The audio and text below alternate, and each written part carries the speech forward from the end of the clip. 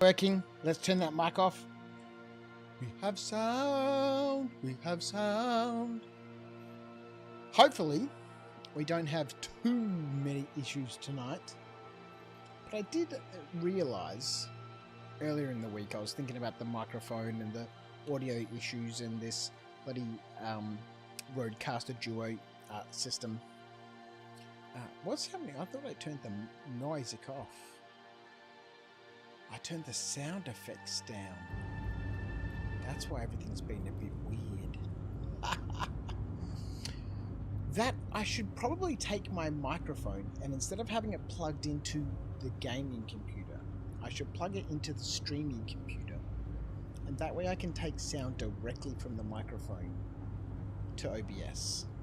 Rather than voice meter on the gaming rig picking up the audio from the mic, sending it via the IP address to voice meter on the other computer, and then from voice meter to OBS. I should just plug my mic straight into the streaming rig, straight into OBS. Surely that's going to be able to help. Anyway, I did manage to rescue a few things. My P6, I think I lost my P8. Oh, that's a bummer. So I have had an epic adventure today before the stream, and then I realized, hang on, it's Friday night. I should probably, organize a stream. So we're a little haphazardly sort of put this together.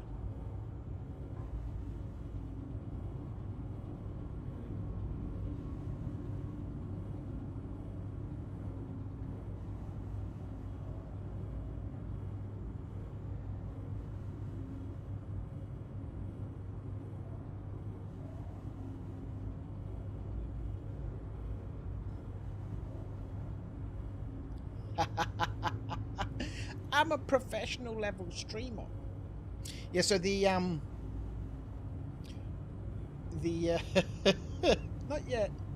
not yet. Voice meter is running on both computers, and then they're connected together. They stream the audio between the two versions of voice meter by IP address. The Tim Tams, hey? So yes, the audio still needs to be fixed up.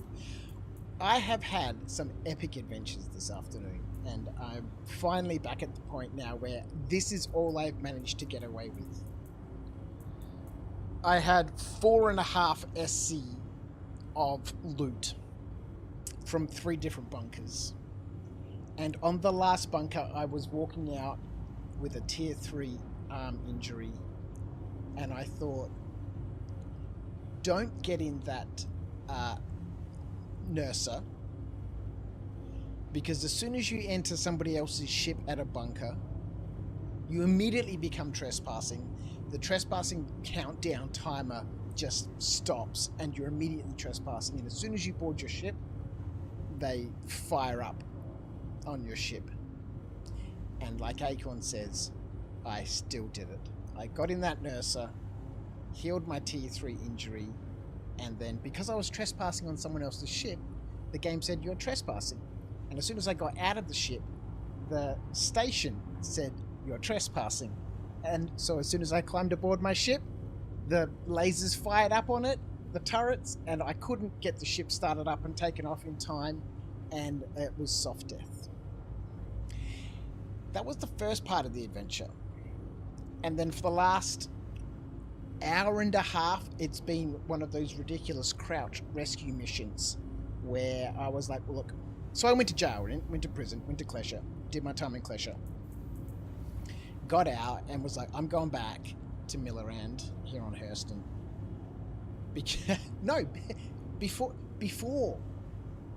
Before I went to prison. So my ship got soft death, right? I had those 3 2SCU boxes, 2.5 boxes full of loot. And I was like, I'm pretty sure as I was flying in, I saw a ship a couple of kilometers away from the station. I'll haul all of the boxes, 3 boxes, over to that ship. Hopefully I can put them in that ship and we can fly away and cash in the loot, and it will be beautiful, right?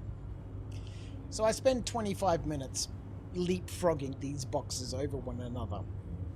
Actually, you know, it's a long story.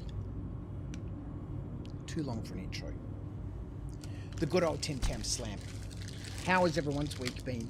Now, I am fully aware that we have a very small number of people tuning in with us at the moment because I can see the numbers. But for those people who do choose to at some point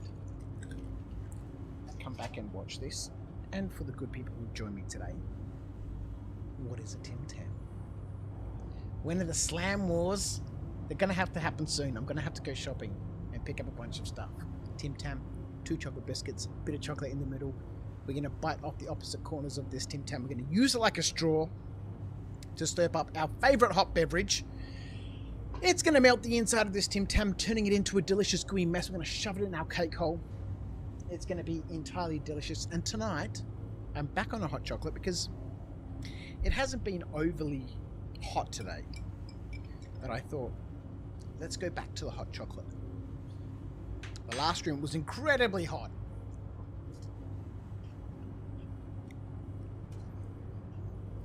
And so we had a iced chocolate.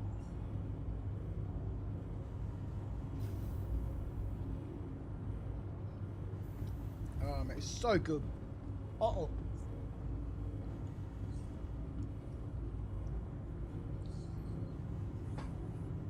Oh boy. One more for the everything and nothing tonight.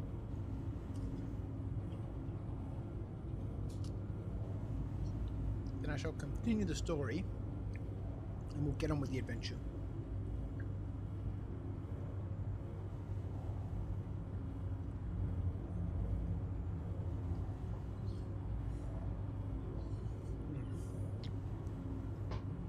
Perfect. I totally got confused with the stream. I didn't have any Tim Tams. Let's jump in. I didn't have any Tim Tams. I totally got confused with the days. I've done 32 hours at work over the last 3 days. A 12-hour and a 10-hour and a 10-hour shift. We had Monday off, the public holiday. And I was all over the place. So my wife said, I'm going to order some chips and stuff. Do you want anything? And I was like, actually, I totally forgot to set up my stream. I need Tim Tams. I have to run to the shop. She's like, I'm just going to get them delivered. It's from the super quick place. And I'm super glad she did because it gave me time to set the stream up. All right, let's head on out and I'll continue the story, right? Did the bunker. Came out. Got in the nurse cell. Was trespassing. Tried to climb aboard my ship. Actually, let's grab a drink before we pass out. Got aboard my ship. Ship got soft deathed. Hauled 3 2SCU boxes, leapfrogging them over each other 50 meters at a time, 1.8 kilometers away from the bunker to where I thought the ship was. Finally managed to get there, and from the distance I can see, yes, it's a Cuddy Red. Perfect. I can chuck all the boxes in the Cuddy Red, we can fly off, everything's gonna be sweet. I get to the Cuddy Red. The Cuddy Red is soft deathed.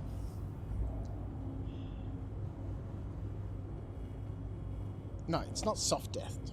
It's inoperable. Well, I guess that's soft death, right? It couldn't turn on any engines or anything. I could board it and everything, but it just wasn't operational. So I climb in and I'm like, okay, well, I'll sit in the pilot seat, you know, because I want to fly off, right? And as soon as I sit in the pilot seat, the turrets open up on me. I'm 1.5 kilometers away, 1.8 kilometers away, not far enough away. The turrets open up on me and destroy the ship, and off to Klesha I go. Okay. So I do my time in Klesha. I get out of Klesha, and I'm not wearing the armor I was dressed in. You know, why? I don't know. So I'm back in like the default suit that you wake up in. Not the beacon suit, but the default suit at the beginning of each patch, right? And the subscriber, the Subscriber armor I was wearing is gone. You know. Yeah, anyway, so I'm like, I'm going to go back there because I know that my 3 boxes are sitting next to that soft death Cuddy Red over at Miller End. And this time I'm going to take an Ursa because at least I can chuck a box in the back of the Ursa, and because I need to park further away, right? Because the turrets are still in range at that 1.8, so I'm going to go 2.5. And I don't want to have to run back and forward, so I'll take an Ursa. So I pull out my Constellation Taurus. Chuck the Ursa in the back of the Taurus, and we head off to Miller End. Takes a couple of moments for me to get myself situated and aware. As I arrive there, I see a couple of other players flying in. They've obviously got a mission there. So I just chill out for a little bit. Those guys do their mission and leave. So I'm like, okay, cool. So I can head in now and sort of go about my business. As I'm getting orientated around the bunker, trying to find out which direction I had gone and looking at the compass and stuff, I notice another player comes in. Obviously got a mission. So I chill out for a little bit. I try to contact me in chat so I could ask him, hey, listen, no, I'm in the area. I'm just trying to shoot some stuff. Can you shoot me a party invite so I can land and pick up my stuff? So I yell out in global. I never chat in global. Hey, blah, blah, blah. Are you in chat? No response. Anyway, wait for him to leave. So he leaves and I can finally, you know, make my way down to the bunker, land, get out in the Ursa, and things aren't looking right. I'm like, the terrain here doesn't look like it's supposed to, and so I drive, check my compass. Eventually I find the Cutlass Red. Perfect. Can stick 1 2 SCU box in the back, so I grab one of the 100% boxes, stick it in the back of the Ursa, and then we drive. Now, I'd stopped. This bit here is the bunker. The Cutlass Red was over here. I'd screwed up my bearings and landed on the other side, so I had to drive through the bunker off to the Cuddy Red, pick up a box, drive back through the bunker, and then back to where I'd landed. As I'm driving out towards my ship, I notice that the turrets are firing at it. And I'm like, hang on, this doesn't seem quite right. Because I'd landed way outside of the, you know, I landed like 4 kilometers out because I had a Ursa, right? I didn't really mind. So why are the turrets shooting at my ship? And I get closer and I get closer and I notice the ship is in pieces. How the hell did the turret shot my ship? Then I notice someone running around underneath my ship who starts shooting at the Ursa. And I'm like, okay, well, here we go. Something's going on here. And then I notice some character called DRG Mouse gets up inside the ship so I can now see his name. And then he falls out of the ship. And then a firefight ensues. Me and my Ursa, him on the ground. You know, we're circling around rocks and all that sort of stuff. Anyway, I finally managed to kill him. Now what do I do? My ship's soft death. The Cutlass Red's soft death. I did notice that there was lots of other ships around the bunker, so I was like, okay, look, I've got 1 box in the back. If I can get away with 1 box, I'll be happy. Drive, scan. Okay, there's a ship 4.2 kilometers over that way. Drive out there. Get there. It's a tiny little fighter that's been soft deathed. Okay, fine. I know that there's another ship over there because I can see it on the radar. Let me drive there. I get there. It's a Medi Terrapin soft death. And then I'm like, okay, I've got to get this stream started soon. So I start organizing the stream. My hunger and thirst is, you know, out of control. So I'm like, oh, I better have a drink. I know that I put some in the box. So I get up out of the seat. I walk into the back of the Ursa. The back door is open and the box is not there. So I'm like, okay, what do I do now? Stream starting in a couple of minutes. This would be perfect, right? I can start the stream off in the middle of an epic adventure. I go off to go, you know, get myself sorted out. I come back and I've been logged off for timeout. So we're back here now in Lawville. I guess at the beginning of a mission. I don't know if I'm on the same. I don't know if I'm on the same server or not. I didn't have a look. I guess we could try and head back there at some stage. But here we are. Welcome. I hope everyone has had a wonderful week. I hope you are preparing for what's hopefully going to be a wonderful weekend. 4.0.1 live/hotfix is out. 2 hotfixes. You've got to love it when they release a new patch and then, hotfixes immediately afterwards. Something obviously went a little skew as it went live. And now they've got this new channel called Hotfix Central. Why am I being repositioned? So you can either play on 4.0.1 live, or you can play on 4.0.1 Hotfix, which is just called Hotfix. So I am playing on Hotfix. And I've got to say, there's been a few small minor problems. For example, the trains here at Lawville don't seem to arrive. You saw before the doors open, and then some people are like, maybe the train's actually there and I just can't see it, and they run through straight down onto the tracks. And then the train comes in. You might get picked up by the train, or you might get squished crushed by it. And then I started doing some bunkers. Those were working fine. Had some epic firefights. Man, I'm loving that P8 right now. The P8 silenced, and right now I've just got a 2x holographic scope. I think the P8 silenced with a 4x scope on it, with a short, range, either a P4 or a P8 SMG or something like an FS9, something that can, let out, a few rounds. What is going on? What is this repositioning player? I can hear trains and stuff, but I doth not be able to move. So, hey, sweetheart, can you put your headphones on, darling? They're up in the kitchen, darling. But that P8 is... the P8 rifle is an absolutely amazingly, just amazing weapon. One hit kills on, dudes in no armor or light armor. 2 hits on pretty much anyone in medium armor. 3 heavy armor. If you get them in the head, it's generally 2. And let passengers disembark. Yeah, it's scoped. It would be wonderful. Wonderful weapon. At any time.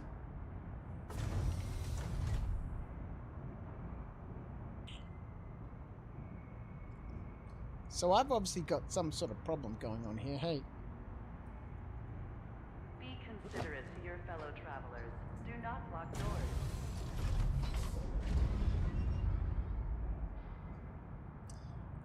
Am I a water bottle?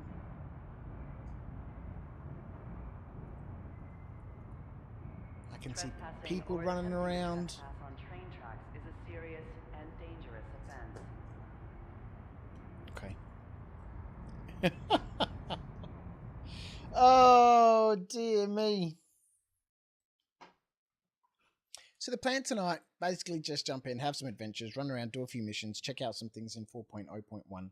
It's really disappointing to see that the contract manager, the missions aren't all available.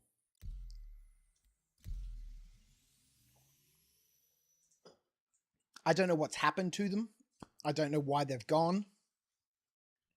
Obviously, we had this issue in 4.0 preview, where most of the contracts in the contract manager just weren't available. And I haven't seen anything that explains why that's the case, whether they've been taken offline or it's a bug. If it was a bug, you kind of would have expected them to fix it in 4.0.1. They have apparently fixed the contract hauling missions. Probably do a couple of those. We've just been naffing about.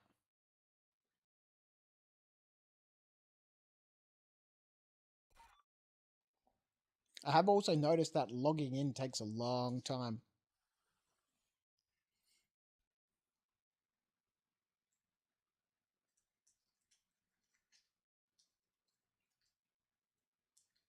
If you bed log, it's generally faster. But otherwise, if you're logging into a station, it seems to take several minutes. Let's get some music on, eh? Here we go.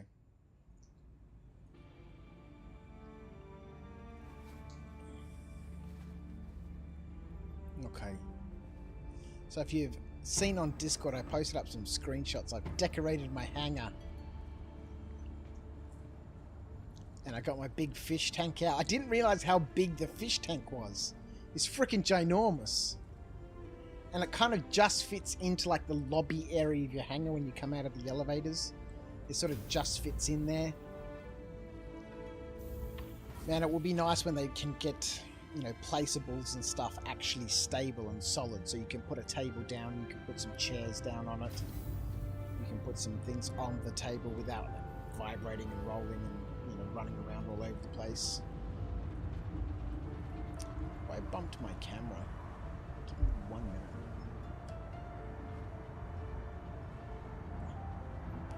There we go. That looks a bit better. I'm a bit more squared up. Alright. So in typical fashion, I had taken my Zeus out, the Mark II, the CL, and I equipped it all. I put food in there, put a couple of sets of clothes in there, put some spare armor, outfitted all the racks, put a whole bunch of 2 SE crates in there, chucked a rock in there, and I was like, I'm going to go off to a couple of bunkers and shoot some stuff. And I was doing real well. Like I said, you know, I had 4.5 SCU, 5 SCU of loot. I'm estimating 180,000 worth of loot from those 3 bunkers that I lost because I foolishly climbed inside someone else's ship.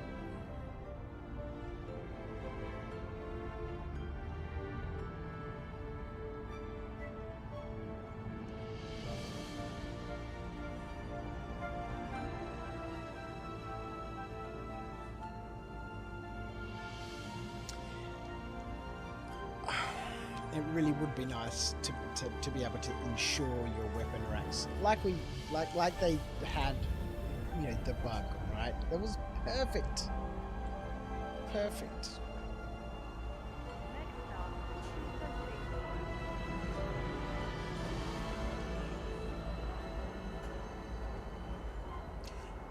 I'm on the same server. There's my Ursa on the other side of the planet. Oh, retrieval mission? Round 2.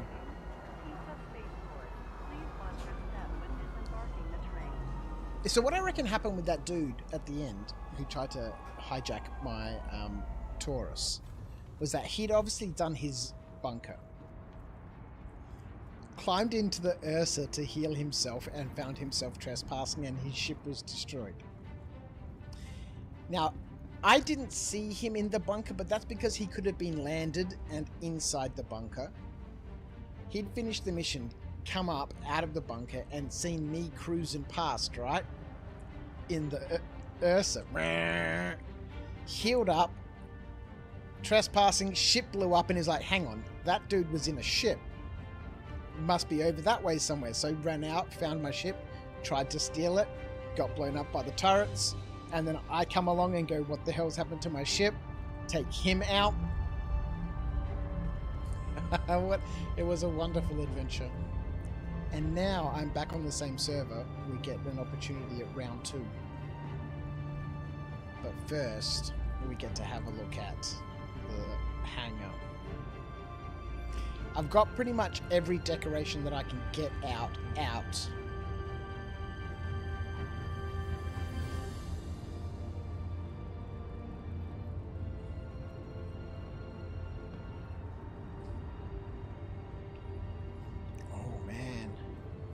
Can we get an elevator working? Here we go.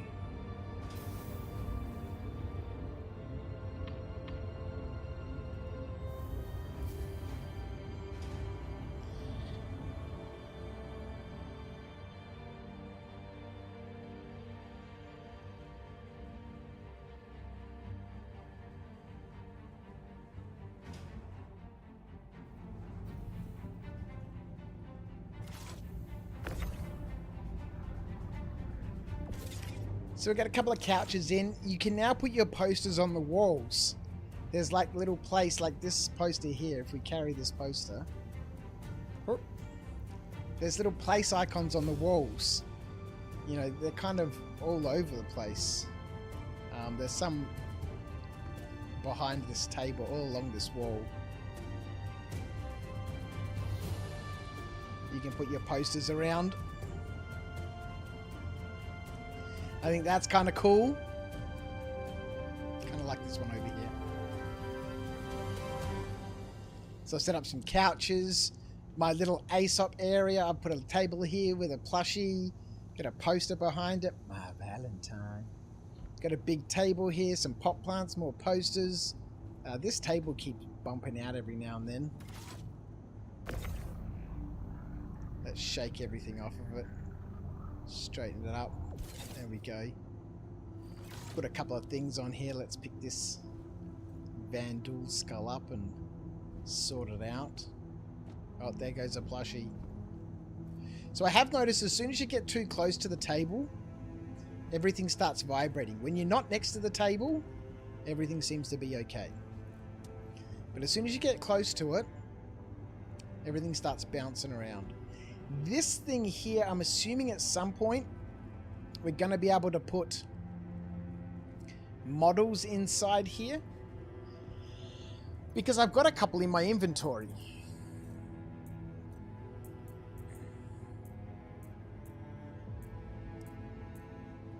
Here, Caterpillar model, 29.49, best in show. Mustang Alpha model. But these you can't hold or you can't actually get them out.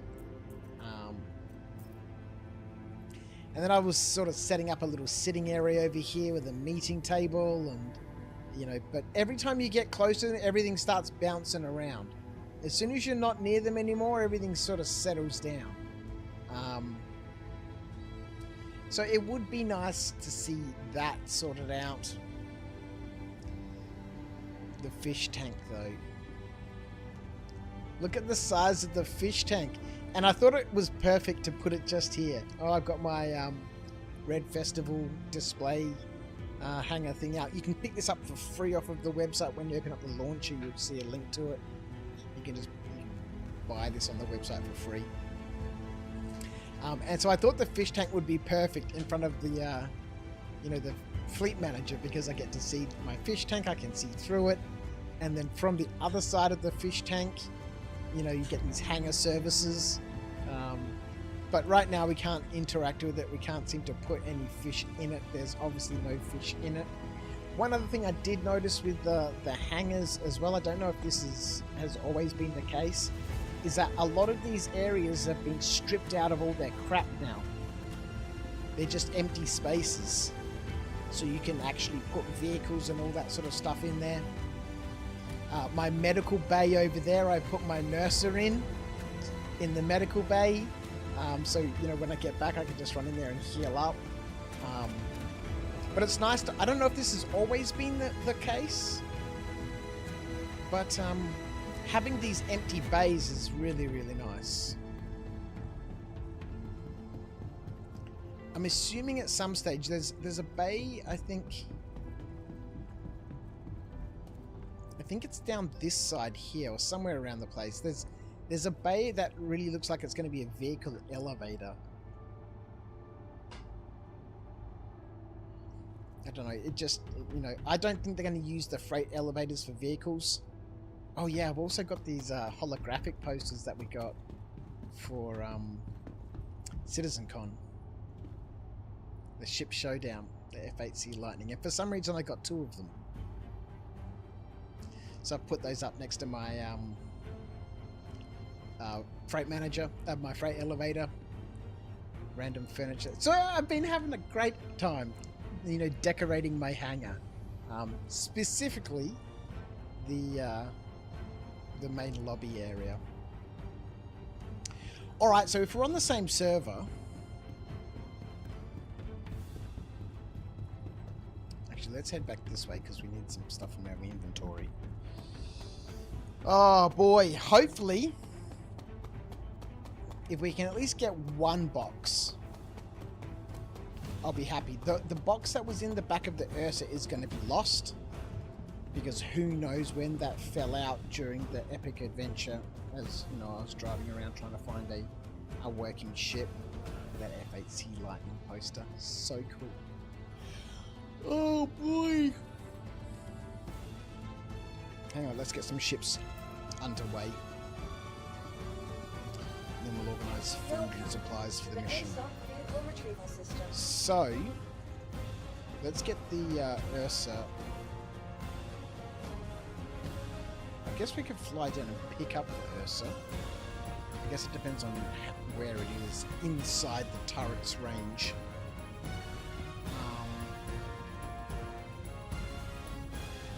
There's my Taurus that had been destroyed.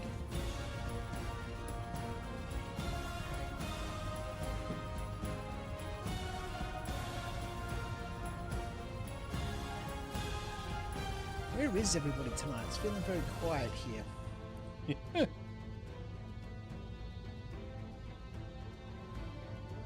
Alright, let's get this claim underway.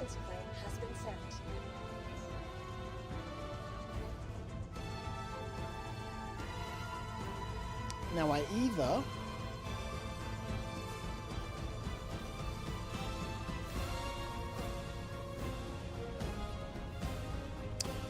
take the Taurus, we wait for it to claim, and then I put the Ursa in it and we take that, or I just take the Zeus and we tractor beam the boxes back to the Zeus.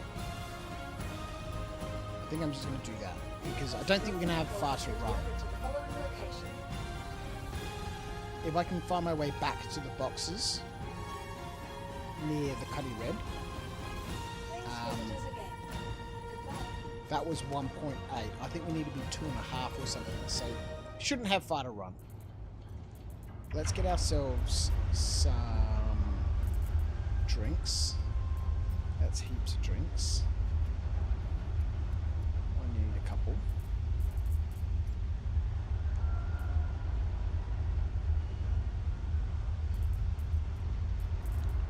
Let's work under the assumption that everything's going to work out fine. So we'll rearm. These P8s are so good. For some reason, I've got a few of them now. I don't know why.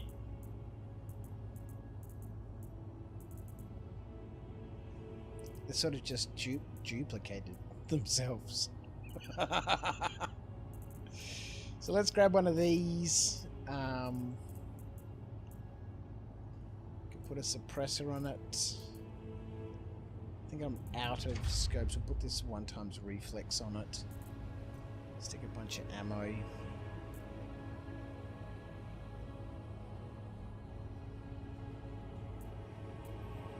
Put this in our backpack. So to support this weapon, because it's not really fantastic for, you know, up close sort of stuff, so I was thinking I might pair it with a P4, because ammo for that is all over the place. Oh, I do have a ×2. Let's put that on there. We'll get a P4. We'll put a ×2 on that. Do we have another? We do. So we'll suppress that as well. What we might do is we'll stick a couple of these in our backpack. Alright, the good old getting ready part of Star Citizen, eh? Stick a couple of P4s on there, and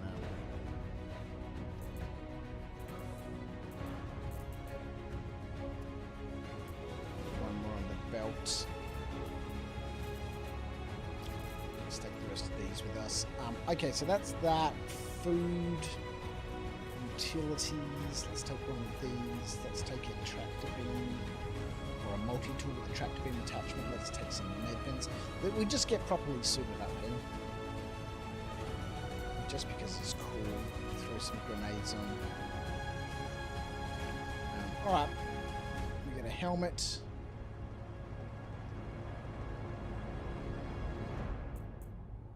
Max lift, ammo, drinks, helmet.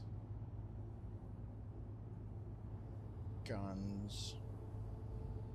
Alright, we should be good to go. Where the hell is the ship? Welcome to the ASOP Vehicle Retrieval System. Okay. Retrieve. Your vehicle has been delivered to the following location. Please visit us again. Alright, hangar's opening and closing. So we'll just take the Zeus. Go grab our boxes. I wonder if there's going to be a contract for service beacons, bounty hunter, hauling, mercenary, and salvage. That's all we've got. That's all we've got, ladies and gentlemen.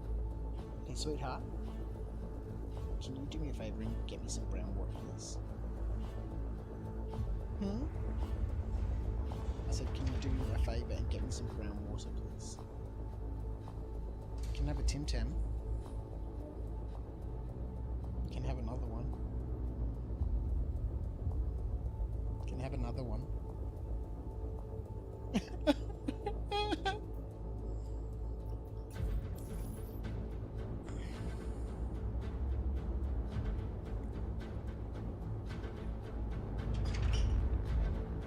Alrighty.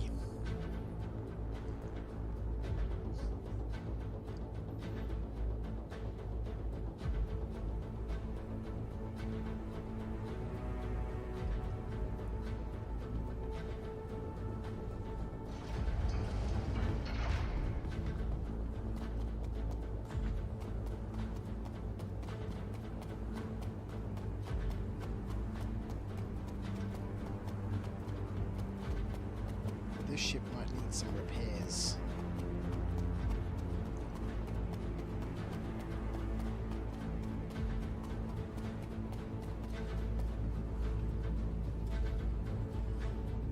No fitting out the ship. Let's just see if we can rescue some of our loot. If it's still going to be there. Nope, that's the wrong seat.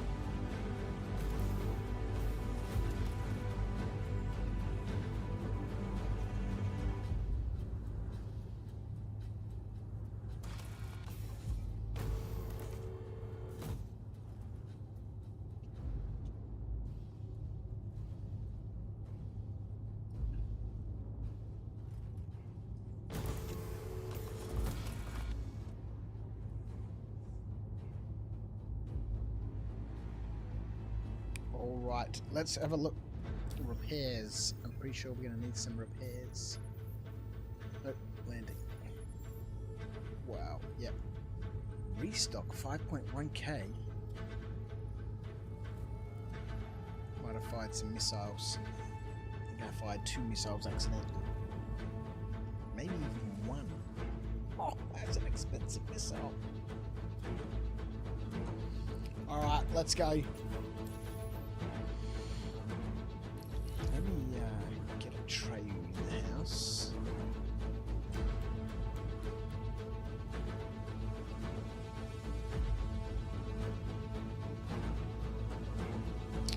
Perfect.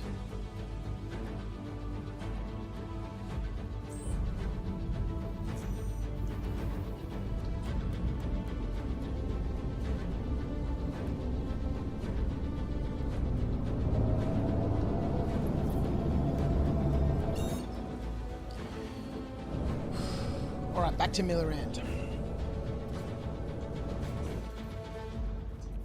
If we can find the Cutlass Red, we can at least get 2 boxes.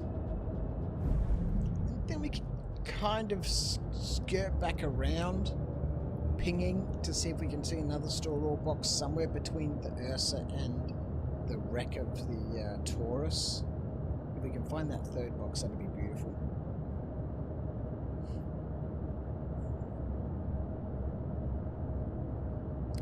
Set a course for Millerand. Yeah, I don't think he's been set up to send us there. Hopefully, and of course it's not going to be, but it would be wonderful if it's daylight.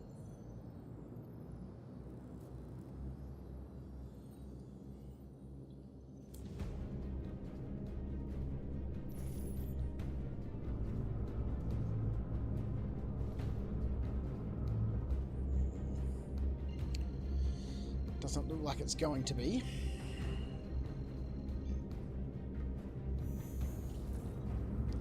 That's pretty crazy though that I can still see the RSI Ursa up as a marker. Which kind of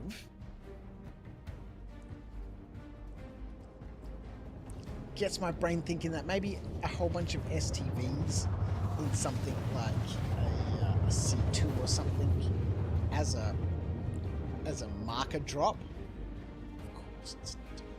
And do you know what's not working now in 4.0.1 hotfix? Reshade. Either my reshade's not set up correctly or 4.0.1 hotfix is not supporting reshade. So now we are back in the land of the plebs. And I really wish it wasn't dark. Where has the Ursa gone?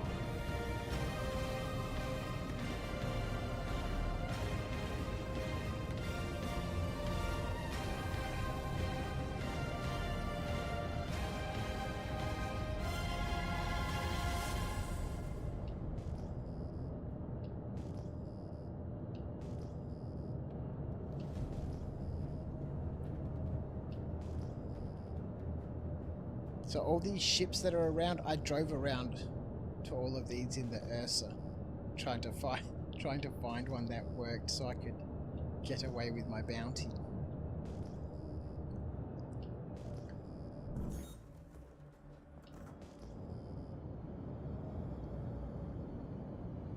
Zoom in.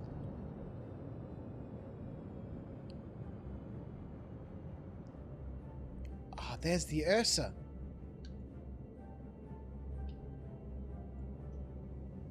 Zoom out.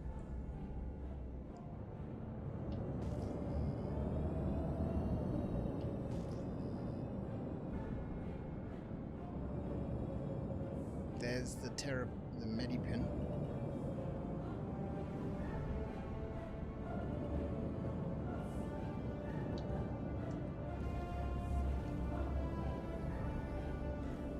Now there's nothing in this Ursa. So, which means we probably drove from this ship over here.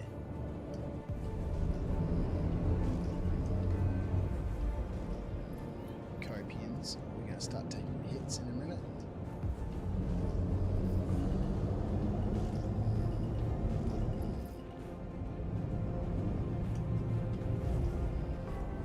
Quasi grazers.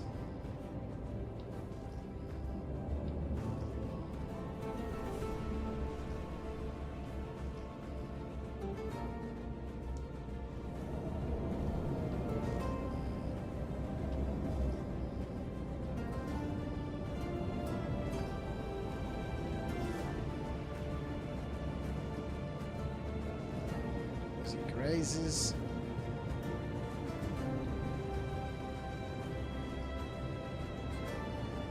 Makes sense to get into some scan mode. Causing grazes.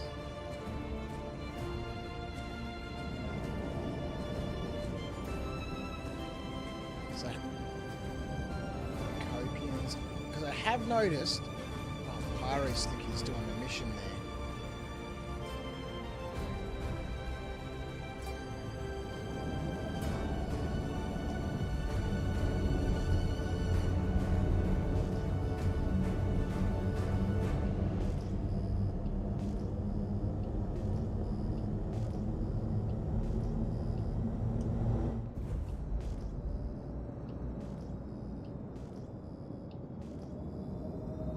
There's the wreck of my Taurus.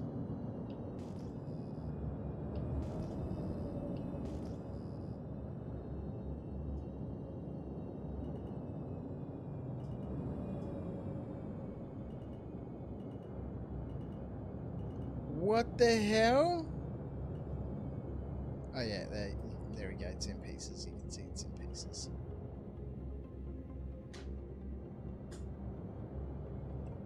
Hang on. Maybe Oh, what just blew up over there?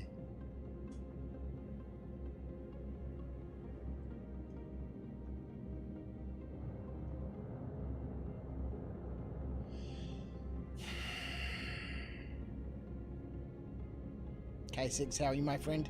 Isn't it stupid there's no night vision technology in Star Citizen? It is. It is, and normally my reshade would work, but my reshades for some reason is not working in 4.0.1 HOTFIX. Okay, so something just got destroyed. We're going to start taking hits in a minute. Copian.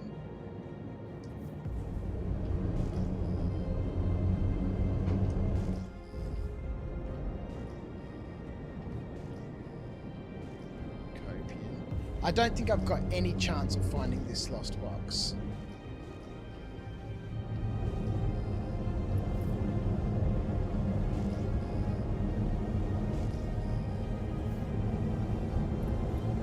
Oh, we're taking hits.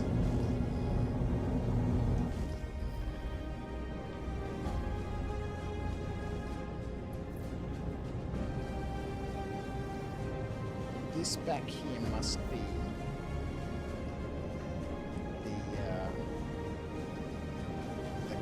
red.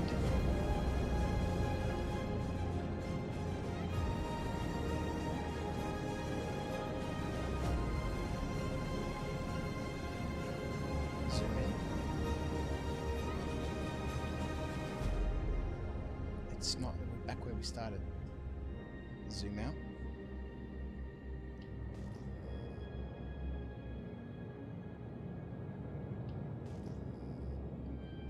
Get on the ground so I can check a bearing, because the compass is entirely unreadable in the ship.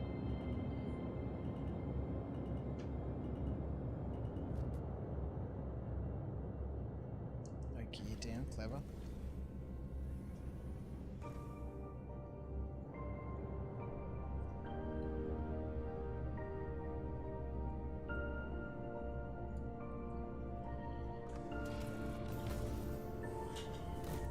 So I know that when I left the bunker,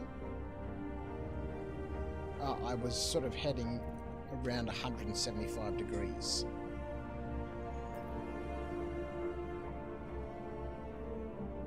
It's directly ahead of us on the other side of the bunker.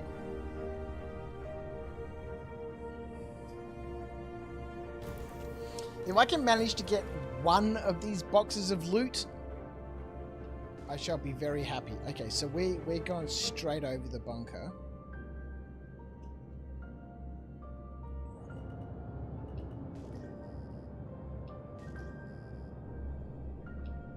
About 1.8 kilometers on the other side. All right, let's set shields to maximum. Let's turn off life support and max out the shields.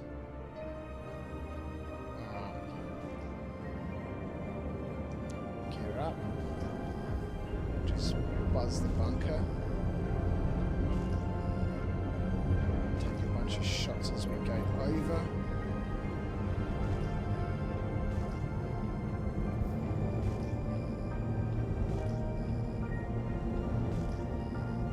Seem to be okay at the moment. There we go, taking hits.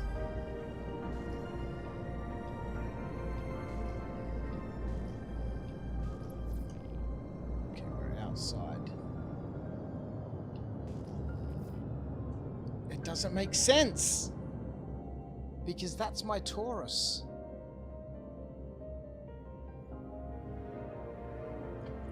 When I got out of my Taurus, I had to drive past this bunker. Let's get back on the ground.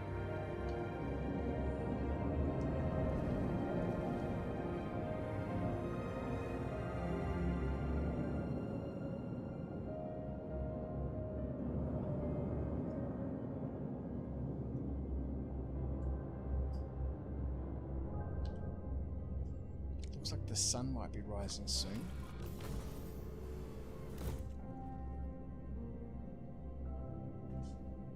Yeah, we were sort of heading 175.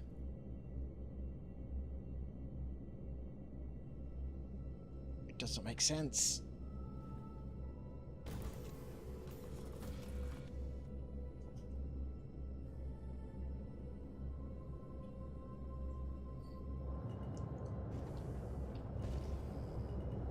Because this is where I thought it was, right? Which is why I landed my Taurus here. And I was like, actually, no, I'm in completely the wrong place. I wonder if that guy's body is still here.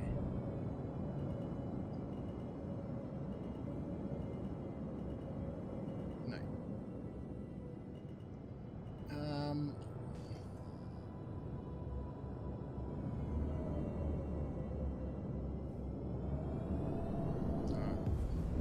Once again.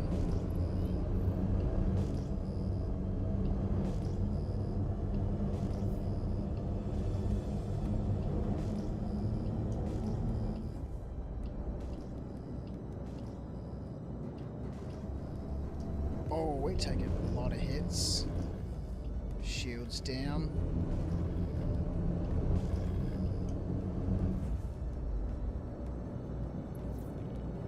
Oh, I think I saw it. I think I saw it.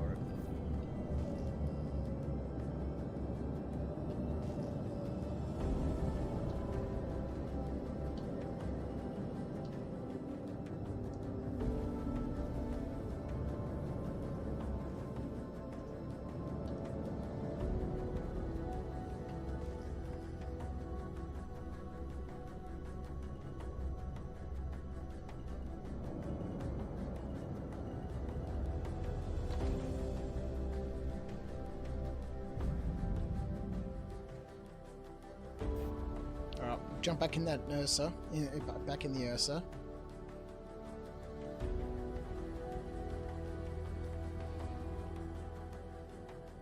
I don't know why the Cutlass Red doesn't have a ship marker. All the other ships that are around the area that are soft death still have a marker.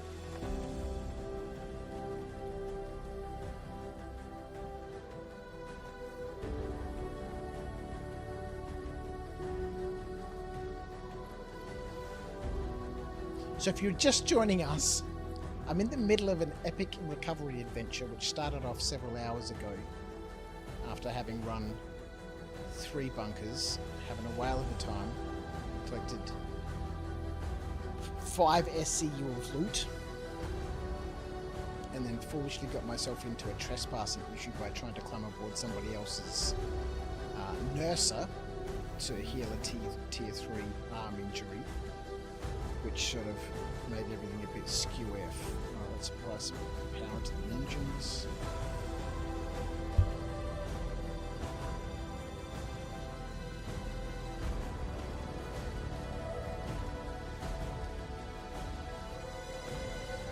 So somewhere between us and the bunker should be a Cutlass Red with 2 boxes of loot.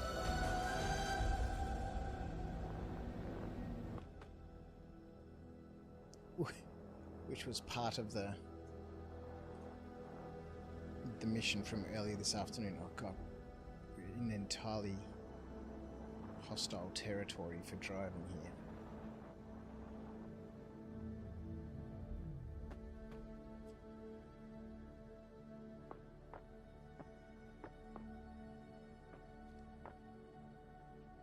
It keeps shutting down too because of that firefight I had with DRG Mouse, who blew up my Taurus.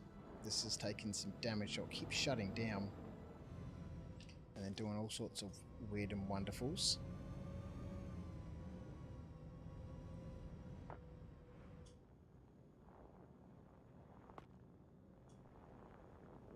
Honestly, it'd just be way easier to run through here and tractor beam the box back. As it is, we're only going to get 1 box at a time anyway. Is that it there?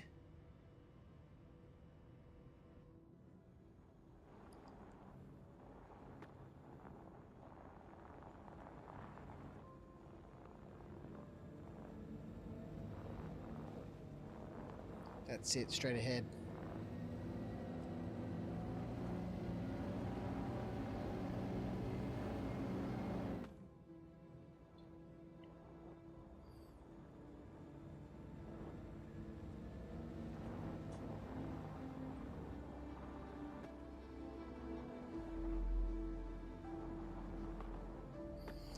Imagine trying to drive the Daymar Rally on a surface like this.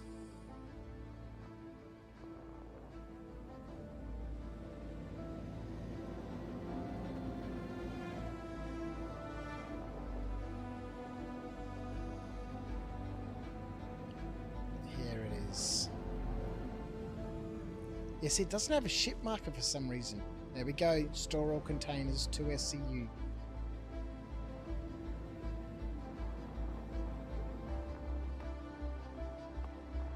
I'm really disappointed we lost the one in the back of the Ursa.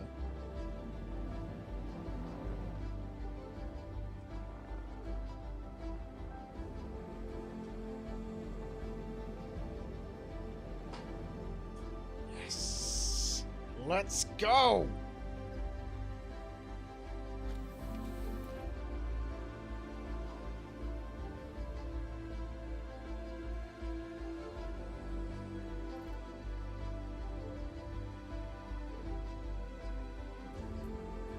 What the fuck?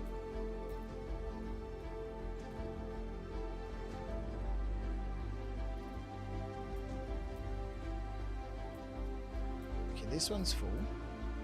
Pretty good. Why is this one empty? Oh, don't tell me I took the wrong box out of the ship. Which is sitting like outside the bunker.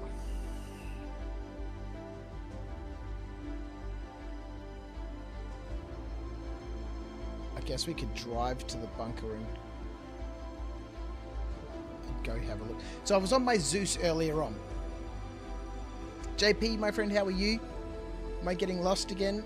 No, we're in the middle of an epic recovery mission, which has been going on for a few hours now.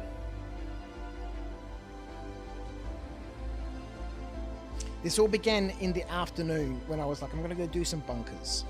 So I kitted out my Zeus. I put 8 2SCU boxes in there, my rock, fleshed out all the weapon racks with, you know, tools and salvage tools and max lifts and guns and put clothes and food and everything aboard the ship.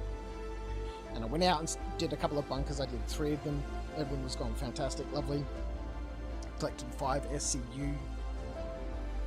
These 2 boxes plus 1 which I've already recovered.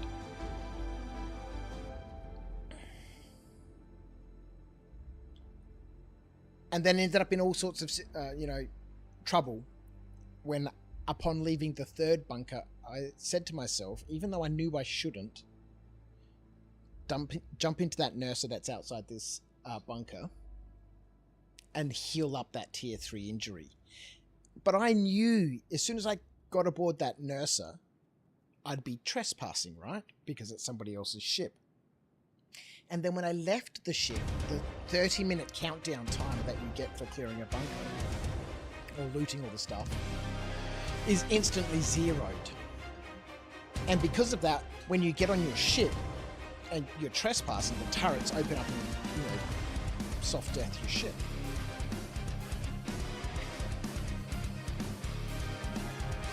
And so this is the situation we're in. My ship is over by the bunker. I tractor beamed these boxes out here because I saw this ship as I was flying into the bunker, but I didn't realize it was not operating. You know, I didn't realize it had been soft death, destroyed. So by the time I got out here, I couldn't actually get into that ship.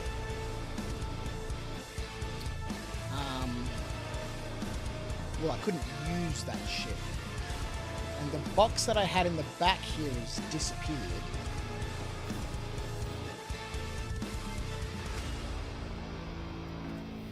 So do I risk putting another box in here? And having this one also disappear? Why does that say open when the seat's already open?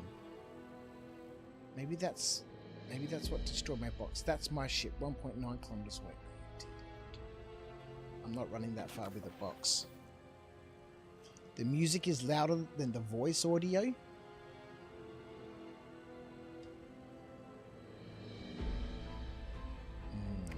It's troublesome, isn't it? Alright, let's close that.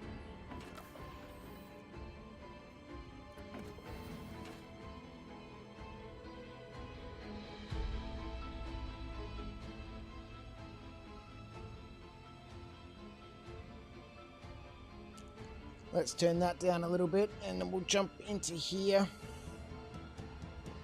And we'll turn that up to about here and we'll just see how we go. I'm tired of messing around with audio settings. Can't be fucked right now. It is what it is. Fuck it. Alright. Oh dear Lord. Tractor beam? Yes.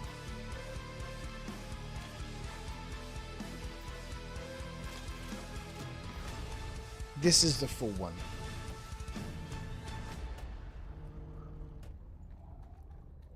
Yeah, I can't spend any longer fucking around with the voice meter. It does my head in, man. So we're just gonna have to put up with shitty sound until I can buy the hardware.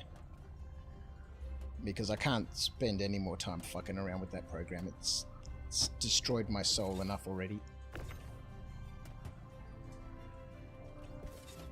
Get in there.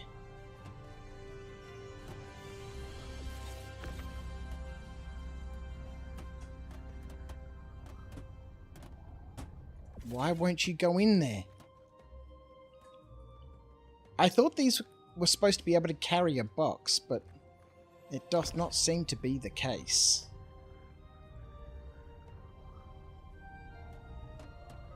Alright, let's get that box in there. The other one is empty.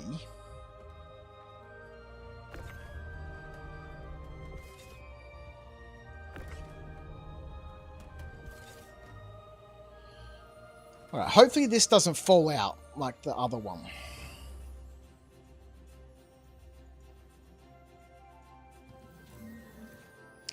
That box is empty because that had the half SCU of stuff in it that I've taken already.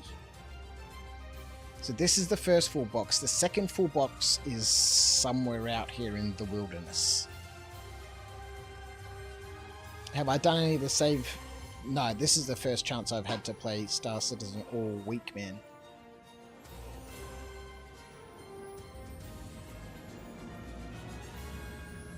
But I thought I'd ease into it, just, you know, do a few bunkers, have some fun.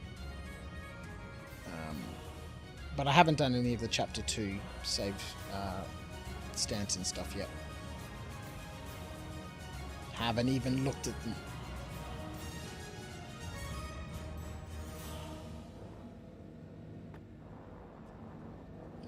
But I shall do them at some stage. I kind of lost all desire to do them after I saw that the special reward for completing both chapters is a fucking SMG. Oh, and some ship paints. Yeah, alright, wonderful.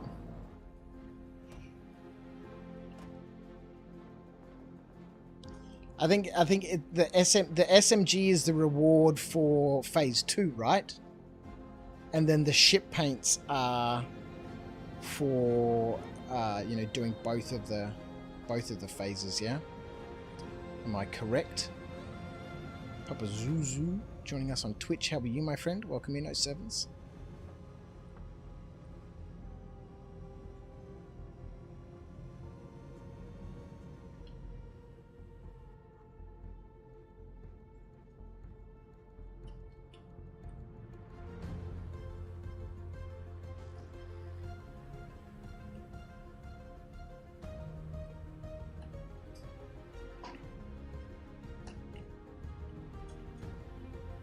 Okay, we still have the box of loot. What the hell happened to the other box, man?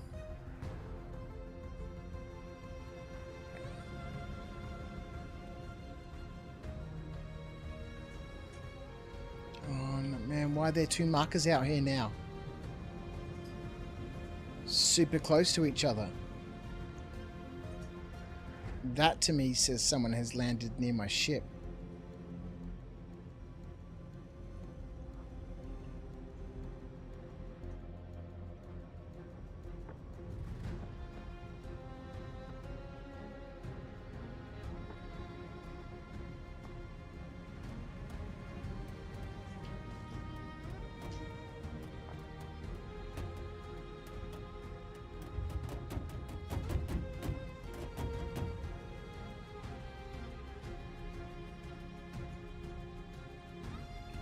The box fell out. How did the box fall out through a closed door?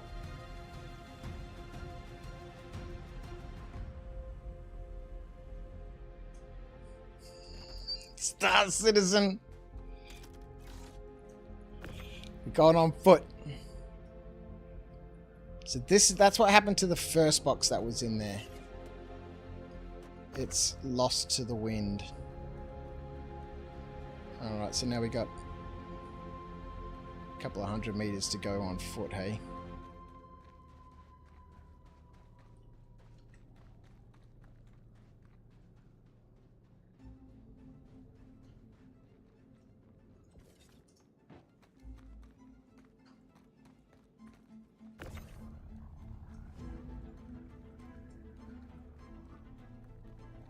I guess maybe because it doesn't have a grid, right? I don't know of any vehicles that can carry a 2SCU box. Any ground vehicles.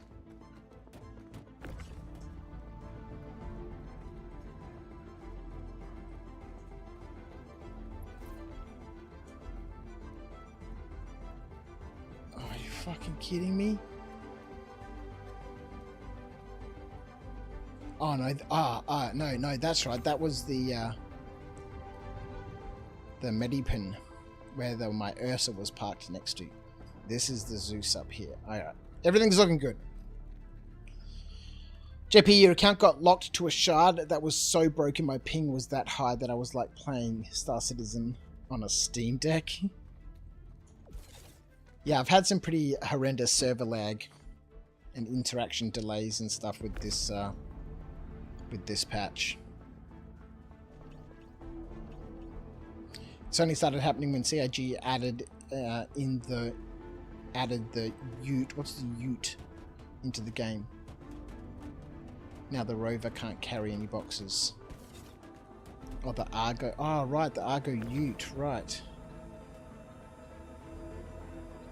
Oh, that's right. Yeah, what's it called? The Argo CSV or something?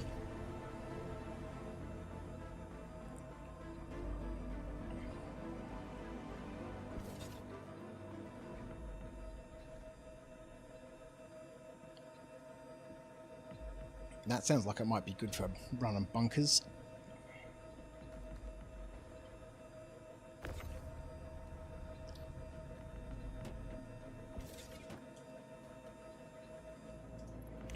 Alright, one box of loot rescued.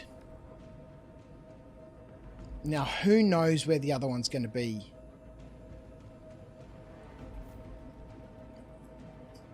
Do I risk trying to find it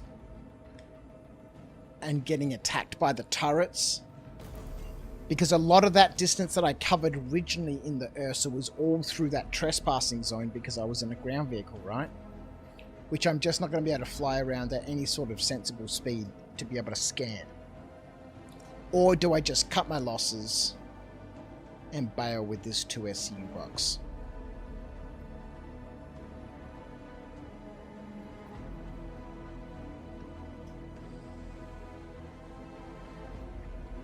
Let's have a look at that. I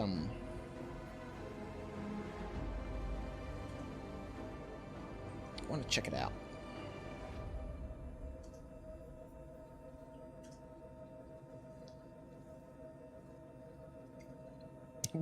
Release the sausage. So it is Mr. McNuts. How are you, my friend? What does release the sausage mean? What am I missing? What did I say that I don't remember what I said? It's an Argo ship, right?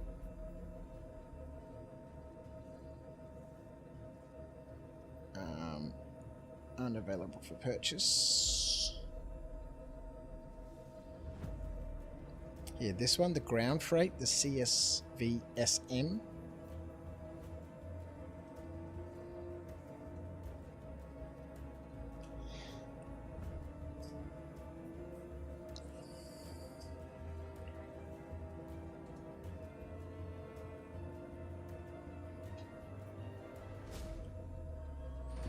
So does it can this carry 4 SU, can it?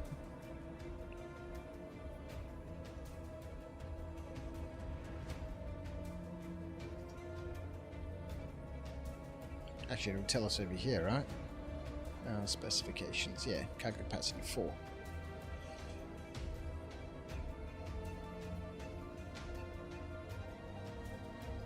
The UK PM said it. Release the sausages? In relation to what? I think I'm just going to cut my losses. I'm going to cut my losses. Let's just check if there's a bunker mission here at this location.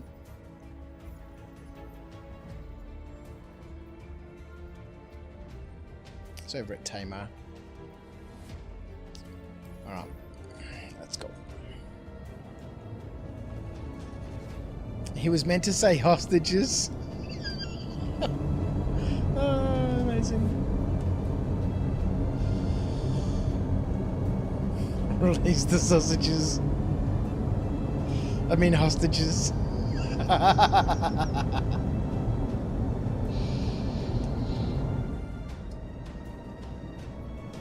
Alright, we'll get out of here with one box. We'll have a quick skim through it. I'm pretty sure I've already, sanitized it, taken out all the stuff that I originally wanted, which is now gone to the wind. Set a course for Everest Harbour. Acknowledged.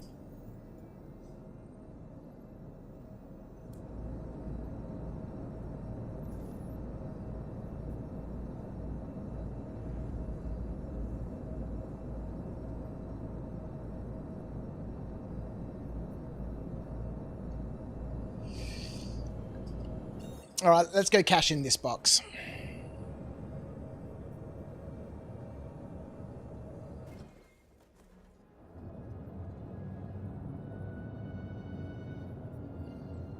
$60 grand. I want to say it's 50 grand. Let's just say 50 grand so I'm not disappointed, right? Although I do remember we had at one stage a 53,000 credit 1 SCU box. Blizzard. It's off to Everest as well. Thank you, Bear.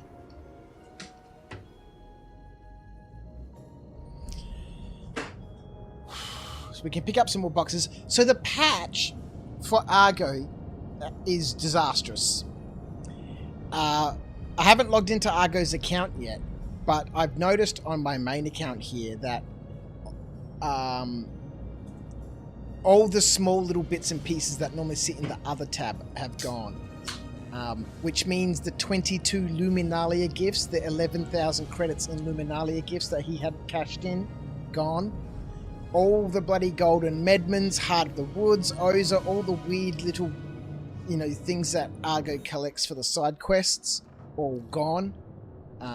So it's going to be an interesting expedition for Argo when he returns in episode 14 of A Life Uncharted with everyone's favourite Bogan the Ginger King, Mr. Argo Hurston.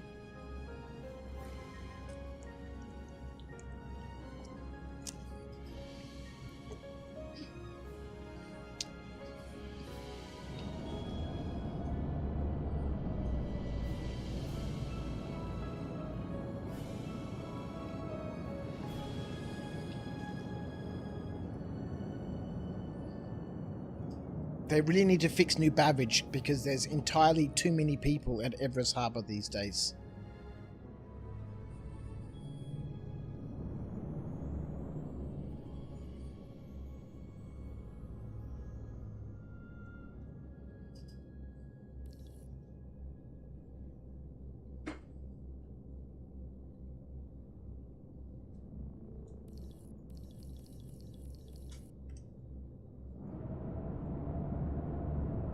It is funny that they talk about having an MMO with thousands of players. Well, I guess, you know, they'll have more systems and more locations and stuff. I'm still here in Stanton at the moment when we do have Pyro. But I was going to say we've got these little space stations that have 4 exterior small hangars and what, half a dozen regular hangars.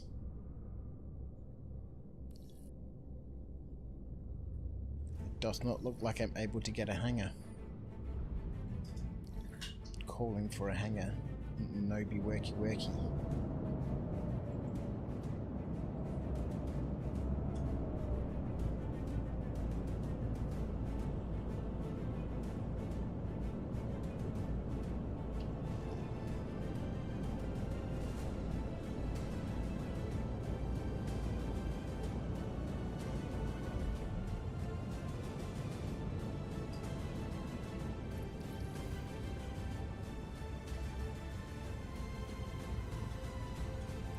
Of course it's on the other side, and it'll close by the time I get there.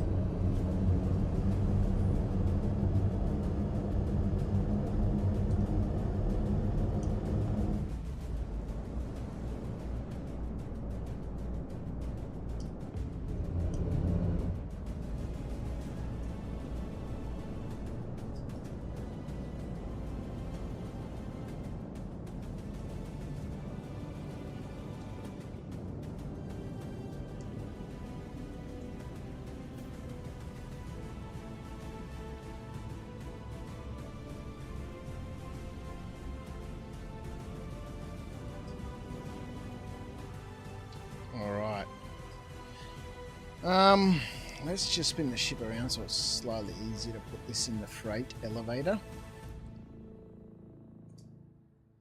There was a freight elevator at that side as well. Amazing. Amazing.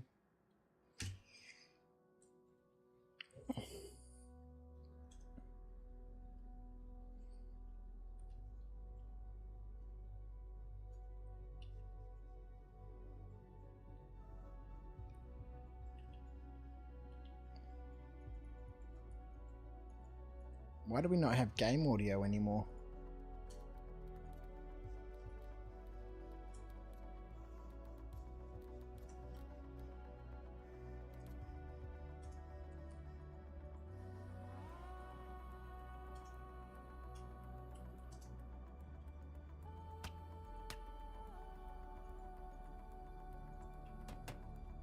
We kind of do. Flossie, my friend, how are you? Welcome. Everything is... Okay, here we go. Everything is fantastic.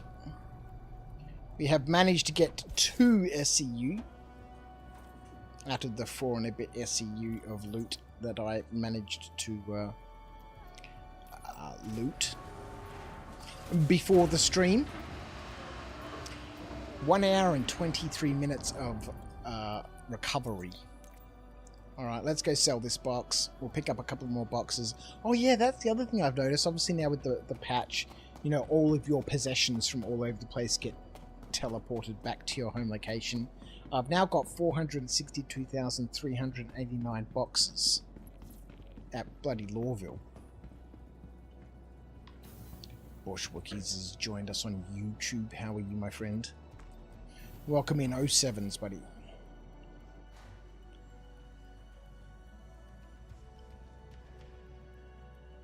Actually, it might have... Nah, stuff it. Let's just sell the whole box. Let's just sell the box and be done with it. For some reason, there's ship parts all over Everest. How they have got here, I've no idea.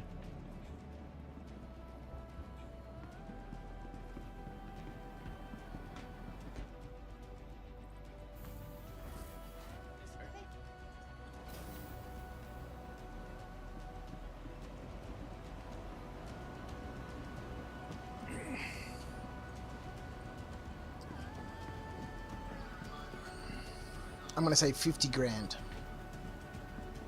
And this time I looted everything. All the clothes off of like just the clothes, Ninetales, all the undersuits.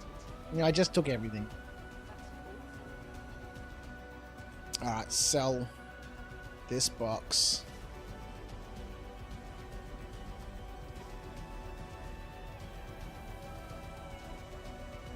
What?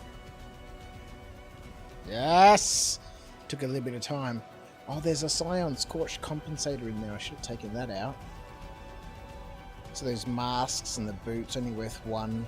The gloves, the pants, only worth 1. I really wish we could scroll through this list properly.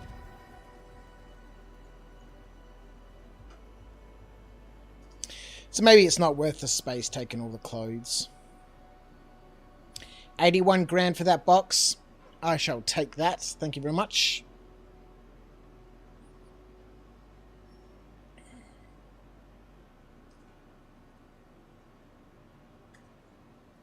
Alright, let's buy a couple more boxes. Couple of 2 SCU containers. Actually, I might as well just... I can't be bothered hauling a whole bunch of them up here. And then having to unload all the... Maybe I...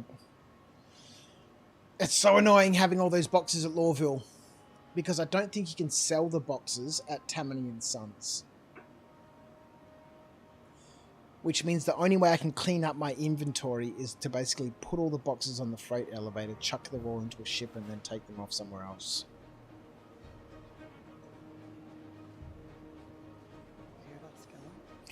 Let's just buy what we need. Yeah. Just going to get 2 boxes. Because then any missions that I start in the future, I can always just start at Lawville and throw some boxes into the ship. Rather than, you know, stockpiling more of them up here at Everest.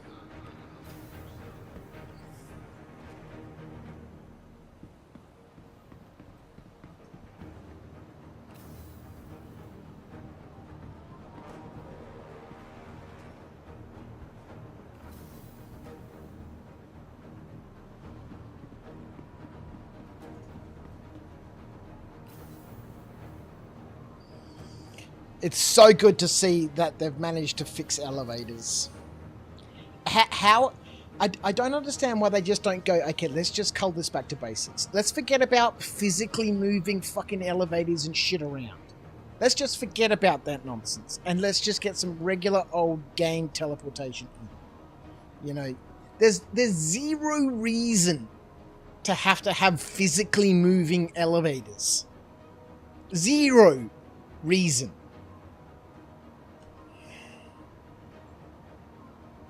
Have I checked how big the Nomad storage is now? It's been added. I have not. Today's the first time I've had a chance to log on and play. And I started off... I thought I'll start off with a couple of bunker missions. And as is Star Citizen's want, that was several hours ago. And everything in Star Citizen takes hours to do.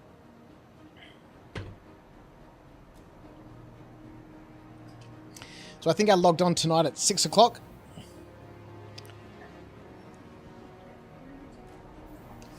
What's that, Noel?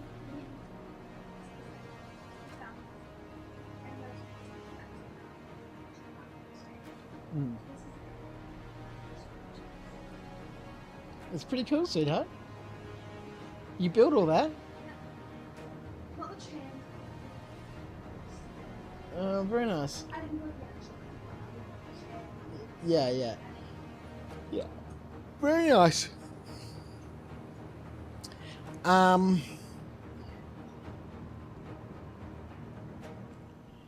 Click a button, it opens the doors.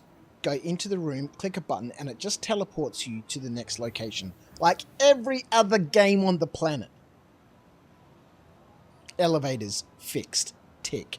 On with way more important things than having physical elevators moving around.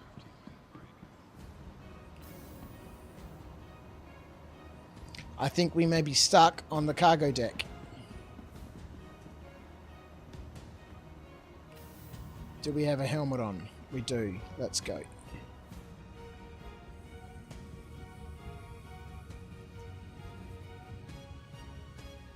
See if we can fall out of the station somewhere and find our way to a pad.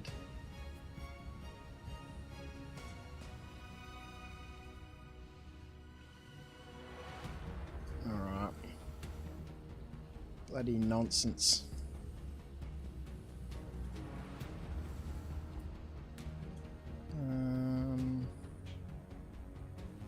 I think those... No.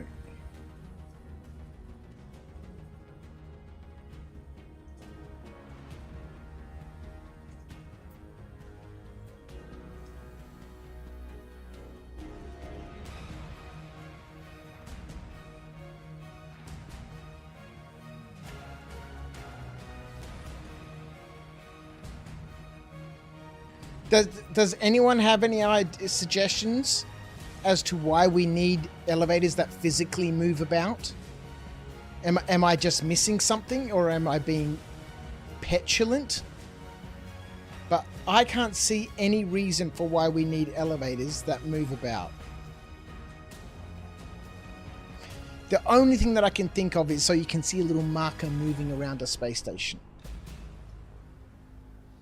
That's the only thing that I can think of.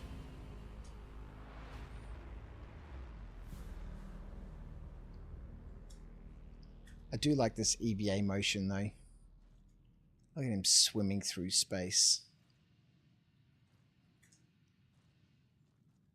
This could take us... Oh, hang on. Oh no, I can't use a bloody tractor beam here, can I?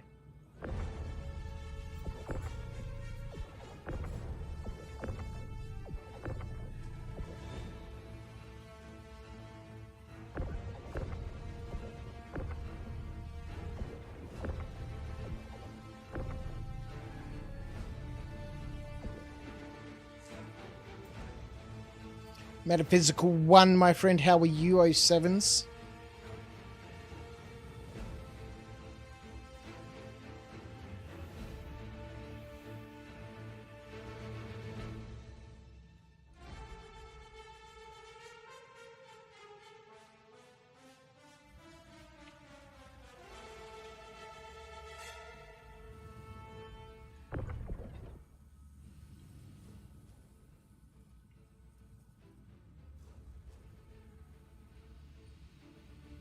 This is going to take us a while. And for some reason, nothing looks familiar.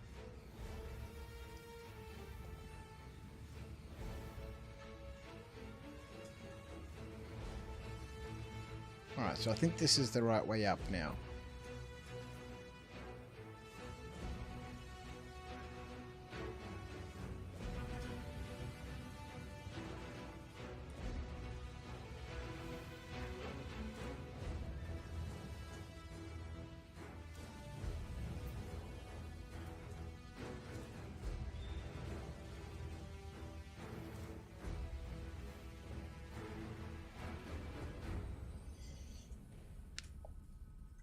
Has CIG fixed the contracts in 4.0.1?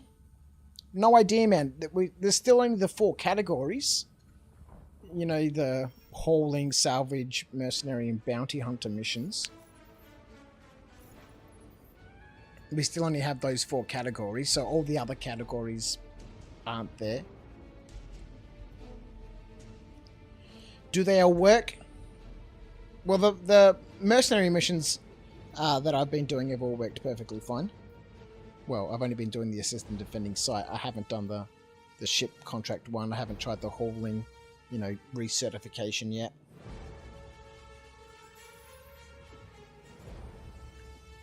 If I had abandoned my rescue mission to try and rescue my loot boxes hours ago, I'm sure I would have had more play time. But I was determined to get my loot back. 81 grand for the boxes, for the box. So, you know, I'm not too disappointed by that.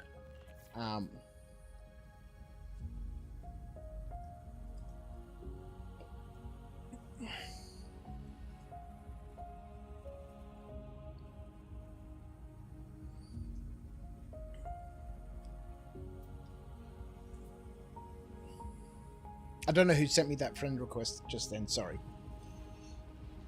Send it again and I will accept it later on. when you're this tiny and moving this slowly, and you are this close to the, the station, it's super disorientating.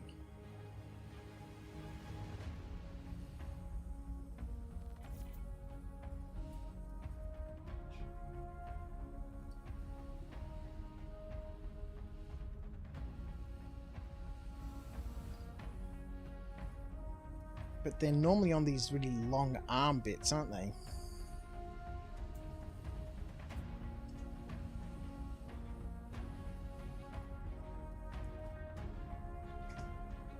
It's getting to the point where I'm contemplating a very after dark just log out to the menu situation.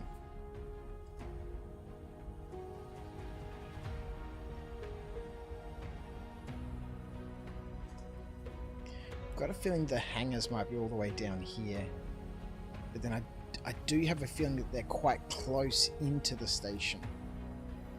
And each of the stations are slightly different.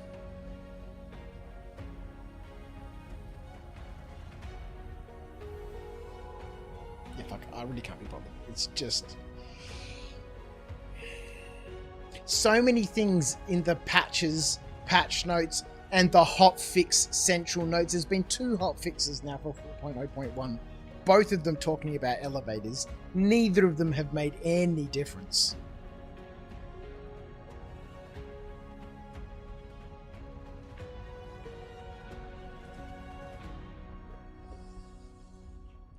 Ramoyne, how are you, my friend? The hotfixes haven't done anything to fix anything. Fix nothing. Well, for what they had been implemented for in terms of fixing the elevators. There's a reason why we were EVAing just then, is because the elevators just don't work properly.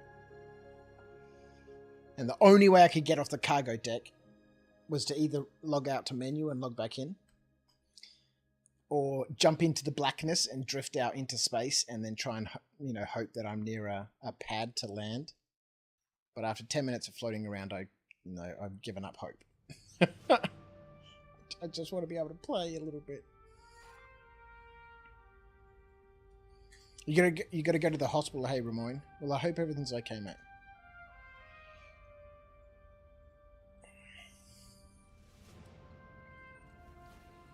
Alright, let's see if these elevators are working.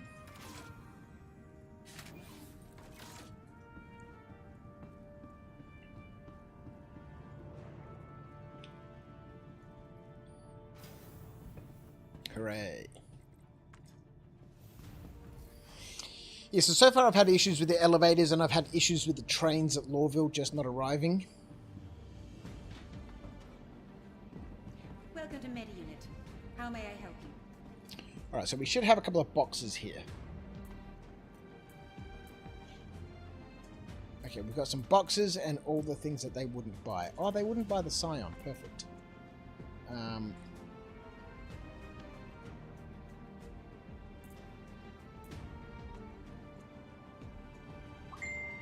Where's my other weapon gone, though?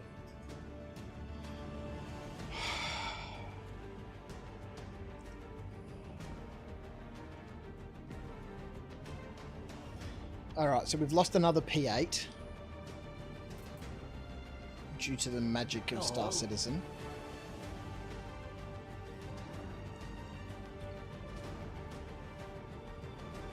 You guys saw me get ready, right? Because, like, we were putting on ammo and getting ready for combat, right? Where the hell's my gun gone? You're fine just having routine liver surveillance done. Crazy. Oh, you won a misc fortune and got yourself past the 2 million AUC. Oh, that's wonderful. How did you win a misc fortune? That's incredible. Metaphysical, you completed every hauling mission you tried in Pyro today without any drama. Oh, that's very exciting. That's very exciting and very encouraging to hear indeed. So there's hope for the hauling missions. That's very good. Alright, so this means we've got to go back to Lawville now.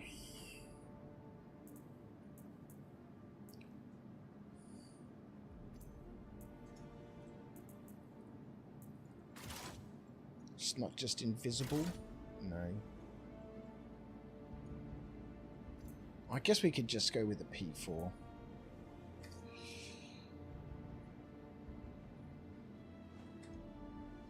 Obviously, you won it in a giveaway for mine. but what giveaway? On somebody's stream?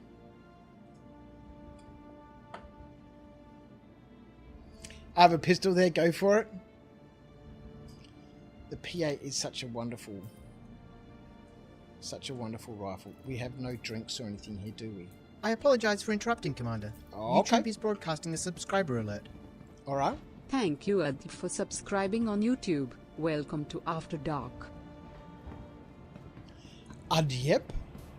Hi, welcome. Thank you for the subscription over there on YouTube, my friend. Welcome in.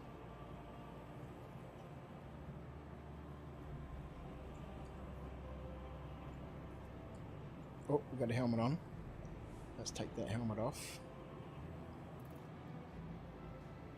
Hi. Let me know if there's anything I can help you with. Oh, on Jack Axton's stream. Oh, that's wonderful. Hi. Thanks for coming in. I tune in every now and then to check out his stream, but he's got one of those voices. I know this sounds really bad, but the rhythm of his voice vibrates my brain. So I can only listen to it for maybe 10 minutes and then I've got to tune out for a little while. And I know that sounds bad because it is bad, but he has one of those American accents that has that rhythm. And I don't know what part of the US he's from, but yeah, that his tonal variation in his voice is difficult for me to listen to. So I never really get to catch much of his streams, unfortunately. Like, I'll tune in for a little bit, and then half an hour later I'll tune back in, and then I've just got to keep dipping. Welcome to the ASOP Vehicle Retrieval System.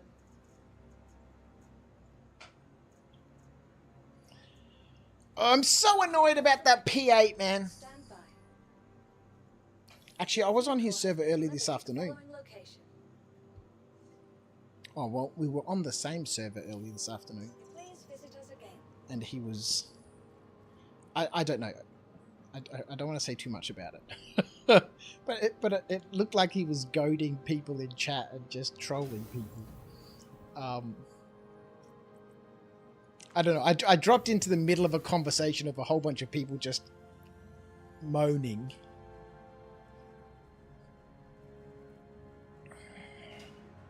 So I don't know what the conversation was about, or if there was a conversation, or if there were like multiple different types of conversations going on.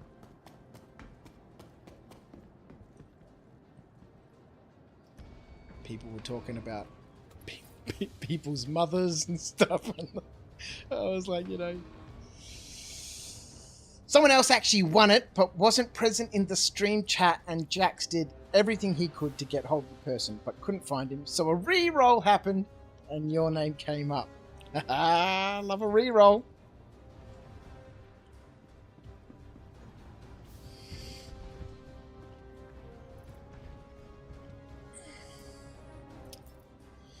All right, let's get the boxes before things get forgotten. See, now I didn't really need those boxes. I could have just gone back to Lawville, got more boxes, got another P8, and headed on out.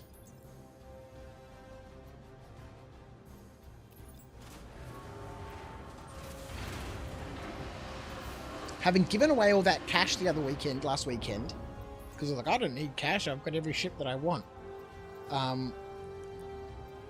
Earlier today I was like, oh, I wouldn't mind doing some salvaging. I'll jump in my Vulture and go salvaging. And this is why I'm currently doing bunkers now, because I logged in to go do some salvaging. And then I realized I don't actually own a Vulture, because I melted my Vulture. So maybe for all my carrying on about how AUEC is useless for me, There are actually some ships that I might need to buy in game now.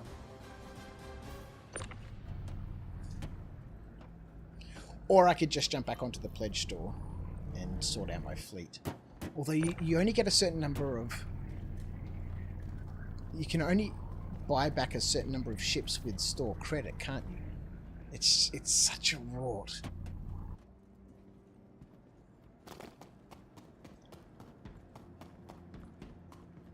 Like, you get one token. Is it every 3 months, or is it one a month? Or 2 if you're concierge? Is it each month, or is it every 3 months, the buyback tokens? To buy back melted pledges with store credit.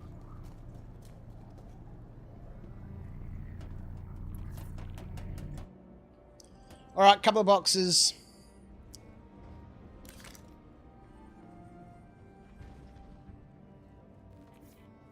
Default wins are the best.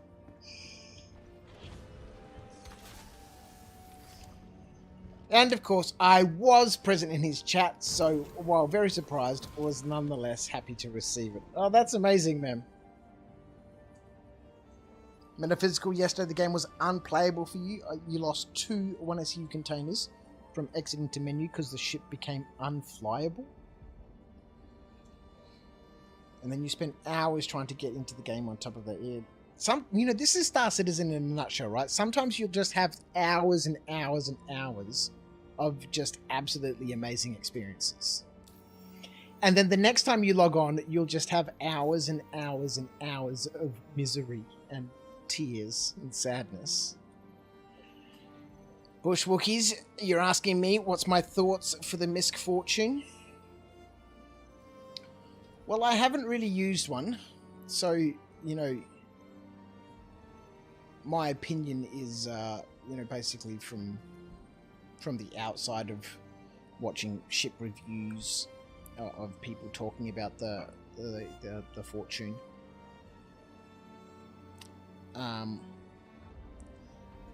Whilst the FAQ says that, in their internal testing, they've been able to fit 18 boxes inside the ship, plus then the boxes held externally, plus the RMC in the hoppers. It's a big number of SCU of salvage. But be fucked trying to get those boxes into the ship. EVAing out, getting a box, and then multiple sets of doors that are just wide enough to fit a box through, so anytime the box is slightly crooked, you can't get it. Get fucked. So there's zero way I would ever be trying to put boxes inside the Fortune. So really all you're limited to is 6 boxes on the external cargo grids on each side, plus whatever is in the hopper. I don't really see it. They're trying to pimp it as a solo ship. If you don't like having hair, then buy a Fortune and watch it all fall out. The Vulture is a solo ship, and anyone who says Vulture is a 2-person ship is just... It consumed too many mushrooms and cornflakes in the morning. The Vulture is the ideal solo salvage ship. The Fortune fits very well into group gameplay, where you have one person in the ship and they're salvaging, and their hoppers are just spitting out boxes onto each wing, and then your transport dudes are just flying around pulling boxes off of the outside of the Fortunes. Because I'm sure I'll try it if at some point I'm not going to pledge for a Fortune. I guess I could manipulate my fleet and melt things and get it and all that sort of stuff. Use my buybacks to get all these new ships as they come out to do all the ship reviews. But I don't do that. I'm not really interested in that sort of stuff. But there's zero. I've seen a few videos now of how painfully frustrating it is to have to try and load boxes inside the Fortune to fill it to capacity. It just seems like a terrible fucking nightmare. I think obviously you can tell that I feel quite passionately about how disastrous CIG have made that ship. Or how disastrously badly they've gone about marketing the ship's purpose.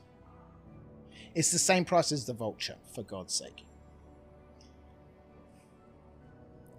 If you're part of a mining or an industrial group, then I think that the Fortune is a wonderful group ship.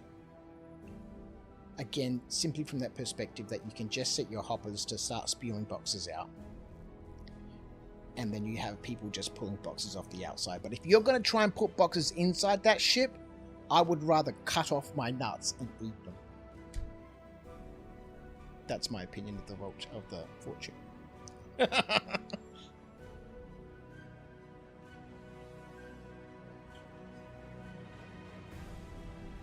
It's not a patch on it, but it's a more relaxed way to salvage. See, this is, you know, I don't have that experience of mining in the Fortunes, so I don't understand, Ramoyne, when you say it's a more relaxed way to salvage, because I cannot think of anything more frustrating than trying to have to rip boxes off of the outside of the ship to bring them into the inside of the ship. If you're just filling up the 6 grids on each side and your hoppers and then you bounce and that's it, sure. But as soon as you have to try and start moving boxes around in that, what a nightmare.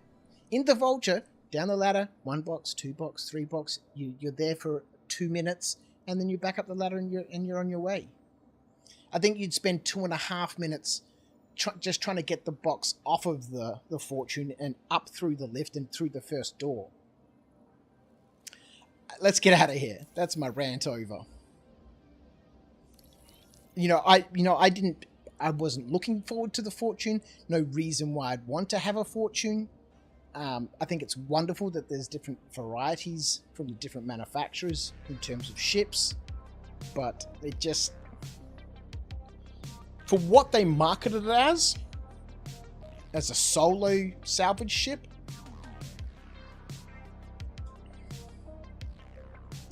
I think they completely missed the mark.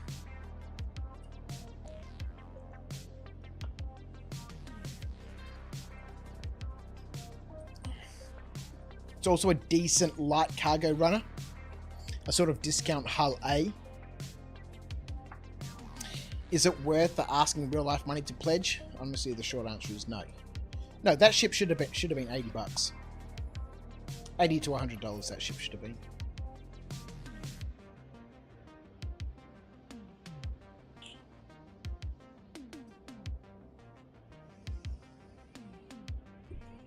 Given it's the same price as the Vulture, just buy a Vulture. It's a way better salvage ship.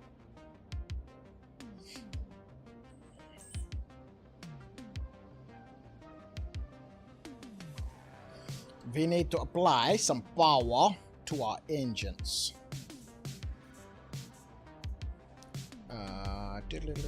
Engines. I really wish there was a startup sequence. Actually, I should just remove all of my keybinds. I really like the fact that when you power the ship on, you actually have to go to your MFDs. I know that most people will find this super frustrating because, you know, people have the, you know, attention spans and the focus, you know, to detail of, you know, half of an ant. But I really like having to come to the MFD and actually apply some power to my engines to start them up. And, you know, I like the idea of coming here and, you know, clicking things, right? We're almost ready. So I should remove all of my keybinds, you know, R to get the ship ready, I to put the engines on, you know, P for shields and all that sort of stuff, O for weapons, and just use my MFDs. That's how I played the game in the beginning, and it was the most wonderfully tactile experience. It's what really drew me to Star Citizen. And then when I found out, after months and months and months of playing using the MFDs, I found out, oh, there's 4,500 keybinds.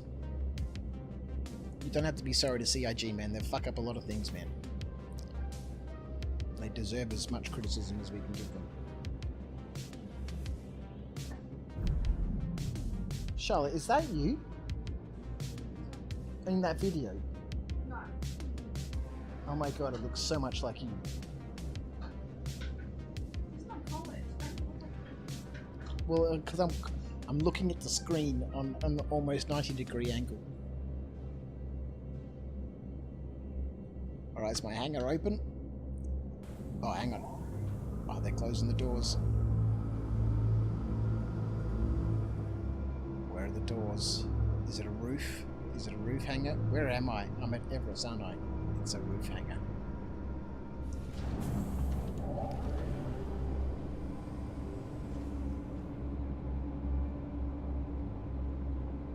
Wow, that was an epic rant, wasn't it?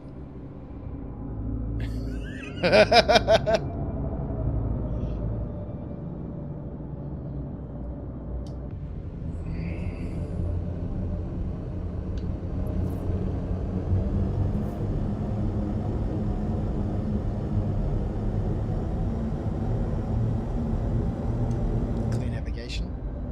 Yes, Commander. Navigation cleared.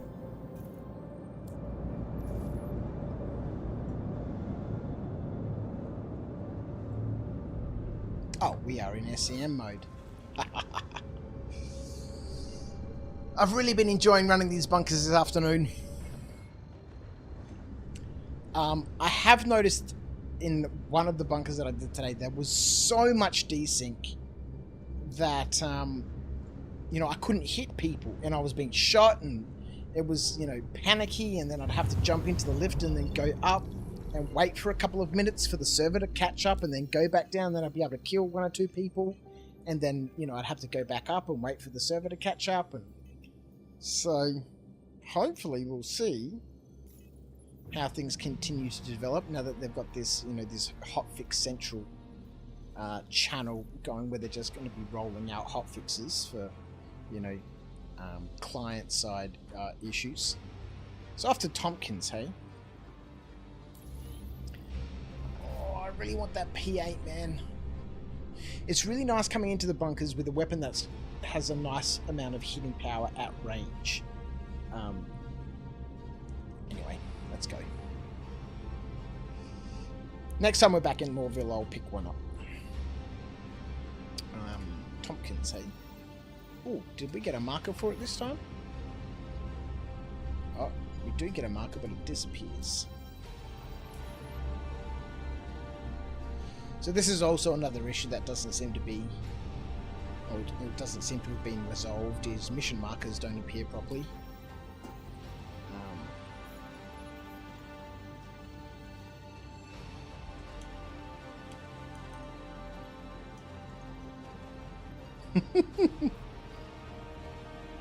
Tompkins.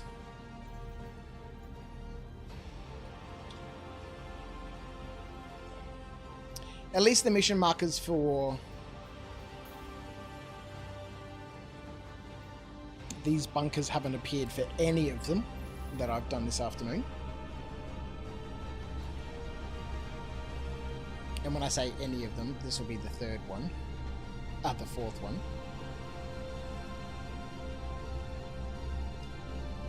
But as for the other missions, I don't know. You're one of those people, Ramon, who found themselves becoming concierge by stealth? You had no intentions of ever becoming one, but it seems, thanks to monthly subscriptions mostly, it was inevitable. Yeah.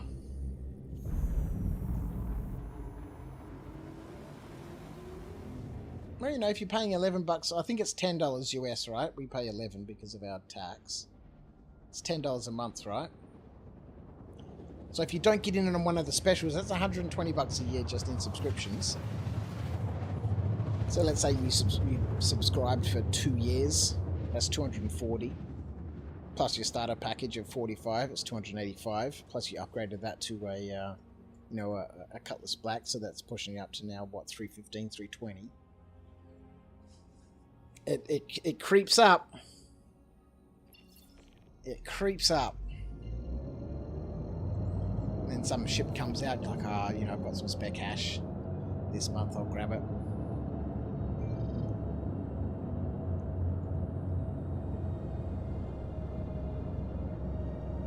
Oh, or several ships come up and you grab them.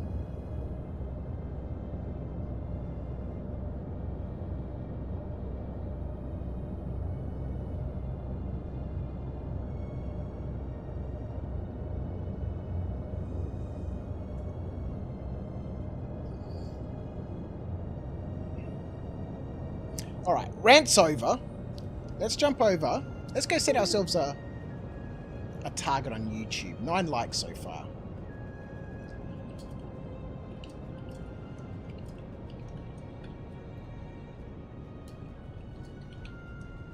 Any chance the stream can earn 30 likes tonight? Let's post that and pin it.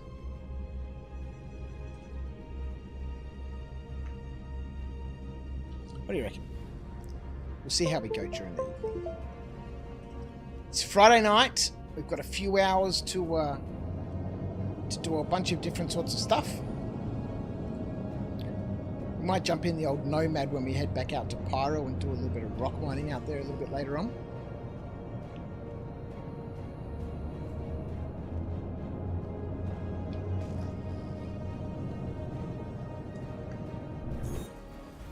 Just a little bit of chill activity, earn a little bit of cash buck dollary doos.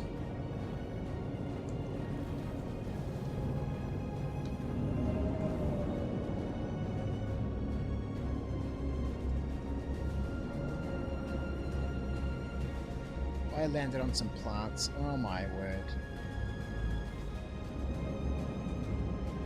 We're still on the plants.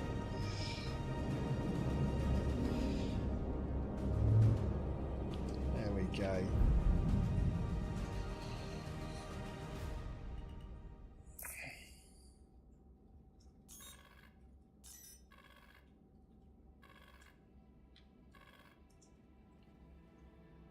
Let's go.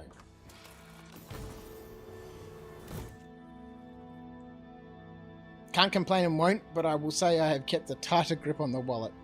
Yeah, well, my spending days are long gone now. I've spent way too much money on this game. And, you know, ever since I've been playing A Life Uncharted, with everyone's favourite Bogan, so all of these P8 magazines that we had clipped on are all useless. Ever since I've been playing A Life Uncharted with Argo Hurston, I've realised how much more fun I have on that starter account than I do on this account. I think that's mostly because, you know, there's no choice.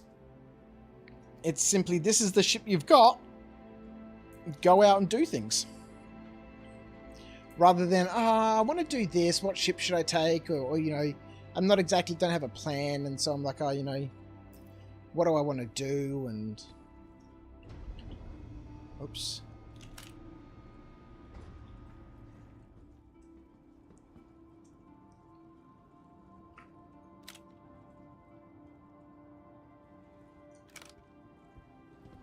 So it's this infill part here.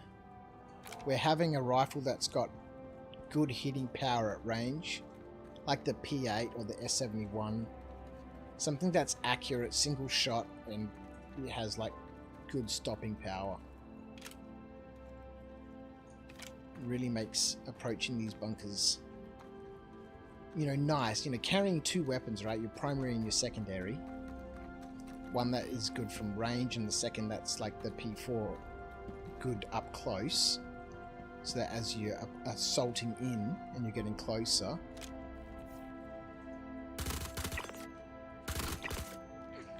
and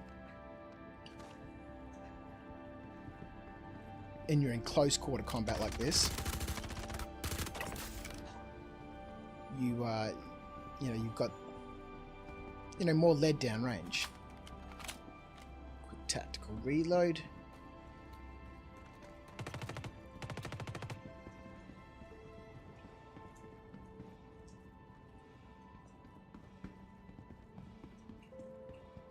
Sneaky weapon hidden back in here.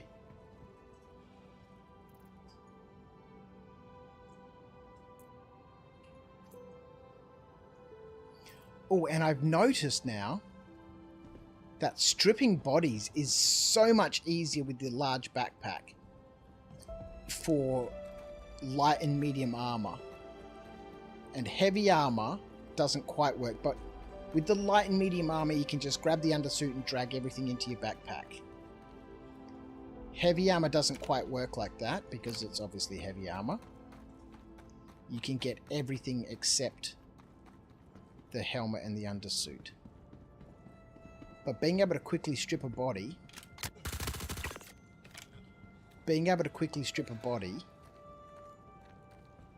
with a heavy backpack is so nice.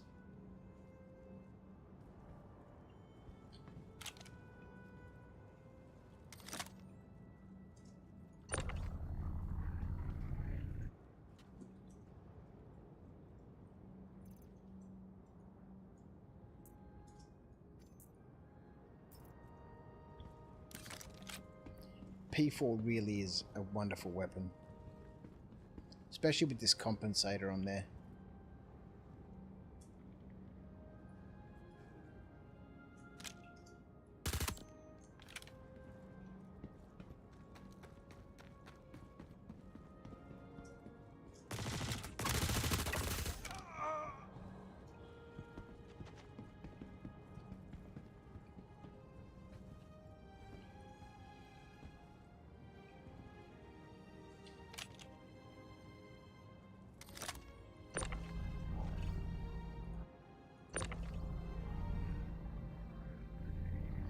So, I was stripping all the clothes earlier on, but that all seems to be pointless. Oh, I didn't bring the box, did I? Left the box in the ship. Does anyone know how you can make the multi-tool the default choice? Rather than the Paramed gun. Ramoyne, good luck at the hospital, mate. I hope your routine liver inspection goes well. All the best, mate. Thanks for popping in. Thanks for listening to my rants.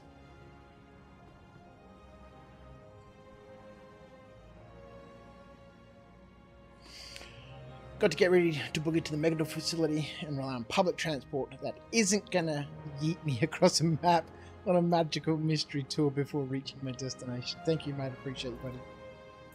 All the best.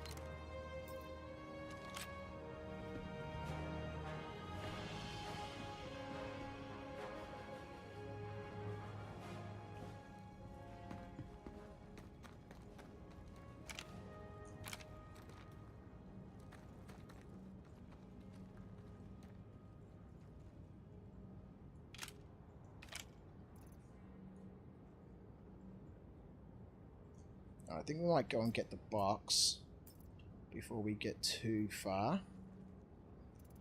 Let's stick this on our back. Let's put these in here. Let's put this in here. Let's put this in here. Keep our backpack free for the loot.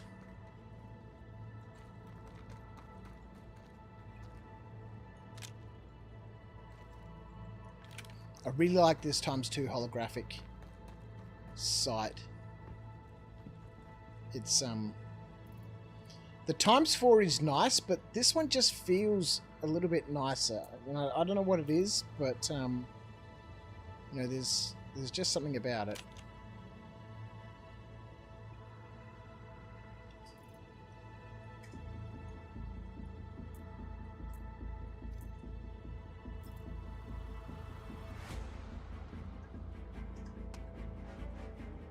Ooh.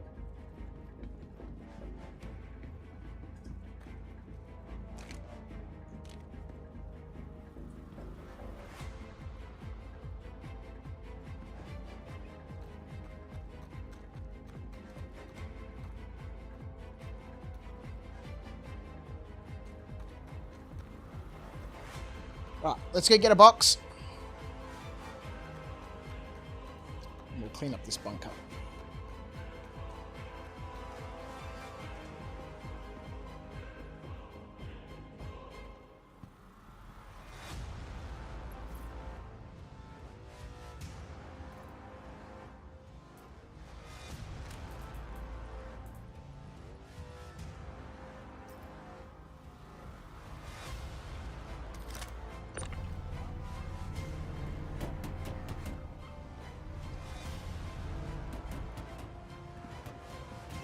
actually. Don't think we really need the max lift.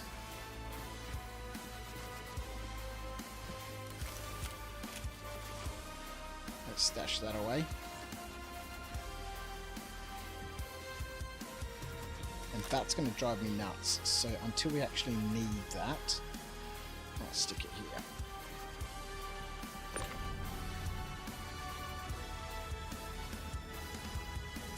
$53% remaining of our enemies.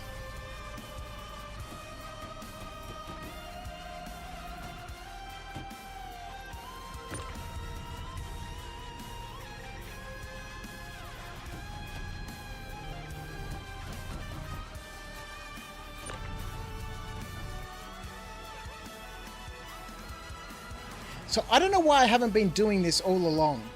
Let's just loot stuff out of him. Oh, med pens, lovely. Straight into the old inventory. Drag the undersuit into the backpack, and that's everything. And now we can just move it all into the box. Alright. There we go.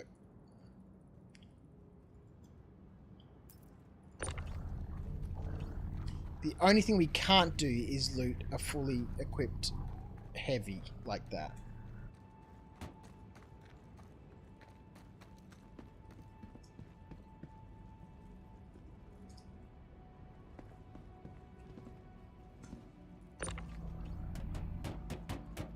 I always find it much easier to drag the box through the door than push it through.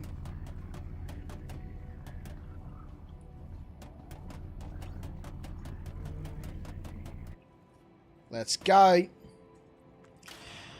really enjoy these FPS missions, these bunkers. You know, I know them so well. I really should do some of the, you know, the pyro outpost raids.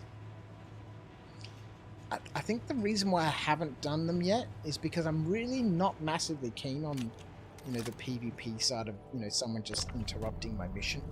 I don't mind being in a PvP zone if I wanted to be in a PvP zone. But if I'm going there to do a mission, the last thing I want to have to worry about is some random person turning up just to say, hey,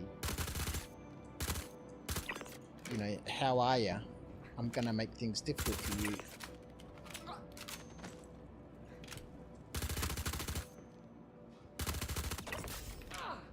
Oh.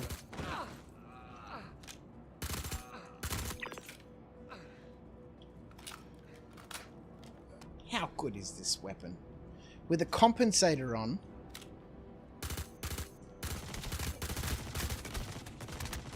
Ooh. What the fuck?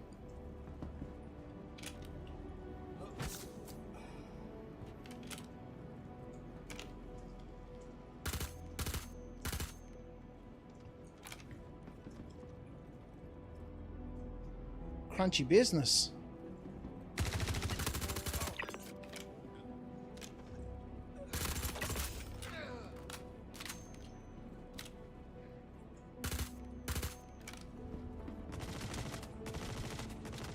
See, this is where we need something that's scoped and has good accuracy.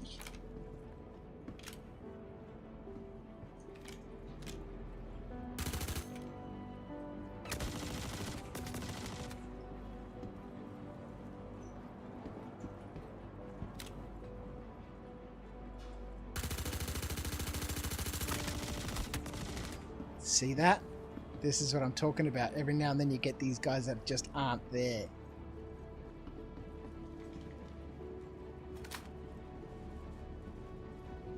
And then the only way to reset it is to go back up the lift and come back down.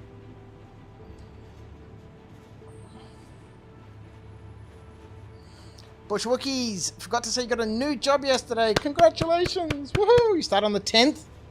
The new job is worth 15k per annum more. That's awesome, man. Congratulations. I hope it's a job that you enjoy doing. Alright, now we can go back down.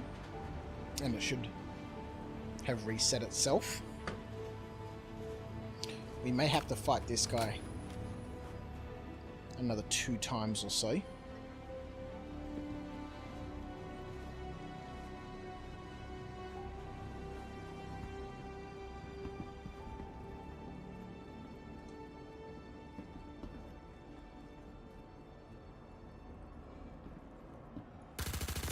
Yep, it's not there again.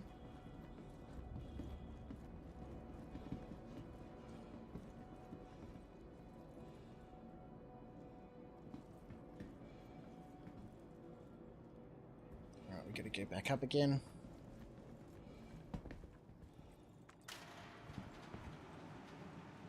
We'll give it a couple of minutes to just chill out for a second. So this has been my experience so far with the bunkers, and it's happened in all of them, is sort of about partway through or close towards the end, like this is the last guy. The server just wigs out.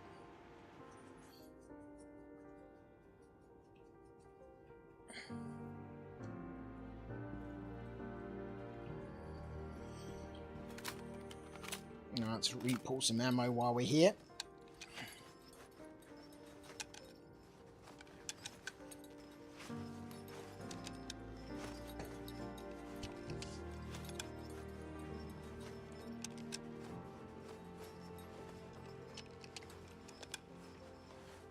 And then we'll go down and try and clean up this last guy.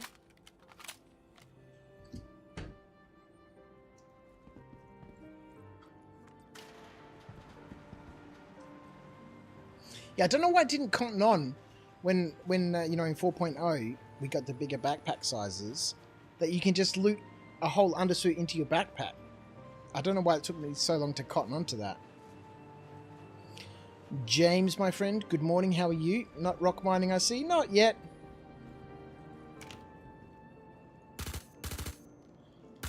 No, he's not there again.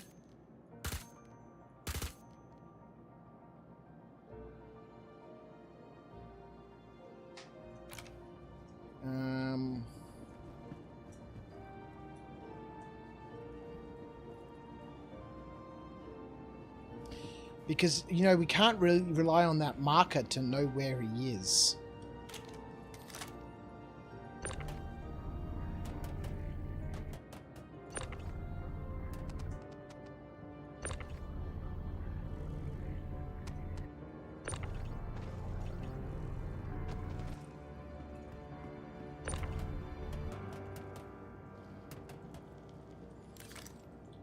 But whilst he's up in upstairs and naffing about,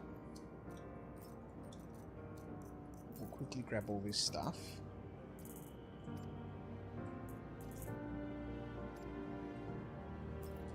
Yeah, server's been troublesome.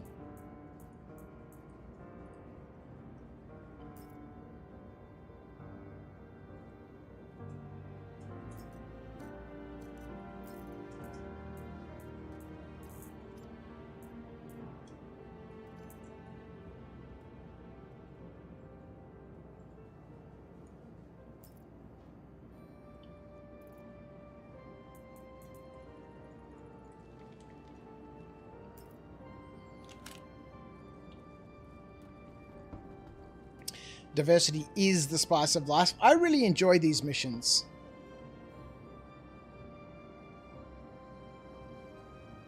And, you know, more so now that the NPCs are a bit more active than they used to be. Not so much right now in this patch where this nonsense has started happening.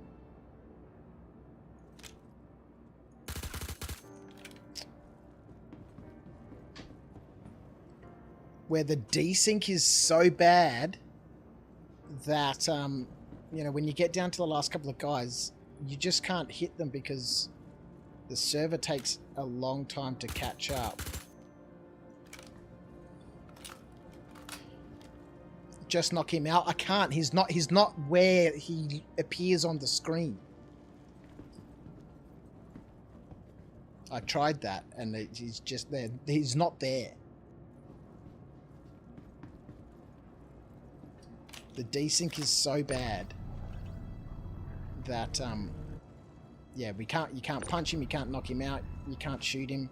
All we can do at this point is just wait for the server to catch up, whilst hopefully not getting killed.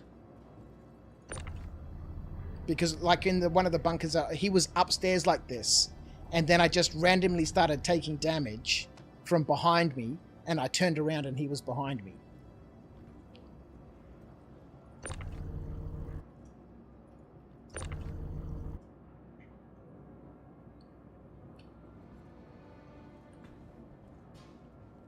See, I can't put anything away now. Can't switch weapons.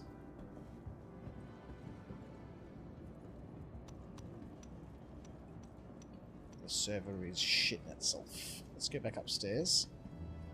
This is the only thing that I've seen that I've done that fixes this issue. Is just constantly going up and down in the elevator, and eventually you can get everybody. As a medic, you use bunkers and salvage to fund your med pen addiction.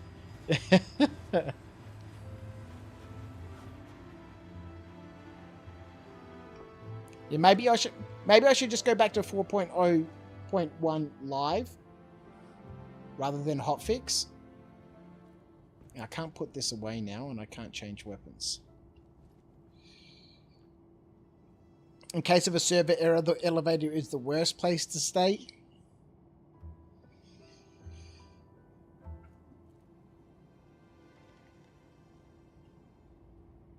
This elevator hasn't been too bad, but this has been the only thing that I've seen that sorts out this situation. Alright, I can put that away now. I can get my weapon out because the server's caught up a little bit. Let's go back down.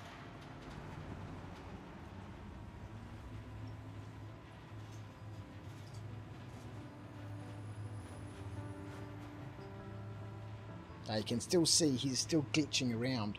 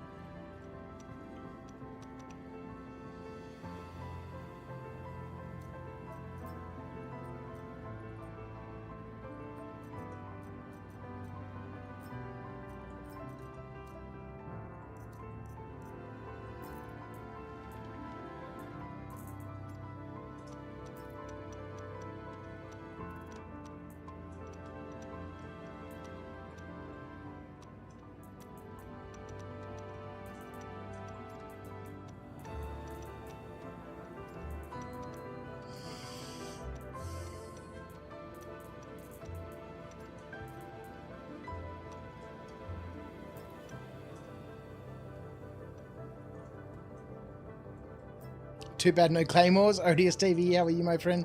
Yeah, I know that would be sweet, hey.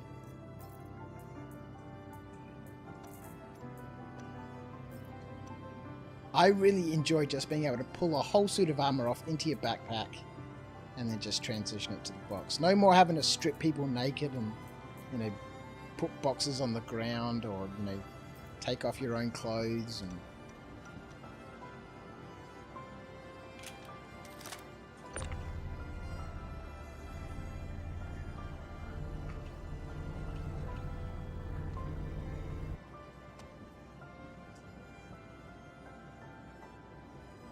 We can't change weapons again. There we go.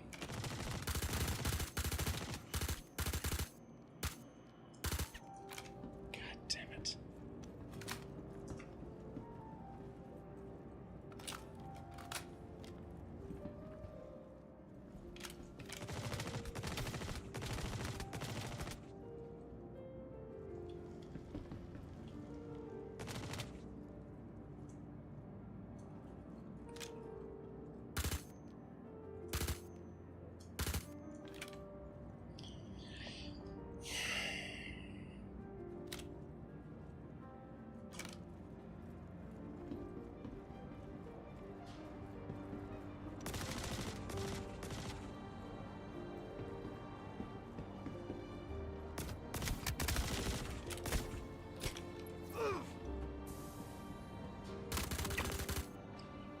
Hooray! Whew.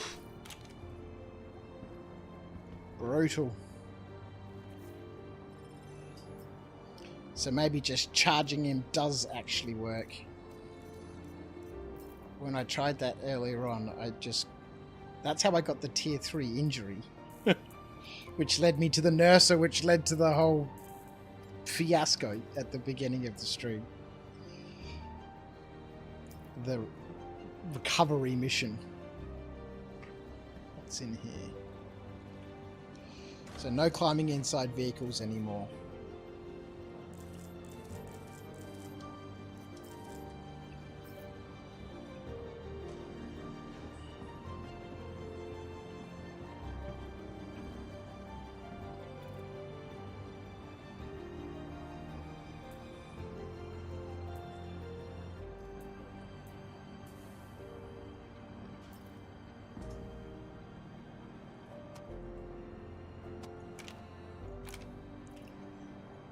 really kind of do like...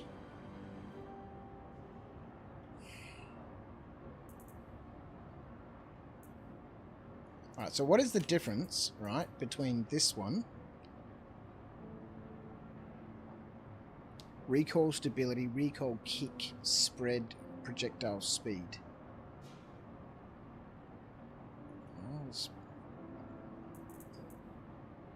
Oh, I had the suppressor on. I didn't even have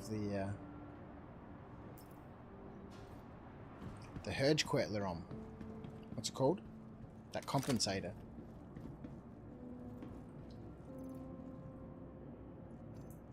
Let's try it with the compensator on, which I thought I had on. And I might keep that suppressor in my pocket. Because all of this stuff I'm happy to sell. I don't really need any of this stuff. Maybe the ammo, I'll keep that.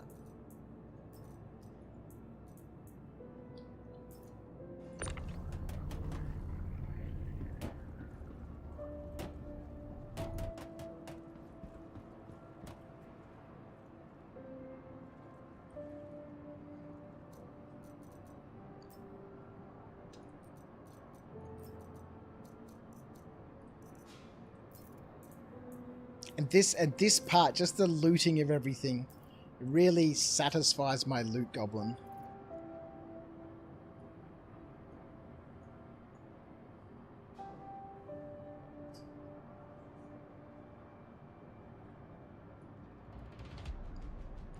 Let's go! Inventory.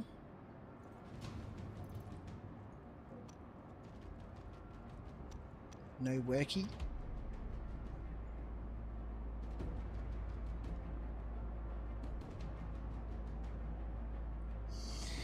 Oh boy!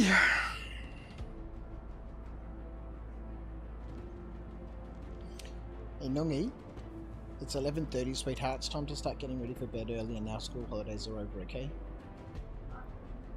It doesn't matter. Yeah, you can get 10 more minutes, but then you need to go to bed. This is your bedtime on the weekend, sweetheart, okay? No more staying up until 3 o'clock, sweetheart. Aye, sorry.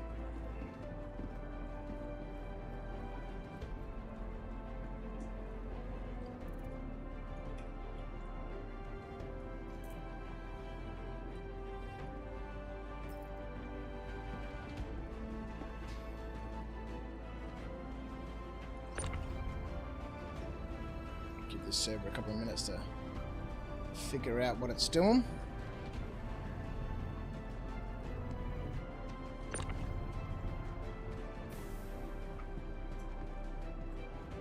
Hopefully we can access the inventory again soon.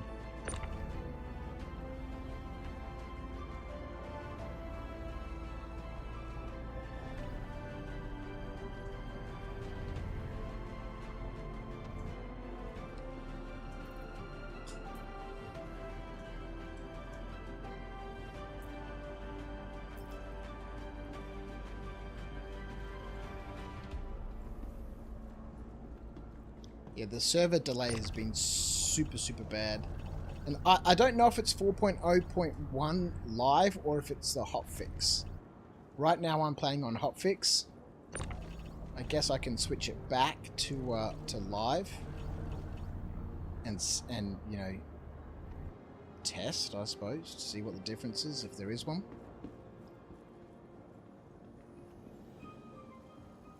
But on the 4.0.1 hotfix, there's certainly problems with server responsiveness, at least for me.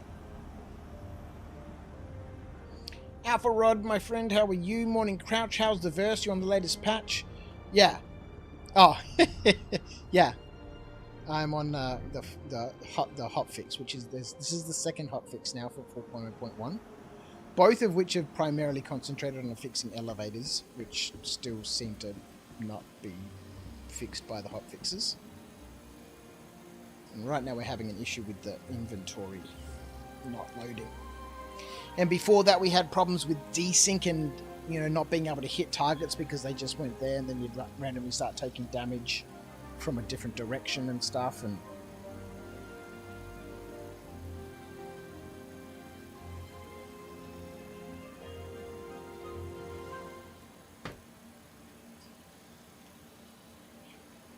But I do it ODST. The difference is Charlotte can't wake up in the morning. I literally have to spend 15 minutes trying to get her out of bed. And then she's in the worst mood. She's foul, she's rude, and she's grumpy. So... What's that, Nongi?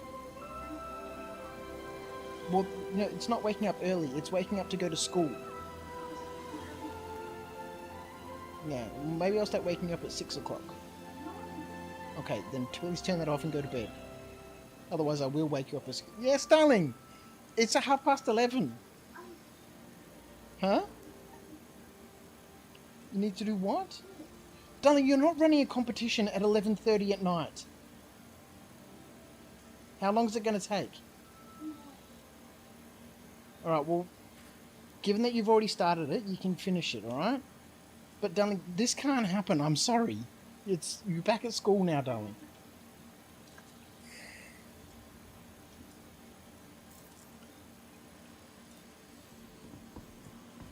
Alright, so we may not be able to get any more loot if this inventory isn't going to sort itself out.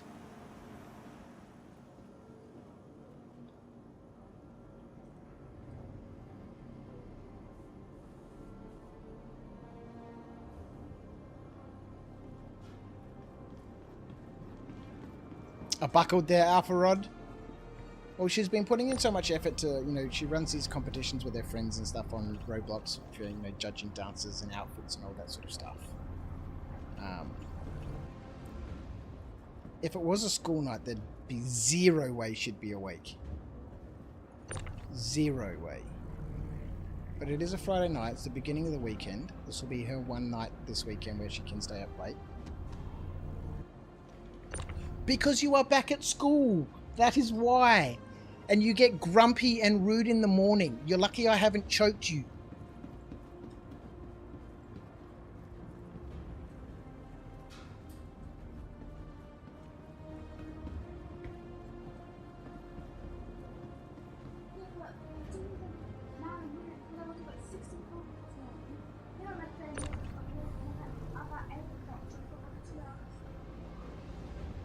This is why you need to go to bed at a proper time.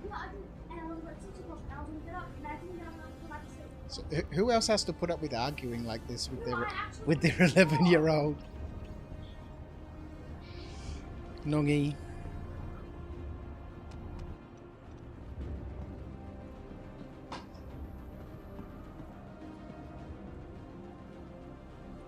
Alright, inventory working? No. Let's try the magical elevator. Which I don't think is magical. I like to believe it helps reset things. But I don't think it actually does.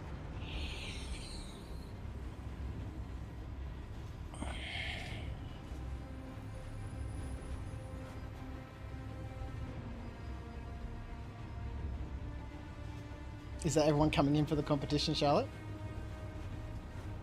No. She's got a whole bunch of players rushing into the auditorium where she's built this stage and stuff, and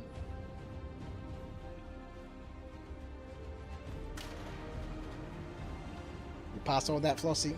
There's nearly 22. Oh, you got a whole bunch of other problems now, don't you?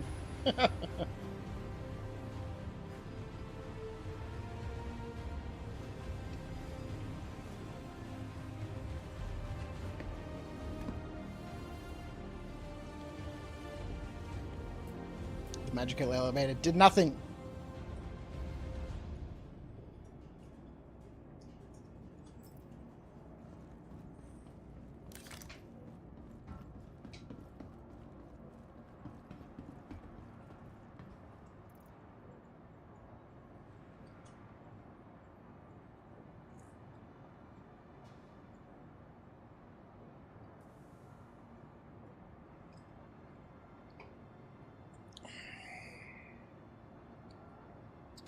Well, this, my friends, is a bummer.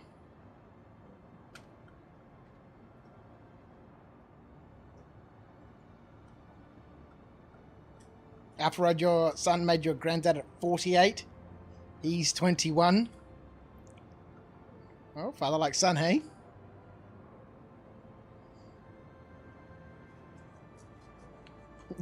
Odious, your kids will usually put themselves to bed by 7:30 to 8. Mate, that's crazy. But weekends I don't mind if they stay up and hang with daddy on the couch, yeah. No, I enjoy it. Like, I don't mind if we're up late together. Chilling out watching some Harry Potter or something like that. But not so much as playing computer games until late in the night.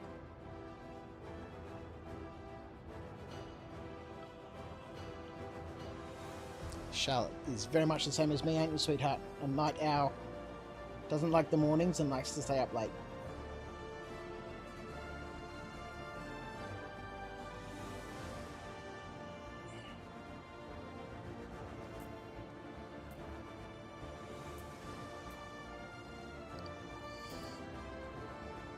I think we are not going to be able to loot any more from here. I don't think this inventory issue is going to sort itself out.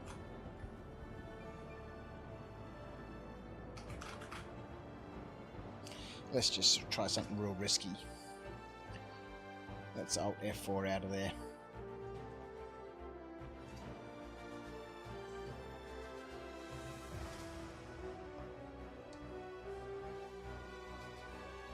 We'll see what happens if we still have a countdown when we log back in, or if we're instantly trespassing. If we're instantly trespassing, then we have a whole nother issue. In terms of being able to get away before the ship is destroyed.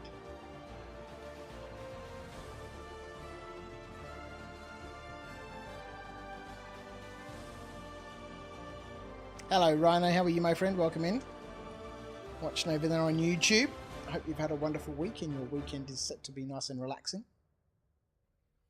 I have a moving truck coming on Sunday. Finally move out of my warehouse. Me and my brother were there last weekend. Twitch is broadcasting a new follower alert, sir. Okay. Kill It With Fire is now following on Twitch. Welcome to After Dark. Fire! Kill it with fire! Yeah, we got rid of a whole bunch of rubbish last weekend. And now the moving truck is coming on Sunday. Well, it's just a rental, right? I'm actually taking the truck there. To move all the lasers and my spin casting equipment, stuff that's, you know, I need the tailgate on the back of the truck because I obviously don't have a fork. I could borrow a forklift from my neighbours to forklift stuff into the trailer, but I don't have a forklift at this end to fork stuff out. So then I will finally, after 2 years, be out of there. You have a new Twitch follower, sir. Okay. Put the Tim Tams down, folks. Bush Wookiees just subbed on Twitch. You bloody legend. Thank you. Bush Wookiees with the Prime sub. Oh dear.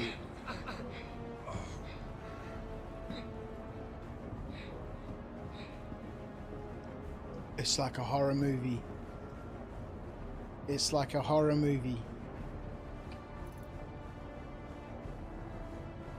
Okay, inventory seems to be working.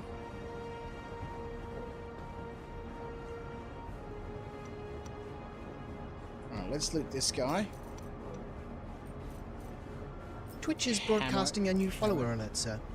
Okay. Sfexy is now following on Twitch. Welcome to After Dark. Sfexy, my friend, how are you? Thank you for the follow. Appreciate you, buddy. Welcome in. Alright, let's clear this backpack out. Okay. Whoa, what's going on here? Okay, so we've gone from one type of inventory issue to a different type of inventory issue.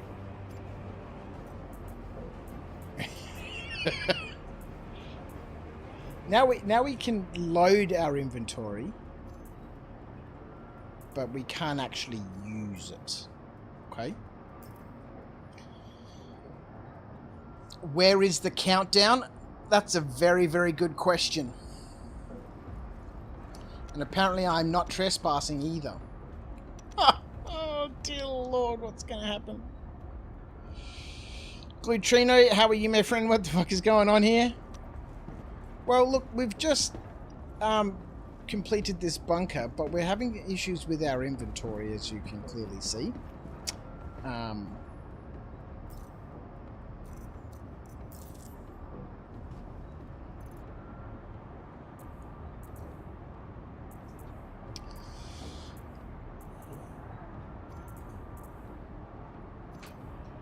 Okay, so it's something to do with my backpack then, hey? Because we can grab stuff off the ground.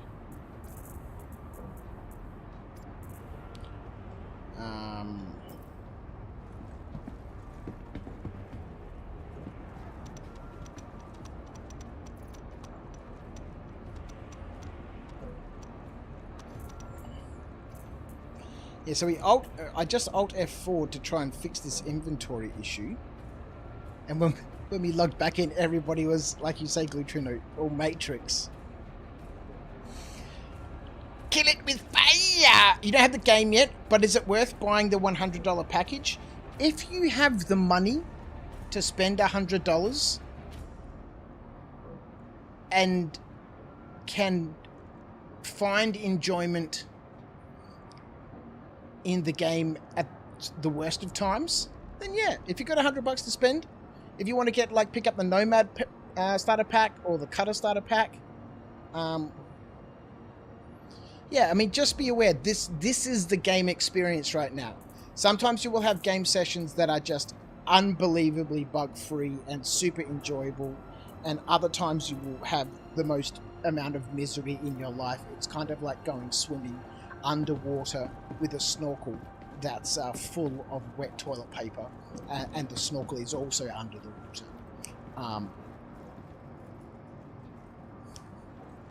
If you can find the enjoyment in that, then yeah.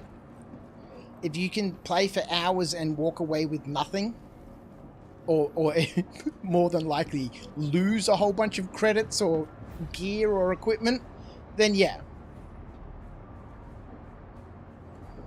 But just be prepared for very mixed experiences from a day to day, and sometimes even from hour to hour. It really depends on what server you get onto. You know, after this, I'll probably server hop off to a different region to reset the, you know, the shard that I connect to, because this one is just mildly frustrating at the moment. Besnick Swee 07's my friend, how are you? So how do you make money in this game now in 4.0?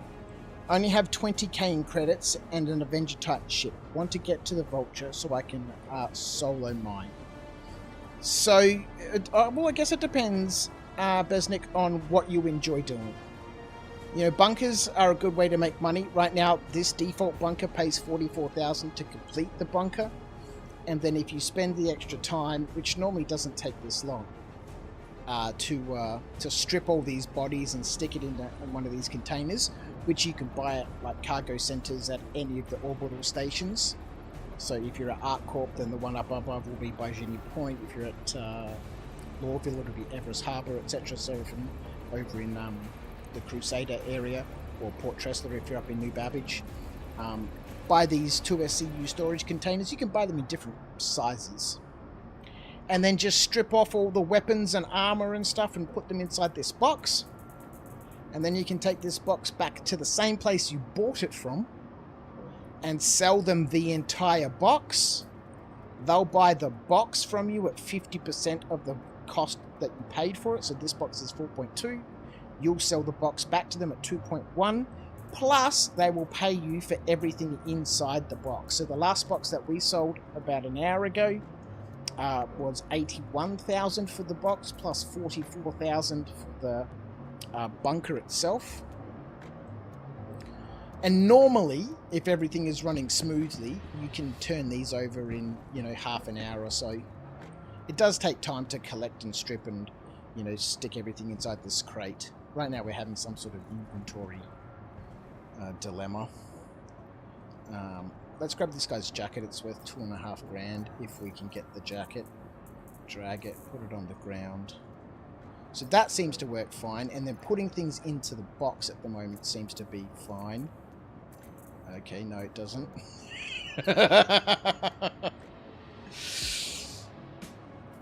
When do we cut it and run, folks? When do we cut it and run? Let's carry this. Let's pick that up. Now let's try and put it inside the box. Okay, so we can put that inside the box. I just can't empty out my backpack. Let's try this. Let's put my guns away. Let's stick the whole backpack in the box. Perfect. Let's go back to armor. Let's re-equip my backpack. And try and empty it. No. So something weird and wonderful has happened to my backpack. Spexy, should you take live or the hotfix? Well, I'm playing on the hotfix. But the hotfix, according to its notes, doesn't seem to have fixed anything according to its notes. So most of the hotfixes, there's been 2 so far in 4.0.1, have all been about getting elevators working. Which, at the moment, they're still not working properly. So, I don't know. I haven't played on 4.0.1 live. Today's been the first chance that I've got to play this week. So I was like, I'll just jump straight into the hotfix. Surely the hotfix has got to be better than the 4.0.1 live, right? Because it's a hotfix. But that may not necessarily be the case. Yeah, Rhino, there you go. If you hate yourself and enjoy pain, then play. So 40k for the bunker mission and potentially 18k for the box for roughly 30 minutes. That's even more than it was before. So yeah, this bunker pays 44,000 and the box full, well, the last box that we sold was 81k, not 18k, 81k. So for the mission and the box, it paid 120 odd thousand.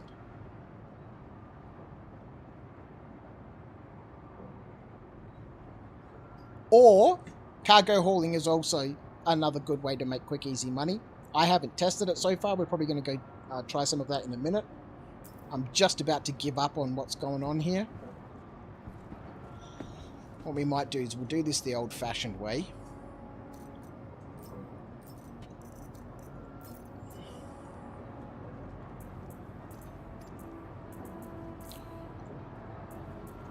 Before backpacks were increased in size and items were decreased in size, allowing us to fit more stuff in the backpack. This is what we used to do, strip everything off onto the ground one by one and then access the box and then drag everything into the box. Crouching down like this is a terrible way to get visuals.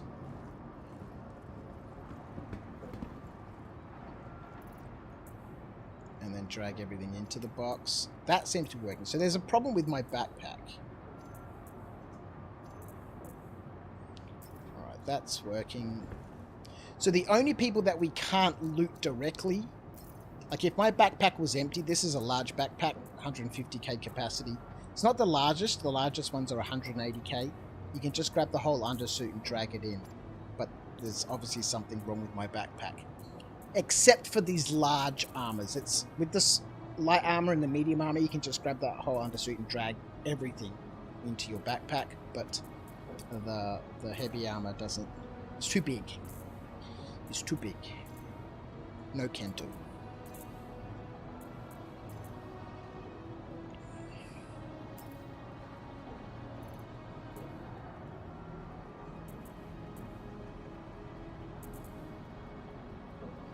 Give that stuff a minute to materialize itself.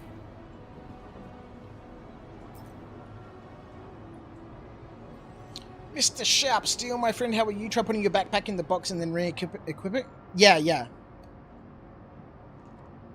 well, that's what I tried, but it wasn't working. 2 more Star Citizen streamers not playing the game anymore. Jay Walker, who are those people who have quit out of frustration?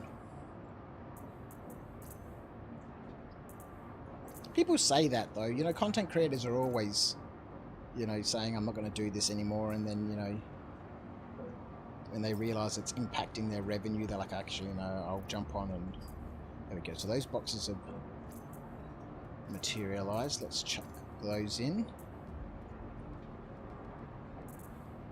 We're going to wait for those ones. Can I empty the backpack? Nope.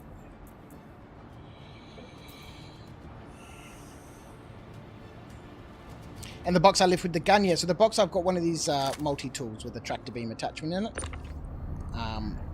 and that will move this box around, no problems. When you start getting the bigger boxes, then you'll need one of the max lift, one of the two-handed tractor beam attachments. Crouch in danger, hidden lag, and man, it's so bad.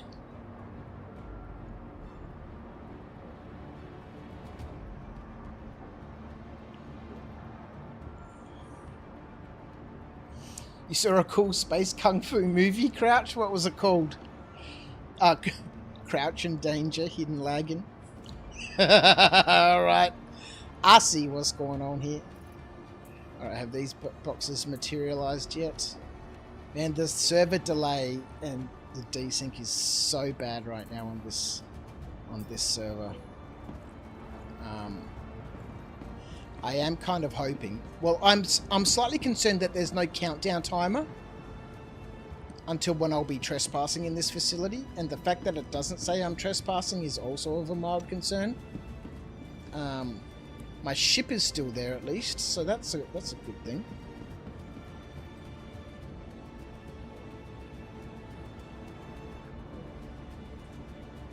Scarred Citizen's not playing anymore, is he?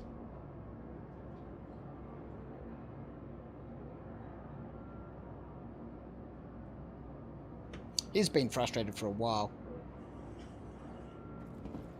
Was there a server error? Not recently. There was one earlier on. Alright, let's stash all this stuff away.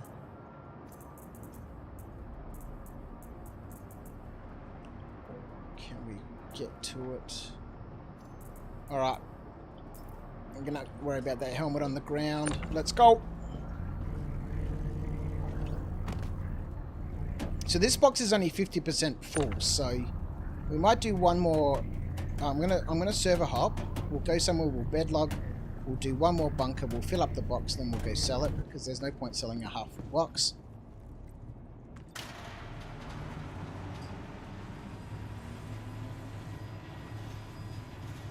What can you expect when they continually push patches that don't work because they need to do ship sales and free flies?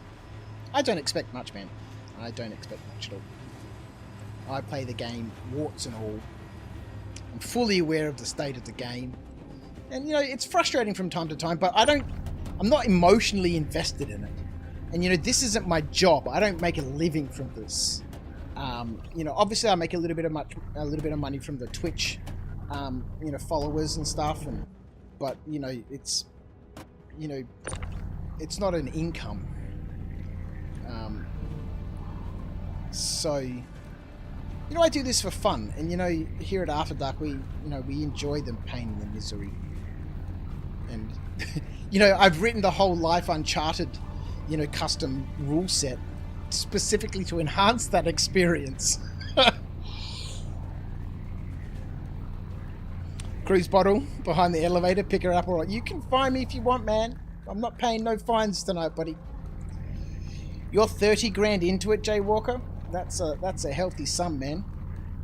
That's a healthy sum. I thought I was well invested, but there we go, folks. No more talking about Crouch. Ah, god damn it.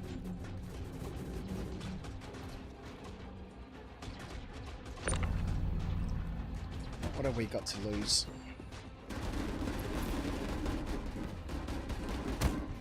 There we go. Bummer. Bummer!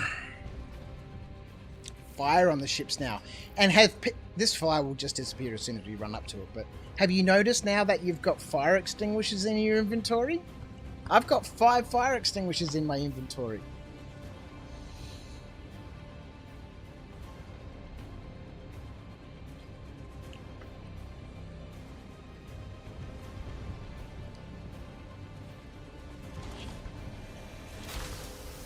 Alright, do we have anything in here? No.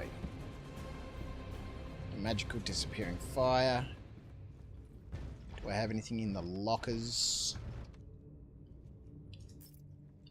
I don't think so. There's nothing in this ship. This other box that's on board is currently empty. Let's get my max lift out of here.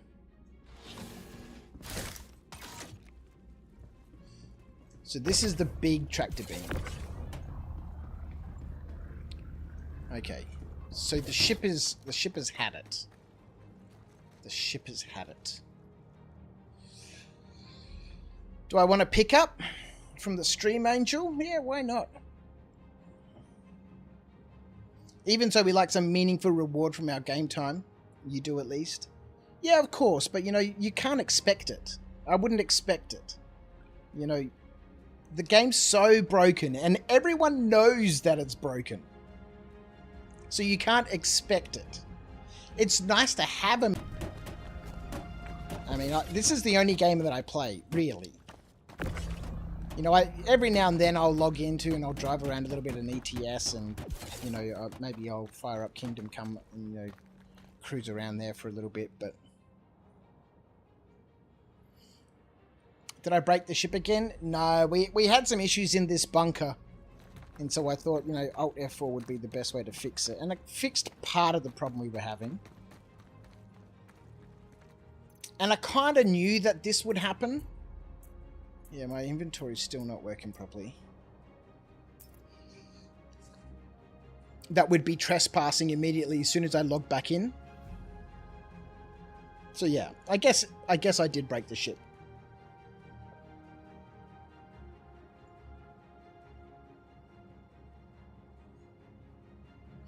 By Alt F4ing out of there. Okay, so sometimes there'll be a ground vehicle around. And if there's a ground vehicle around, we can scan. And there may be a ship 3 to 5 kilometers out. It's almost like the biggest bug is when everything is working. Like I said, sometimes you'll have the most amazing experiences. And other times it'll just be never-ending drama. Let's see what happens if I try and get in this Pisces, which I don't think I'm going to be able to do. Can't be bothered shooting it open.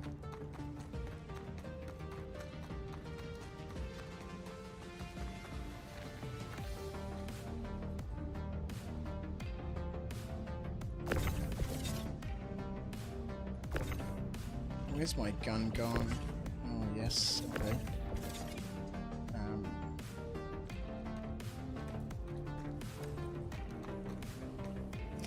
Because the problem is, now that I'm trespassing, any ship that I enter, they'll immediately start firing upon it. Which makes getting away difficult.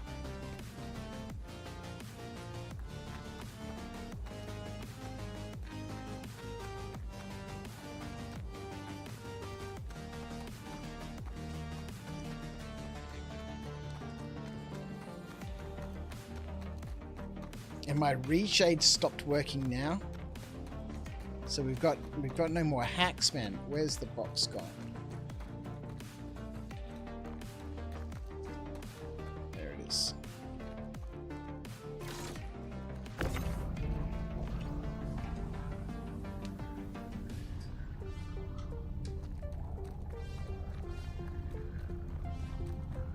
Because normally in situations like this, I just put reshade on. But in 4.0.1, it doesn't seem to be working.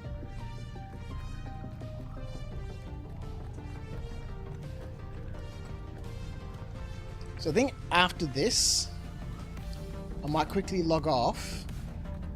I'll rename my folder from Hotfix back to live. Do a quick verify and then we'll jump back on and see how we go.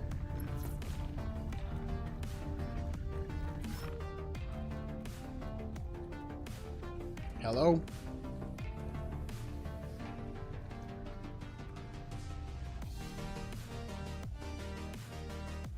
What's going on there, my good man?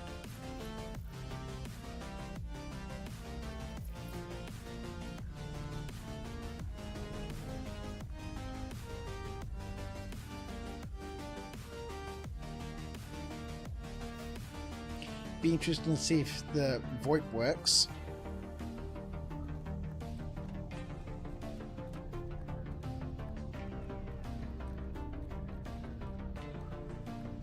See how much distance we can put it between ourselves and the bunker. So Mr. Dark Acorn, the Stream Angel, doesn't need to come into a hot zone.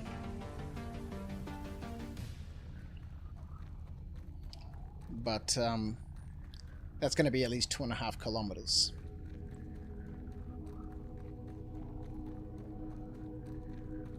I'm assuming, Acorn, you're coming in your Polaris.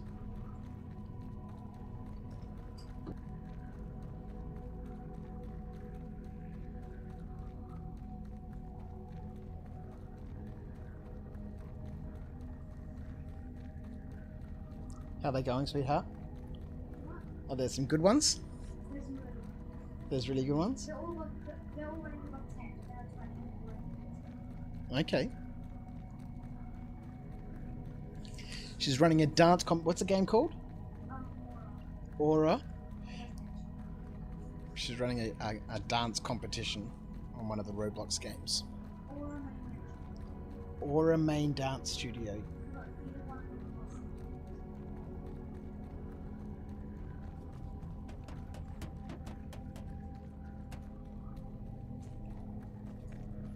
If you were coming in the Polaris, you wouldn't care about the turrets. What's the fashion game called? What's it called, sweetheart? The fashion one? Dress to Impress.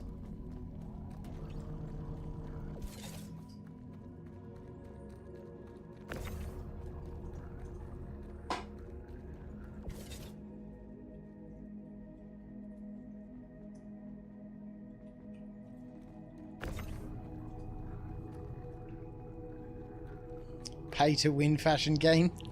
Kind of. Yeah, but you can spend Robux to buy all the outfits, right?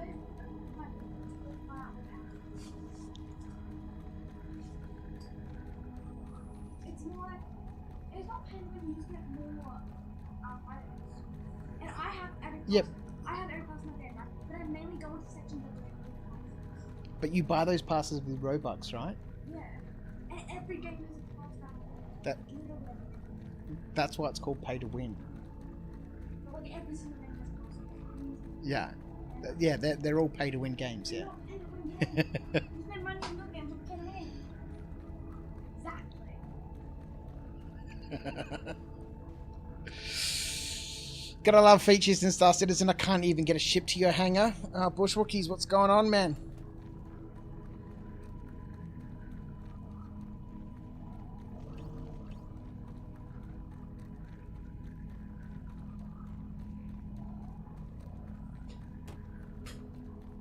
I do enjoy playing games on Roblox. They're just super. I've been playing this World War I game. It's like a first-person shooter, right? It's just super fun. Lego people running around everywhere. I'm a super casual gamer, you know. I really don't get hardcore about anything. Like all the FPS games, like all the big ones, like whatever they are, COD and the other ones. I'm not really keen on those games. They're too hardcore. Like all the hardcore FPS games, first-person shooter games like COD and whatever the fuck the other ones are called. They're just too intense, which is I think part of the reason why I like Star Citizen, because it's just a stupid game at the moment, right? You know, it's just full of so many problems that, you know, you can't take it seriously. And I think that's part of the reason why I like it, because I don't take any of my games seriously. I mean, this is an opportunity for me not to take things seriously.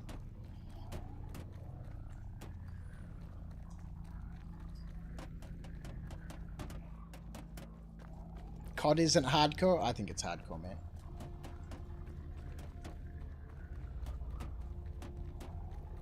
Oh, don't QT to me, man. Or have they fixed that?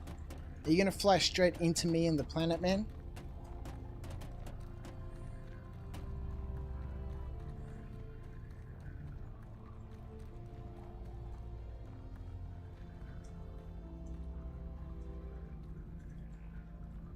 It's just very intense. gonna die of starvation. Now I've got some drinks in my backpack if I can get my backpack to work.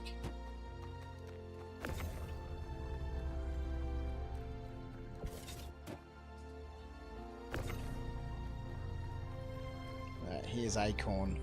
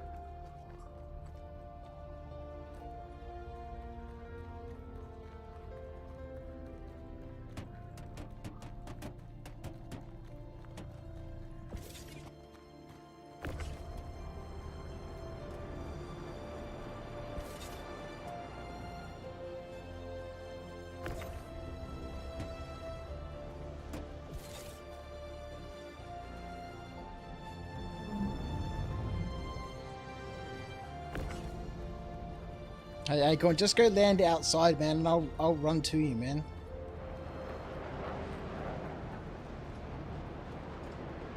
If you're expecting me to seamlessly get on board your ship while it's under fire, we're both going to die.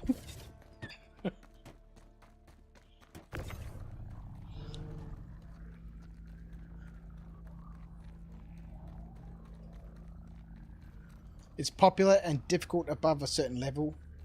Your wife has prestiged a load of times.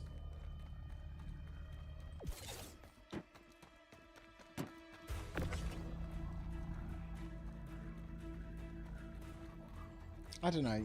You know, I haven't played those sorts of games for a long time. I used to really enjoy them, but like FPS games. Never really been into Call of Duty. Like the last one that I probably played, I want to say it was probably War Thunder, which was a long time ago. Actually, I bought my first flat screen LED TV to play War Thunder.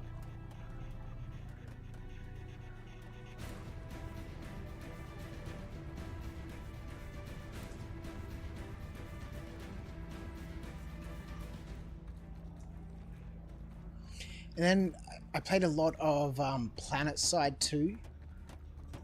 That was good fun. Me and the 19th Battalion played a lot of that.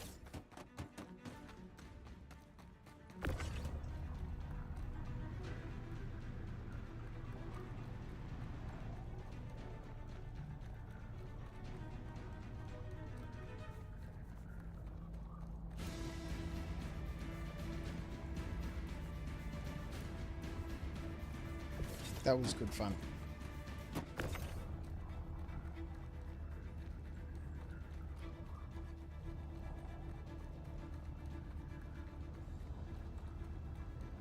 Invisible turret fire. Well, dude, go land outside the trespassing zone and I'll run to you, man.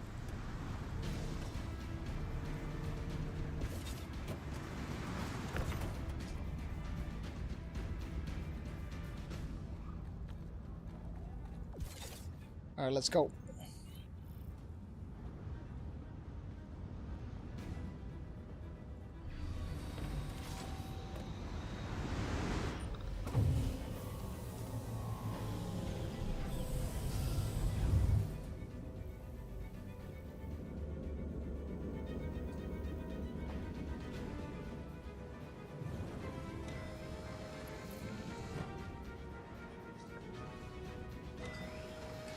Played a lot of Armor up to a couple of years ago.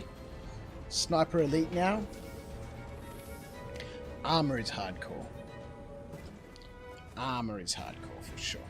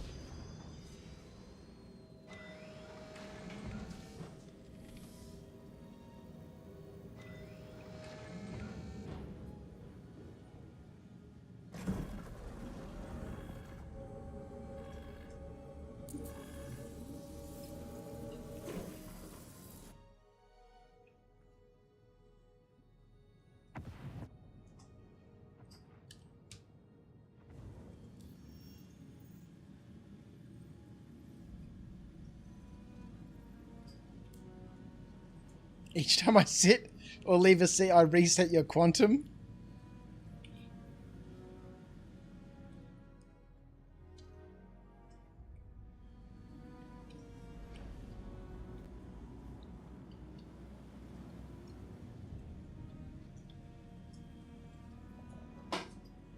I like how we're always wearing the same armor. The Morals of Thule.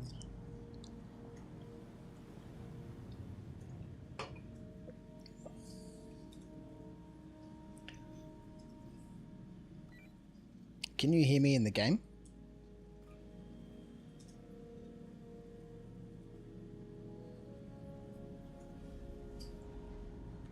Mic check. Oh yeah, I heard that. Can you hear me?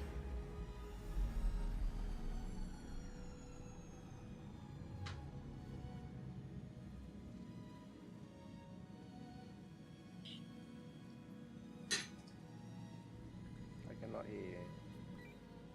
You cannot hear me. Okay.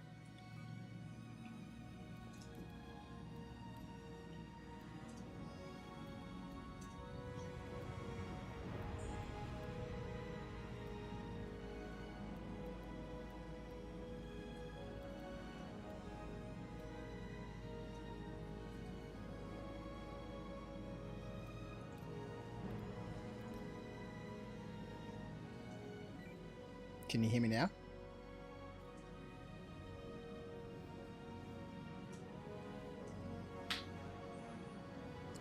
This freaking voice meter.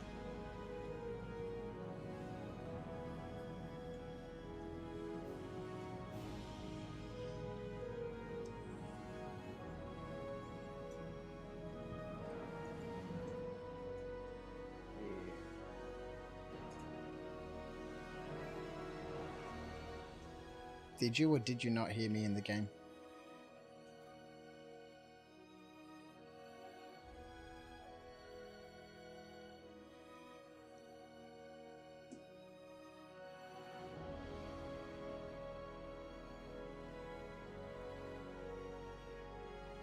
Just made it input.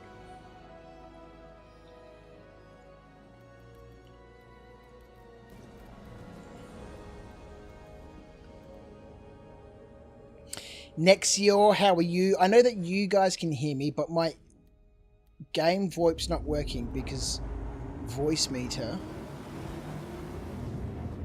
is too complicated for my simple brain.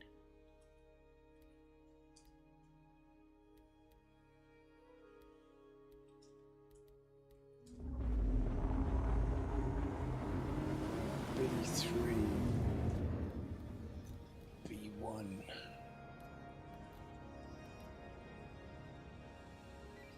Can you hear me now?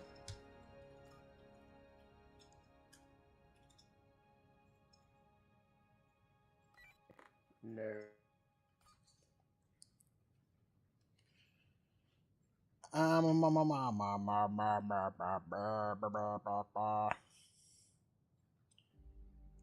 B1 should work. Sound is coming from here. It's going through B1.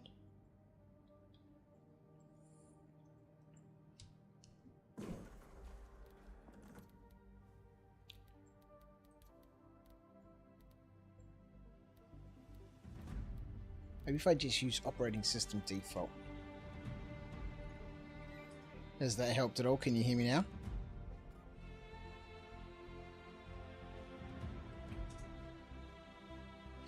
Odious, I did not donate for the 2 extra virtual cables.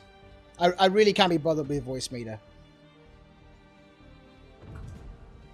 I'm just trying to get as much overtime I can at work, and then we'll pick up the Roadcaster Duo in our next pay cycle. I only had a 3-day week this week. I normally only work 4 days a week. I'm only a permanent employee. Permanent part-time, I should say. But I did 32 hours. I did one 12-hour shift and two 10-hour shifts. So that overtime will be very, very nice.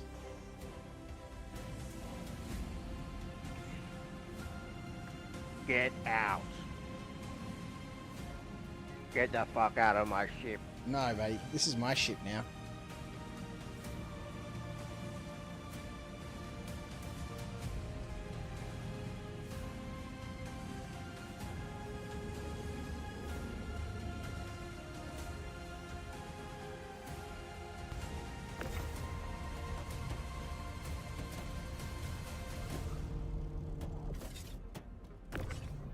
Alright.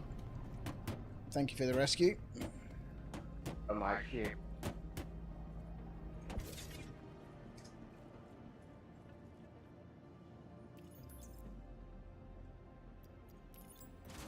We'll send that down into my warehouse. DJ DVN, how are you, my friend? Hey, man, is the hotfix a replacement for 4.0.1 or is it another play server? So they're both running in parallel, but they both update the same database. So the hotfix is all client-side stuff. So whether you're playing on 4.0.1 live or 4.0.1 hotfix, it's both updating the same database. So you can play whichever one you want.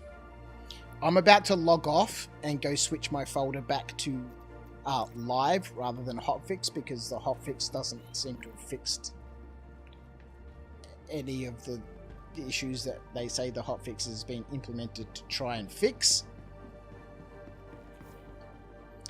And whilst we're here, we might as well go sell this box. It is only half full. Oh wait, that box has got shit in it I need. Sucker!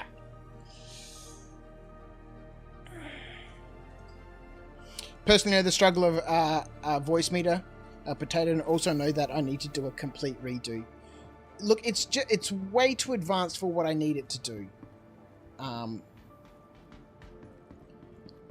So the Rodecaster Duo, the hardware, will just be way easier for me.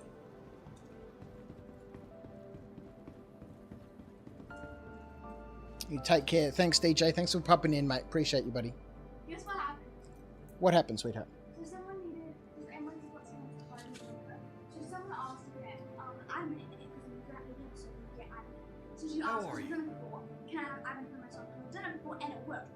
We tried something that didn't do anything, right? So during some games, some things were happening, was happening. And then during one of the most recent things that just happened, this girl started like floating everywhere and everything. And then someone said just use logs. We went into logs and scrolled down and we saw that someone, the only other person who had admin other than me and Emily, used break dance and then their username. And I used it on myself and did the exact same thing. And then we resealed them. Like, my iPad. Then resealed everyone and kicked them. And Never give anyone admin permissions. but it's not admin, it's like in it. You have your own server. Like, Yeah. Never. Even if they want to play their own music, the answer is no. I don't know. You are fined 1 credit for a violation of the verbal morality statute. The answer is always no. Because it ruins the whole experience, right? Alright, sweetheart. It's time for bed, sweetheart. Can we give me a kiss and then off to bed, sweetheart?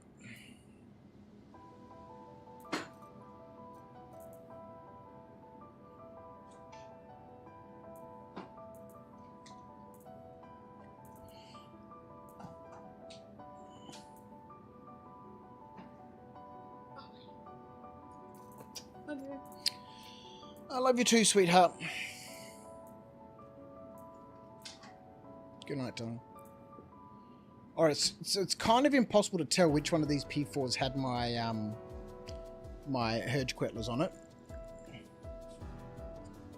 You're logging out, Acorn. Thank you so much, mate. Stop getting myself into trouble. You logged back in just for me. Thank you, mate. That's your job.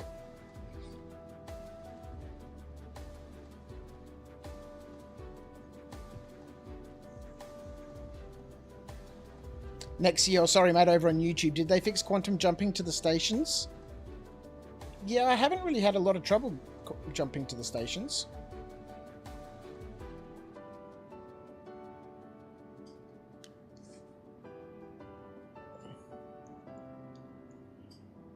Oh, you needed it for trolling people in-game, playing YouTube music in-game through VoIP?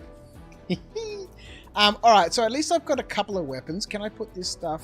No, my backpack's still balked. Let's throw the backpack in there. Let's just clear everything out. Let's grab ourselves a drink before we die.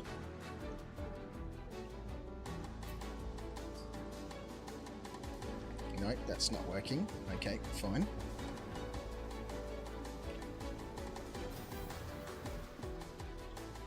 So all of these problems I'm having aren't client-side issues.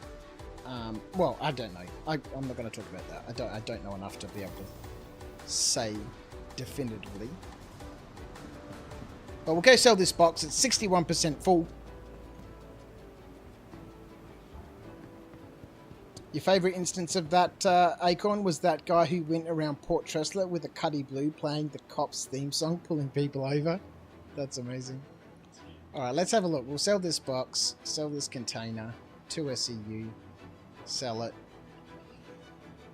48 grand. 48,479. It really would be nice to see a proper, fully scrollable list. Like, for example, this Lynx Core Grey, they're only going to pay me 1 credit for it. So you might decide that you want to keep that as backup armor. And the Sabine undersuits, they're only worth 1 credit. Good night, sweetheart. But because we can't scroll through the full list, that's really all we can see. So let's sell that. 48,000. 48,500 for a 61% full box. And we've still got our P4. Picked up that grenade launcher. Alright. What we might do is...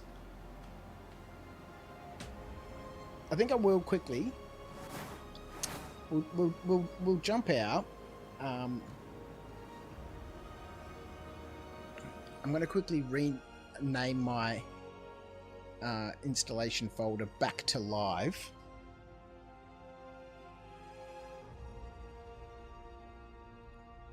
And we'll jump out of the hotfixes. Program files. Robert Space Industries. Star Citizen. Rename the hotfix to live. Reopen the launcher. Go into live. Run a quick verify.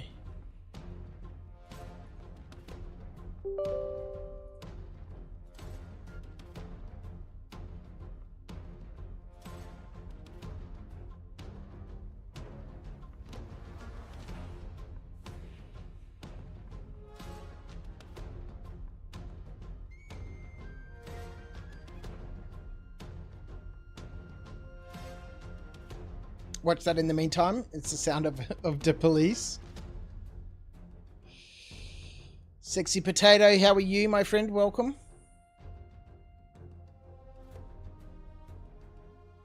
You'll have to post those things on Discord, Acorn, because I can't open those links. Those links will open on the streaming rig, not my gaming rig. And the streaming rig is basically capturing everything that's happening on the gaming rig.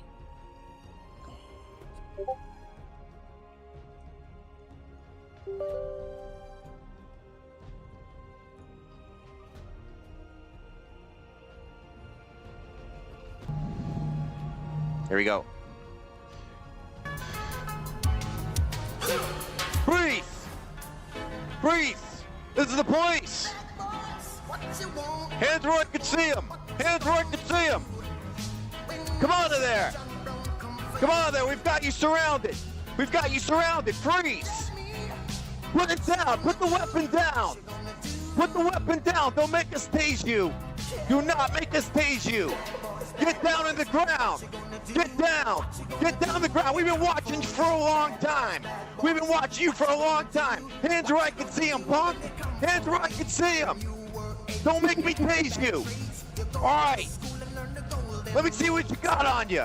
You calling any weapons? He's got a weapon! He's got a weapon! You got a license for that, son? Get down! Get down to the ground! Let me see your hands! Let me see your hands! Stay there! Stay there! We're gonna check you! We have to check you!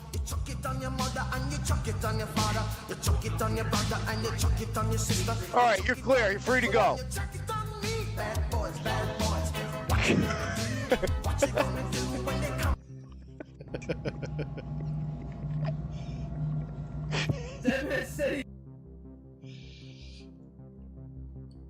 Amazing. Alright, let's launch back in, see how we go.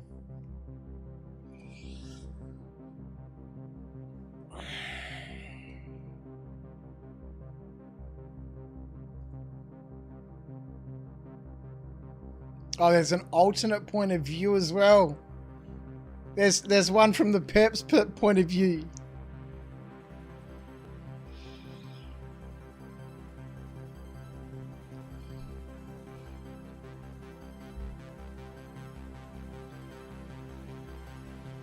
Oh, there's no sound.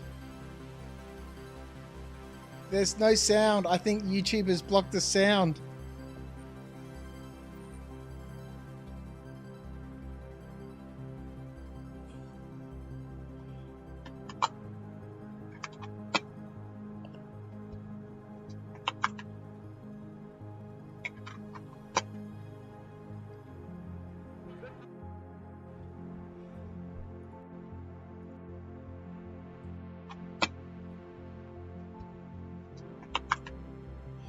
Can hear him on the keyboard.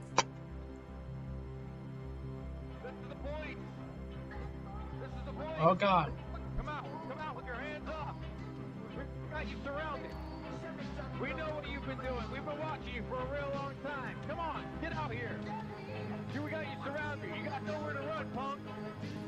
You got nowhere to run, punk. Get out here. Hey. You don't want to mess with the law, son? You want to mess with the law? We got you surrounded. Get out here. Don't make us tase you. Tase you. Get out here. Get out here right now. Get on the ground. Get on the ground. Get on the ground right now. Hands where I can see him. Hands where I can see him. Roll over.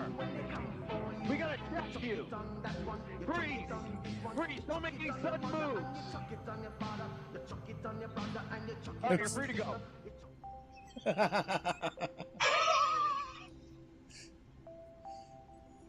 That's so good.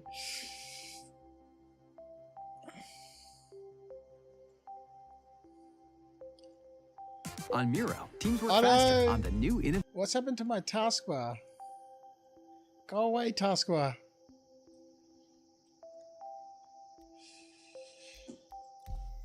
Amazing. Yeah, VoIP turned off, Rhino. But then you miss out on that cool sort of stuff. It's the whole point of an MMO, man. All that sort of cool stuff.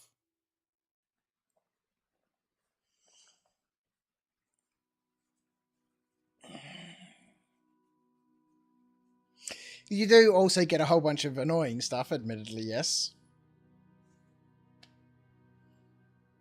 Alright, so we're logging back into 4.0.1 live. No hotfixes now.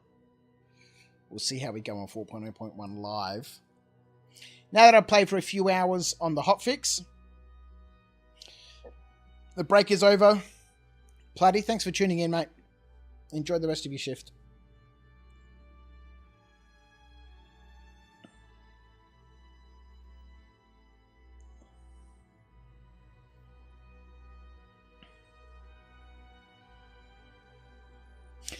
I was running mail this weekend at work. God, it's the most boringest job. I was thinking, you know, because when I'm driving on the freight planes, I'm normally in an uncovered tug on one of the diesel tugs. But when you're ferrying mail from Australia Post out to the freighters, You're normally in like a little electric covered tug, right? So it's covered. You're in like it's like a little train. And I was thinking I could make like a little iPad holder and like with some big chunky magnets that magnet onto like it's the bloody tugs. Those tugs weigh what either the electric ones are 3.5 ton, the diesel are 4.5 ton, and they're made out of thick steel. So a big chunky magnet would just clip straight onto one of the metal parts of the tug. And I've got some really big 24-hour amp hour big lithium battery packs that I could plug in. I could plug my laptop into them and stuff. I could sit in the tug and play some Star Citizen on my gaming laptop. And so I was thinking, I could set something like that up when I'm running mail. The magnet will destroy the iPad. Well, the magnet's not going to be near the iPad. The magnet is at the base of the screen, the base of the arm sort of device. Or actually, no, you know what I could use? I've got one of those things that bolt onto the desk with one of those little clamps, and it's got like a flexible arm. And I could take that. That would make way more sense, because then I don't need to make anything. It's sitting right there on the desk next to the ninja's computer, and she never uses it.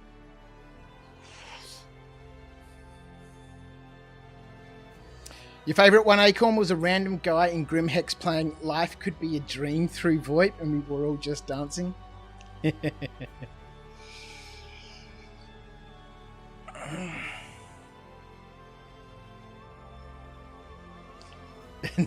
Not if I put another magnet of the opposite polarity on the other side of the iPad. 2 magnets. One magnet cancels out the other magnet. Alright. Might try a couple of the hauling contracts and see how they go. Then I might make my way over to Pyro and finish up with a bit of rock mining.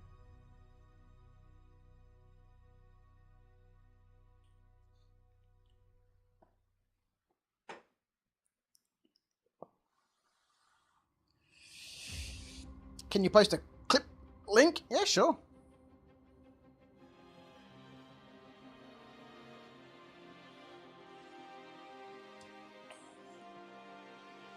I can't watch that. If you want me to watch it, you need to post it on the Discord.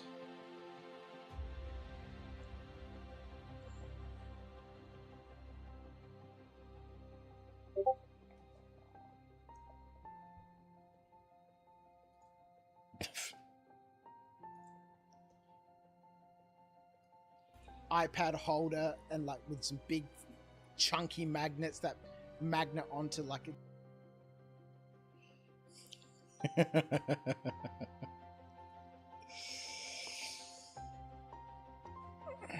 The magnet wouldn't hold the iPad on. The magnet is to hold the iPad stand onto the tug.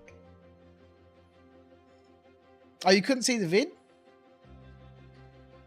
My cam was in front of the other cam. Amazing. I'm a professional streamer, don't forget.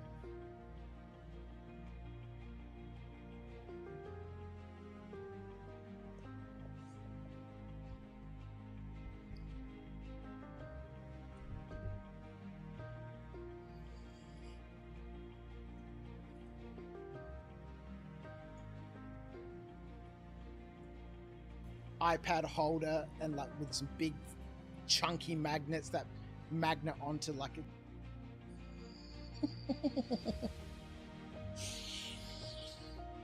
Come on, Star Citizen. So I have noticed in the hotfix as well, it takes a long time to log in, especially when you're at a station. If you bed log, it's generally much quicker, or at least the limited number of times I've bed logged. In this patch, it's been much faster.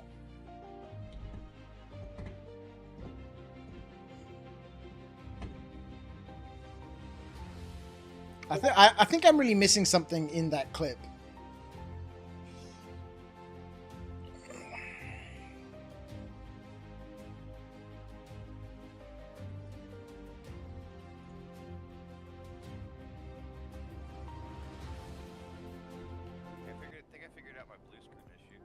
Did ya? Yeah, I forgot I overclocked my RAM. Ah, nice. Overclock the RAM, dodgy internet link. It's all gonna be a-okay.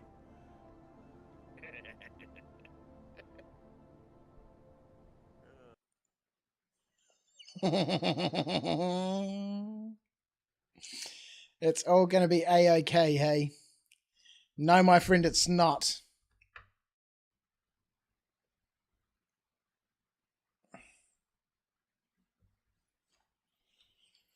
All right. Come on, Star Citizen, let's go. Just get me in there.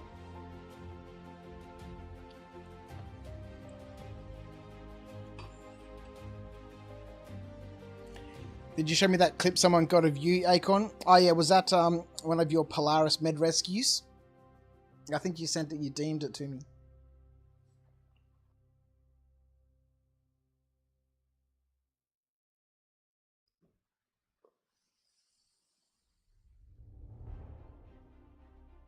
And I need to figure out which of the microphones is, or which of the voice meter channels I need to set as my in-game microphone so I can get the VoIP working.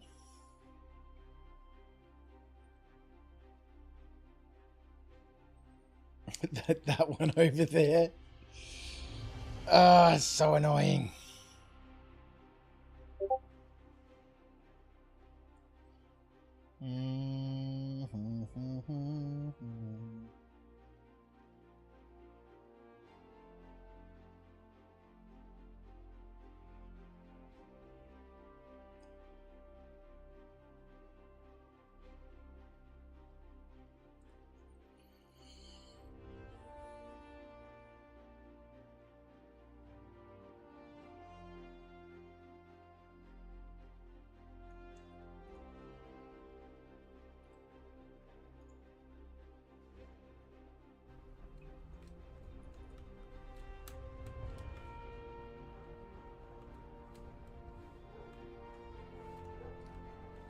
This is, yeah, the Prison Break one.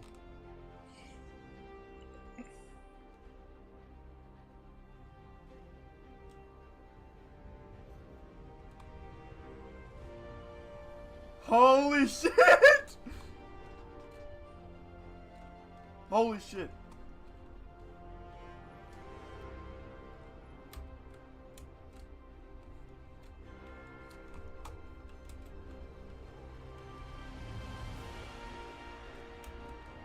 Run.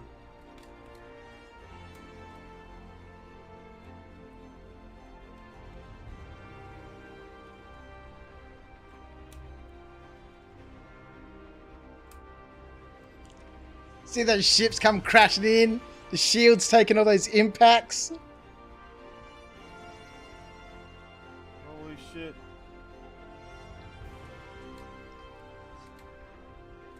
Fuck. They're walking.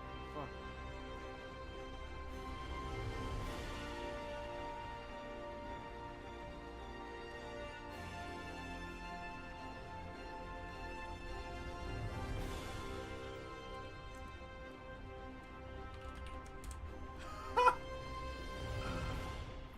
Oh my god, it's a movie.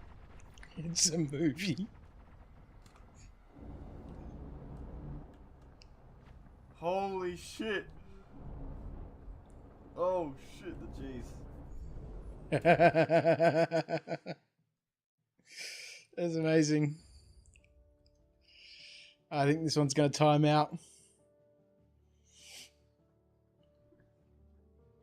Output should be in the name of, if you remember. We'll have another look.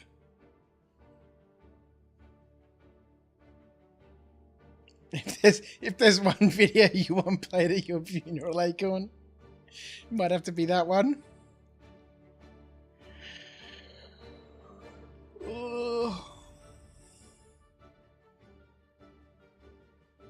Check the entities and display info. I'm just going to wait until it times out, man. Yeah, we got nothing now.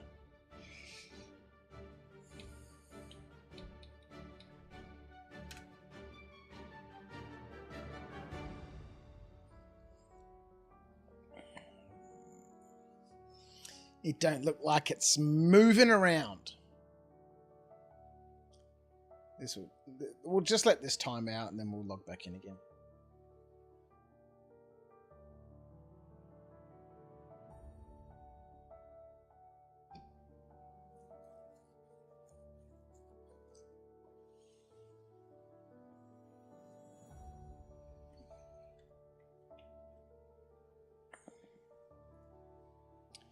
This bloody voice meter potato.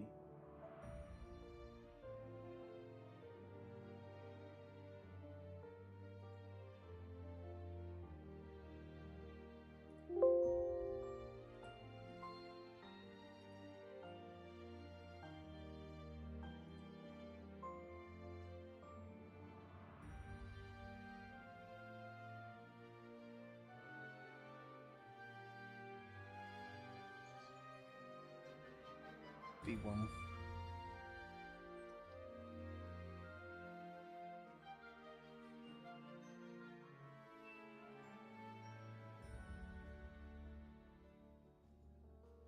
I'm getting 60 FPS, which is good, you know. Oh, come on.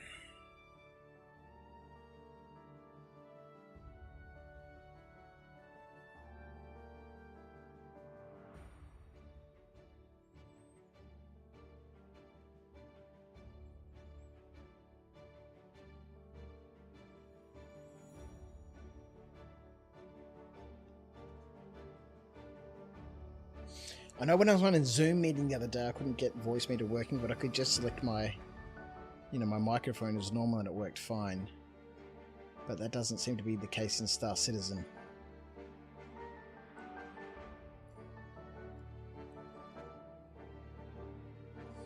There we go, there's our timeout.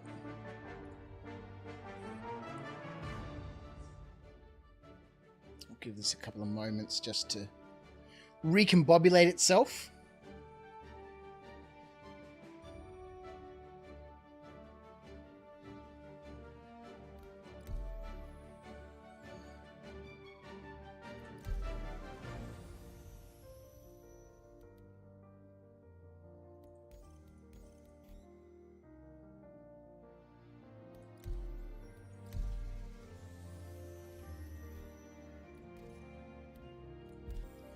Might go back and just reset the we'll go back to hotfix. Stop it. Acorn, you've been playing Zelda Tears of the Kingdom. Potato, you're gonna go have a shower. Alright, bro. I'll see you a bit later on. Alright, let's just go back to hotfix. Stop it. It's not gonna make any difference, right? We'll just, we'll play with the most recent release of whatever they're giving us.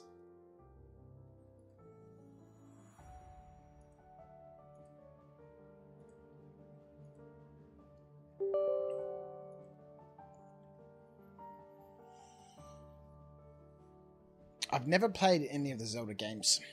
Not one of them.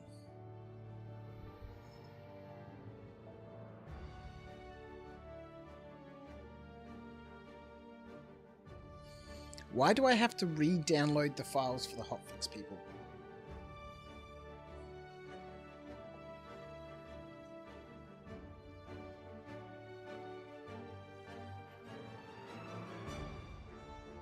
Not played Zelda? That's almost enough for me to unfollow. I'm not really a gamer. I'm a tabletop gamer. I'm a filthy, computer game casual. Most of my gaming has always been tabletop.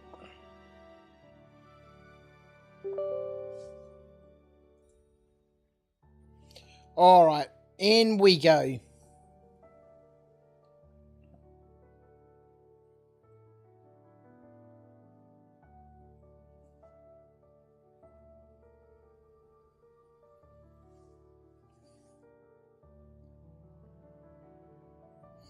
What's the SCU capacity on the Titan? Is it 10 SCU on the Titan? I guess we could have a look, hey? We got time. not much be going on.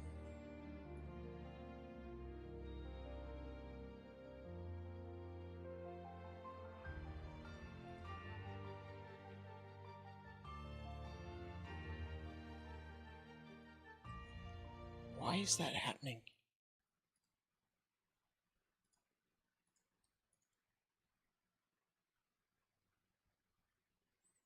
It's 8 SCU, is it?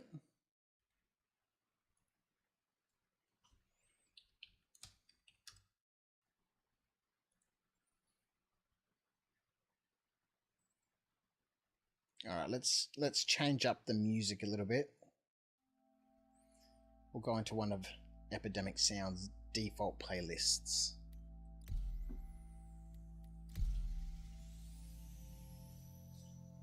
Fifth in the queue. So 8 SCU that's enough to do like the starting hauling contracts. You know, sometimes you can get ones that are 6 SCU, 7 SCU, 8 SCU. I'm sure you can probably squeeze more into it than what's available on its grid, right? Most ships, like the Cutter Rambler, for example, only has 2 SCU on its grid, but you can fit 8 1 SCU boxes in it.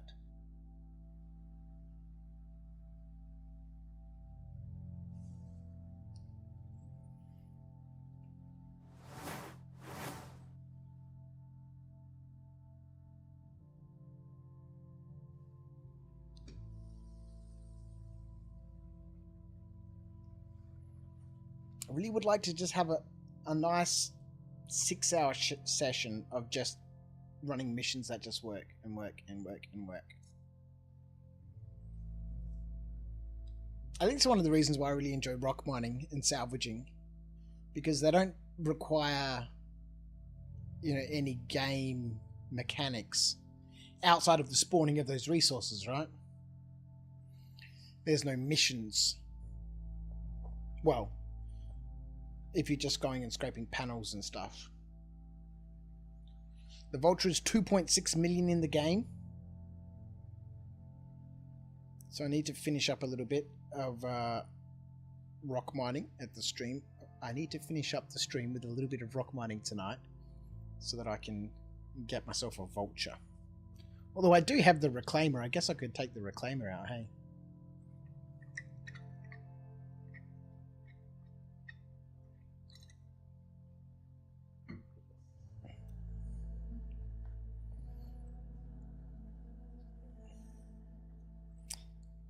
I'm going to take the Reclaimer out. Do you know why? Because I have never flown my Reclaimer. Not once. I've never been in it. I bought it and it's just sat there in my hangar.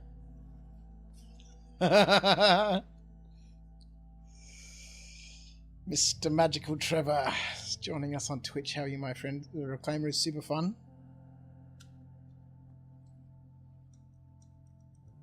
It's a weird flex, but okay. It wasn't meant to be a flex. Oh, God. I bought it back when, you know, we were doing more community streams, and I was like, you know, I want to set up like an industrial, not an org, but like I'd love to have like an industrial group. We could all get together once a week on stream and go do some industrial. And then, you know, I'm so bad at organizing things that never really happened.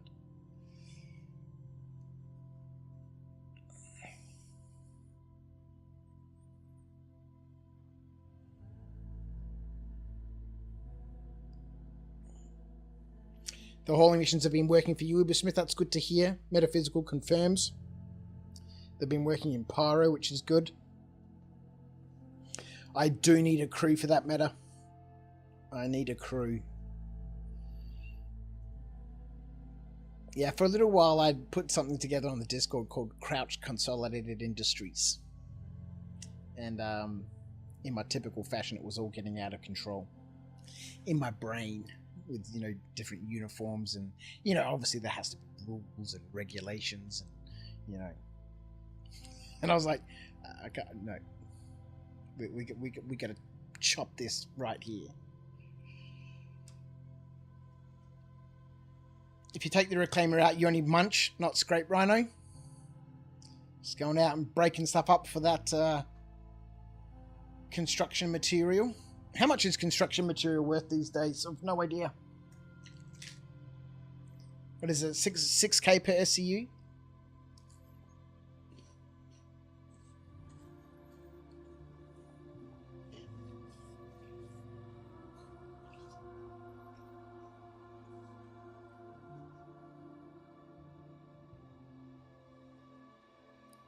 Let me in.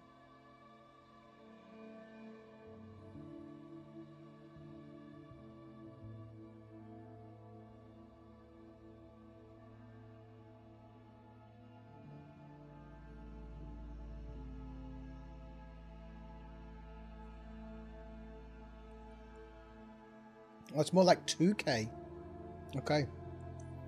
So there's a bit of a difference in between the RMC and the construction material. Obviously, just, you know, munching ships is going to be way faster. I like the whole process, though, of sitting there and just, like, slowly painting away the hull.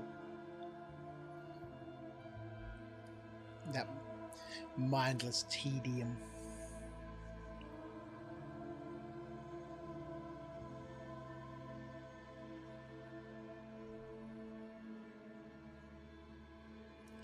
Let me in. Let me in. We're having a proper, you know, menu simulator session now, aren't we?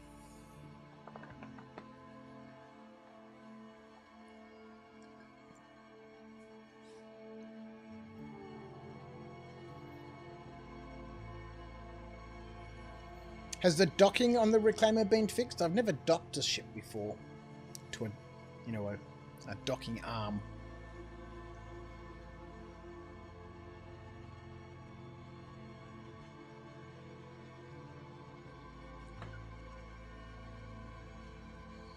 I guess so if I'm taking off from Lawville in my extra large hangar, and then coming back to Lawville and landing in that extra large hangar, it's not too much of a problem, hey?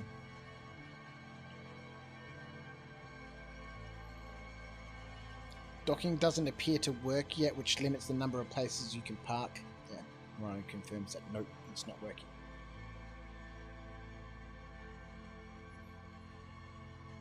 That's okay. Now that I've decorated my hangar with, you know, all my decorations and bits and pieces, I don't mind taking off from Lawville and coming back and landing at Lawville and let me in. Let me in. Not by the hair of my chinny chin chin. It needs a rework for docking to work. Okay, well that's good to know.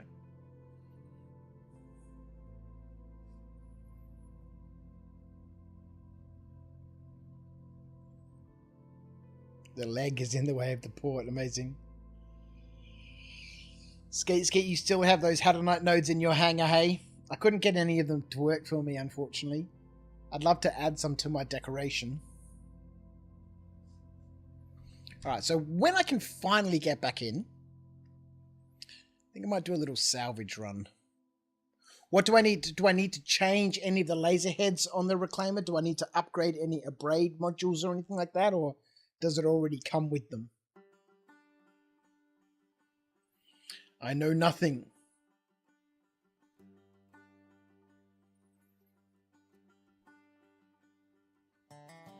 They have trawlers. Okay. Oh yeah, of course they're going to be much, much bigger, aren't they? I think I'll get the Reclaimer. Maybe do some of the salvage missions. And then maybe find some panels. If I can get back in.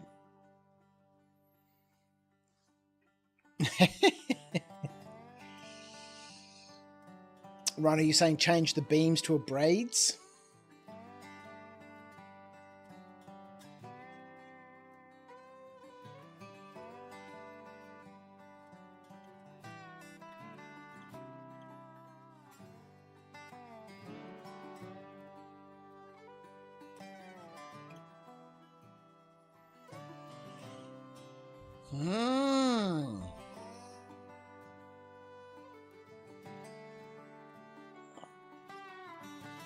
Oh, you just sold your Fanatec wheel hub and all. Today's a good day. Man, I'd love a Fanatec wheel and hub.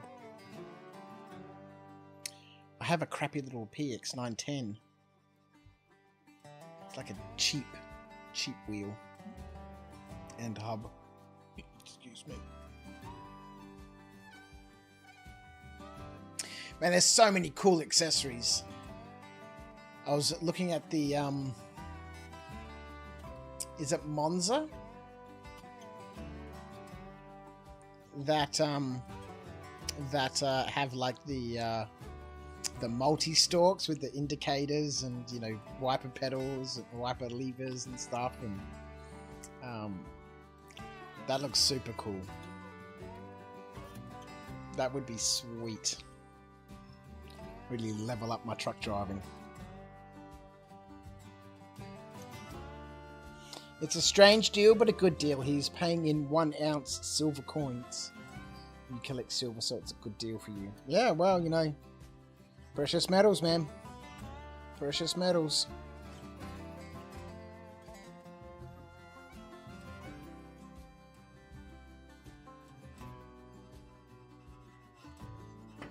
Yeah, you don't think I'm loading in? Neither do I, man. I've been number 1 in the queue for a long time, man.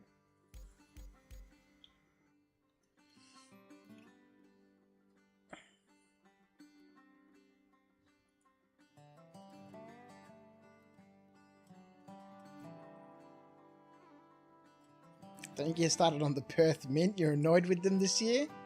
Wait, what's coming out of the Perth Mint that you're buying, Slash?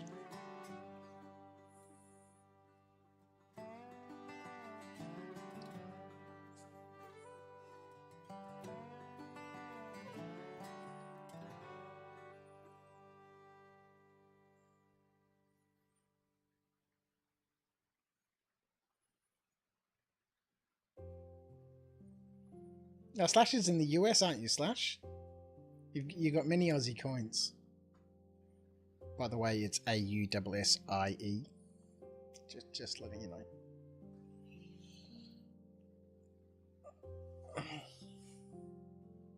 Perth Mint making Teenage Mutant Ninja Turtle silver coins, really?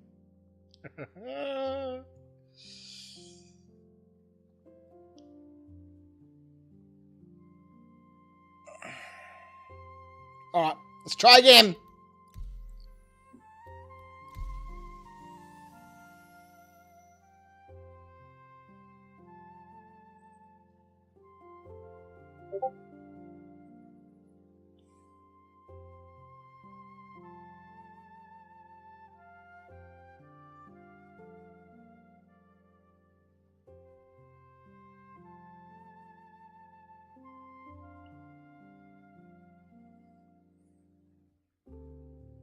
AUSSIE.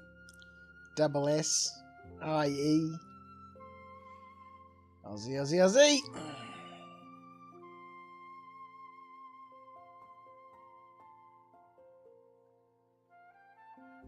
Mr. Jim Flag, how are you? Well, how is the hot mess today? Well, welcome to Menu Simulator. We did actually have a couple of hours of, you know, good gameplay.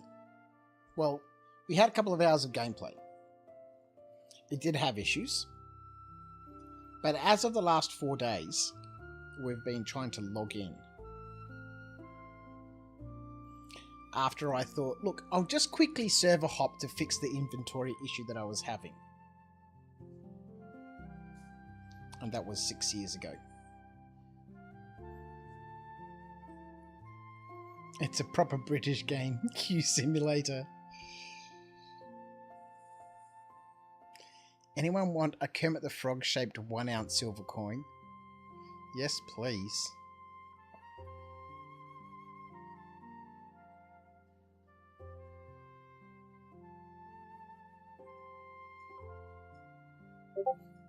So we're back on this. Oh, no! Okay, what's going on?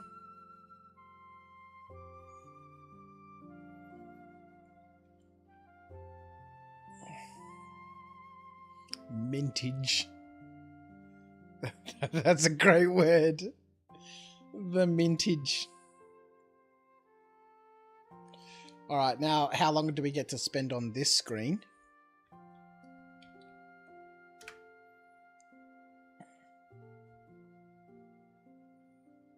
have 0 entities so far. Perfect. Oh, 2, 6. Oh, 1,700. We're off, ladies and gentlemen. We're here at the races. 18,300. No, we've gone past that. 36,000, 40,000, 700, 43,222. Ladies and gentlemen, 422. Can we get a few more?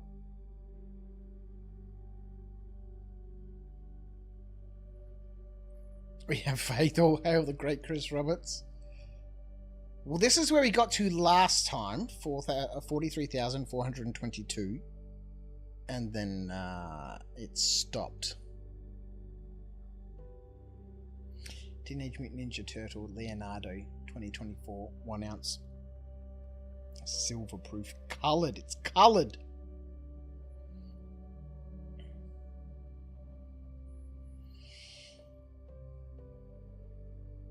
Well, if it's coloured, it can't be all silver, then can it? Sold to the man in the Chris Roberts shirt. Looks like we've crapped out again. You hope they weigh them before they paint them.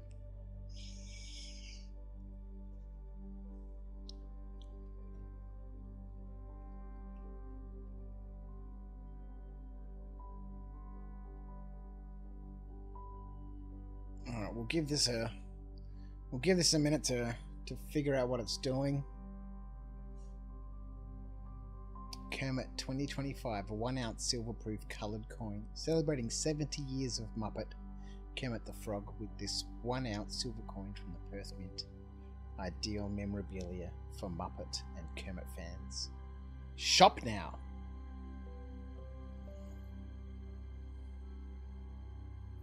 You very much dislike the coloured coins. It takes away all the shiny and yeah, exactly. It's metal, man. That's what you want, metal. I'm not buying a toy. I'm buying precious metals. Oh, I watch a couple of although I haven't for a while now.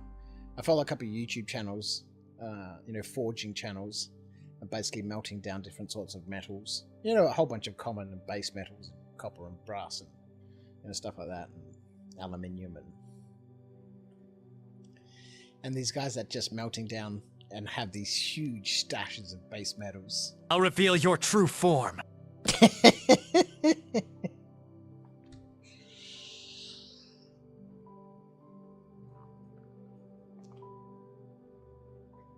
You watch those to fall asleep, Magical Trevor? They're really relaxing. Oh boy. Yeah, I was emptying out my furnace at the warehouse last weekend, and I took a little, a metal cupcake baking tray. It must have been like 20 kilos, maybe more, of a white metal alloy for spin casting miniatures, and I cast out all these little cupcake-sized little ingots, right? And I thought, I'll chuck them all in a bucket and I'll take it home in the car. And as I was picking up, like, they're little cupcake-sized lumps of metal. They're pretty heavy. And I was like, man, these are pretty heavy. And I was like, I wonder if I'm going to be able to move this bucket. I was like, yeah, sure, I'm a He-Man, yeah. And so I chucked all these little metal ingots in the bucket, and I went to lift it up, and the whole bucket just flexed, and the handle bent. And, like, it has a metal handle on the bucket. It's like a solid bucket. And I was like, oh, nope. That's we're gonna have to split this bucket in half with another bucket. And he's got to weigh way more than 20 kilos.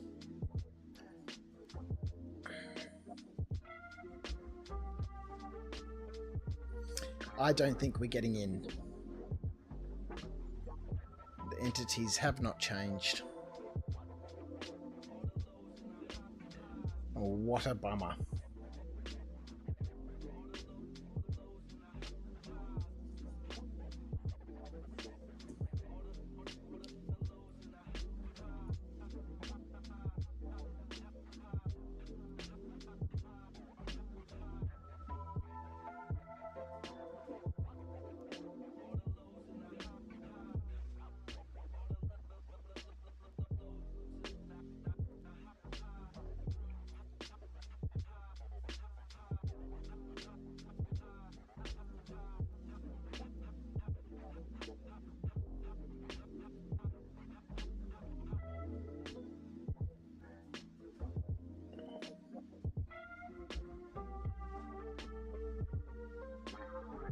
Oh man, anybody else watch this guy? What's his channel called? Project Sim Racing. This guy's insane. Oh, Paying with God. points feels like free with your Westpac Ultra. Good old started as an ad, of course.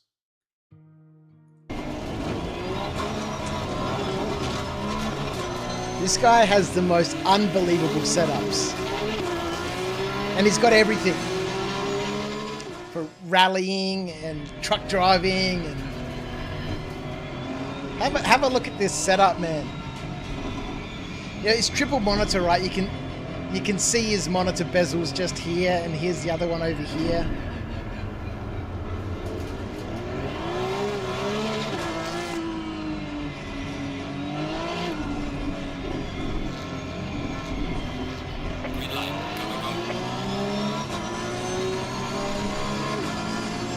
Like, talk about immersion.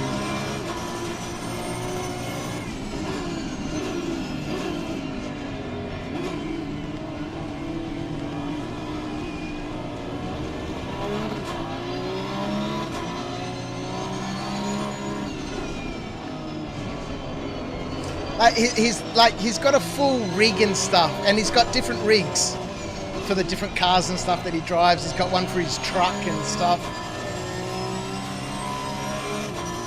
Yeah, boosted media is another good one.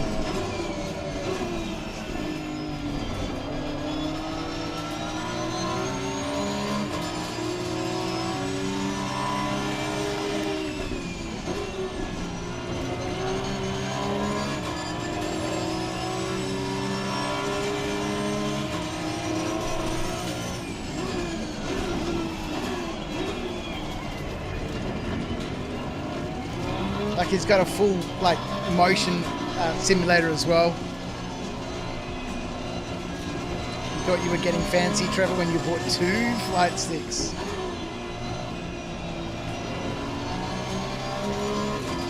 Yeah, this guy is intense, man.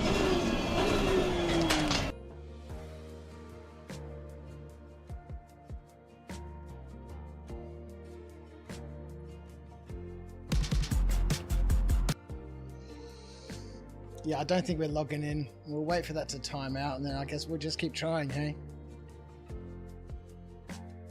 Man, I need to re-up my premium.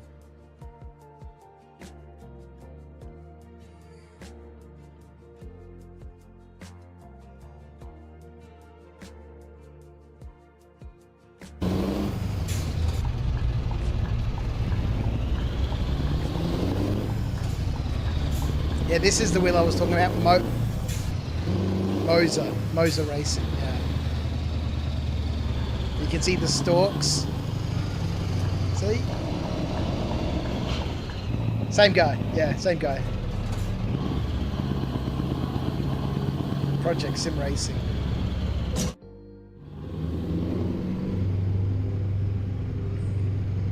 I love Euro Truck Simulator. It's just so chill. And with this sort of setup, it would be so enjoyable. No, he's got different bays. He's got different rigs.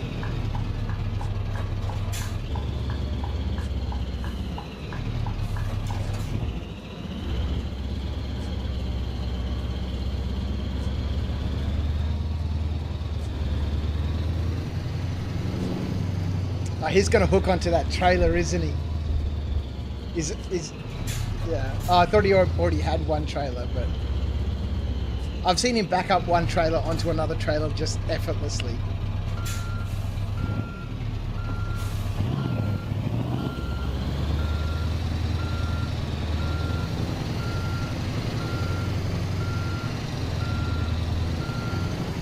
Like, I've watched so many of these videos.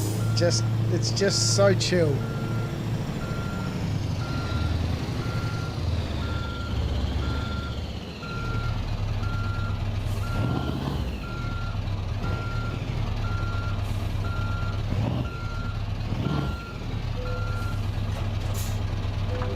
Every time I see the big trucks pull into work with all the big mail cans and stuff on them, I just think about, you know, Euro Truck Simulator.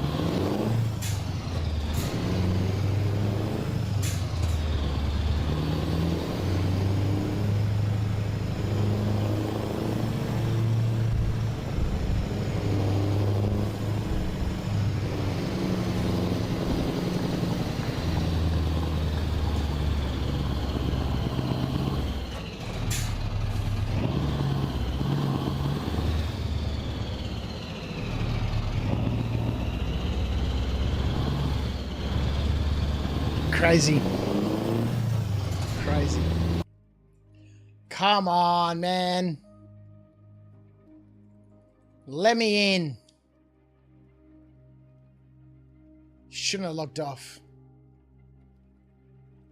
Player location, invalid location ID.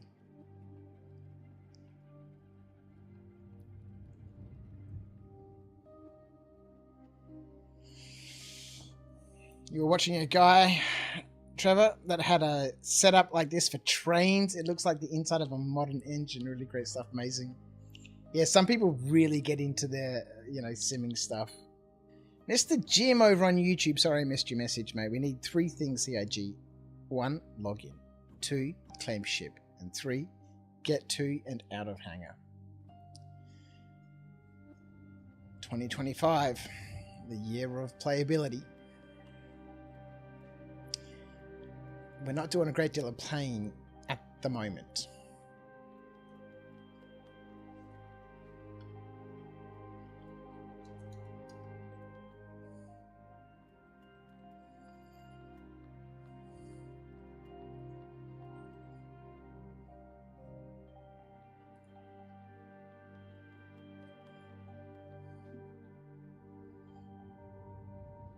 The game is not running.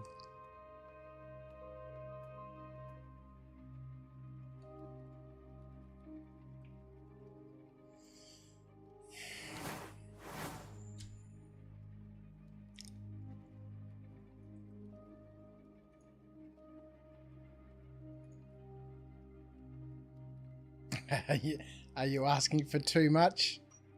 No. It's like they're like the bare minimum things that we need, right?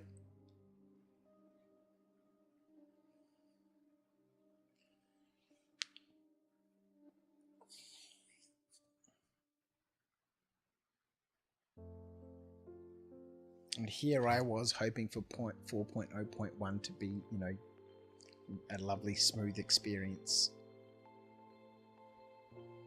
I've been looking forward to today. Like I said, I haven't played at all this week. I just haven't had the time. And I thought, yes, I'll jump in. There'll be like all the missions will be there, and you know, get in and actually have a, you know, a nice fun play session.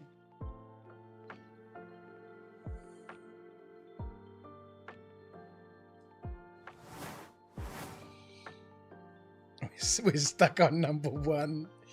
We're 1/3 of the way, man. Gotta start somewhere. Why is there live and hotfix? It's kind of like they both use the same database, so you can either play on live, or they've released a couple of hotfixes, client-side hotfixes, which are supposed to have fixed a bunch of you know, issues with elevators and stuff, and so you can either play on the hotfix, in which case just rename your live folder to hotfix capitals and do a quick verify. It downloads about 4 gig worth of updates, and then you can just switch backwards and forwards between them. They're both live, so anything you do in hotfix is also, you know, it's the same database, just different client-side updates. Yeah, I don't think we're going to get back in.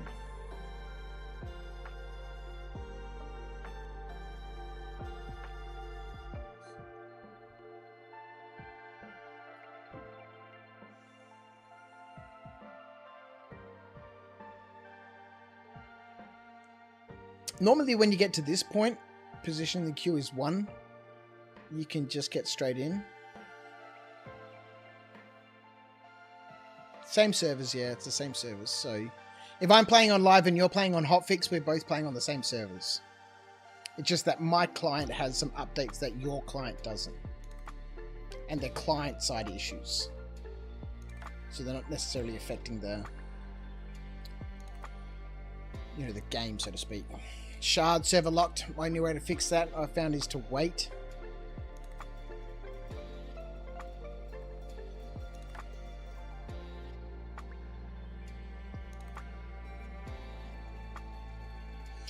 Yeah, what we can do is we can go back and rename the hotfix folder back to live again. And that'll reset our character. Or reset our shard, I should say.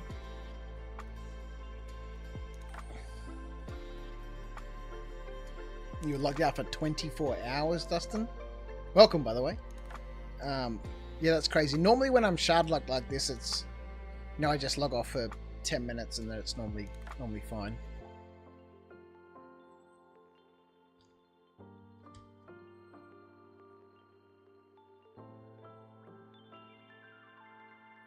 Yeah, this isn't. If we cancel this, we'll still see this spinning wheel in the background. Yep.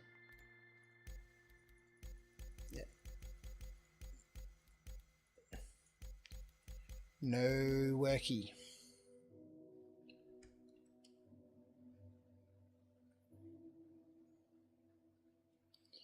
So what we might do.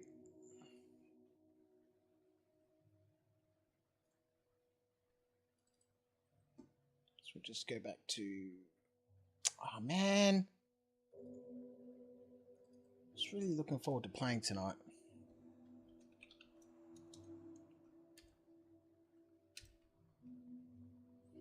Alright, we'll rename that folder back to live, go back into the launcher, go back to live, run a quick verify.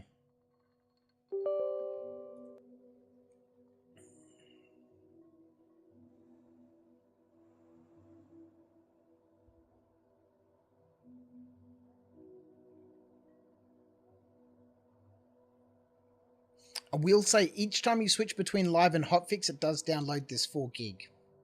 Why?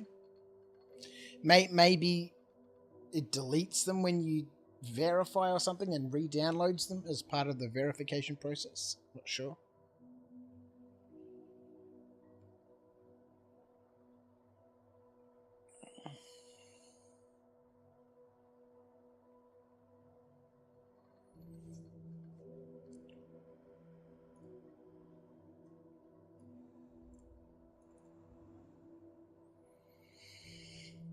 So this is that the Red Festival envelope display stand that I had in my hangar for those people who were here at the beginning when we had a tour of my decorated hangar. So I think you can find more of these envelopes in loot boxes, right? They're not hidden around the place like the Luminalia gifts. These ones are in loot boxes, yeah?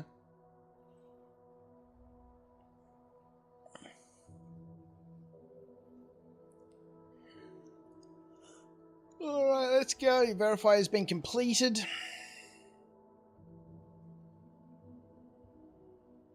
Maybe I should do a quick character repair as well.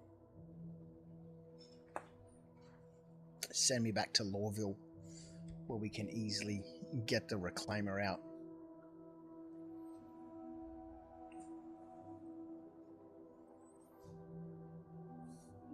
I just want to play the game.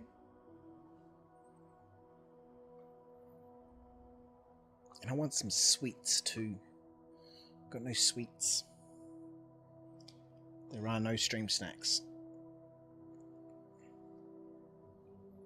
We've got a generous amount of money in the Stream Snack Support Fund.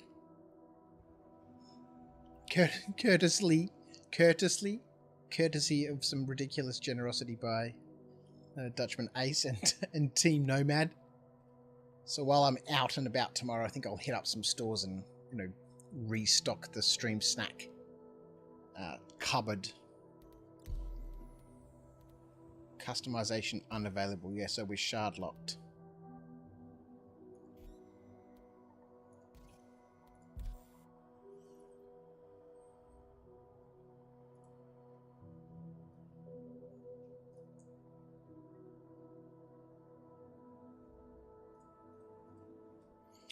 I'll do a quick character reset.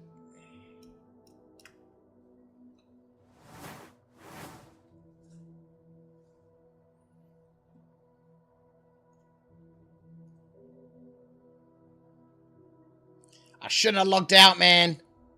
I shouldn't have logged out. Character repair. Character repair. Request repair. Why do I need to repair your account? Because it is broken.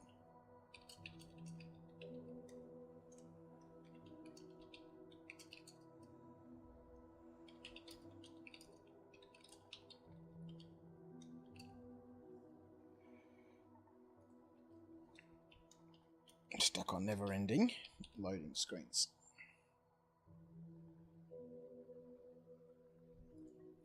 My password 1, 2, 3, 4, 5 exclamation mark. Submit. There we go.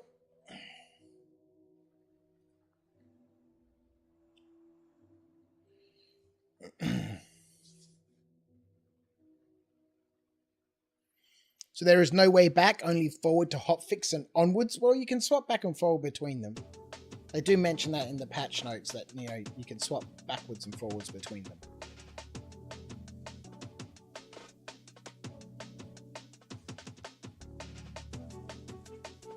Alrighty.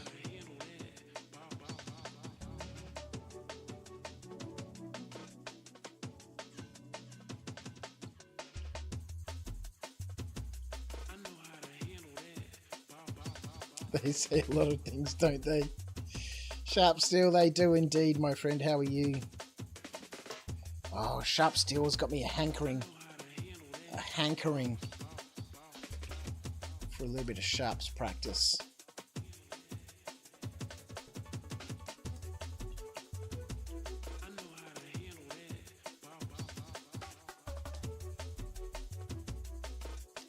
No, it's not sharps practice. What's it called?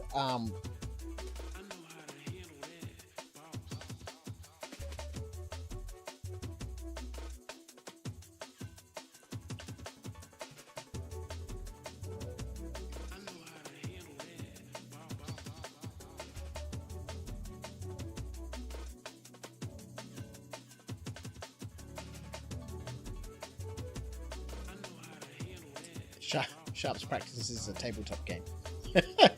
Why do projects ship faster on Miro? Is it? All right, let's have a look.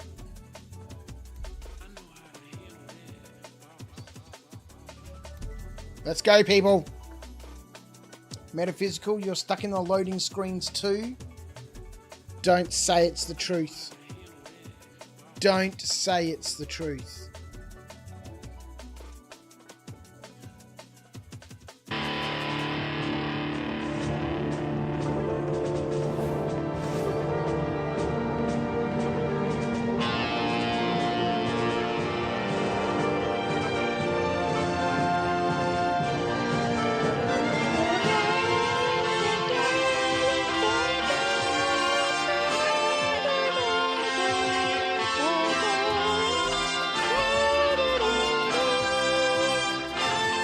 Mr. Jim Flag, how are you, my friend?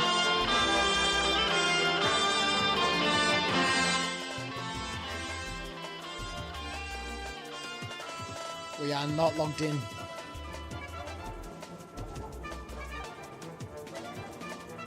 And we have found our way to Sharps Rifles.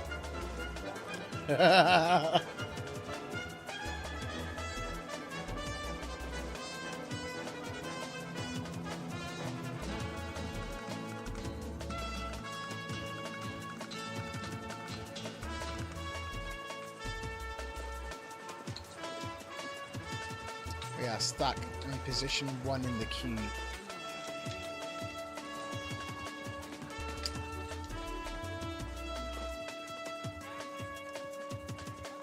I don't think we're going to be able to log back in tonight. It's been a long time now.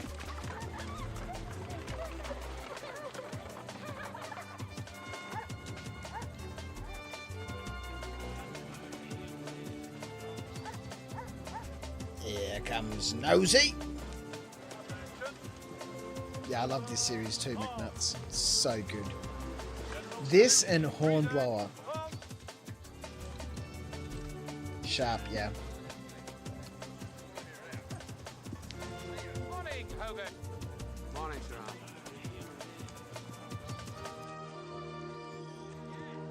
Over the hill, far away.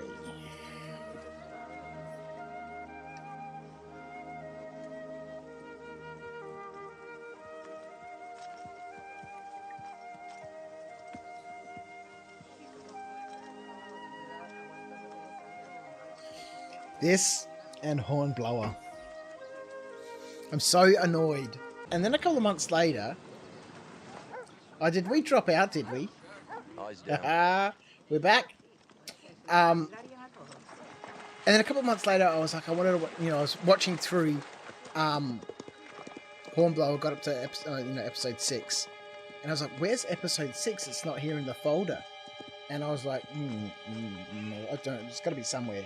And about a week later, I realized it was in the bloody DVD player that was, misbehaving itself. And I chucked that DVD player in the bin. So now I've got the whole Hornblower collection in like a collector's case. Missing freaking episode 6. Frustrated.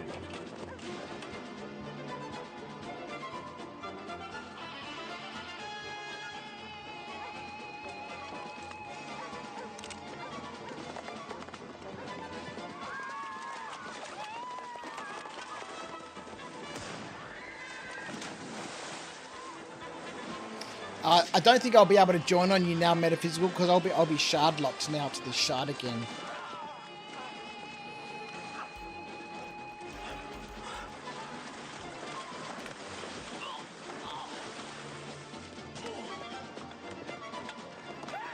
We'll just play a little bit of Hornblower in the background, and hopefully at some stage this year we'll be able to get back on. Hornblower, a little bit sharp. A little bit sharp. Hello!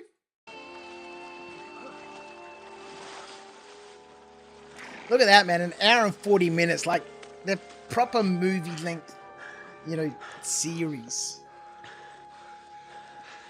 Both this and Hornblower. Hogan? What's your name? Sharp. Sergeant. Masayama. 2nd Battalion, 95th Rifles, sir. I'm much obliged to you. You did me a damn good turn. Now I'm going to do you a damn bad one. I'm giving you a field Might need commission, another Sharp. character repair. From this moment on, you're a Maybe. lieutenant in the 95th. Major Hogan. Could try logging into Meet Arena Mr. Commander and Sharp. see if that helps unlock it. Capital The good old choice, sir. Arena Commander trick, The hey? minute I saw him, I looked. Hogan says, aye, that fellow don't seem much, but he's a natural-born officer. Of course, Sir Arthur, he'll need a mentor. Hogan, you keep your hands off him. Hogan is an officer on my staff. Your colonel will be informed. I'll request that light duties till his wound be healed. Good day to you both. It's so good. Like, Light duties it these is. two series, Sharp and Hornblower, are like my background. They're like my See here, Lord of the Sharp. Rings and my Stargate Light SG-1. They're duties my means full staying at background. headquarters Sort of, and being snubbed I've got to by get on with doing snobs. something. I'll put some headphones How on and would you put on like one of me these shows to in the find you background something that to I've do? seen 400 different times. As long as it's safe, sir. That's my boy.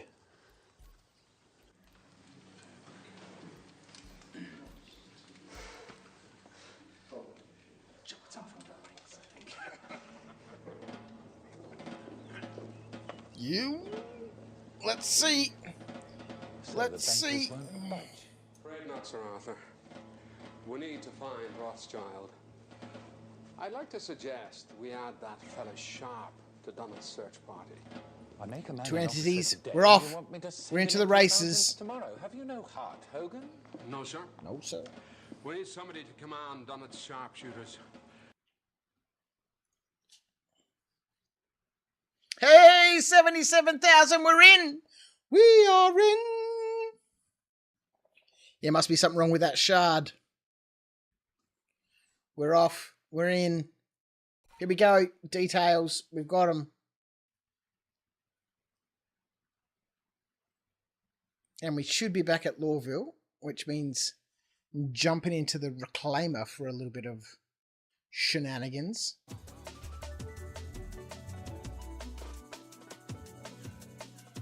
Should be an easy deal. Okay, now for step 2. Yeah, hold your horses. There's always another obstacle in the game. All right, let's go. Oh yeah, I'm dying. Oh my god, I am dying. I'm literally dying. Amazing. Can I drink anything? Yay, butt juice.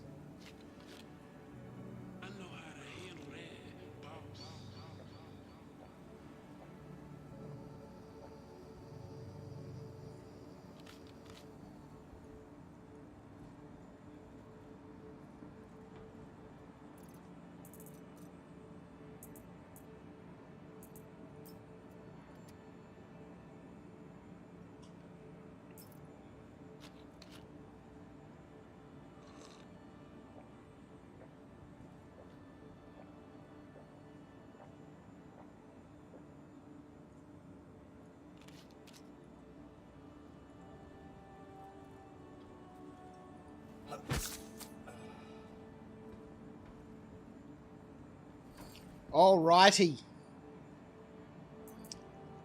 That was closer than I would have liked it to have been.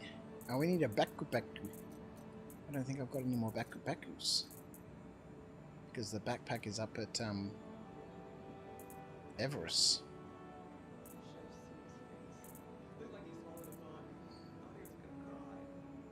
Let's take this medium backpack. It's clashing a little bit, but you know. Alright, so let's take some void. Let's take some drinks.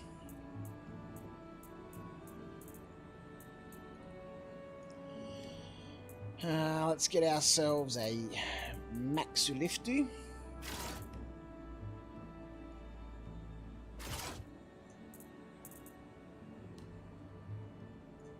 And we need a helmet too, don't we? That was also in the backpack.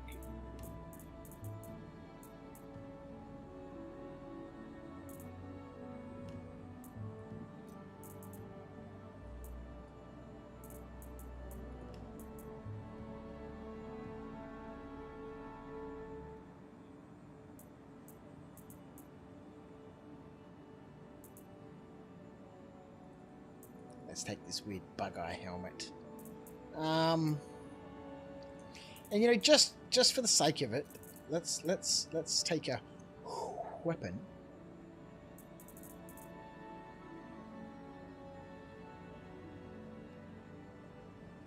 We'll take this P4 with a little bit of ammo. Oh, we're already loaded up. Good. It's time to get the big girl out, isn't it? It is indeed. Survived getting out of bed. Well, we've still got a long way to go. Let's turn off some of this stuff. That's just distracting. Alright, let's go. At an accelerated pace, maximum velocity, full power, with all haste. Oh my god, we're still on the same server that I was on before. There's my Ursa. we're back on the server that had the my god, all of that time to just get back on the same server. Oh man.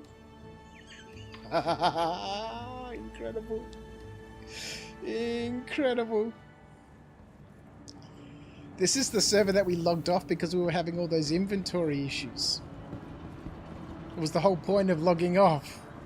So we could try and log on to a different shard. And after all of that, including the character repairs, we're back on the same bloody server. There's my Ursa. That's incredible. You thought the hotfix was only one server? I don't think so. No. So you can play with the client-side hotfixes, but then there's also server-side hotfixes that have been rolled out non-destructively. So basically that means they'll get rolled out as servers crash and restart. They won't bring down any servers to apply the hotfix and then load the server back up. Which would be destructive, right? Taking a server down. But non-destructive basically means when the server crashes or turns off, then they'll apply the hotfix and restart the server.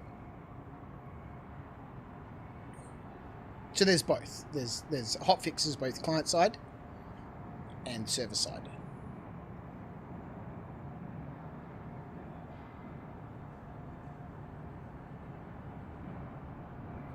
You just left a server that had 33 people on it, dogs.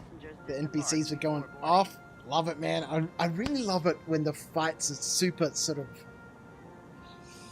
So Australia got only one server? No, I don't think so. I've just probably been bound to this server now. The game will always try to log you back into the same server that you were previously on. If there's space on that same server, it will always try to log you back onto that same server. The only way that you can change to a new server is to region hop and log onto the server and then hop back to your region. And then it will put you onto a shard. Did you know why we drink water? Because we can't eat it. That's true. I need to fill up my water. Water. Let me get off the tram. Let's do this thing. Whoa! I'll go fill up my water, and then we'll get aboard the old Gabriel Knight and go do a little bit of reclamation. I'll be back in just a minute, folks.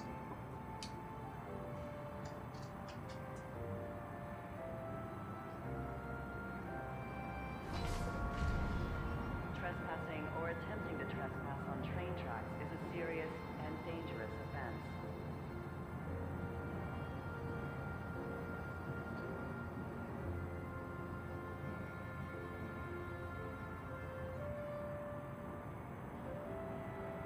Be considerate to your fellow travelers. Do not block doors.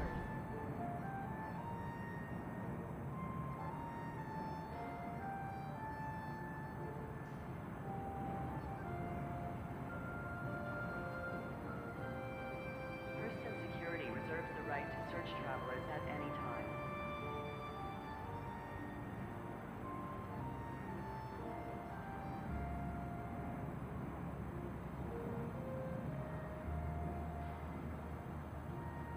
Step away from the platform edge when train is approaching.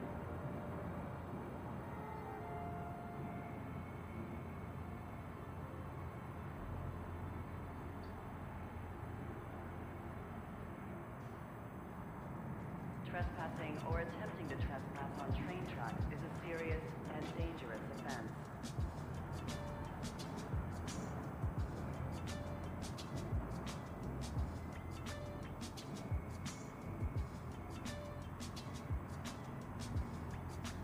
First Security reserves the right to search travelers at any time.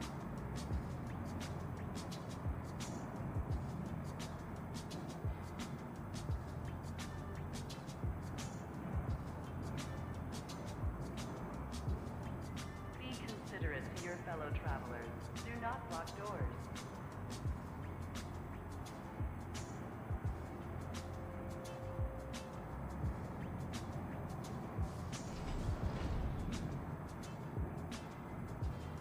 Step away from the platform edge when train is approaching.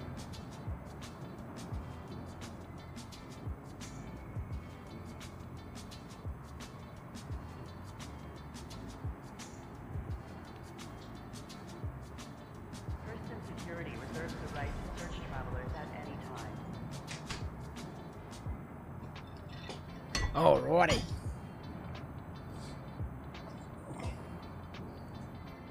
But can you eat Cruise Lux? You do. It's like a porridge drink. You can drink it and eat it.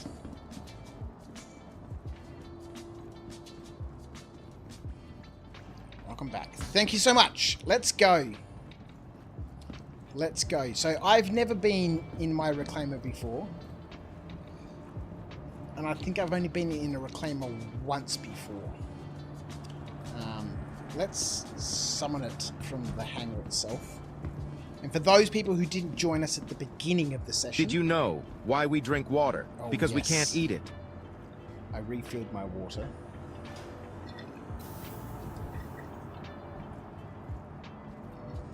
And I put a bunch of ice in it too. Making my teeth cold. I finally got out all my decorations, including the fish tank, which is absolutely huge. I didn't realize how big it was.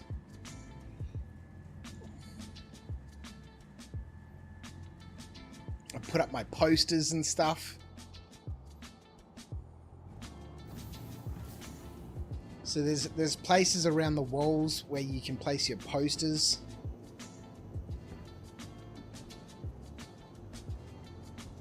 Put a little table here with a plushie. Welcome to the ASOP Vehicle Retrieval System. Where is the Gabriel Knight? Aegis Reclaimer. Deliver. Oh, hang on. We need to get a braid modules, right? We need to get a braid module. So I think what we'll do is you guys can help guide me through, solo, salvaging in the Reclaimer. And then I think we'll organize a group gameplay session for maybe Sunday. We'll see how we go with the move. So I need a braid modules, right? Is that what we need to do? Whilst people debate that. Here's my fish tank, right? So I put it right in front of my terminal. I'll put some decorations around. One of my executive gold sniper rifles. Oh god, when you get too close to the table, things start going a little bit skew-F. Here's the fish tank. Sans fish. For solo salvage, the vulture is better. Yeah, 100%, but I don't have a vulture. I gave away too much cash last weekend, saying that I don't need any more ships. I've got everything I need. But I totally forgot that I'd melted my vulture, and thus don't have a vulture.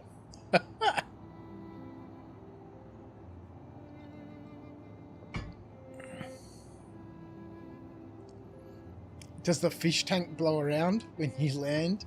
No. Does the fish tank? Here's my my collection of so you get 3 of these envelopes to start with, right, as part of the Red Festival, and the rest you've got to find. Oh, there's no need to correct that Jim flag. If we were in New Zealand, we'd be saying "fosh." Look at this beautiful fosh tank. That was so bad. Alright, we're just going to go out in the Reclaimer as it is. I can't be bothered changing it. Let's just go. Your vehicle has been delivered to the following location. Please visit us again. Nah, bro. Things only get really interesting, eh? When you've got fish in the tank, and you can look at them, and they're all cute and swimming around and stuff, eh, bro?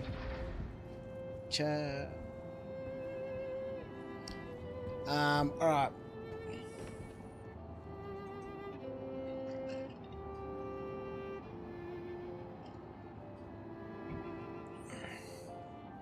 I've got some the CitizenCon Best in Show holographic posters up over next to my freight elevator. I started working on like a little sitting area over here, but the problem is, like everything in Star Citizen, it doesn't really work properly. As soon as you get close to the table, things start dancing around, right? So if you put chairs around it and you sit down, the table starts dancing around. And then as soon as you step back away from it, it'll settle down. There we go. So you kind of got to have your chairs back here. And so I gave up. I was like, stuff it, I can't be bothered. I've got my fish tank out, got my pot plants out. Where's the other pot plant? It keeps falling off the ground. I think it's down the back here somewhere. Yeah, there it is, upside down.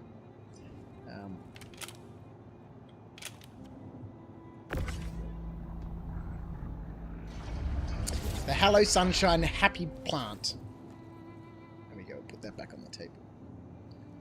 That's a water bottle. Yeah, there we go. Put that back on the table.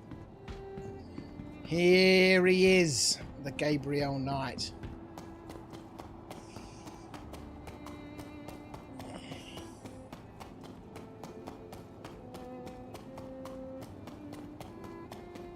wiggly jiggly table, yeah.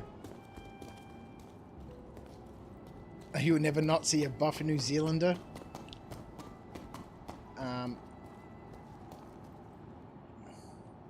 Docking collar, elevator.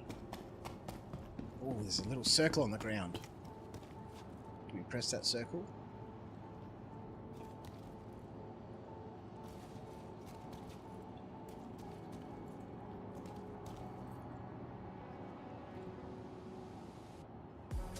Ah, there's an elevator coming down. Look at this. At some stage you need a braid scraper modules for it. So, but it's got scraper modules on there at the moment, right? The trollers. That'll do. You also want your display cases to work, Jim? Yeah, I know. You'll settle for the first 3 things you requested.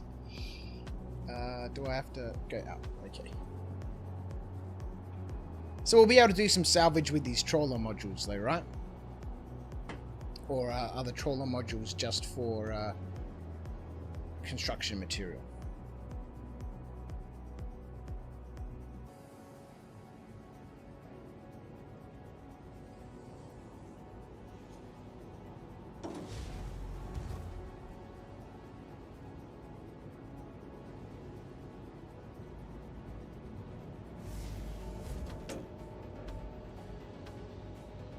Main deck. Okay.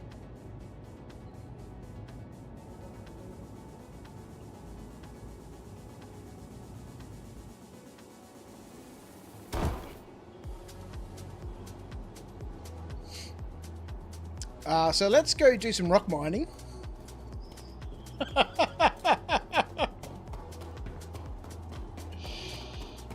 You shall not pass.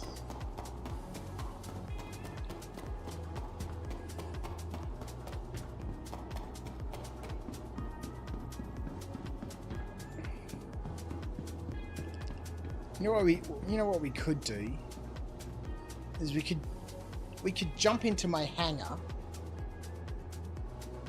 and do some rearranging of my fleet and pick up the vulture or the bloody stupid misfortune. Oh God!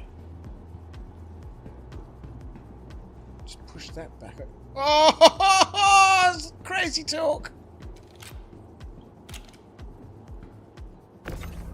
The only thing that in this game that works properly in terms of being able to run around and over are the couches. Everything else is just like, yeah, how you doing? Okay. You back there.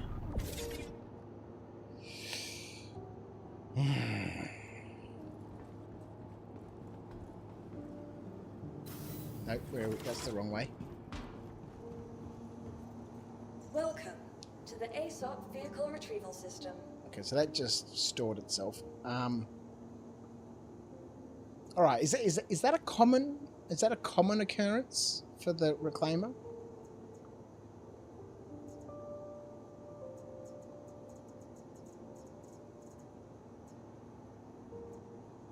All right, let's claim the Zeus.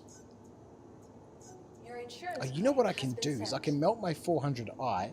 Do not ask me why I bought the 400i. I have no idea.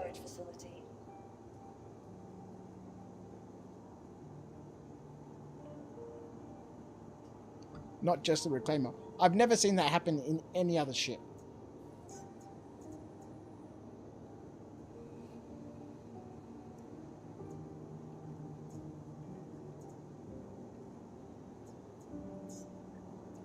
Your insurance claim has been sent.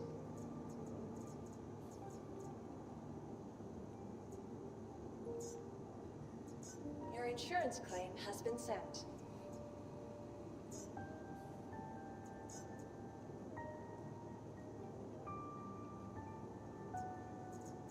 Please visit us again. Goodbye.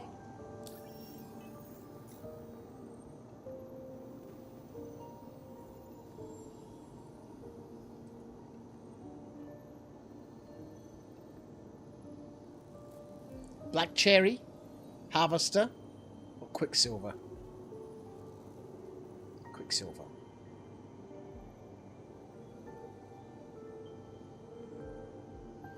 Zeus is your daily driver slash? Yeah, I primarily buzz around in the Zeus too. Can't wait to hear one day your insurance claim has been denied. Yeah, well, I mean, when you make an insurance claim... no, I'm not even going to go... Let's forget about it. They've got their own ideas. Let them do their own ideas. They've dug themselves a hole. And they'll never dig themselves out of it. They'll just keep making it deeper. Alright, so the Zeus is on its way. Let's get that rock... to the ASOP Vehicle Retrieval System. Vehicle selected. Stand by. And what we might quickly do is we'll go jump into the med bay. We'll wait for this to happen.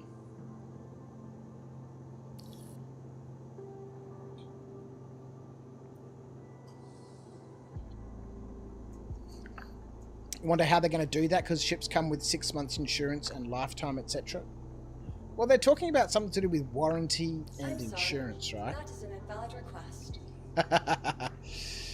Well, all they need to do is, I've mentioned this before, they just need to model it on the real world, right?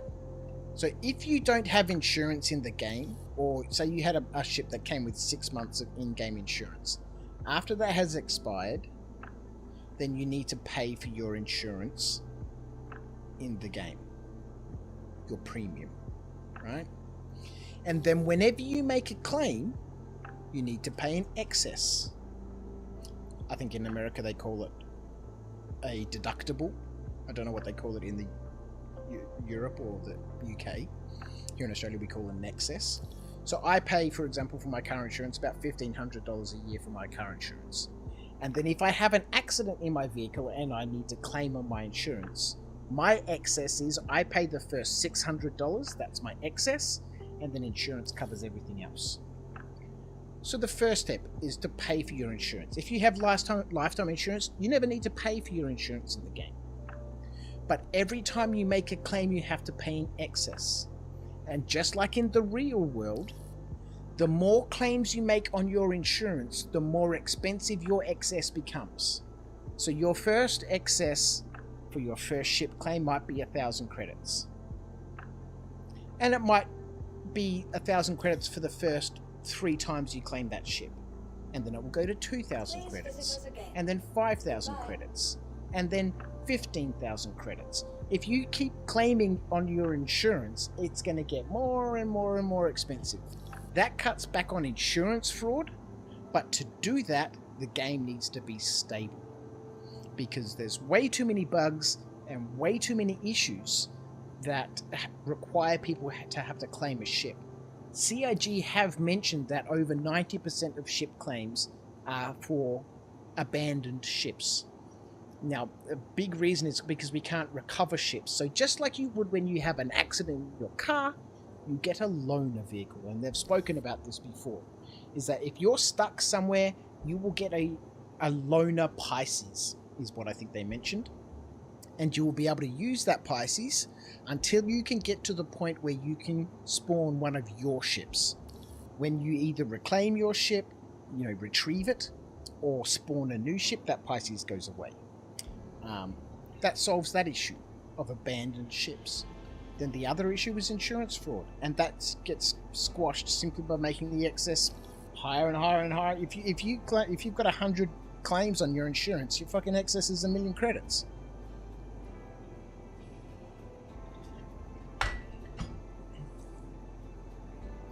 Can you swap the heads on the rocks? To the ASOP Not yet. Vehicle Retrieval System. Grey Cat Rock.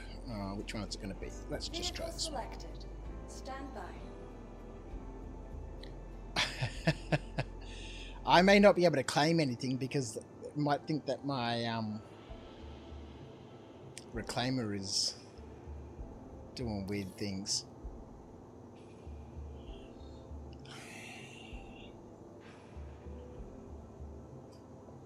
And the insurance tries their hardest not to pay for anything. They would have to cap it though, otherwise it would get way out of hand for money. Yeah, of course it's got to cap out at some stage.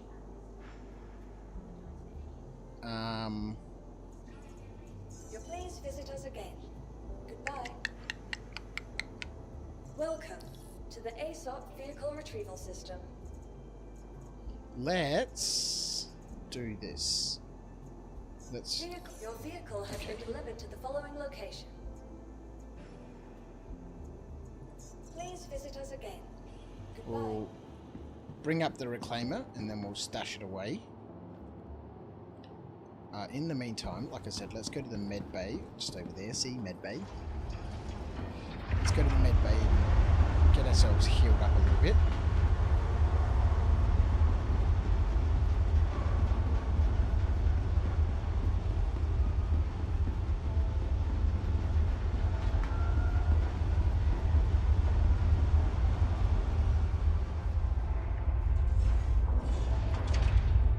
Hello? What the...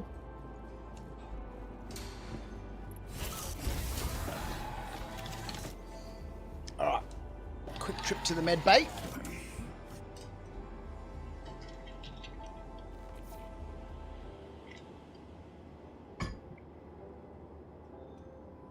Alright, let's go.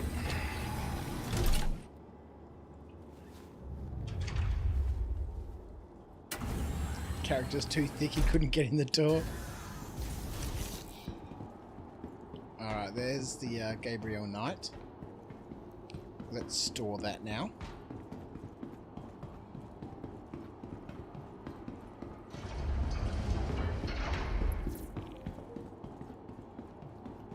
Or should we have a go? Should we have another go? Let's have another go. Let's have another go. Last thing we need is for this to disappear in space. Helmet check. Can't see. Yes, sir. Let's try again. I would like to take it out.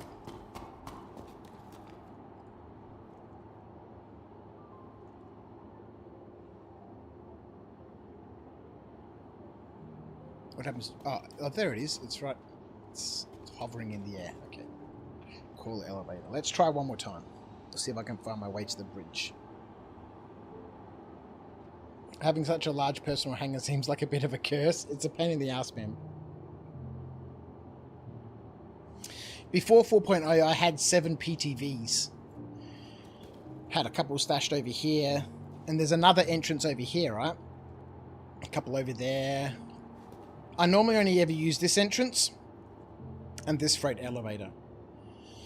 And so I'd have PTVs over here, PTVs over here, and then I'd drive a PTV out onto the, you know, hangar floor and like park it next to the ship so that when I took off and I came back and landed, I could get into PTV and drive over to, you know, my lobby. Alright, go up. Let's try it. Give the PTV the gold card treatment.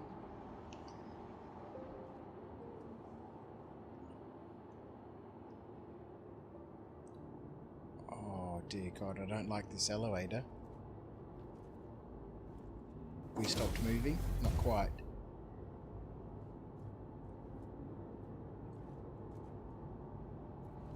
Alright, so...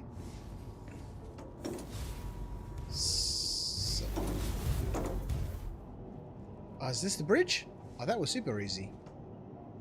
Pilot seat. Okay, sweet.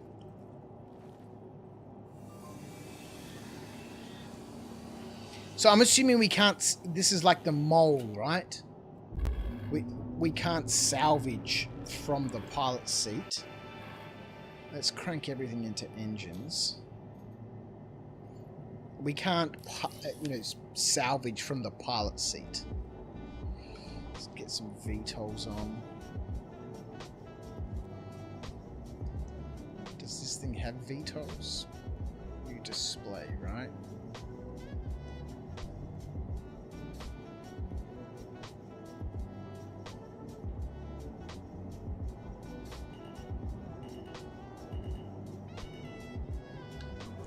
What?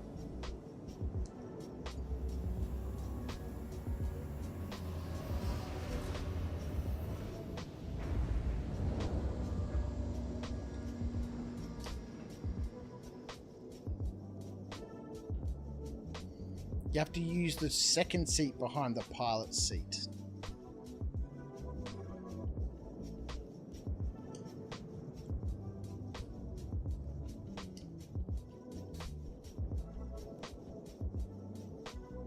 Activate cruise control. Activating cruise control, sir. What are we at? 35-degree pitch up.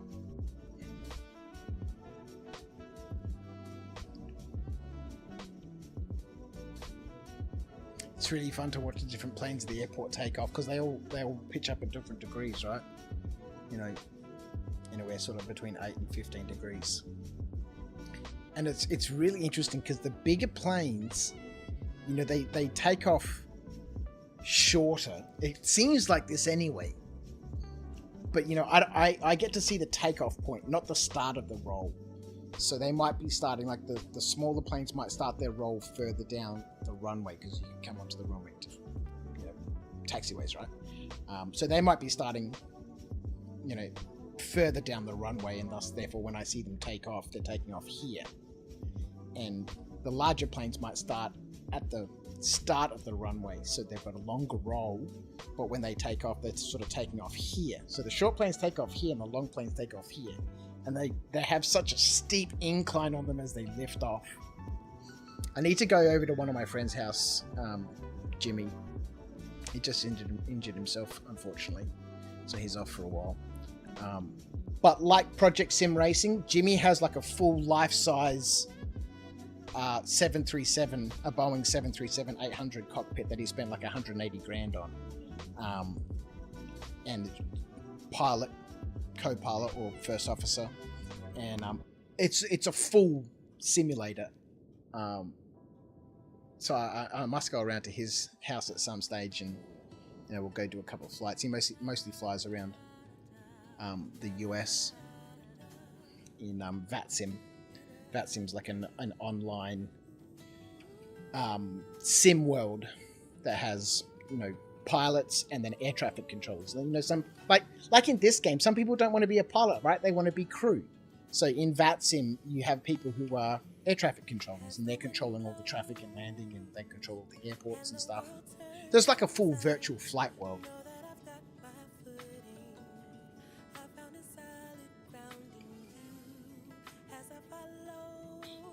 Barbel Narf, how are you, my friend? Thanks for joining us. Have I got crew? No. I've never been in my Reclaimer before. I bought it over a year ago, and this is the first time I've ever left the hangar. So we're off on a solo adventure. I'll get myself familiar with the Reclaimer for a little bit, and then maybe on Sunday, I've got a moving truck coming to my warehouse on Sunday to move the rest of my stuff out of my warehouse to bring it home, and it's going to be piled up in the background here. You'll get to see my laser cutters and craps behind me. And then maybe on Sunday we'll have like a crew session.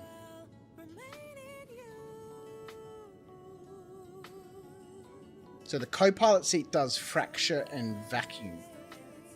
Okay, so the seat behind does the salvaging, and the co-pilot seat does the fracturing and the vacuum. It's got 3 laser heads on it, right? 1 at the front and 2 on the side, like the mole.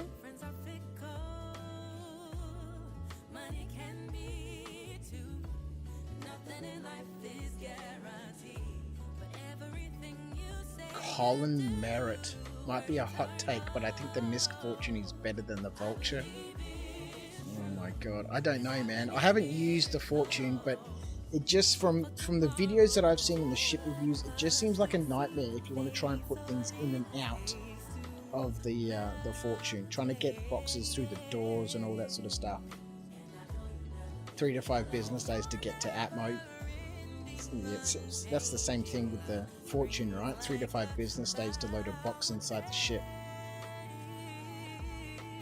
No IAE paint for your Reclaimer? I probably have it, I just haven't applied it. Don't forget, this is the maiden voyage for the Gabriel Knight, right? So I just want to get out there, I want to float around for a little bit. I think the Fortune's more of a run and sell type. I think the Fortune is really orientated or best suited for group gameplay. Several people in Fortunes salvaging, and somebody running cargo with a tractor beam operator, you know, in the hold of the ship. And they're just flying between the fortunes, pulling boxes off of the side.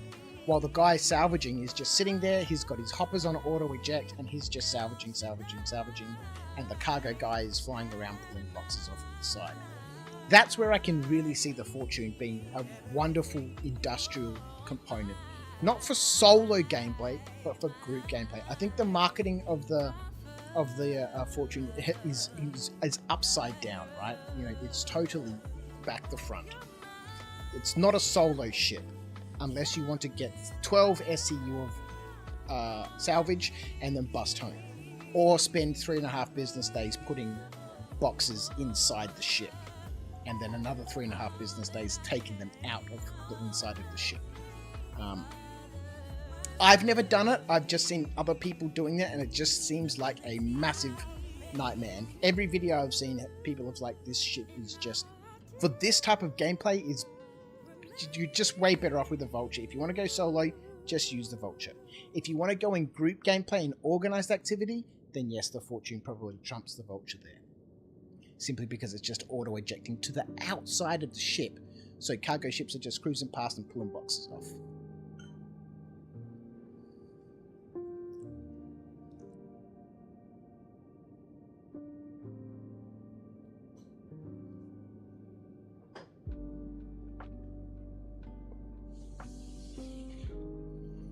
You say this as when a box is easy in the Vulture, you have to move it manually. The Fortunate places are automatically for you, and that's the advantage of the Fortune, right? But you're limited to 6 boxes each side, so that's 12 boxes.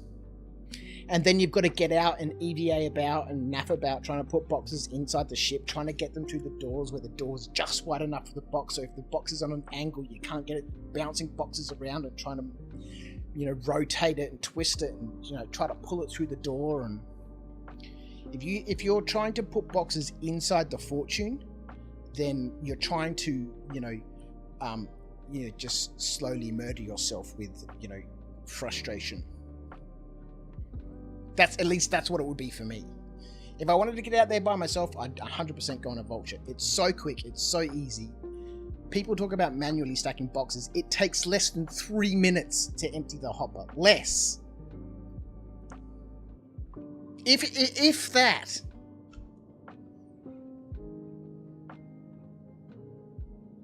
Two scrapers, I think, been a while since I've done that. Like being a box. I love being a box monkey. I love it.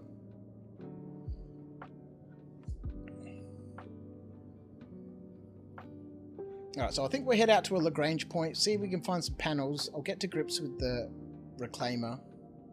And then we'll organise some group activities. Maybe we'll get the Reclaimer some Vultures, some Fortunes, some cargo ships. And just mess about for a bit. I have no idea how the whole handling of the cargo works in terms of parties and, box ownership, who can store, who can sell, all of the logistics. But again, coming back to what I was talking about before about the Crouch Consolidated Industries, it is something that I'd really like to look at, putting together a group of people who are, dedicated to industrial gameplay and, want to found and form a really well-oiled, industrial outfit.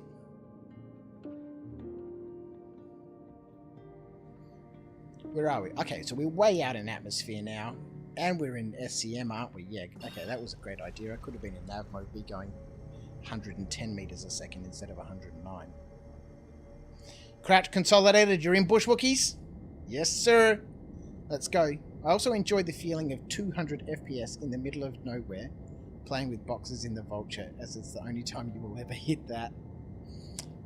Okay, so guess it doesn't really matter where we go. Well, let's not go too far afield, right?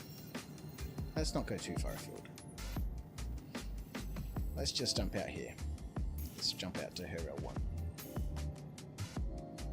Nice and close.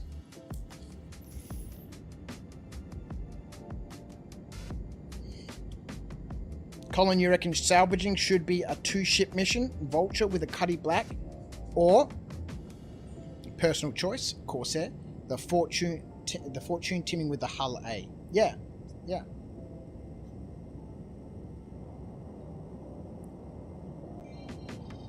You're doing some bunkers, Barbelnaft, man, but that's what we started with. I was really enjoying the bunkers. Then we ended up with some inventory issues, which I thought that, you know, a relog would help. And that started off 45 minutes of menu simulator.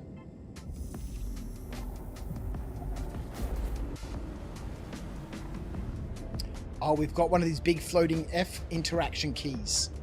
I thought they'd gotten rid of all of these. That doth not seem to be the case. Okay, so there's my exit there. That's for the co-pilot seat was for what? Disintegrating and vacuuming up ships. And then the seat behind the pilot is for salvaging. And when I'm salvaging, I guess I'll figure it out. We've got to sort of be... The salvage has got to be beneath me, right? Engage self-destruct. Wonderful.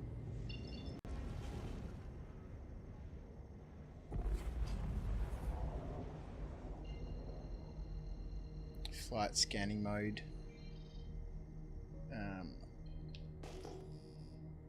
Alright. So if we're in scanning mode, let's get ourselves a little bit of Herge Quirtler. We'll head on out into an asteroid field and see how many asteroids we can crash into. There are 2 seats, one for each head. Okay, so there's 2 laser heads, right? Panels, 2,000.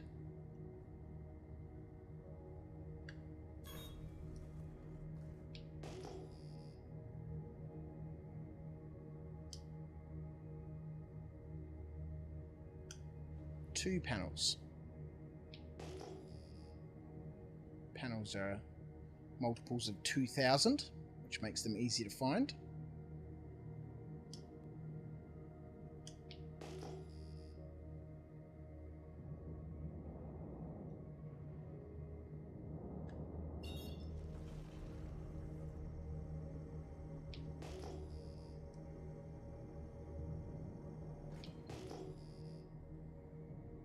So we'll see. Previously the panels, you know, as you'd get closer towards them, they'd sort of, the markers would disappear and then you'd have to fly close to them for them to pop up. Like that one, right? There it is. That's the panel there. It's a tiny little one. They've got names, right? I don't know what they are, like the Dorito and the corn chip, the taco. Oh, we've got a couple panels here. I think that's is that the taco? And then that's the Dorito. And then the little one that's floating just over there is the corn chip.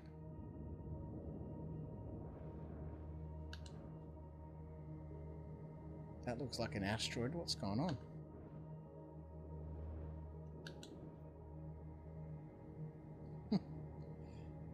Okay. They still pop in like super late, do they? Okay. That's alright. So this panel here, for example, so when I'm scraping, I sort of... Oh, wow. She's a floaty boat. So if we sit here... Let's get out and have a look. I found space blood. Alright, so there's 2 seats, hey? Back here. Alright, let's jump in this one. This is an old ship, isn't it? All the interaction points are floating in space. Power on.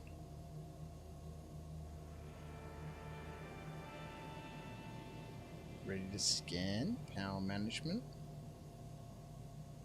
Where's the button to enter the turret?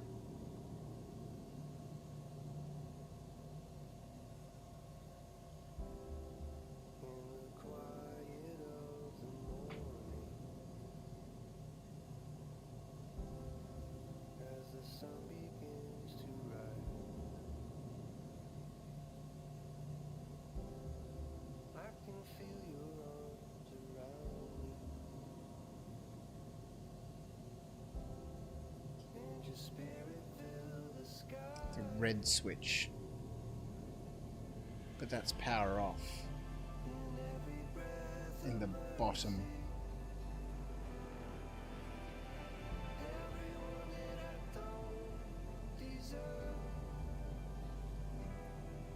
Metaphysical, your prospector mining and pyro, so far so good. 21 SCU of Taranite. And I really enjoy all the industrial gameplay.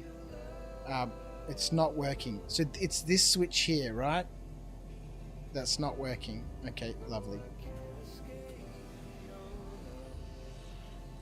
Am I in SCM? Let's check.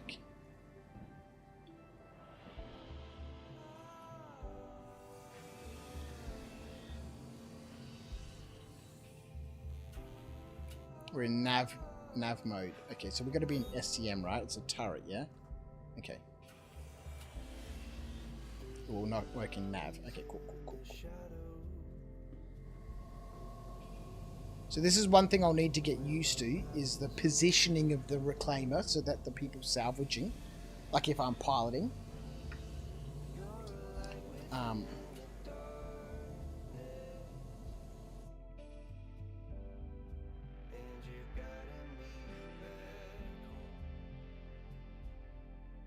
so is there like an optimal range? So we have to press M to deploy the arm. Ready grip module, troller scraper module, no target. Range warning. Okay, so we need to be much closer.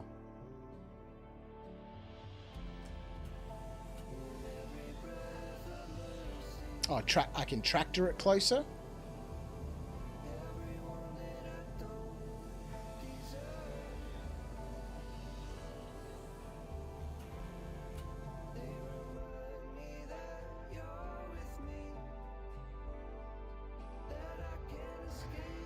So that's the ready grip tractor beam, no target.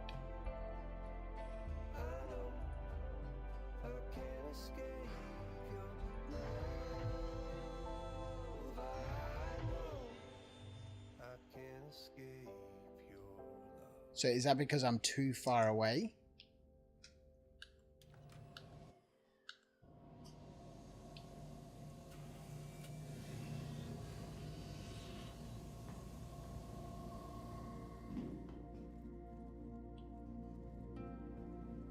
I guess the tractor is not working.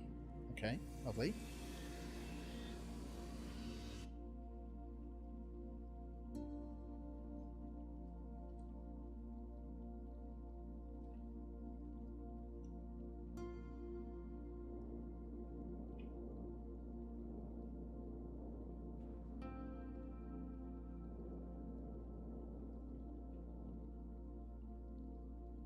So where are the actual arms?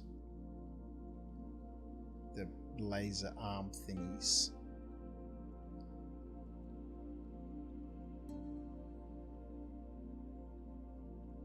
Let's have a look.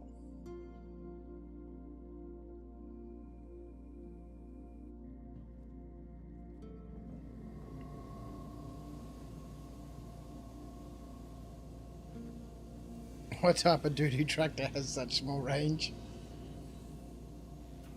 Alright, let's jump back in.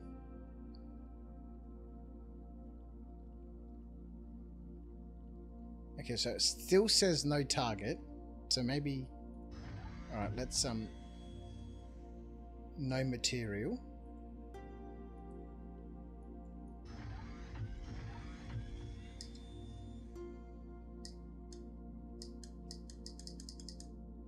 Do I have to do something to fire up the laser? Fortune confirmed, better than Reclaimer.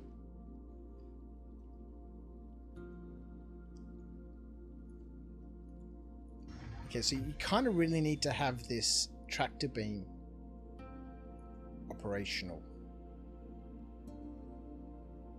But, you know, maybe there's keybinds and stuff I need to set up.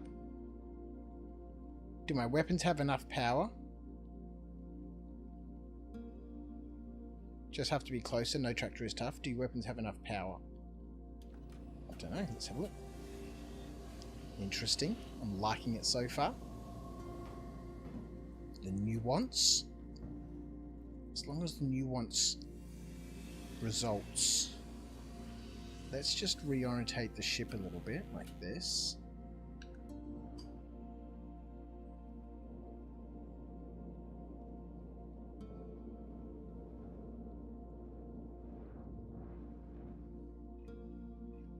Yeah, super close to it, hey. Are these the Hergequirtlers?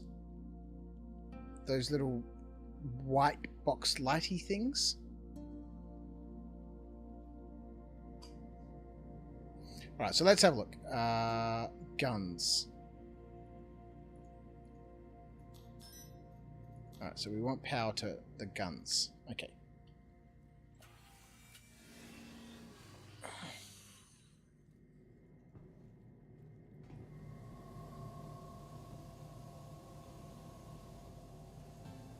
See, so this is a valuable, learning experience right now. This is why, I wanted to get out here before I start doing, any sort of group sort of activity.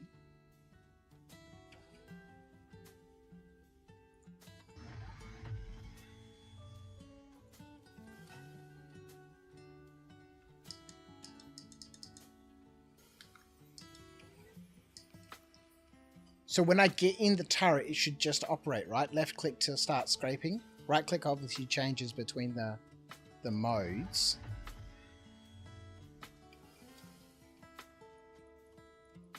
No target. So if we switch back to our trawler scraper module. Surface valid. No material. Okay, so we're kind of at a weird angle as well, but power off and power on again. Wait, no. I don't think you need to do M to enter mining mode. Okay, so Ravixi, how are you? So let's power off. Into the remote turret. No power. So F gets me out of the remote turret. So power on. Oh, I can set power from here. Oh, perfect. This is engines, shield generators. Yeah, power off and on again since you set your power. And then power on 2. And then into the turret. What's next? Smack it on the side. Okay, so we're still getting no target. Oh, wait a minute. Wait a minute, Hergequirtlers. Hergequirtlers. Alright, so put that there. Switch. So I'm assuming this thing will... Oh, no time to play. We're in business. We're in business, ladies and gentlemen. No material. Why are we getting no material? Surface valid, no material.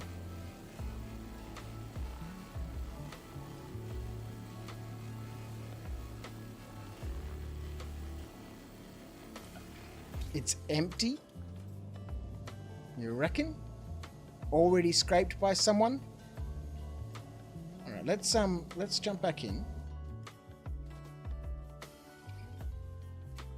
We'll go into... So, I'm assuming from here we can use our R key to rotate. Yep, okay, sweet.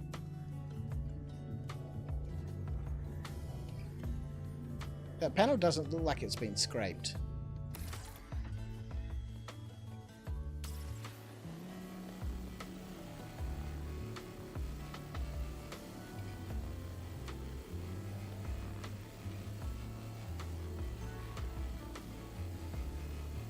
No material, hey? Yeah, maybe it has. There is a health symbol on top. Yeah, it does. Yeah, it's been scraped, hasn't it? You can see these little bits here. Somebody's gobbled this panel up. Rude. Rude. Now I'm just here for the breadcrumbs. Rude. Alright, sweet. Okay, so now we've learned a couple of things about SCM mode, power to guns, cycle the power, and I can control that from the turret. Beautiful.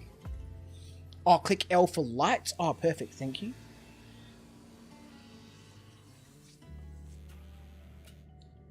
Super 5 joining us on Twitch. How are you, my friend? Howdy. In 3.18, there was a bug giving no material on various items spawning into the verse.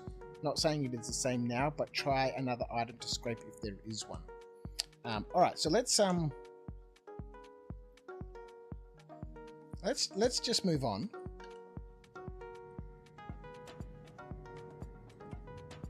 Okay, so maybe SCM might be better for us, although that is pretty slow. Okay, let's go into nav mode.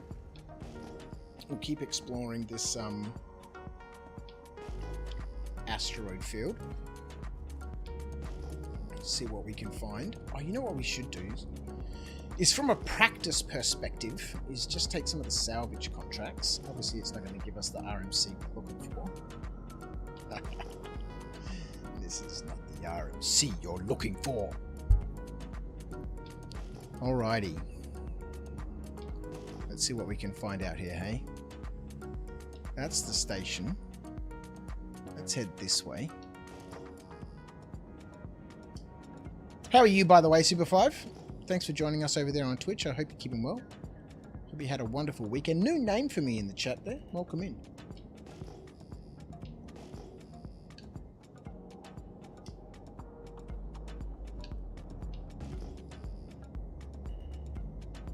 Hope you've had a wonderful week and your weekend is shaping up to be just as wonderful.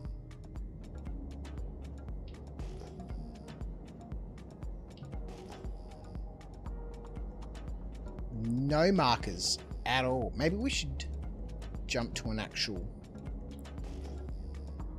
little cluster somewhere, maybe not so close to the station.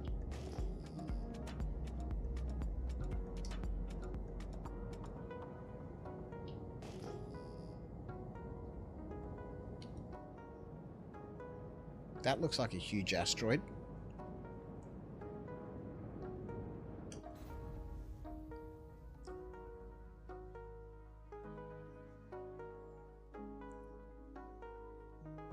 It was a pretty big asteroid. Man,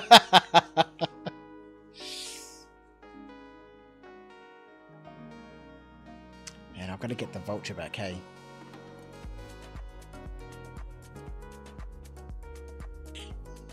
Kirsty! How are you, my friend?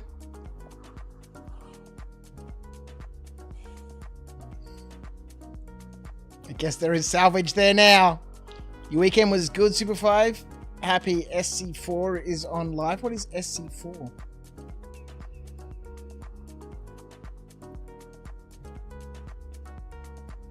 Seen a few of my videos on YouTube, so you figured if I was on Twitch, see if I was on Twitch. Congrats on getting pawned by asteroids. They're mega armored. Crunchy. I wasn't sort of expecting that I'd just plow my way through the smaller ones, but I totally didn't see that bigger one.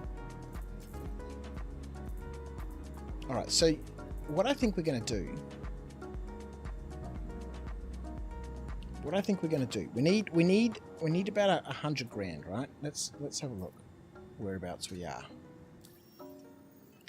Yes, so the vulture is 2.6 or something like that. So if we do a little bit of rock mining, we'll be able to get the vulture. And when we go rock mining, we go in a fat man suit. Yes, sir. Look at this business. Yes. The good old look how slimline and beautiful this backpack is for 180. It's so good. I broke the Reclaimer too. Yes, we crashed it straight into an asteroid on its maiden voyage.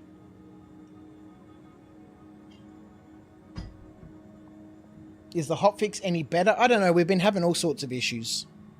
Honestly, it was way better before 4.0.1. Do I need a 20% interest loan? I do not. We're burning through our tools here. Alright, let's get ourselves a max lift. Let's get ourselves some beverages. sometimes also called beverages. That'll do. Oh, let's get something in case we hurt ourselves, which is always a possibility.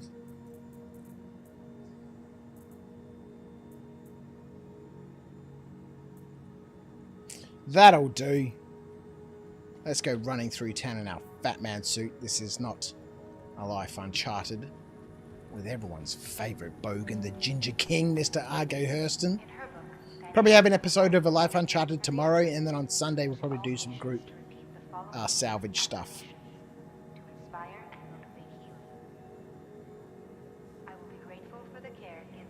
Marshmallow Man armor, bounce away from everything. Yeah, exactly. Trey. Yes, Commander? Close the chat. Certainly, Commander. Morning, Crouch. What's the good word today? Well, Mr. Suntevil, the good word is that we are going to go do some rock mining because our adventures haven't been panning out entirely in the fashion in which I would like them to be panning out in. We do need to get aboard the Reclaimer.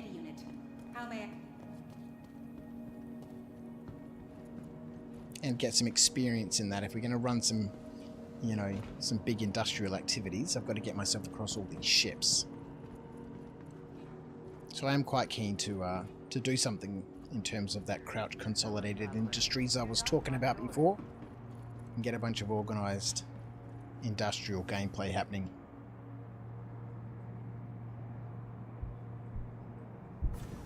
Oh, it arrived. So I think we'll jump aboard the Zeus. We'll take a rock with us. And we'll head over to Pyro.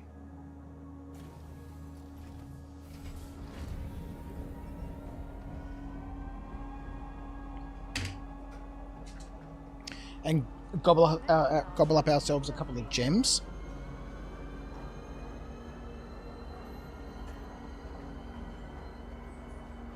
And then I need more experience in the Reclaimer.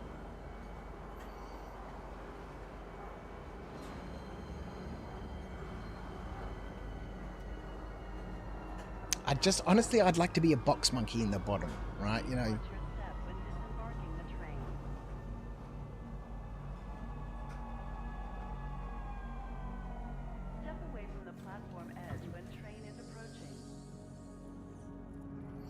Have I done a guide on station-to-station type safe trading? Outpost versus city versus station, etc. and what to look for or ignore? I'm not really much of a trader. It's something I've never really gotten into. You know, commodity trading. Simply because, you know, the game has so many problems that investing money into commodities and then selling it can be incredibly profitable. But there's just so many situations where things can just go disastrously wrong. I mean, I hear it from the traders all the time that, you know, I lost 2 million last night doing trades and stuff. And hauling, on the other hand, the new hauling missions, I'd quite happily do those. In fact, we should probably try some of those. I haven't tried it in the 4.0.1. So yeah, I haven't done much of the hauling sort of stuff or the trading. But as for the rock mining, nice and super simple. We're going to fly out to Pyro. We're going to go over to Ignis. Absolutely littered in Hadonite. We should be able to rustle ourselves up a couple of $100 grand of Hadonite fairly rapidly. Alright, let's grab ourselves... To the ASOP vehicle retrieval system. Oh, let's get the Gabriel Knight on claim. Has been set.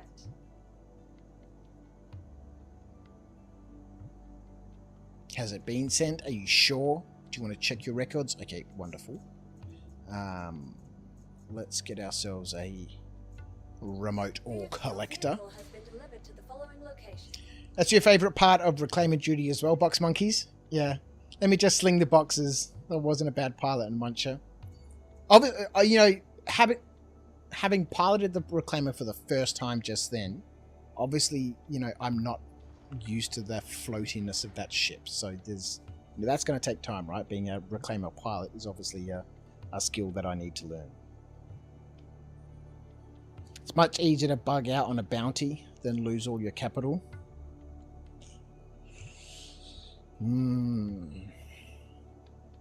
Super 5, you restarted about 15 times since 4.0 on the PTU. Get to 200k profit and then 0. You know the feeling.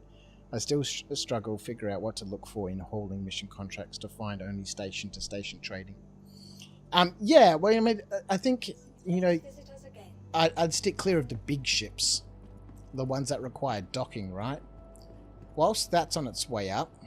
Oh, for those people who haven't seen my beautiful fish tank, one day, fish can go in there, hopefully.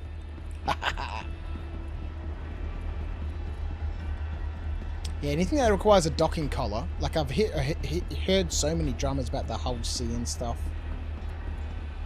I just limit myself to the C2 or a Caterpillar or something like that.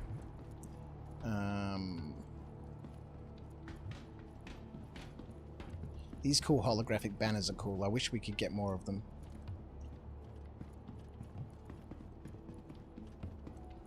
The rookie missions for 50k are a good start. Something like a Zeus you can run between Baijini and Riker around 300k a run. You can even rent a Hull A to do those. That sounds epic. Alright, let's send the lift down. Let's grab ourselves a couple of boxes.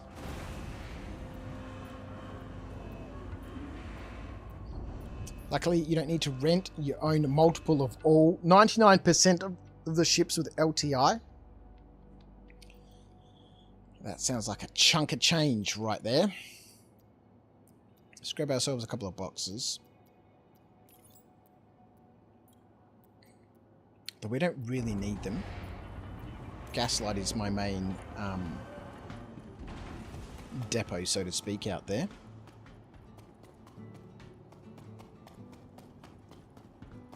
Yeah, maybe I'll spend some time in my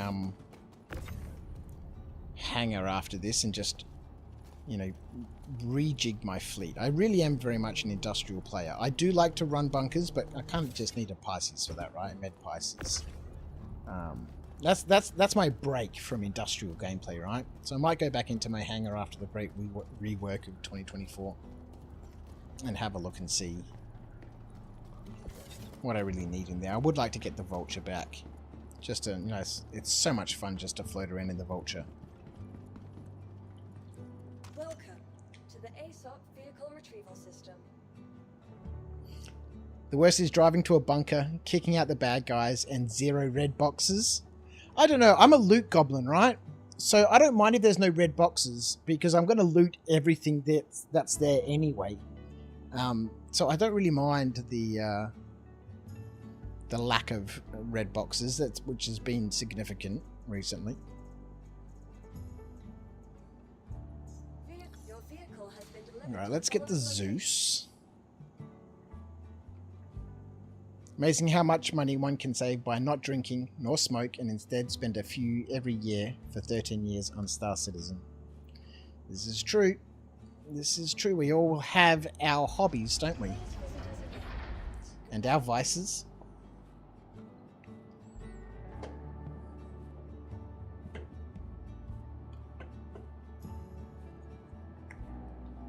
I have no idea why I bought that 400i. I'll definitely melt that and get my Vulture back. That was stupid. Every bloody IAE or Invictus, you know, things just get out of control. I've got to stop. Wife and I had a payload after a server error last night. Hit a new mission and had 4 boxes. Got a sniper, grenade launcher, and 2 rails. That never happens to us. The 400i looks nice, that's why. Yeah, I'm normally just running bunkers just so I can get my loot goblin, you know, satisfied.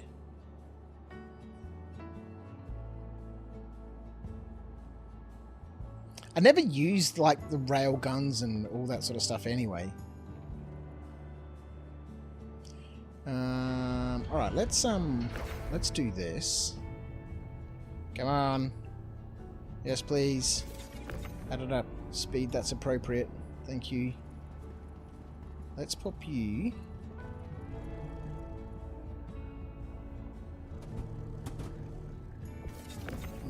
in there, but somewhere sort of around there would be great. Let's go get the ship.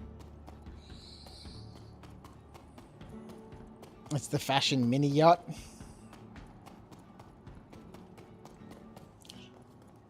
Argo definitely sees himself in a 400i. 100% that's where Argo wants to be. That's where he thinks he deserves to be. That's where he thinks he is just by default, right? But you know, everyone's favourite bogan, the Ginger King cruising around in a Cutter Rambler. Oh, so good. Yeah, so like I said, we'll have an episode of A Life Uncharted tomorrow. And then we'll get on with some group stuff on Sunday, I reckon.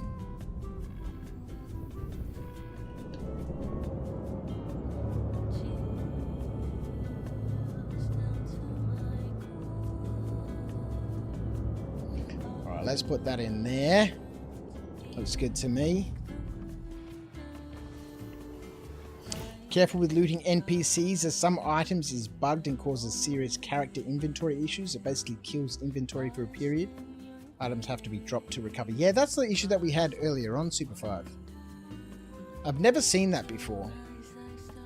But that's certainly the issue that we had before, which led to the 40 minutes of menu simulator.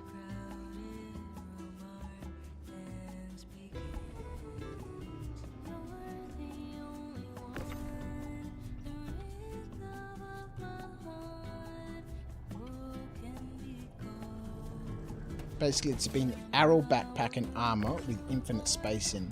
When server tries to figure out what's inside, server goes down and character sticks in space for at least the next hour. It's a new feature. Yeah, I don't think we had any arrow stuff. We were just looting the Nine Tails. The answer to that question is no. Let's hurrah! We'll stack them around this way. No.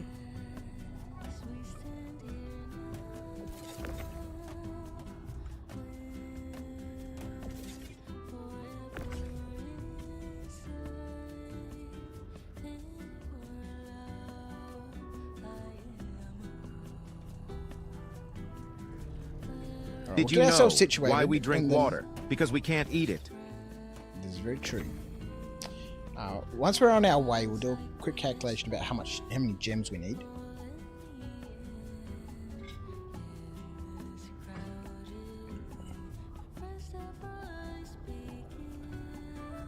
Oh, that's so cold.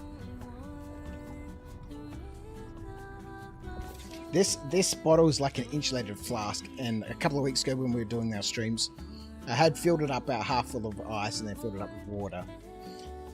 On either the Friday or Saturday or whatever it was. And then the next night when we came back for the next stream, it still had ice in it. Crazy talk, right? That's crazy. Alright, let's grab ourselves this rock. Can we just pull it in through the door? Like a professional. I'm so good. I'm so good at everything. Except flying that reclaimer. That's a skill that I does not have. Alright, let's go. Pretty sure we got everything we need. Boxes, rock, ship, suit, helmet, backpack, tractor beam, medicals in case we hurt ourselves. Let's go. What is the bottle? You might need one. I have no idea. It's just like a cheap bottle from probably from Target or something. Yeah, it's probably from Big W or Target or Kmart. It's a double-wall insulated cylinder bottle. I don't think it has a brand. It's probably an unbranded Yeti bottle. This is probably the bottles that Yeti just put their name on and sell to you for 700 times the price.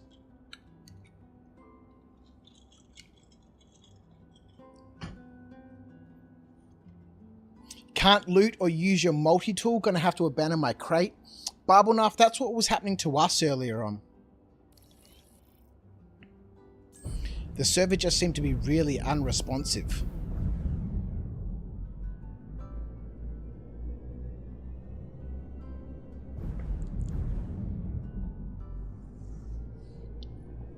Super 5, you were hoping for a space station to space station, not station to city, as that often have issues with elevators, etc. on planet side. Yeah, 100%.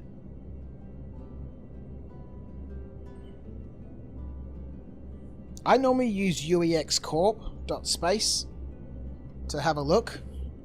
Let's get out of here.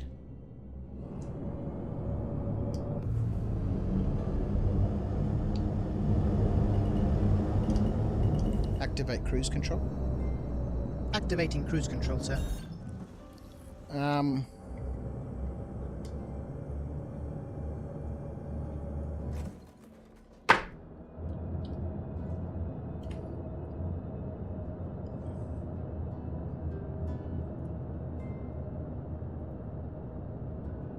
Let's have a look for routes.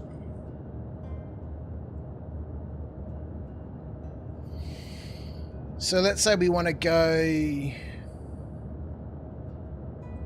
Let's say, what's up at Arc L1?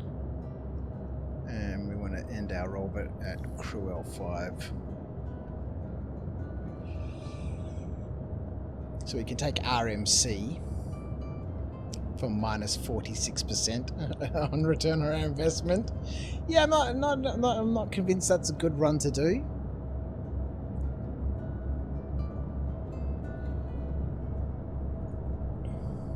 Deactivate cruise control. Certainly, Commander. Set a course for the Pyro Gateway. Acknowledged.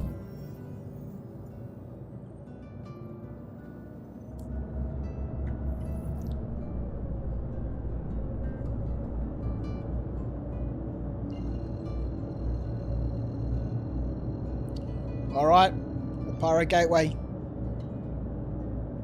Send us there. Engaging quantum drive. Hold fast, sir. Good night, Bushwalkies. Thank you, mate. Fly Deadly. Thank you, buddy. Where have I been selling my gems, Sun Devil? I normally bring all my gems back to Magda. I normally either go to Han or Pearlman. Magda's my old stomping ground. That's where I used to do all my rock mining. I'm sorry to interrupt, Commander. Twitch is broadcasting an alert. Okay. Rhinus Poor at 1972 can't get enough Tim Tam Slams. They've been subscribed for 4 months. Rhino, you're a legend, man. Thank you for the resub, mate. Yeah, I normally go to Han or Pearlman simply because Magda's my rock mining moon of choice before Pyro. But then you always end up with the issue of other public freight elevators going to be working. Excuse me. But that's the best price, 437 per gem. So let's have a quick look, right? Sorry to interrupt, Commander. Twitch is broadcasting an alert. Yeah, I'm here. Motherfig can't get enough Tim Tam Slams. They've been subscribed for 4 months. 07. Motherfig, thank you for the resub, mate. You're a legend. So let's say we want 150 grand, right? And they're 437 credits per gem. So we need 343 gems. Okay, we'll get that from 2 patches. All right, so let's have a look, right? Let's take a C2. I want to invest 500 grand. I'm sorry to interrupt, Commander. Twitch is broadcasting an alert. The family pack has been opened. Flossy69 just gifted 5 subs. Enjoy the Tim Tams, folks, and welcome to After Dark. Thank you, mate. Flossy. 5 gifted subs. You're a legend, buddy. Getting that hype train. Level 1 achieved. All right, so let's haul some, I don't know, agricultural supplies, right? So 44% return on our investment. We're taking stuff from Checkmate over to Shepherd's Rest. Okay, we kind of want to go through space stations, don't we? Stations to stations. Is there something here?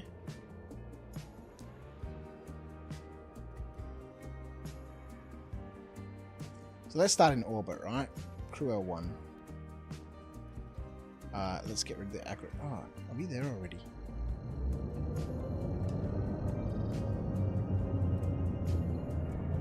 What's our fuel looking like? Hey, what's going on with the fuel? 1.79 million? Have they boosted the fuel in the Zeus? It was always $1 million. They've boosted it, baby. They've boosted the fuel. Yeah, let's get some.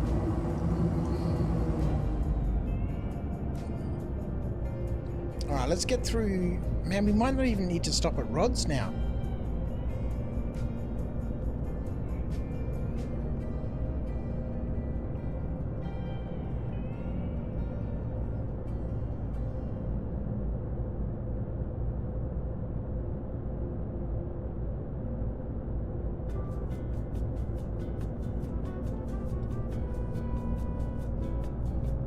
Calculator, not Excel spreadsheet. Oh, just a simple calculation, man. We leave the spreadsheets to you know, Arco's Adventures with a Life Uncharted. That's where we need the spreadsheets.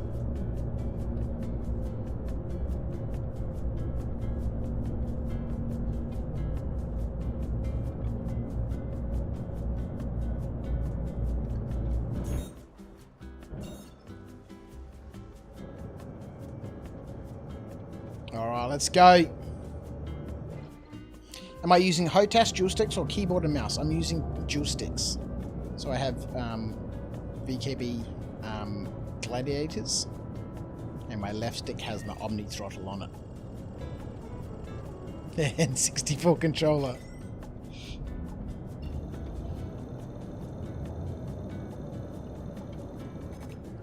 Tuning completed. Activate jump point, let's go. You're finding that the Prospector ore bags don't seem to be bugged in Pyro as they were in Stanton. Not 100% though, but yeah. No bugged bags so far.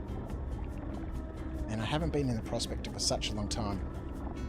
And I've got to get my industrial gameplay sorted out. I've just been never-ending rock mining. I've got to get out there in the Prospector. Got to get out there in the Mole. Got to get out there in the Reclaimer.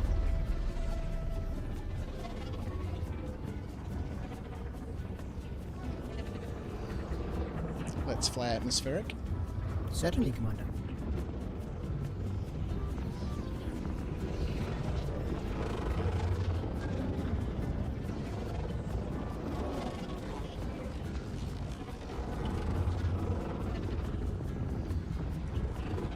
Oof. Caught that wall.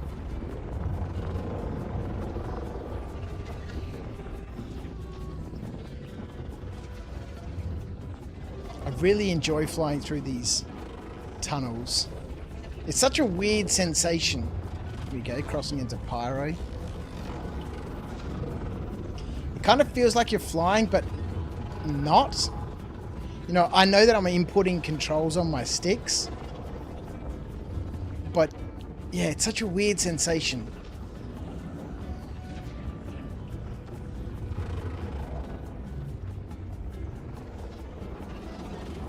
I love the elevator music that's playing right now.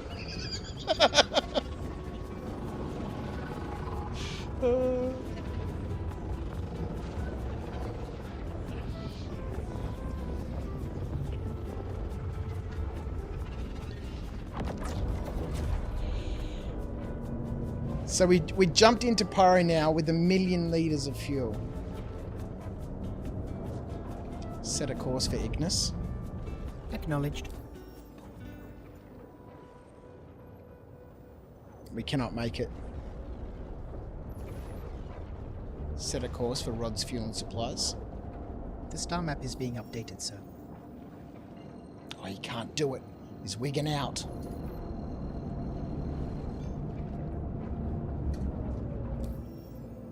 We're just drifting in space right now. We're going to crash into an asteroid for sure.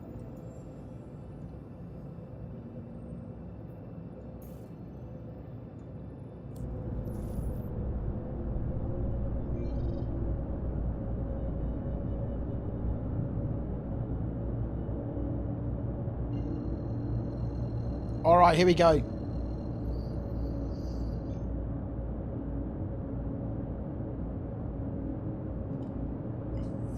Make it so.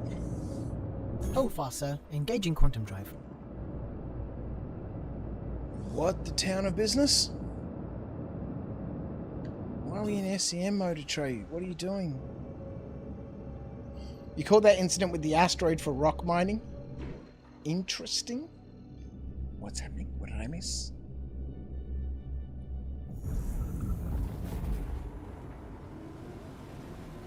Alright, let's go. Let's go. Alright, let's get back to what we were having a look at, right? So from Crew L1, 48% return on our investment. From Crew L1 to Mick L5, hauling nitrogen. 48% return on investment.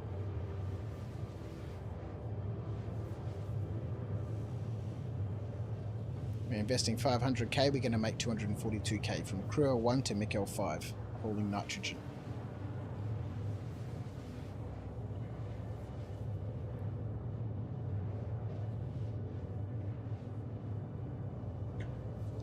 Next one down is 35% from Crew L1 to Crew L4.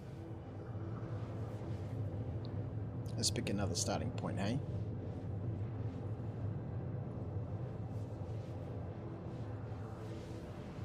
Let's say, what have they got out of Crew L2? I don't think there's anything out there, right? What have we got from Crew L5? 39% return on our investment. Hauling scrap. Haha! Oh, that's gone to end game. No station to station from Crew L5.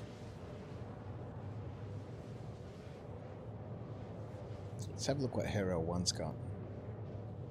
35%, but that's gone to end game.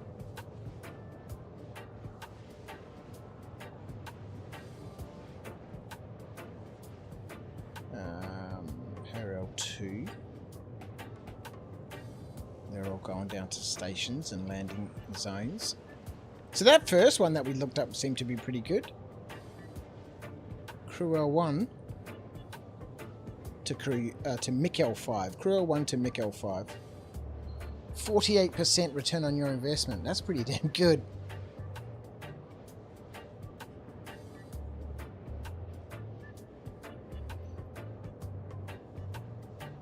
As much as I like the Hercules series, that ramp bug is making me nervous for any cargo I might lose. What's the ramp bug? Is that where the once you land, the ship pitches up by 5 degrees, so the ramp comes off the ground? That's apparently, I saw that in the patch notes, is supposed to be fixed in this patch.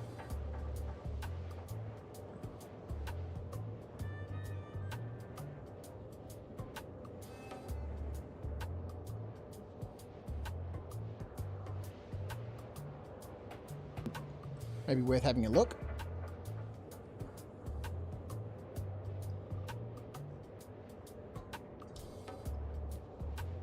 Alright, so we basically just want to mine a couple of patches.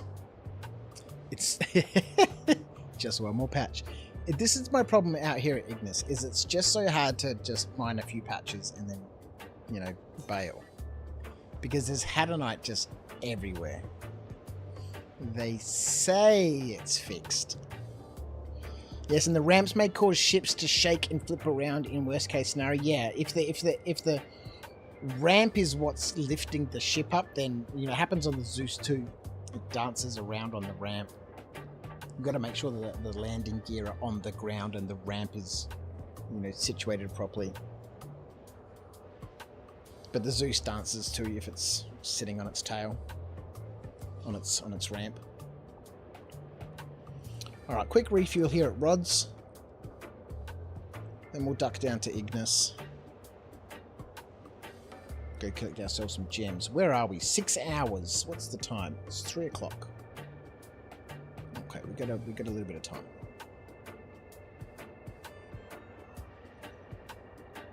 That's what we get for buying paperweight ships. None of them behave as if they have proper weight. Yeah, there's the mass in the game doesn't seem to be accounted for at this point in time. Like that fuel tank that the fish tank that I bumped into and it just went flying. Mass doesn't seem to be a proper thing.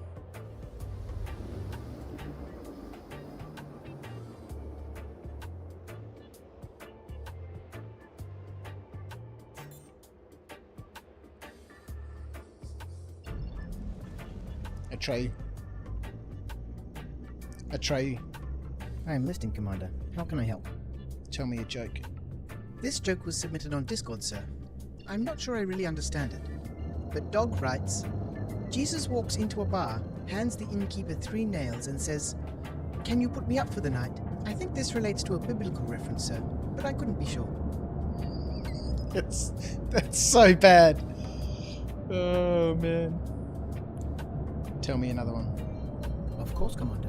What do a tick and the Eiffel Tower have in common, sir? They're both parasites.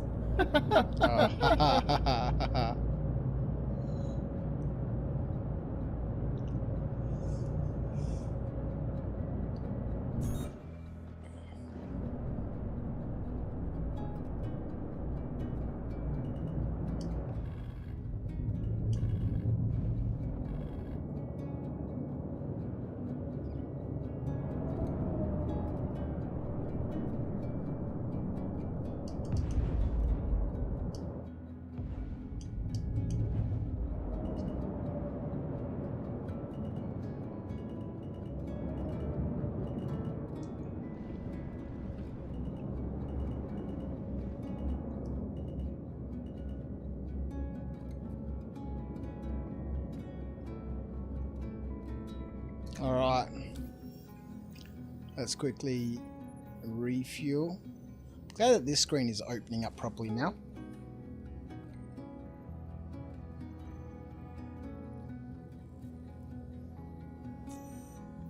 Let's roll.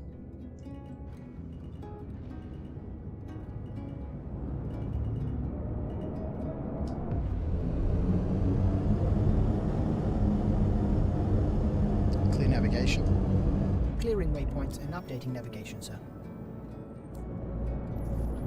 Set a course for Ignis. The star map is being updated, sir.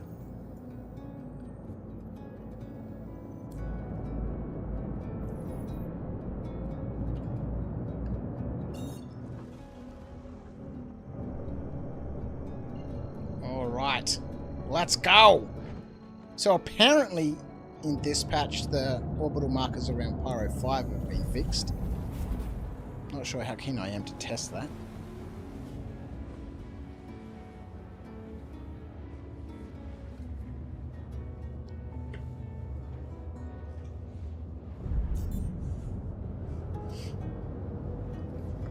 It was the back landing gear that was sinking into the ground and the front one never seemed to reach the ground.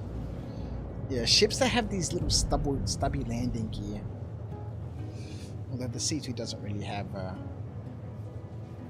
Is this live or hotfix? I does not remember.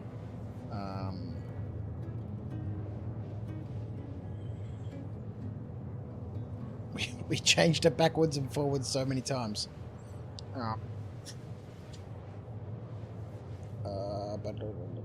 Program files, Robert Space Industries, Star Citizen. We are on live. / keeping up with current events. I want some licorice twists, man.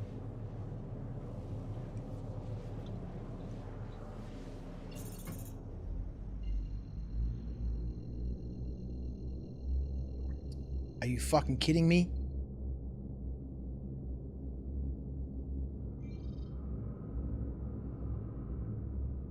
You fucking refueled. You set a course.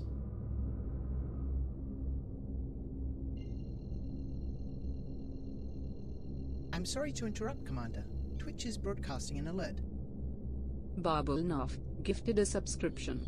Welcome to the After Dark Slam Squad Super 5_. Enjoy the Tim Tams. Barbelnoff gifted a tier 1 sub to Super 5_. This is their first gift sub in the channel. Barbelnoff, look at this. Gifting out to Super 5 for the advice earlier on. Man, we stopped. We refueled. We set a course, which we wouldn't have been able to do if we didn't have the fuel.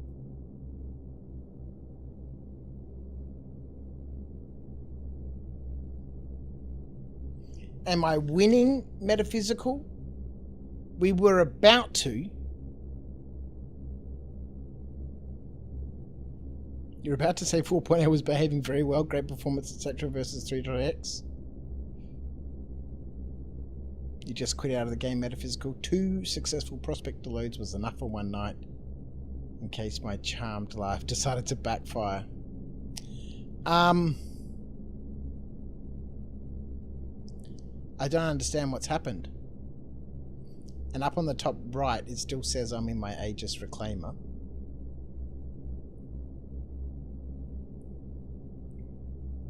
We stopped at Rods, we refueled,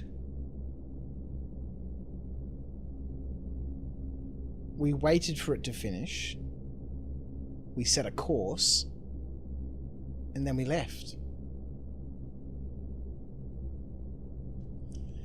And now we are stranded.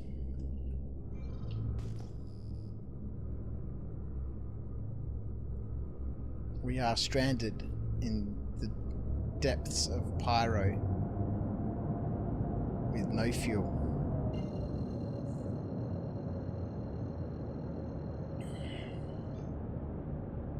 $49 out of 1.79 million. No fuel. Star Citizen. Super 5, you had many sudden stops. I was wondering if it might have to do with server meshing and entering a new zone mesh. Just a theory though. Yeah, maybe. Maybe, well, you know, they were having that issue where fuel was being reset when you crossed a mesh, basically refueling the tanks. So maybe I've crossed a mesh and it's taken all my fuel away.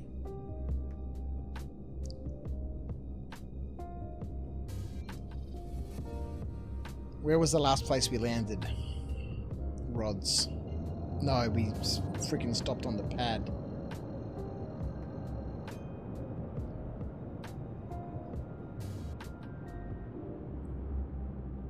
Yeah, we could try out F4, hey? We'll see what happens.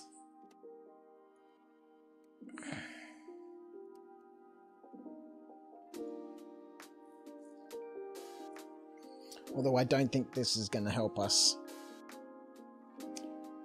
The last place we landed was Lawville. We flew from Lawville to the Pyro Gateway. From the Pyro Gateway we stopped at Rods but refueled on the pads.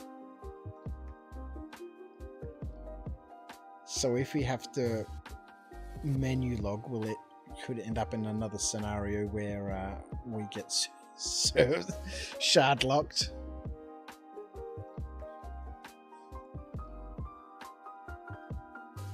Every time I go rock mining and we just have like 8 hours of rock mining, it's never ending bliss, just thousands and thousands and thousands, millions of credits worth of gems. But every time I try to do something that's varied, right? You know, a little bit of this, a little bit of that, a little bit of this, everything goes catastrophically wrong. It's quite a massive loss of quantum fuel too. Yeah, it doesn't make sense. Well, we went from a full tank to nothing. The reason is he hit his tank leaving the station, causing a fuel leak. Stick to the script, hey Skeet Skeet.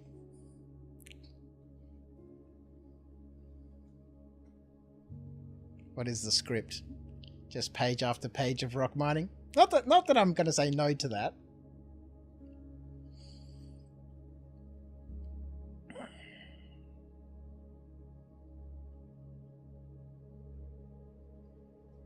We'll see what happens when we log back in.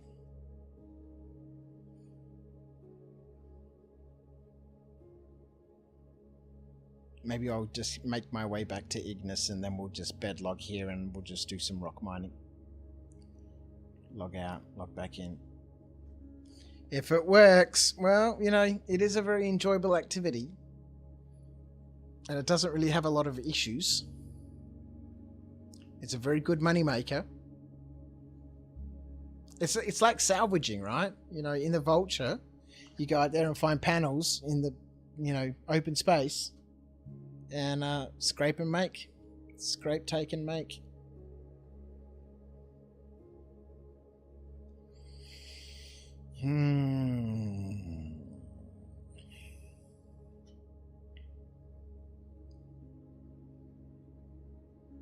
There's definitely some ships in my fleet that I just really don't need.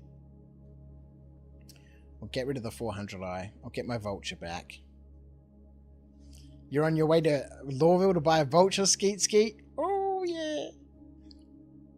Yeah, I went to buy one the other night and then I realized that they're not 1.6 million, they're 2.6.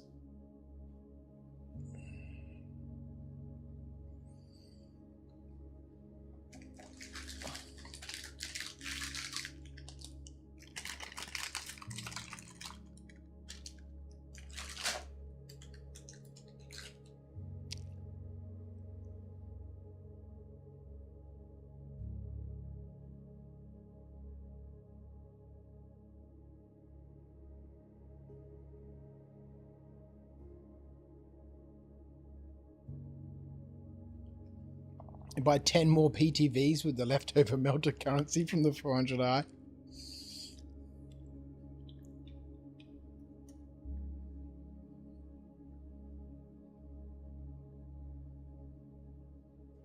We're currently in limbo land.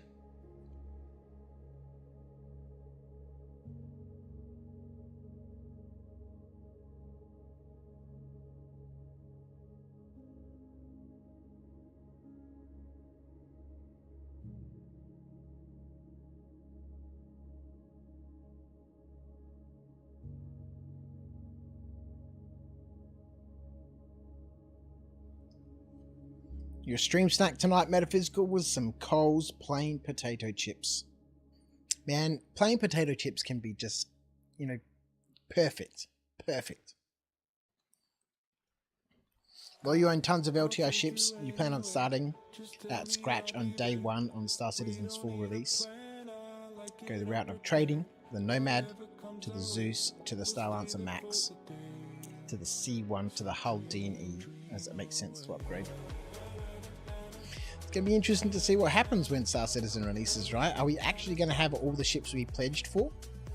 Or are we going to have blueprints for all the ships that we pledged for?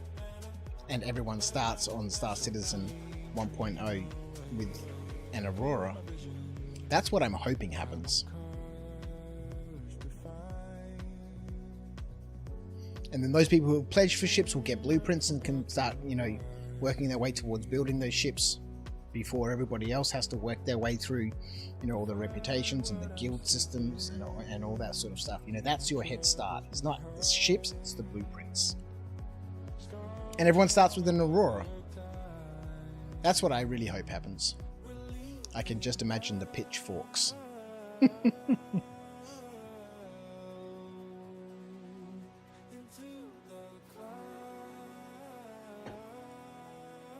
You found yourself with a bottle of Tabasco Scorpion chili sauce on Wednesday, which you finally braved last night. 3 drops about burnt my tongue off. Oh man, Tabasco Scorpion chili sauce. I like Tabasco sauce, but you know, I think that's, you know, I don't think you need to get too carried away. You're more concerned about potential hangar lease and expenses for anyone owning large fleets. Paying for a spawned ship is fine, not for hundreds. Yeah, well, I mean, these are all the things that we don't have in the game, which is what I've incorporated into, you know, the Life Uncharted rule set that I use for one of my alt accounts. Is all of these money sinks, the fees, charges. You know, he pays a mortgage every time he logs in. He pays an insurance premium. I have excesses for all my insurance claims. Freaking public transport for riding the trains. All these little fees and stuff that you have to pay along the way that offset the just never-ending money making that can happen in Star Citizen. I just hope all that doesn't end up for sale for real money. Well, I don't think you'll be able to buy blueprints. Also, does this mean we have level 1 ships? We'll have to upgrade. Yeah, so there's 5 different tier levels of components for ships. So the ship chassis is the same, but the components that you put in them will have 5 different tier levels. You know, obviously the higher the tier, the better the component, the more damage it can take. You know, the more robust it is, the more efficient it is, more power producers, more shields that, you know, creates.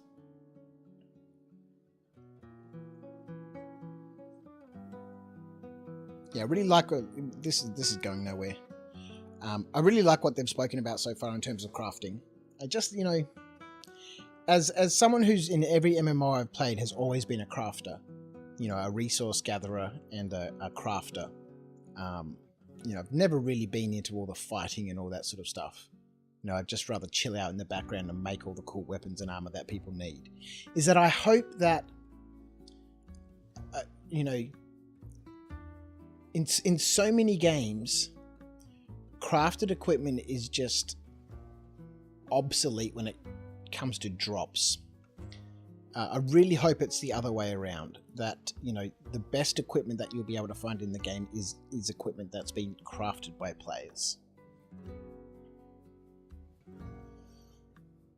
I do hope economy ends up, everything earns low amounts and you actually have to work for ships rather than just 2 hours of one thing and bam, 890 jump. Yeah, exactly. Exactly. It should be a massive achievement. You know what, we're 13 episodes in now on A Life Uncharted, and let's just say, whilst this is going nowhere, let's jump back into our good old favourite tool, the calculator. Let's say we're 13 episodes into A Life Uncharted, and let's just say on average they're 5 hours. That's 65 hours of gameplay, and Argo at the moment is sitting on around 270,000 credits. That's the type of experience that I want, and I'm pretty sure it's not the experience most people want. I say that because Star Citizen has developed this culture of credits per hour. How fast can I make money so I can buy my next ship? When in reality, a new ship in the game should be a monumental experience. You know, either, you know, finding or earning or buying blueprints and then having to collect all the resources or outsource some of that to other people. You know, upgrading to another ship should be a massive, massive, massive milestone.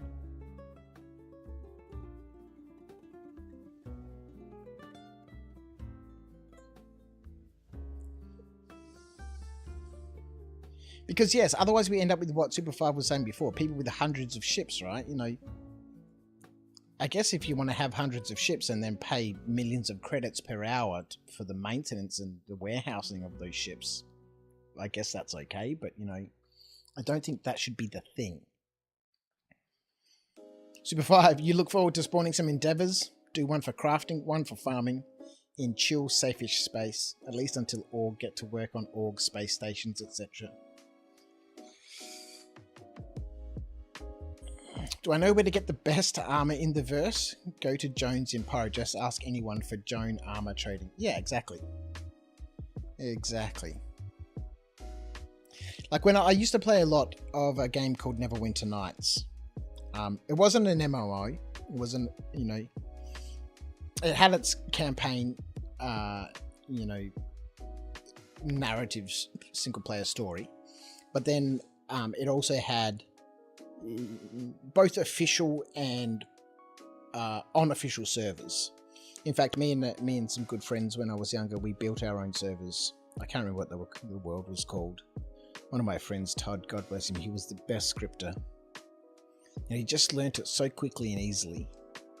Yeah, this is going nowhere. Entities are still stuck at 10,713.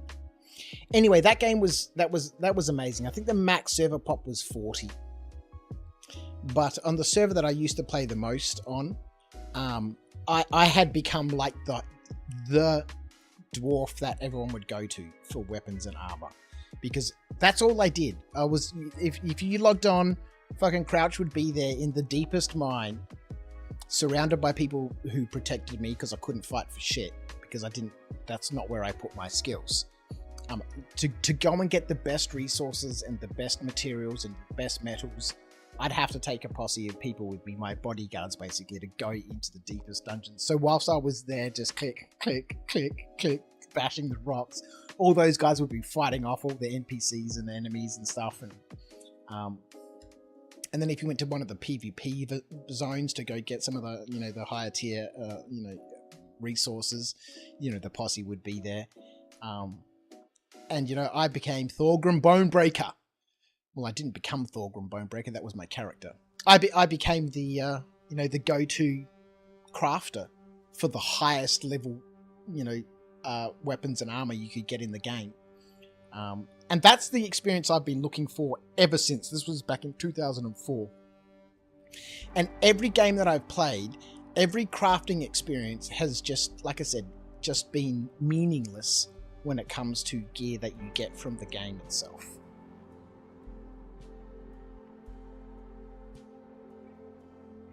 So yeah, so what McNuts is saying there is exactly the experience that I'm looking for. You know, where do I get the best armor? Oh, you go to Jones Armor Trading in Pyro. They're the best. They're the best. Merchantmen would be great for armor crafters, etc. They could fly to outposts, meet crafters, do deals, and sell them aboard the ship. Yeah, I really hope, as part of the game's economy, that becomes a big, big component.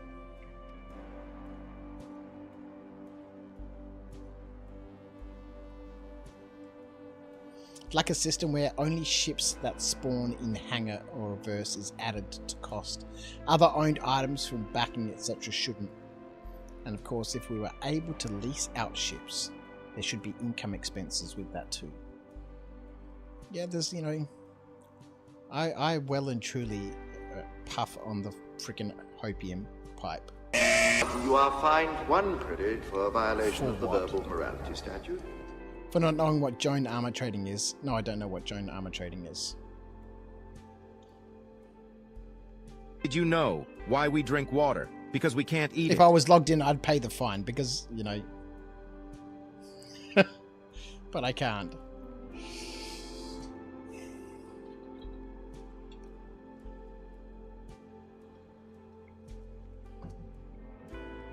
There we go. Disconnected for being inactive for too long. You freaking wouldn't log me in, you clown.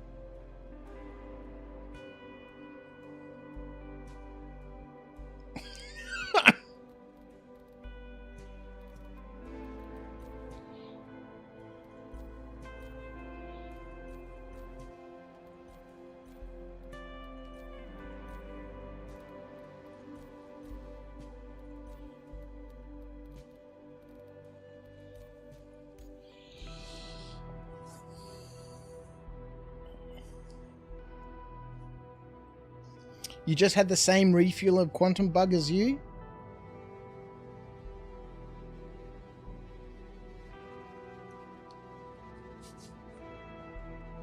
Interesting. Interesting. So it must have something to do with crossing over meshes. I'm glad I'm logging onto your server. At least we're in. It's looking like it so far. There we go, we're in.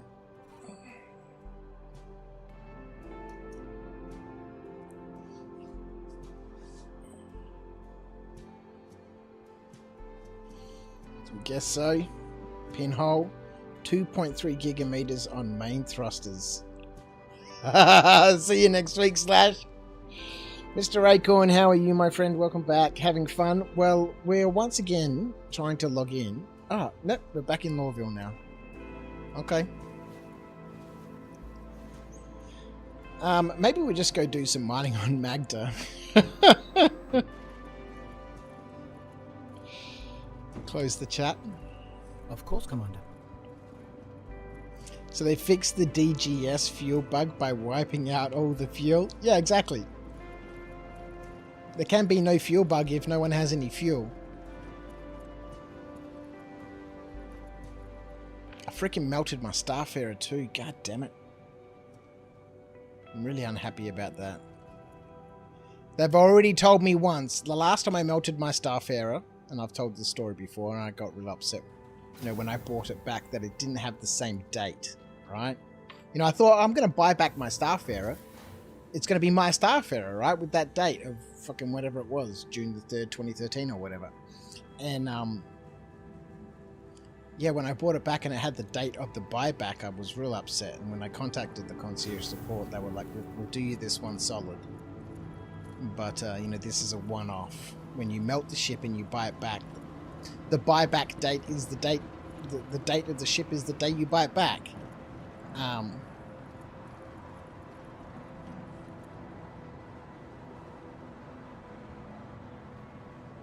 So cool. More of that, please.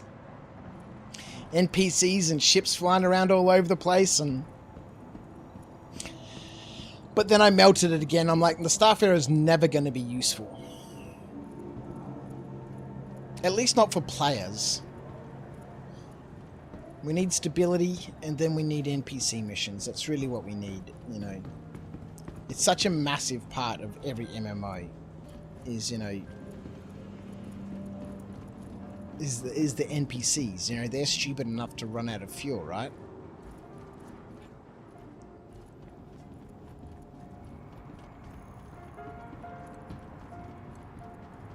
Famous singer, Joan Armour Trading. Okay. Sadly, I can't watch that video, McNuts, but if you post it in the Discord, I can check it out.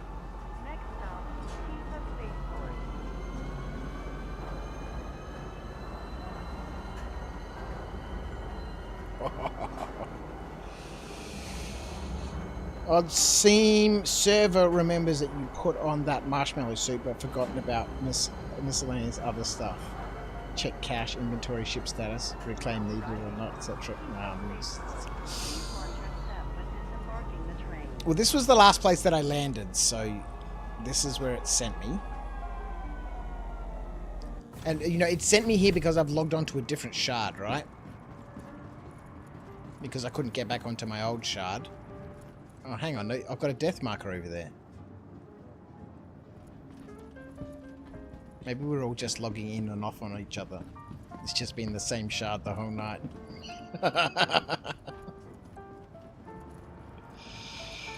A different shard indeed. It can't, because I've got a death marker over there.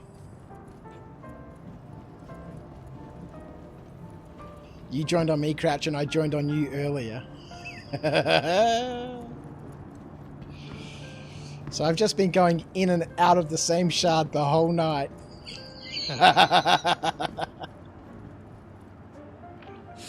Oh, amazing.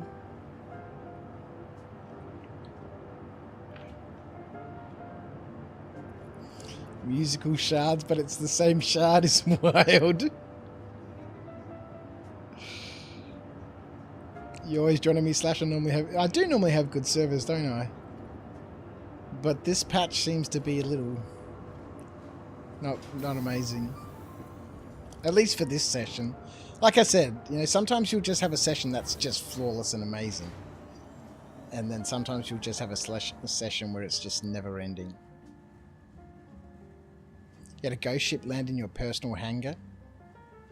Interior of it only, as if another player were landing there, so I'm not confident everything with instancing meshing database system works as it should.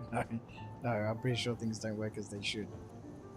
Welcome to the ASOP Vehicle Retrieval System. Alright, let's grab ourselves this rock.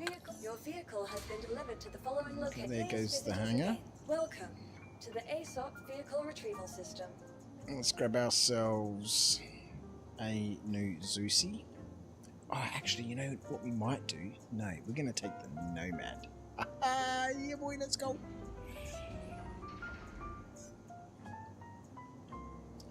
The Rock Mining King. Okay, we'll wait for that one to come out first. Let's go organize a box.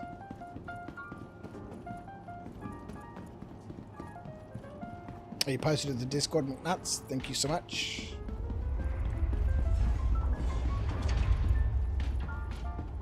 Enough, you can't wait to get your Samurai Ninetails boss armor.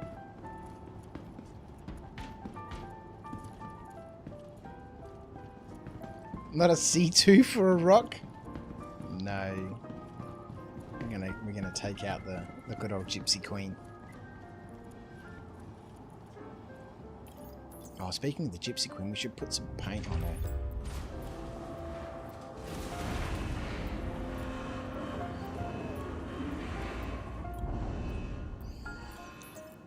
We'll get a C2 out when we do some industrial activity. If we had a bad day in Star Citizen thinking it's bad, we can always launch Elite Dangerous and get reminded about what we were missing of features and immersion in Star Citizen. Alright, we just need one box for the Nomad, that's really all we need. I've never played Elite Dangerous. Acorn, my hangar can be as messy as I want because it's my hangar.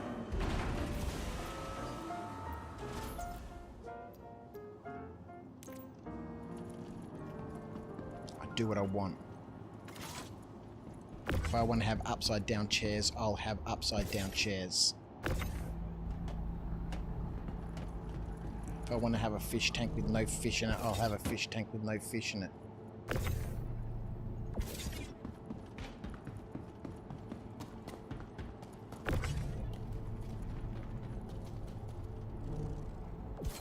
What do you mean mass exceeded?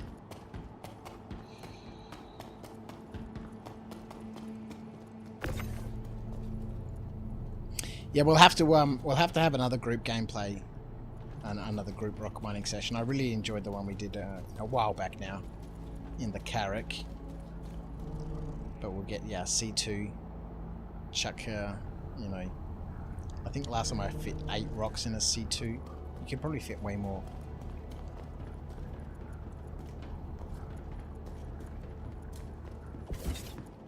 Let's grab a... Actually, before we grab the good old Gypsy Queen, you spawned back in and now you're trespassing on Everest. It's one of them days. Dear Lord. Alright, let's get the old Nomad. Let's chuck the icebreaker on it. What the Gypsy Queen used to have on her. I don't really need to worry about too much else. Never upgrade any of my components anymore. Welcome to the ASOP Vehicle Retrieval System. Alright, where are we? The CO Nomad. Your vehicle has been delivered to the following location. Yesterday, Super, you spawned a ship. You came down to your hangar and it was actually 2 of the same. Different IDs. Only one could be despawned. Other one was left as a ghost. You know, I'm lucky that I haven't had too many hangar issues. If I want to learn about the Reclaimer, get Dutchman to teach you. Yeah, Dutchman. He loves the Reclaimer. He would be all over getting me into the Reclaimer.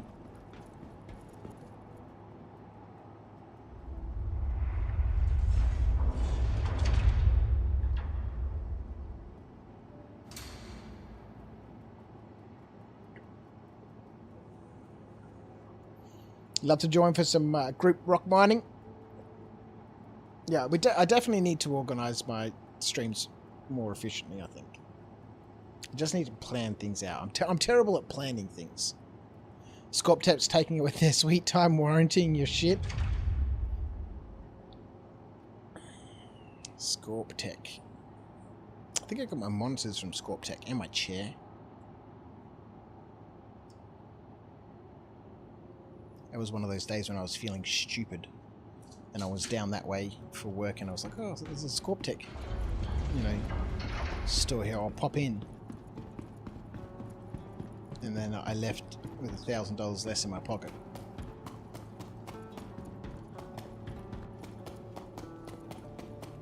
Planning and Star Citizen glitches. Good luck on that. Well, you know, planning in terms of just, you know, organising stuff. Organising the streams and... Oh man, the Gypsy Queen looks so good with her original paint on. Oh, now we get to check the bed. Ho-ho! All she needs now is a proper weapon rack. Not these silly little things here. But like, give me the weapon rack in one of these slots. You know, from the Hergequertler, from the Zeus. Give me the weapon rack from the Zeus. That weapon rack on the Zeus should be the default weapon rack on every ship. Okay. That door. Alright. Where is it? Where is it? Is it above the bed? It was supposed to be under the bed.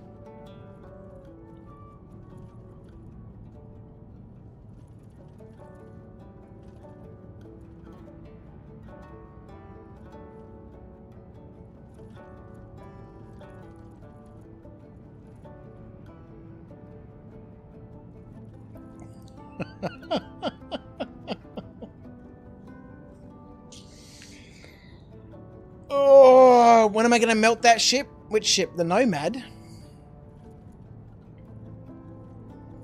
I think I bought the Nomad in game. I think I melted my Nomad ages ago.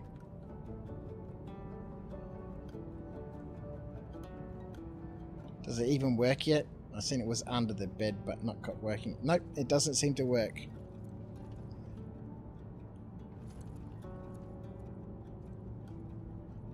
Only new purchases get the bed storage. Oh, dear Lord. They really can't do anything right, can they? Like, the patch notes during the PTU were just full. This is fixed, this is fixed, this is fixed, this is fixed, this is fixed.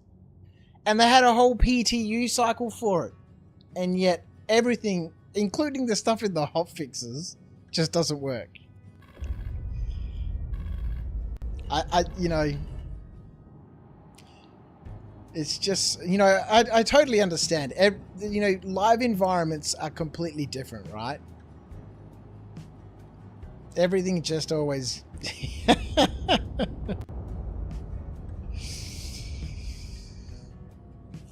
Alright, let's go. Oh well, no storage on the old Gypsy Queen.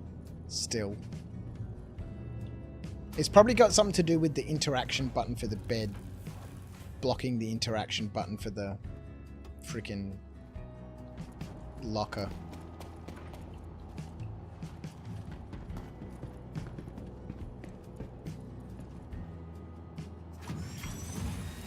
The Nomad is so good. It's just wonderful to fly. Absolutely wonderful to fly. It is the best rock mining vehicle. Let's get some power to engines. Just the way the Nomad handles is just far superior to every other ship.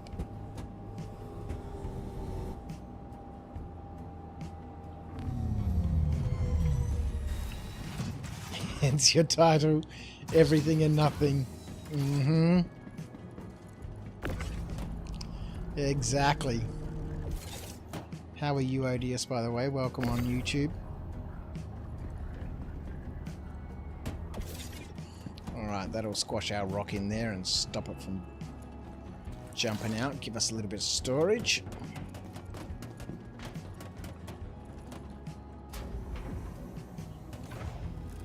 Who wants to see a picture of Crouch with hair?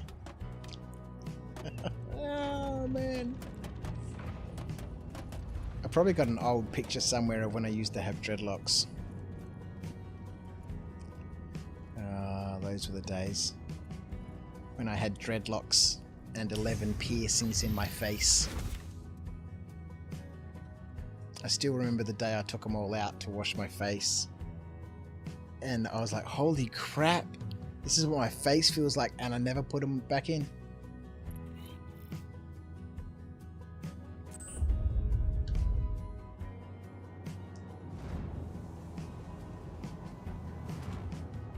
Whoa! Okay, let's just give the roof a little kiss. Totally forgot to call for traffic. Think vehicles parked like that should anchor to the grid, and all floor space in ships, or most of it, should be part of the storage grid. Perhaps as manual storage only for the extra area outside of the main grid. Yeah. Yeah. The poor rock is so smooshed. I know it's bounced around a little bit in there, but it's jammed in there. It's either going to blow up the ship or be fine. What could possibly go wrong?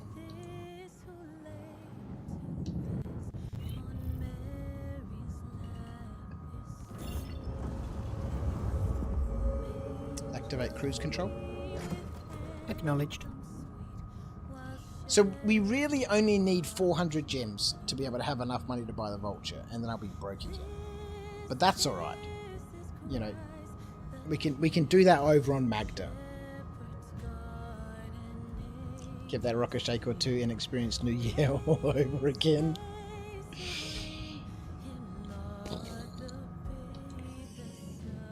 Look at it. It's in there. Look at this, the Gypsy Queen, resplendent in her blue and white.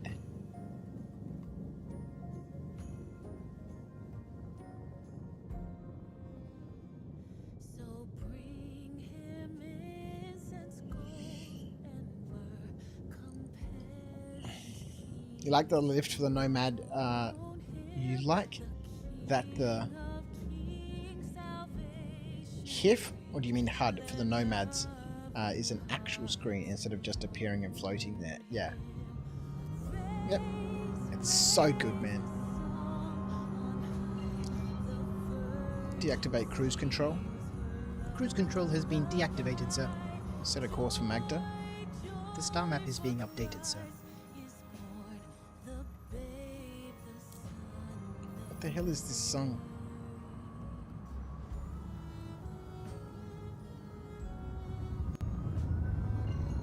Alright.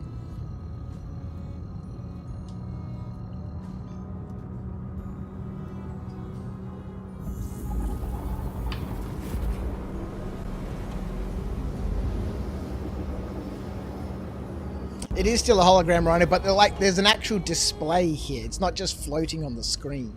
Like this part is, but like the MFDs, you know, they're actual screens. Some of the ships, the MFDs are just floating. The MFDs are like HUDs.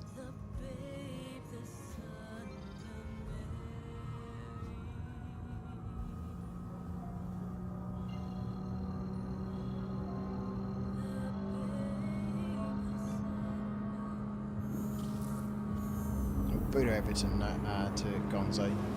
Super 5, you'd like to see a Nomad Plus? Stretched out a tad, removed the wings, bit more cargo space and accessible from inside the ship. A covered cargo area.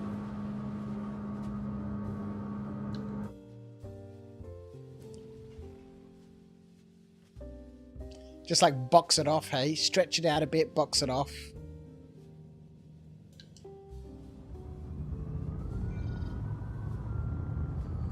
Alright, let's go. Scanner. Tuned a little bit. They already made it. It's called a constellation. 1790. Oh. No Blackie Alps, please. No Blackie out. No Blackie out. That is one thing the Nomad loves to do is try to black you out.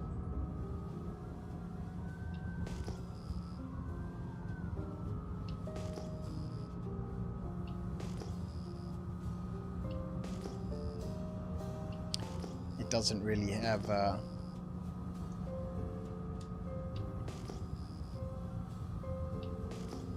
wonderful what's it called? You know, like G-force protection, inertial dampeners.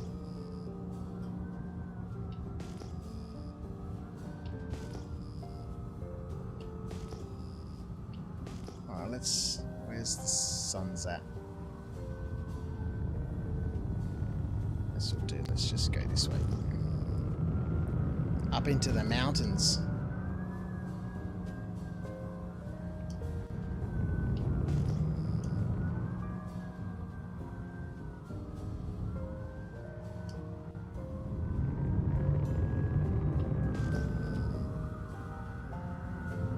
What numbers am I going for rock mining? So rock mining nodes are multiples of 620.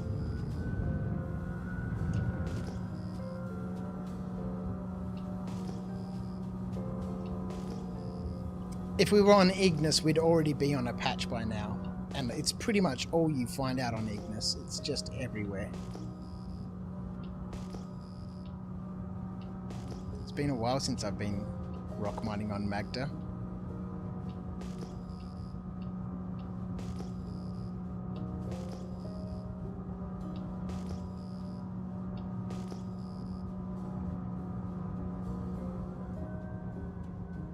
Right, so there was a cluster of 12 just... Oh, here it is. 7440. What is it? It's too close to be had tonight.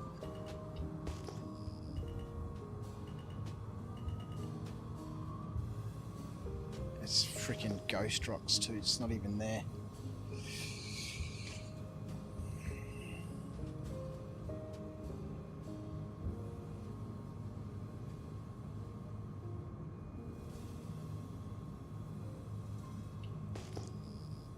Bummer.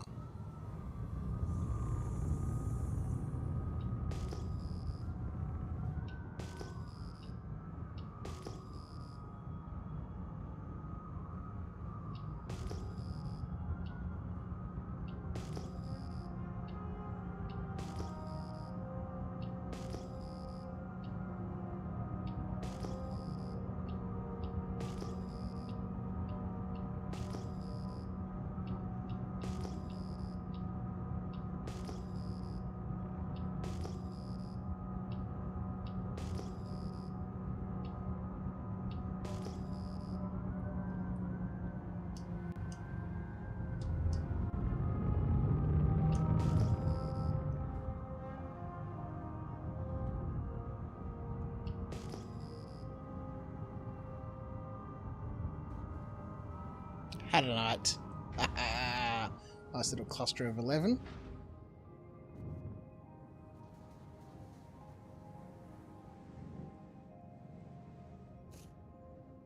Perfect. The Nomad was an acrobatus in its past life. It's so good. It's so good.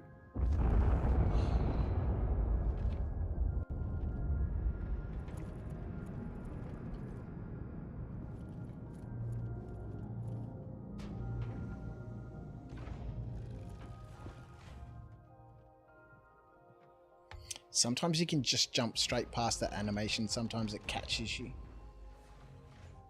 I probably should have paid more attention to where the bloody nodes were.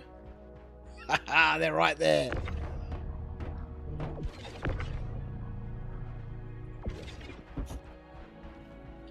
Let's go. Deactivate the Toby.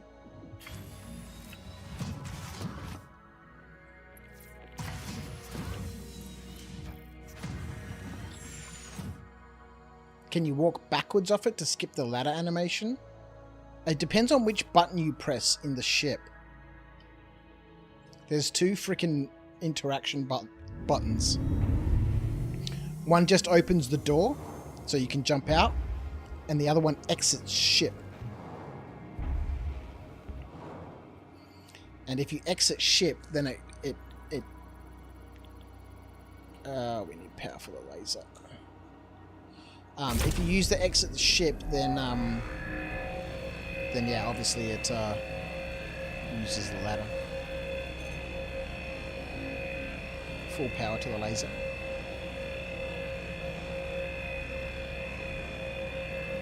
Full laser power. Thank you. It's my pleasure to be of assistance, sir.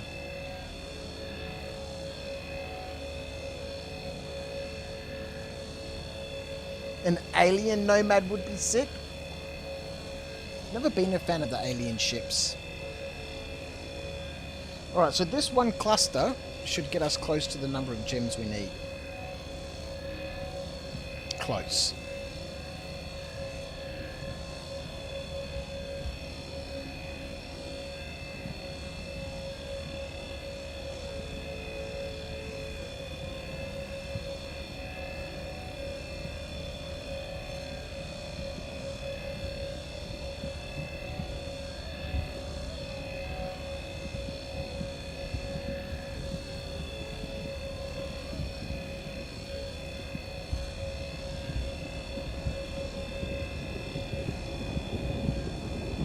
Eating a chocolate biscuit, Acorn.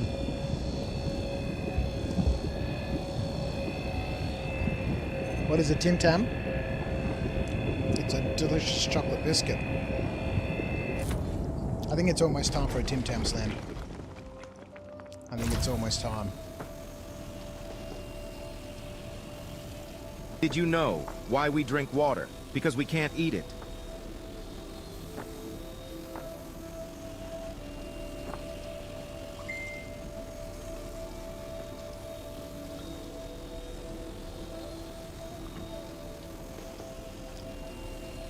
Oh wow, those gems really just launched themselves, didn't they? All over the place.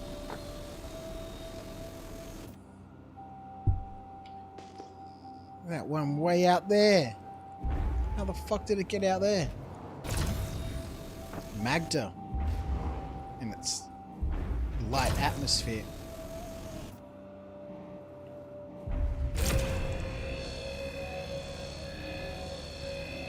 It's an expedition just to collect the runaways. Yeah.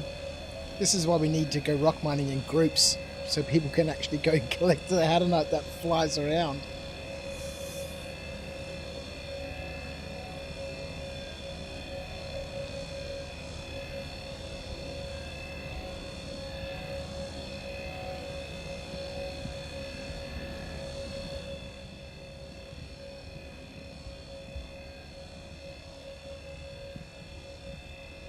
What happened to the volume?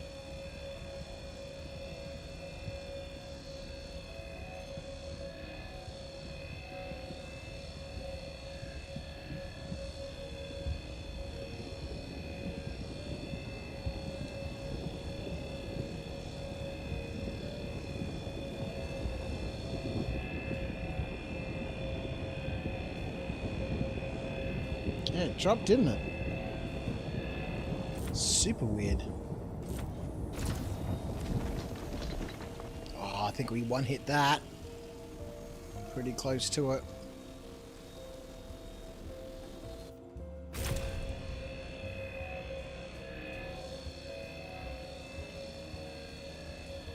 Right, I think we'll gobble this up.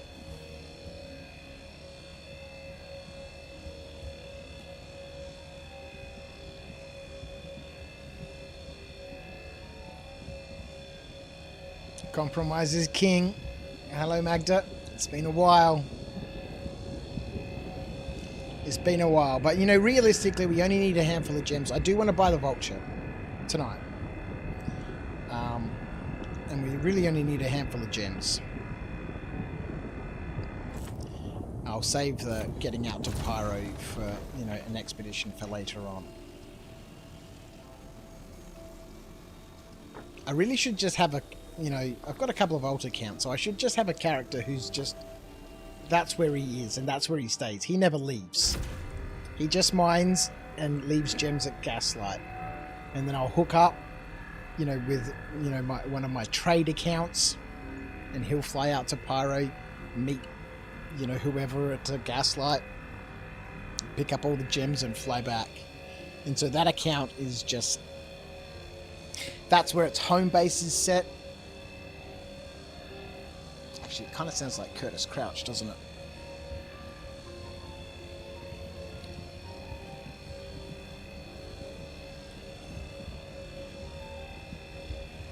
We'll leave Curtis over there. Eventually, Atreyu will be able to mine on his own. I don't think so.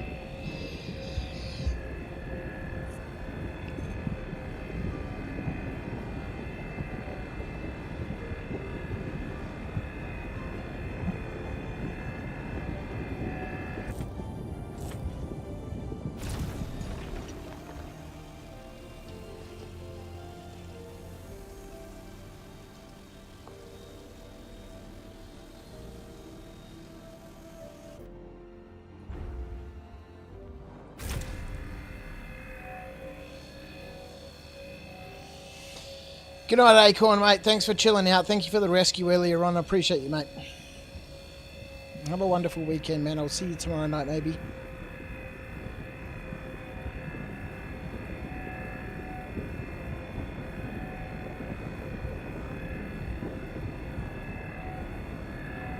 No problems, mate. I'll put the check in the mail.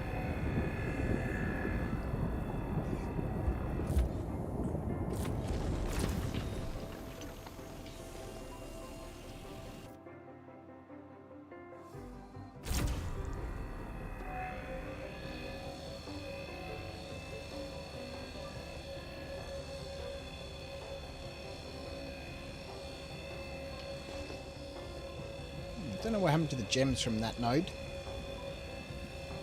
They could have been sacrificed to the great earthworm beneath us.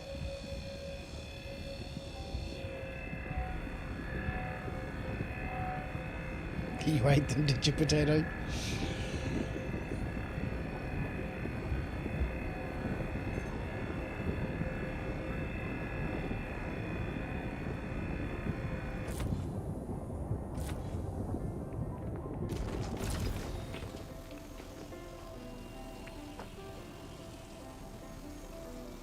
Look at that gem that's just flung off out there to the left, man.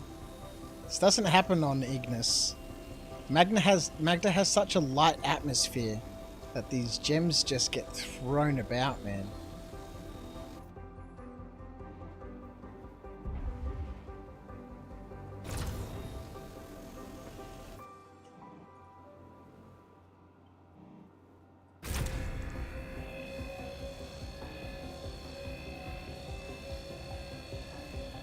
Paper physics probably got the better of them.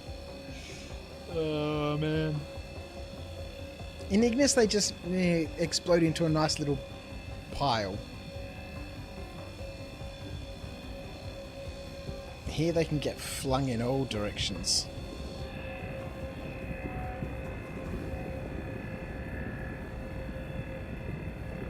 It still says I've got 96 in the hopper. I think the hopper gremlin is a bit drunk.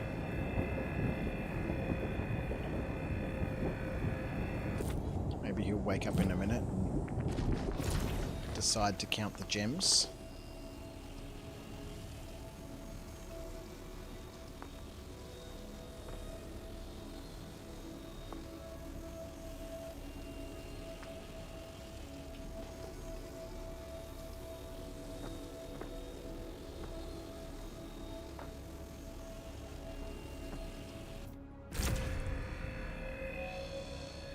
Or the game is just wigging out and I'm not actually getting any gems. You think glowing rocks is the only thing you've seen consistently working in this game?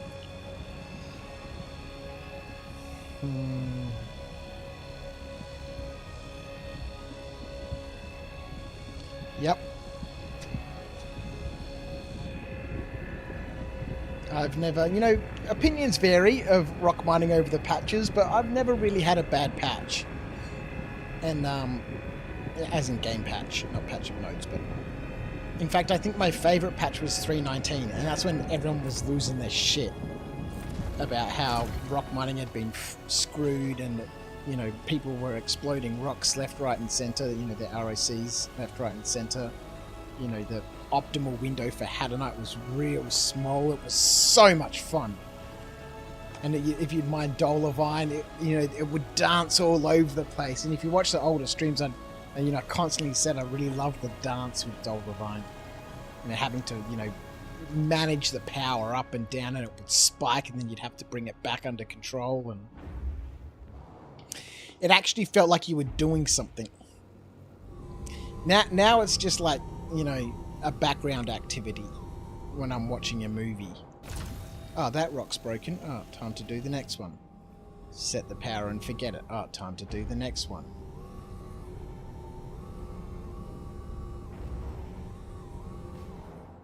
But I'm not going to rant about rock mining tonight. It's not a rock mining stream. We're just here to get a couple of gems to pay some money to the New Deal salesman. We can have a rant about rock mining later on. Good night, Metaphysical. Thanks for tuning in, mate. I really appreciate you, buddy.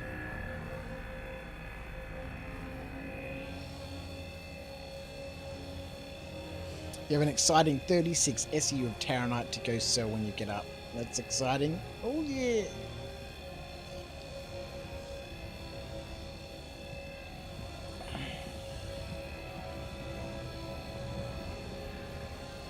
CIG at least respond quite faster and move exploits or cheat tools. That's true. It is good that they're addressing them, although I don't know how necessary it is at this point in the game's development. And I'd really prioritise stability over, you know, cheats or exploits. Simply because the game is in development. There is no economy. Anyone who says the game has an economy doesn't understand what economy is. And so exploits and cheats, they have zero impact on anyone. Especially RMC or duping staff, and outside of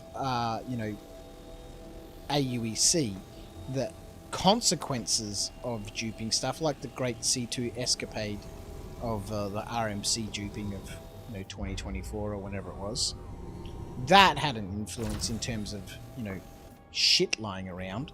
But people constantly carrying on about the economy. There's no economy. There's no economy. Until there is an economy, then those exploits that have to do with earning AUEC are irrelevant.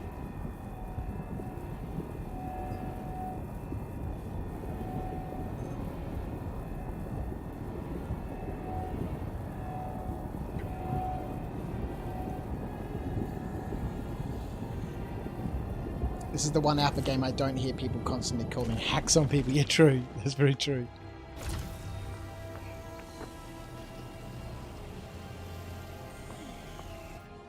Do you guys ever remember that game War Z? It changed its name to World War Z, I think. It was a Russian, it was a game made by some Russian developers, a zombie survival game. Sort of back in the DayZ craze. And, they were so proud of the fact that their game was unhackable.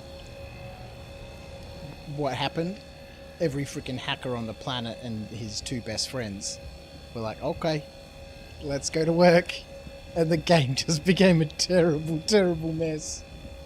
And then they had to change the name of it, right? Because it was, whoever, there's a movie with, is it Brad Pitt, I think, called War Z. And they kicked up a fuss saying you can't name a computer game after our movie. So I think they changed it to World War Z. It had such wonderful potential, like Star Citizen.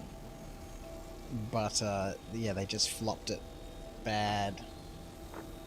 Yeah, don't ever challenge a community. Yeah, exactly. Alright.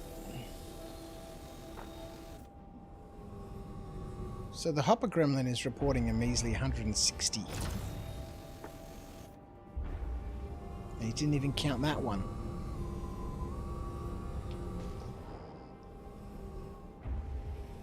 If there's only 160 gems in there after that patch of 11, I'll be very disappointed.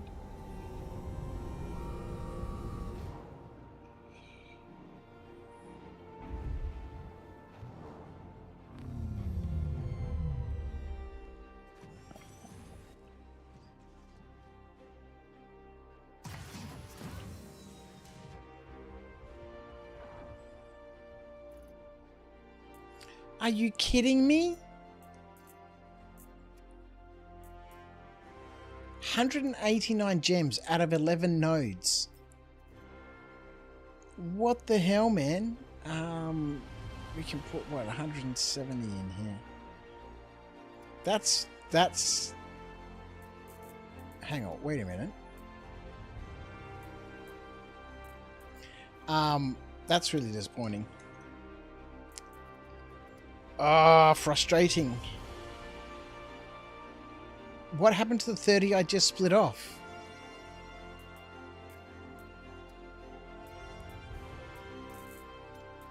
All sorts of weird and wonderfuls going on.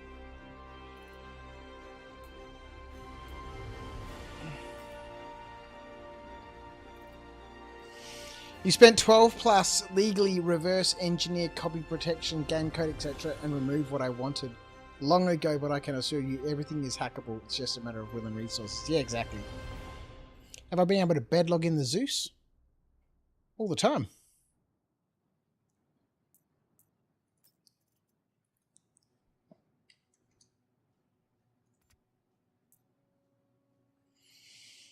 Are we doing this, are we?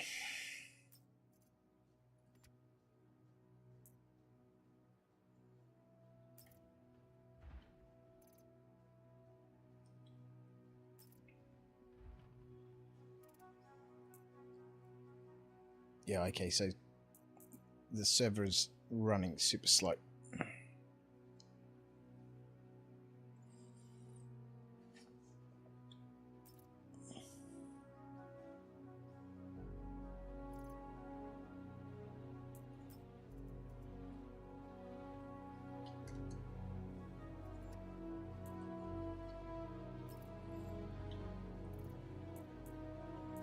Look at this wind on Magda, man. Just blowing him off his feet, man.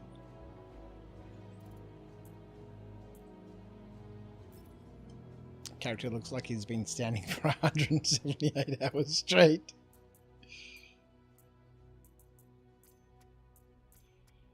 Yeah, there we go. 321. Out of 11 nodes, 30 gems, you know, or 28 gems per average per node. 330 gems. That's what we're looking for.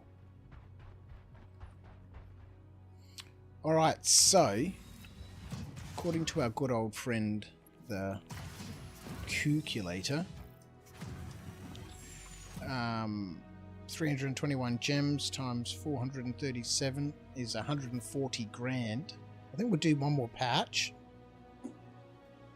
That should give us exactly what we need.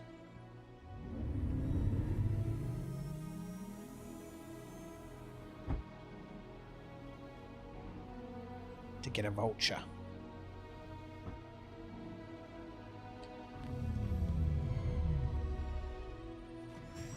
$140k from one patch's poggers. It's pretty crazy, man.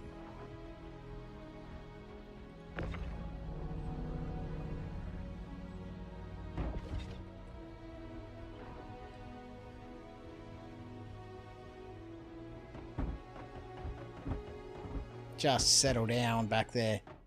Just settle down.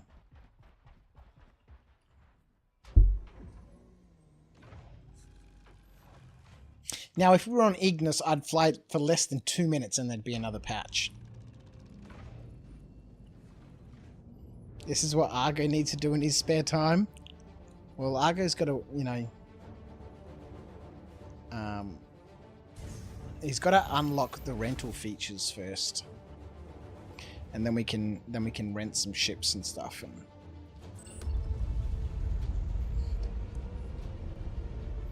but because of his poor reputation, oh, we left a gem behind. There's 437 credits on the ground there. Look at this little patch of 8. What is it?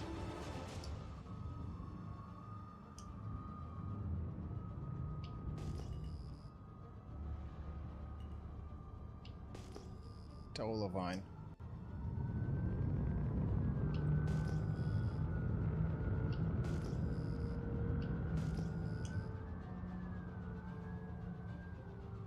$1,800. That's a rock for a prospector. 4,340. This little patch is 7, yeah? Yeah. What is it?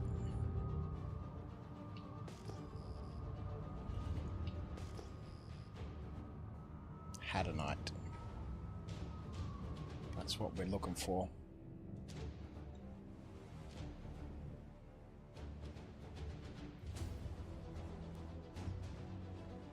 Lovely. The old stomping ground is paying off.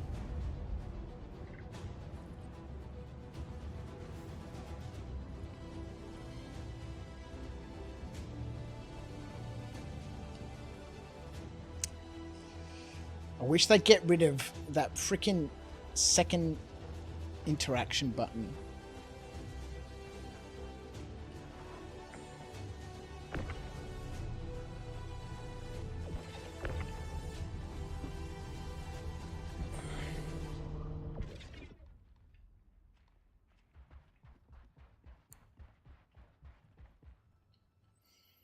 Let's go.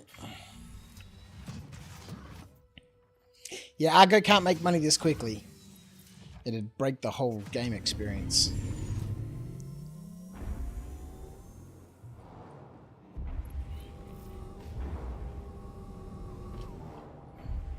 And if he can, then he needs to pay some huge taxes or something.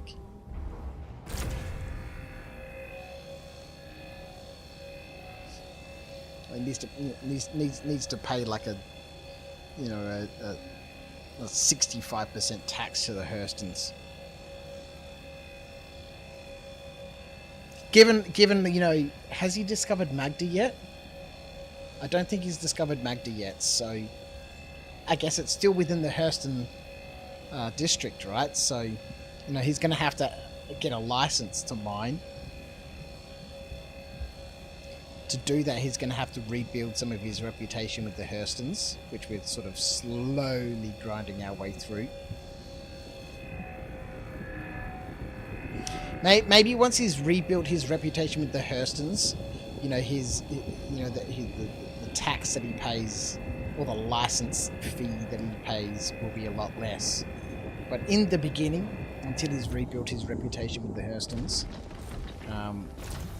he's going to have to pay. He's going to have to pay to go mining on Magda.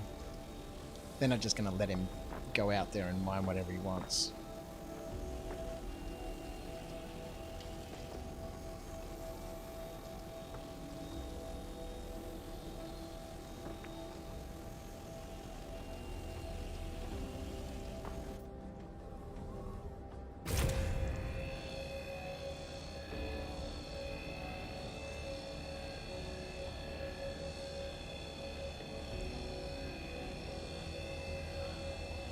Would a mole do this better, as in faster, easier? No.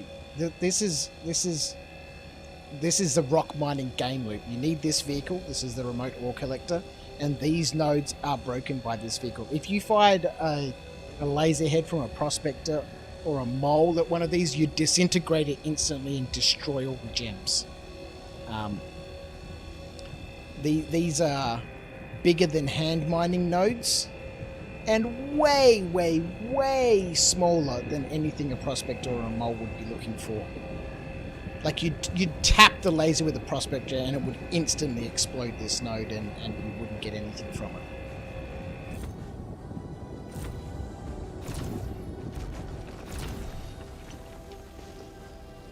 Yeah, I haven't done it for a long time. You used to be able to with the prospector before minimum laser powers and all that sort of stuff came in with the Great Mining Refactor.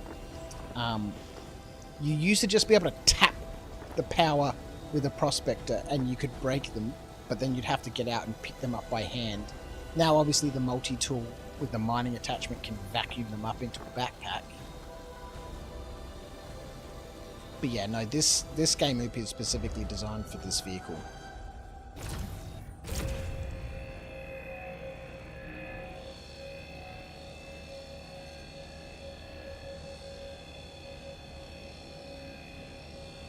Of which I have done many, many, many hours of, and have ranted enough about how it could be much better. Guess you could give the Rock a try. Just figure out a slightly bigger ship to carry it around with. Any of the smaller ships like the C1 or the Zeus. The Cuddy Black is a popular favourite.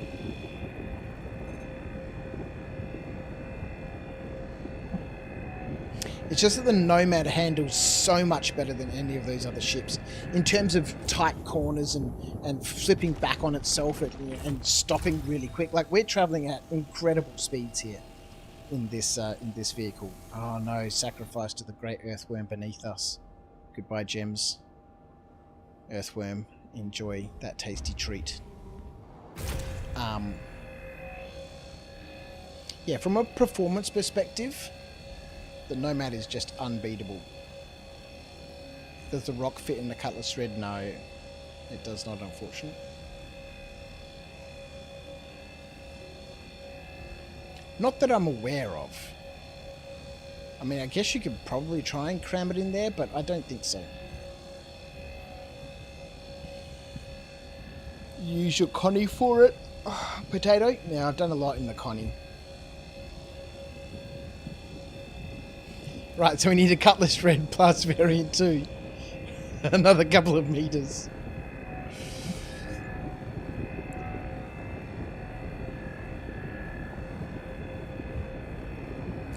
Yeah, I don't think there's ever going to be that one ideal liveaboard ship.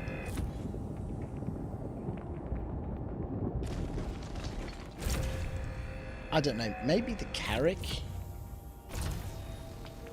I've been rock mining quite a bit in the Carrack. It's a wonderful ship, the Carrack. I love it so much. It's a proper liveaboard explorer.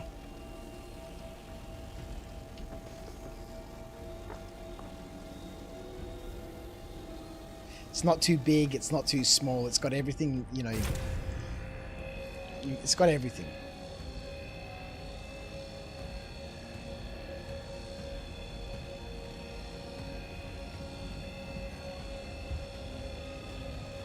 Connie can do it all. Connie's another great ship, but it doesn't have a med bed.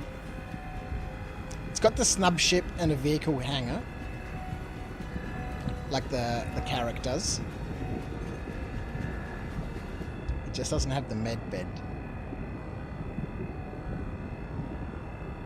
You do need a med bed. That's the whole point of an explorer. Oh, man. Come back! The earthworm doesn't need a second feeding.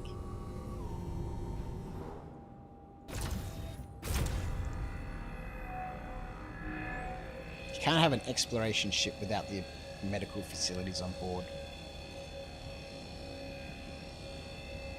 You can't get yourself to a med bed if you're down and have no friends.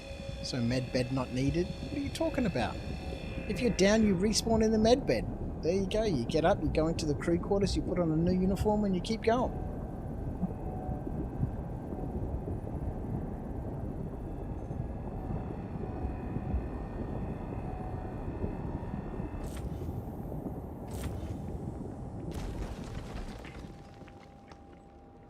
No, you die.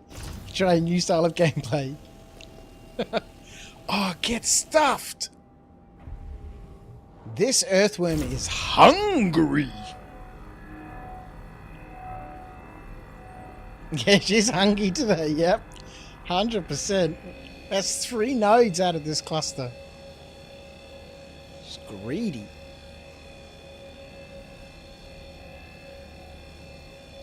Carrack's got a wonderful armory. When it gets its gold pass and it has all of its game features in, it's going to be so good. Like, I'm pretty sure once the cargo pods are working properly as intended, i.e. they drop down to the ground, you'll be able to load 8 rocks, 4 on each side, 1 in each bay. And then, because they're quite tall on the inside, you just can't get the rock in there at the moment because the bay doesn't lower down. So it's got quite a narrow door on it. But then you'll be able to put a rock in each bay and go on an epic rock mining adventure session. Just dropping off miners here and there. Just like we did last time with the Carrack. You know, the Carrack was basically the mothership. We had somebody scouting in the snub ship. And we had the 3 rocks in the garage. And the scout would find the patches. Excuse me. And then the mothership would fly off and drop a rock and the operator on that patch, and then, you know, head off to the next one that the scout had found. It was so good.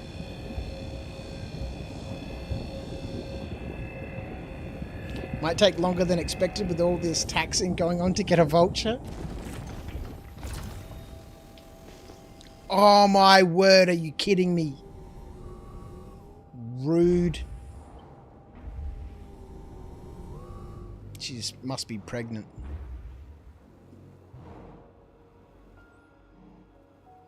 Yeah, it's going to be a while before Argo gets his first ship. And I'm not sure what it's going to be. Maybe we'll have like a community poll on what Argo's, you know, next ship will be. Or like his first ship, I suppose. After he upgrades from the Cutter Rambler. Will it be a Nomad? Will it be a Vulture? You know, we'll let people decide. All right, 416 gems. That should be plenty to get the Vulture. It's that time of the week. Got some cravings. It is a Friday night, man. That grey earthworm beneath us has been smoking a bit.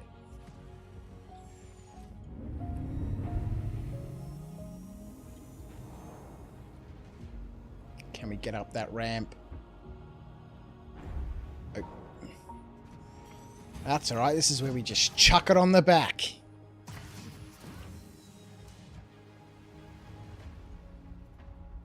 Close up that door. Get on there. In you go. Perfect. Oh no! It started doing this. Don't do it. No.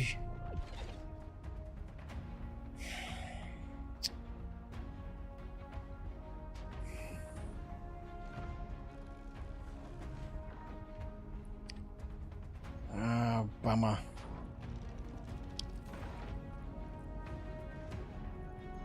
It's screwed now. We're gonna have to leave the rock behind. It won't go back on the tray now. It'll just constantly keep falling through.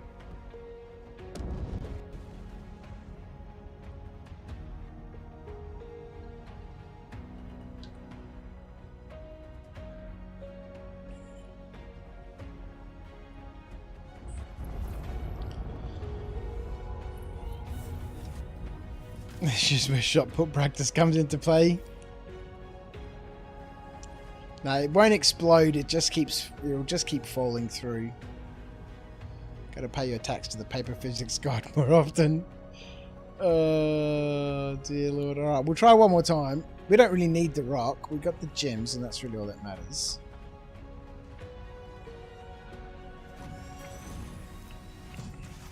We've got enough gems now.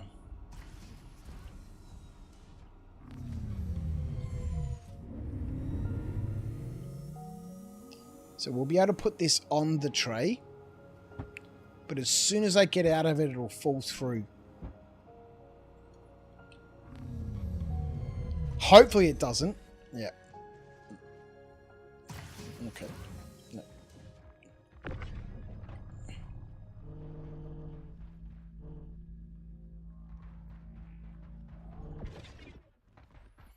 We shall abandon that vehicle.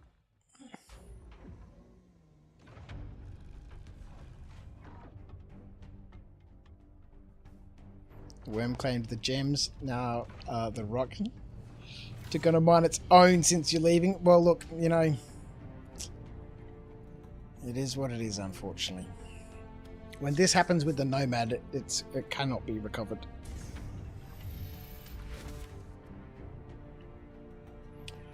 Shootem, how are you, my friend? Joining us on Twitch.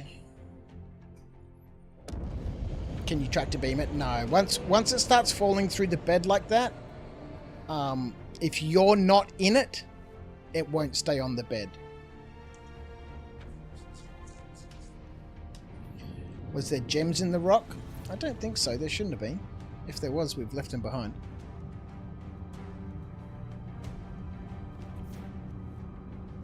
Activate cruise control. Cruise control has been activated, sir.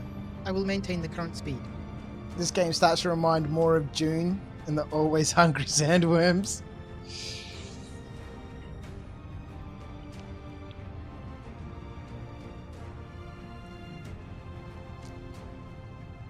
Alright, let's see what's closer and what perhaps might be in the daylight.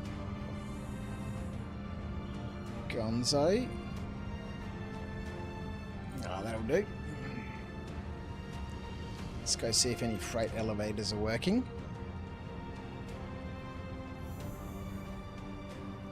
We'll sell these gems and that should give us just enough to buy the vulture.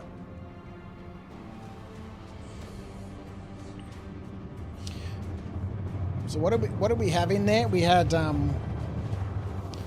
think it was 414 gems, right? 180 grand. Well, let's go. Careful around outposts. You found so many places to fall through the ground when next to buildings. Yeah, they've become a little treacherous, haven't they?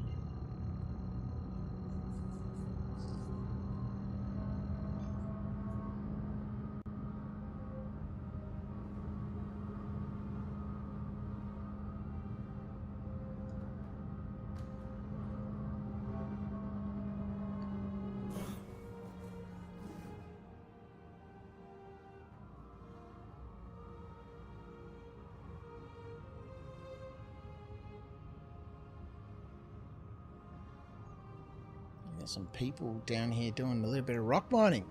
Someone in an MSR, another person in a Zeus, backed up to the freight elevators.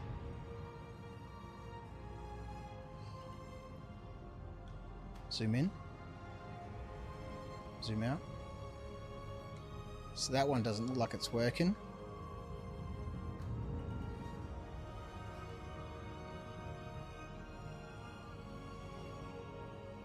Either these guys are in the middle of their transactions.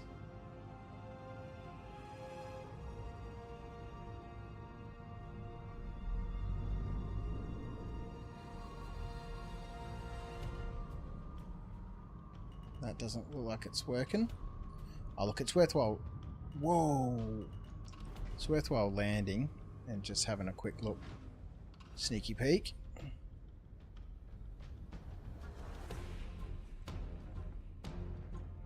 Because sometimes even when the door is closed,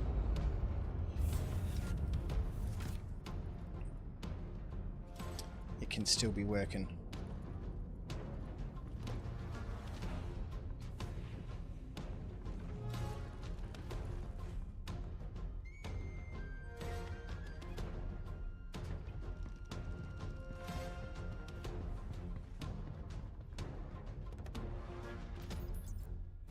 It is working. Beautiful.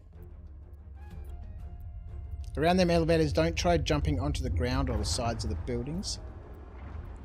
Alright, perfect.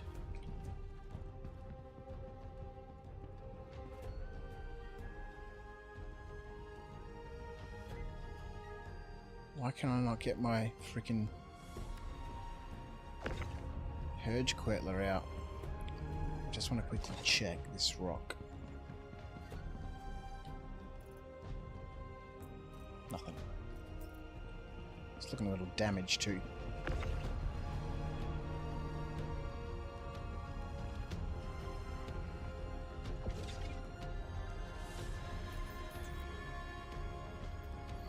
Alright, let's send those gems in.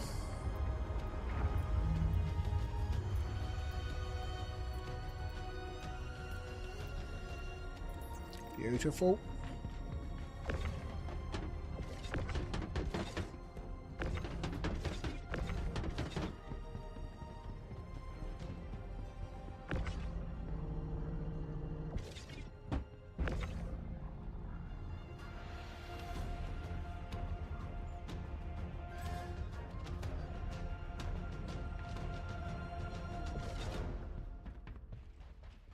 Alright, let's go sell our gemses.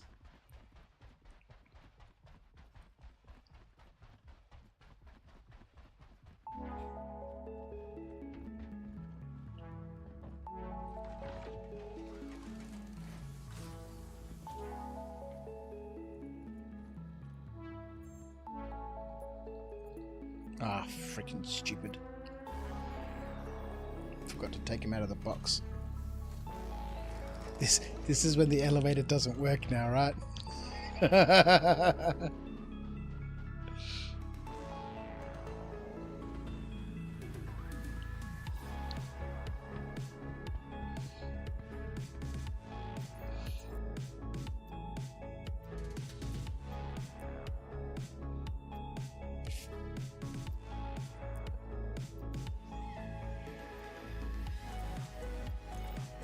Alright, let's go.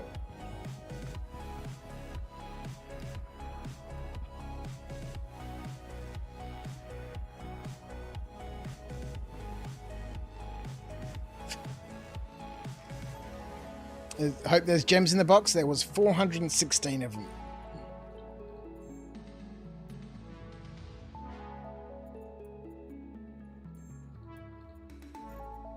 $181,000. Beautiful. A real professional at work. Glad to see I'm not the only one with a split-second long memory span here. Alright, so what do we got in the bank now? 1.753. That's vulture money right there. Let's go.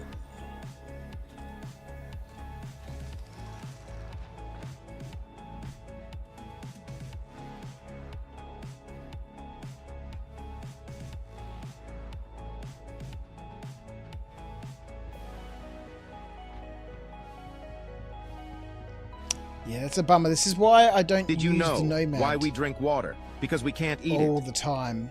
Now that, you know, I figured out that we can put that box on the back.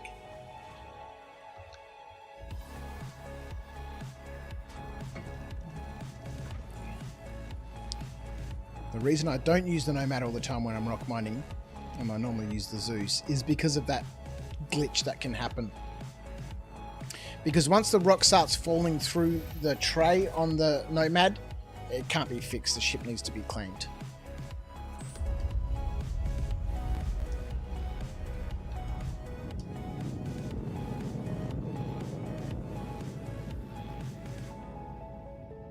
It's so fast, the Nomad.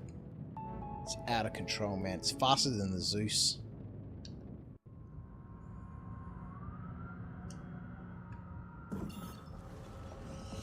Let's get a crew of vultures and a caterpillar. Go to the belt. I haven't been to the belt in a long time. Set a course for Lawville. Acknowledged. Alright, let's go buy Vulture.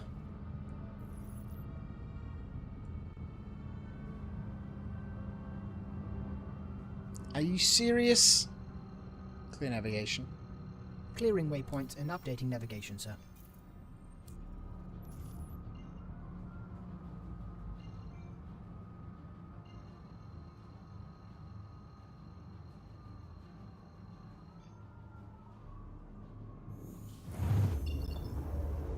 Set a course for Lawville.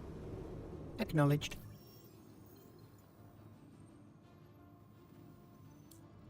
Right. Let's roly-oly. Vulture.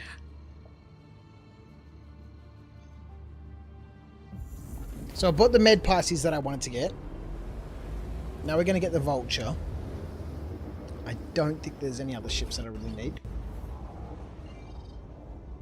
And when I fix up my hangar, we'll just get the Vulture back in my pledge. Get rid of that 400. I have no idea what I was thinking when I bought that.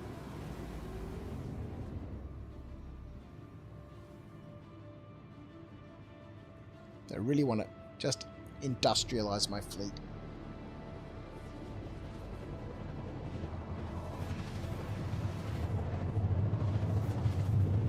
It's pretty much there.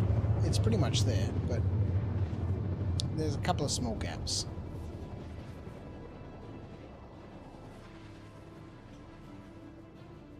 So full Argo collection then, or Misk? No. You know, I really like both of those ships, both of those companies. But you know, the Argo Raft just doesn't appeal to me as a transport ship. I think the C2, just in terms of a transport ship, there's no real reason to have any other ship. In terms of transport, you know, bulk transport. Obviously, the mole is required for, you know, prospecting in a group setting.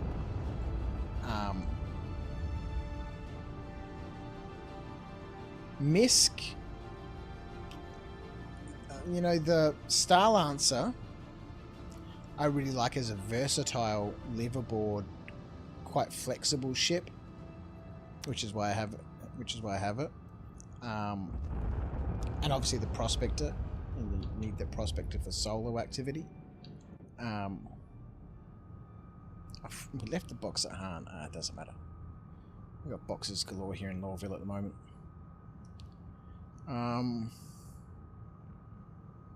What else do we need from Misk? The Star Lancer, the Prospector.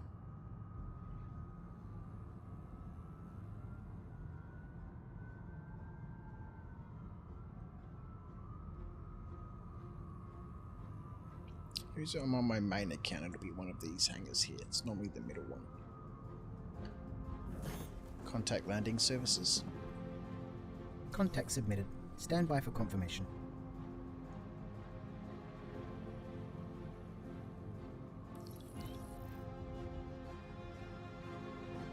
I like knowing where my hangar is, you know, this is my hangar.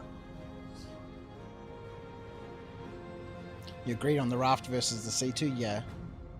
Misk has the Odyssey, Endeavour, and the Hull series. Well, none of those are in the games, so I don't really need to worry about those too much, but... And the Hull series doesn't interest me at all. Doesn't interest me, but, you know, from a Crouch Consolidated Industries perspective, from a CCI perspective, then yes, you know, those mega haulers... I don't have any of them, but as for the Odyssey, the Endeavour, the Orion, you know, all those big ships, I have those, but, the BMM, you know, all that sort of stuff. But yeah, I'm just, you know, I just don't like the whole hauling thing. But from an industrial perspective, you know, be interesting to see what happens with org fleets. You know, if there's an org account that owns these ships, or if it's, you know, still just a, you know, an amalgamation of different players. All right, let's I don't fancy the run. Just land up here. That'll do. Ship off. Turn that off. Let's get up. The Fortune. The Fortune, I think, would be good for group gameplay. As I mentioned earlier on, you know, as a solo ship, I think it's absolutely terrible. But from a group perspective, you know, a couple of different Fortunes, and a carrier. Yeah. Vehicle retrieval system. Let's put the Nomad away. Your vehicle has been moved to our storage facility. Please visit us again. Hi, fishy, fishy, fishy. Hi, fishy, fishy. Alright, let's go. Get ourselves a vulture. Super 5, you're a sucker for new and shiny ships. Bit of a drawback. On a bright side, it makes it late. On the bright side, it makes it later on easy choosing what to fly. Nope, that's where we are. This is where we want to go. Are turtles still in the cargo area? What does that mean, Barbunaf?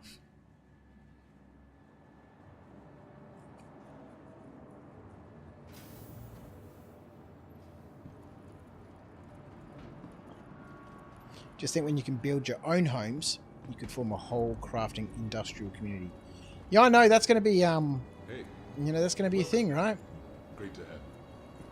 It's going to be a thing.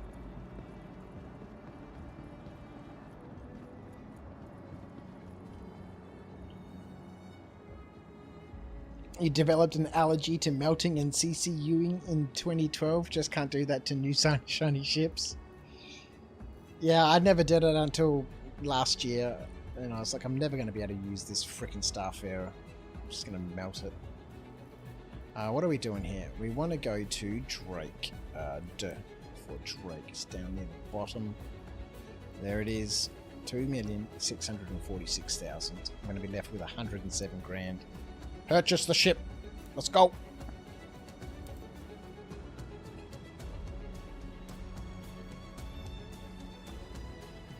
You remember you could get turtles on the grenade slots on your character? I know that you used to be able to find them in Area 18. Got it. There we go. Now, we need to go to Tammany and Sons. I think you can get the abrade modules at Tammany and Sons. We'll go have a look. Tell you what, as soon as I wrap up over here, I'll swing on by and get you taken care of. We got 107 grand. Should be enough. I can't imagine that the abrade modules would be more.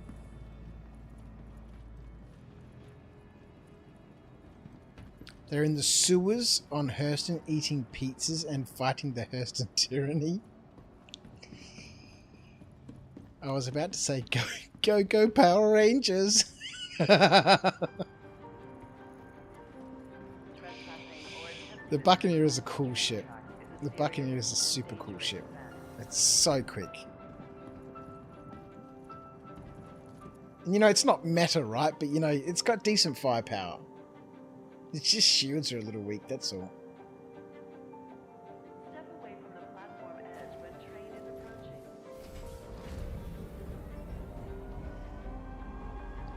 Oh, the Upper Everest, are they? Next stop, Metro Center. You heard their glass cannons, like, yeah. Yeah, they're good, and they can pack a punch, but they're just let down by the shields.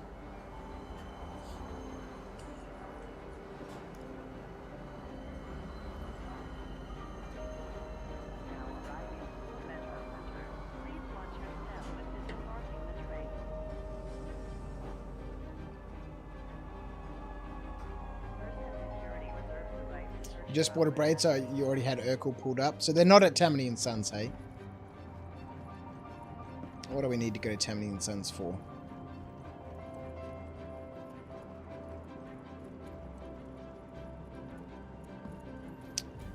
Probably nothing now.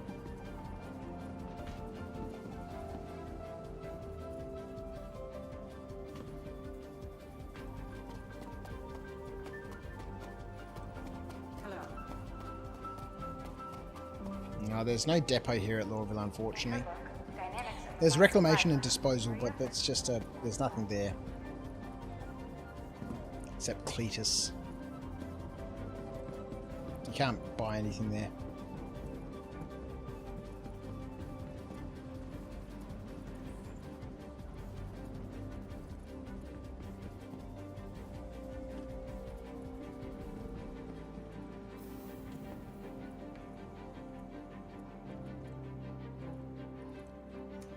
Not that I'm saying Skeet's not correct, but I just wanted to check. Right, let's go. We'll get this ship squared away, and then we're at, what, coming up on almost 8 hours. It is almost 5 o'clock in the morning.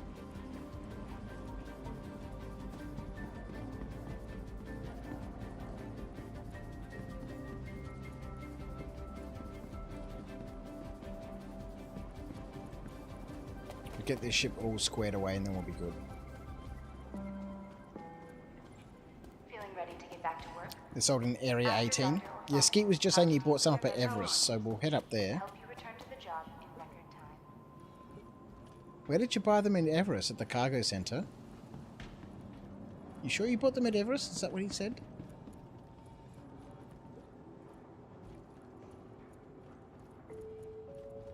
Everest has them. Okay. Trespassing or attempting to trespass on train tracks is a serious and dangerous offense.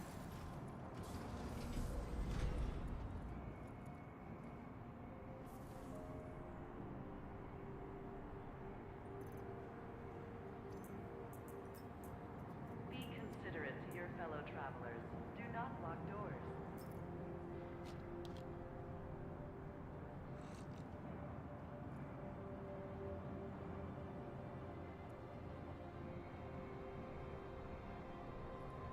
Step away from the platform edge when train is approaching. Such a small man in a big suit. It's so good, man. I love this suit.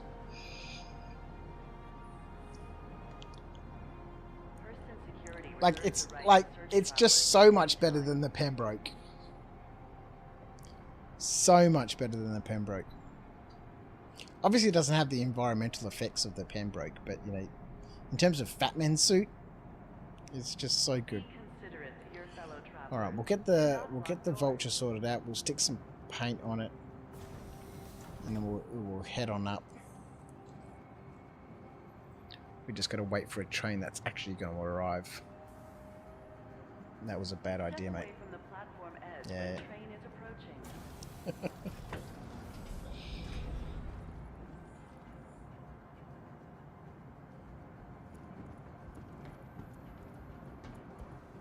You done for, brother. Trespassing or attempting to You done for. on train tracks is a serious and dangerous offense. Yay! Oh man, all my keybinds have changed. Why have my keybinds changed? That's not nice. I don't like that. I forgot I had my VoIP on. I need a better camera for the VoIP. It just doesn't work very well, sadly.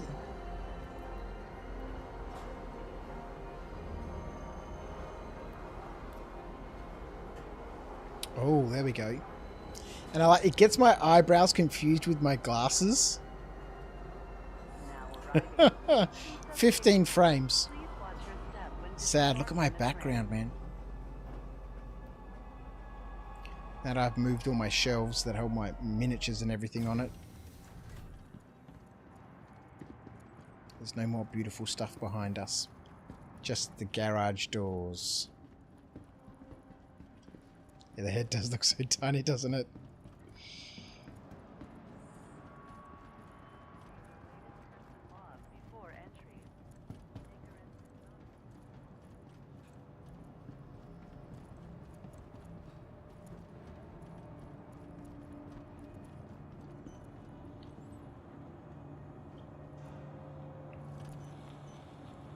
Welcome to the ASOP Vehicle Retrieval System.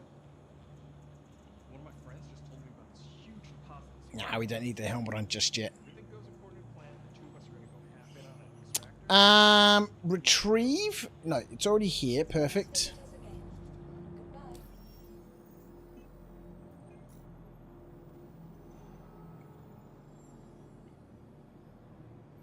Drake Vulture. Alright, best in show. Carbon.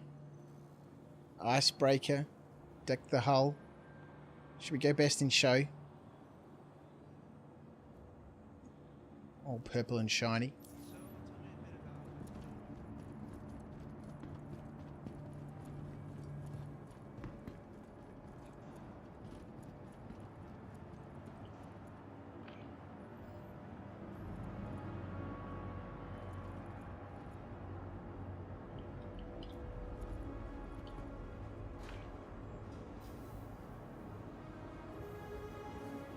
Because you're about to do business, yes sir.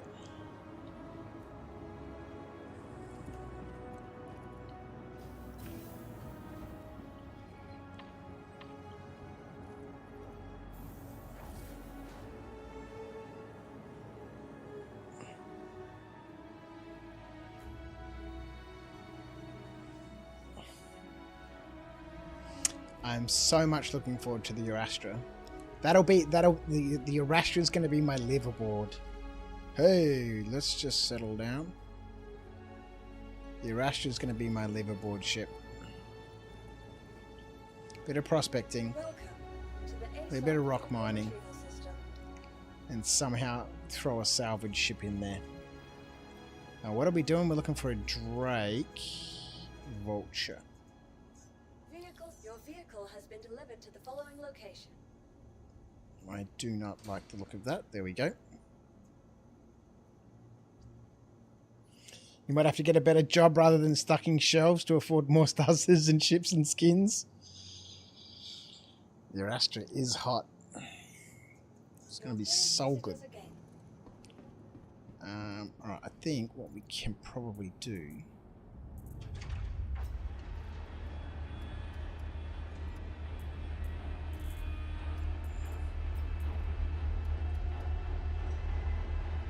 Actually, no, we'll just keep them all. We can... Alright, so what else might we want to put aboard this ship? Nothing really.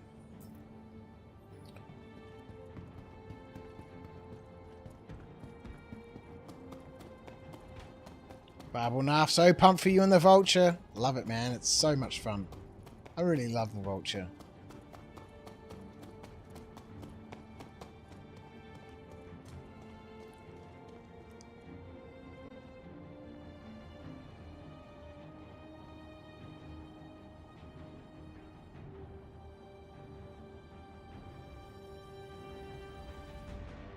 That's sick.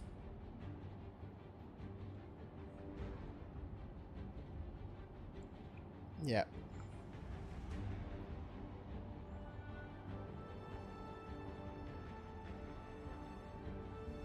Nice choice. Yeah, and I like this like pinstriping it's got on it. So good.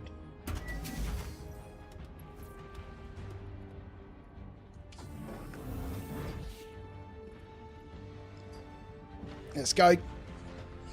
Swap out the Herge Quetlet, what's it called? Tractor beam for the abrade module. Or the cinch module for the abrade. Whatever we're doing. That's what we're going to do.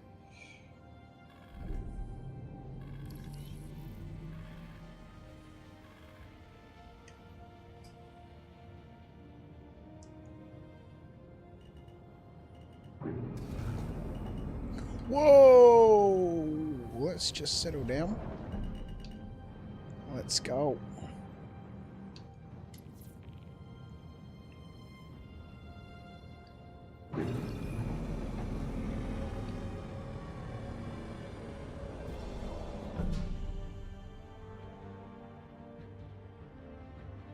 It's such a cool ship, man.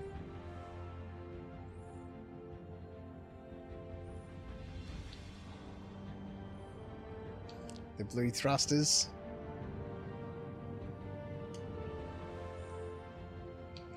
Nice one. Alright. Set a course for Everest Harbour. The star map is being updated, sir.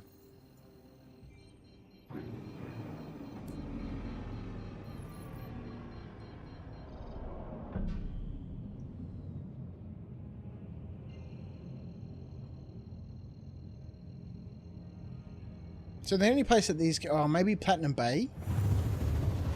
Maybe Platinum Bay. I think Platinum Bay has the abrade modules, right?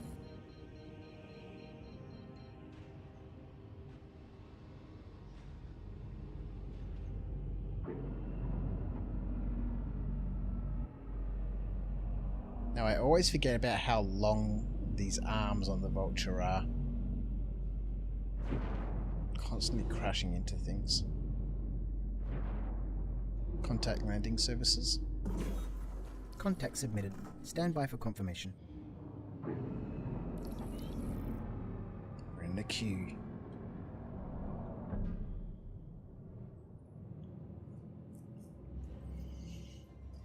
I want to go grab a piece of pizza. Cold pizza. I'll be back in a minute.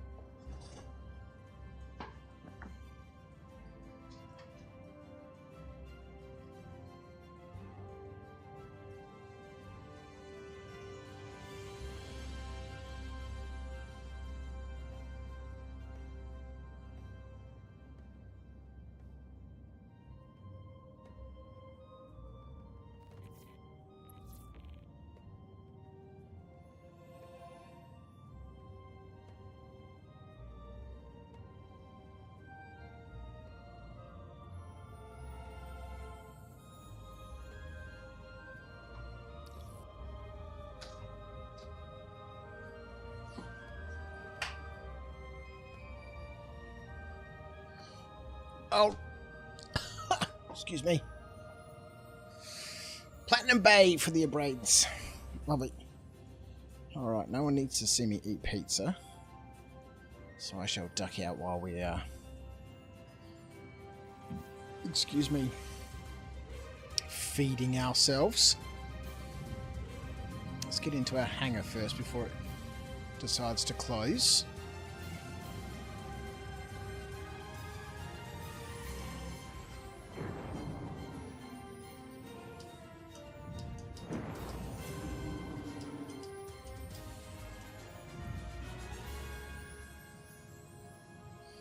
What flavour? This is from our local pizza place called Sylvester's Pizza. It is their Nick special.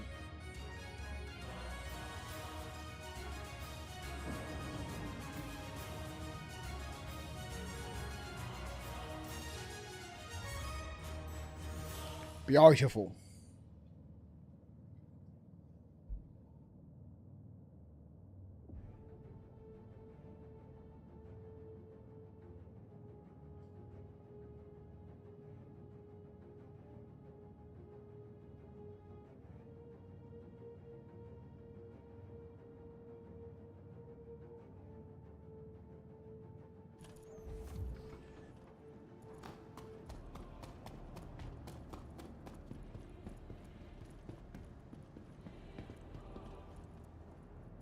Welcome to the ASOP Vehicle Retrieval System.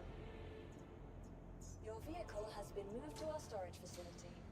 Please visit us again. Goodbye.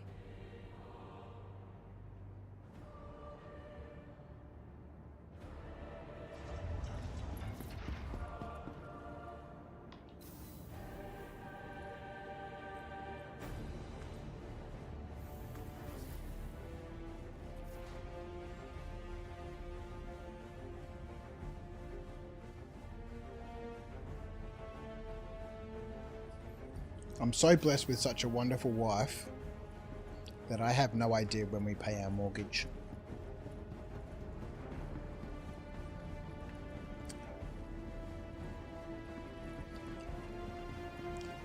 I don't do any of that.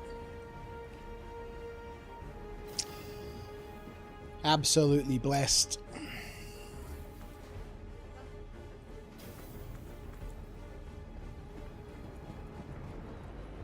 Upstairs.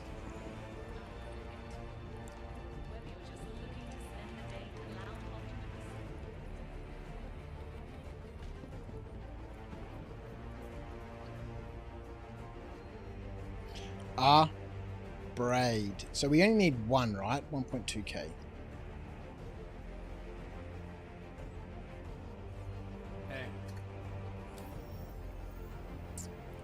I don't think there's meant to be ship parts in the station. No, I don't think there's supposed to be ship parts in the station either, but they're there. The less we question, the easier everything is.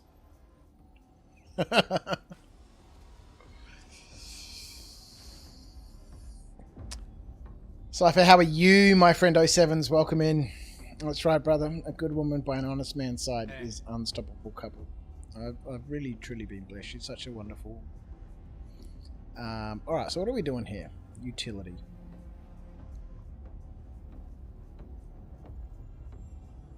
Yeah. Alright, so what the fuck's going on here?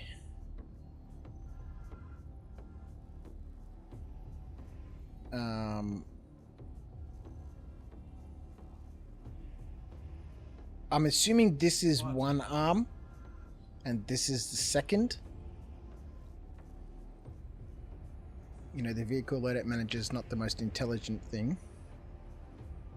It's the second one. Replace the second. Alright. Yeah. There we go. So we still keep the tractor module, do we? Beautiful. Alright. Lovely work.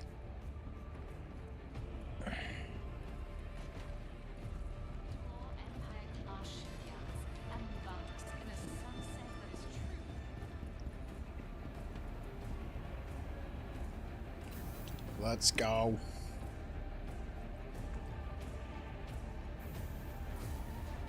That was the wrong one.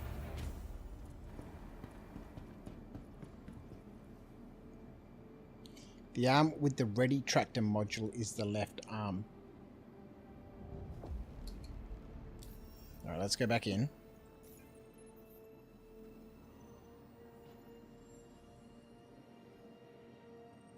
And because this bloody image doesn't work properly, and it's impossible to know what's what, right? And there's nothing down here that tells you that this is the left arm. Not that I can see, at least anyway. So we want to replace this one, yeah?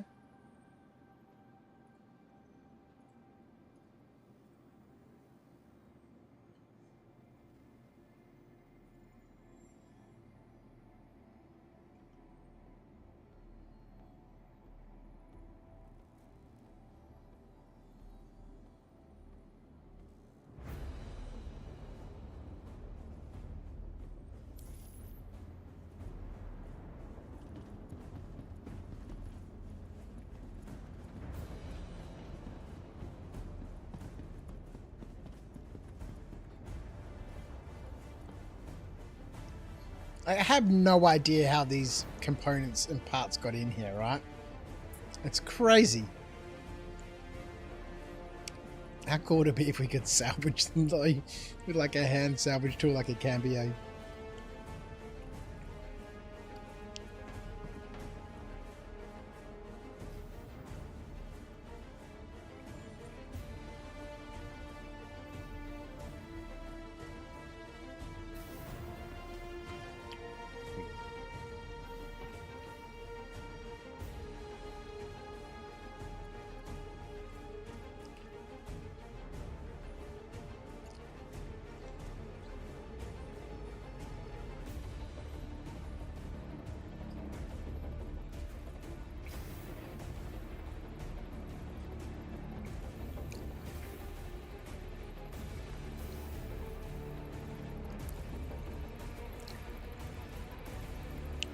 Didn't realise I didn't have my microphone muted while I'm munching away on that pizza. Paul Morgan, I shouldn't have two braids next to each other.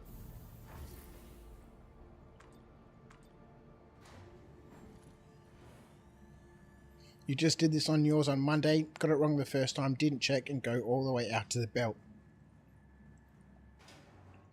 Alright, Bible Nuff. We're going to find out who's right and who's wrong in just a minute. Welcome to the ASOP vehicle retrieval system. I think it should have been the second one. Like we had it the first time before we switched it. Your vehicle has been delivered to the following location.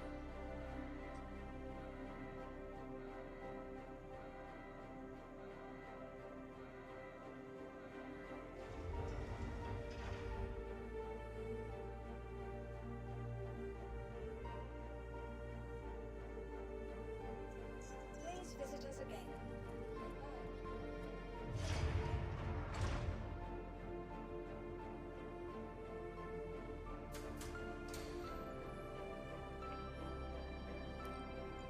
I just can't get it right, can I? I'm either leaving the camera on while I'm shoving food in my face, or I'm forgetting to mute the microphone while I'm chomping away. I'm a professional streamer.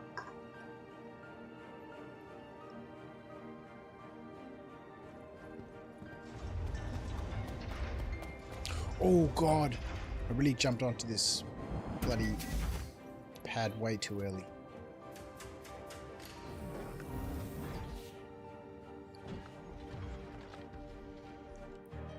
Alright, let's have a look. Mr. Paul Morgan, watching on YouTube. Let's see. Let's see.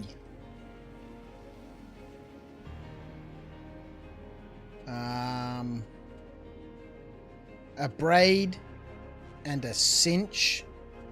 How do I change the cinch on the right arm?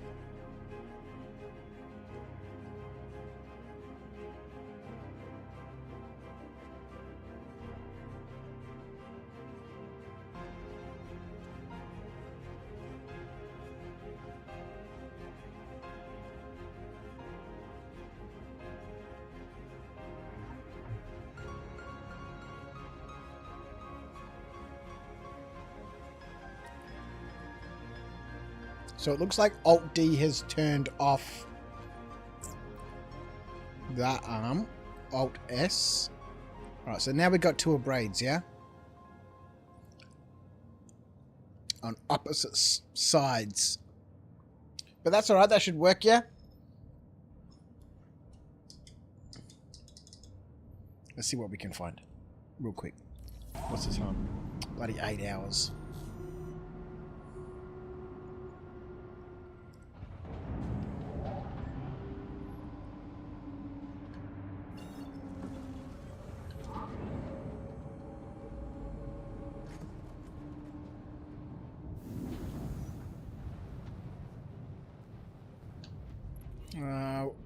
Where should we go? Clear navigation. A tray. Standing by to assist you, Commander. Clear navigation. Understood, sir. Accessing Skylink and clearing route. Set a course for her L2. Set a course for the station at her L2. The star map is being updated, sir.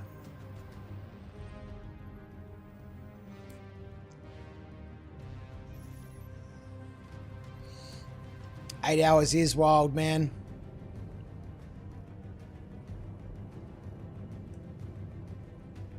We cannot do another 10.5 hour monster like we did a couple weekends ago. We'll go out there. Half of that was loading screens though. Yeah, true. What we might do is we'll quickly have a look on the map here. L2. Whoa, let's everyone just settle down a little bit.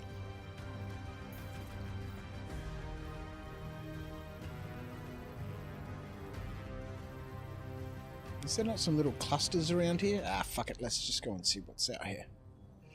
We're already on the way.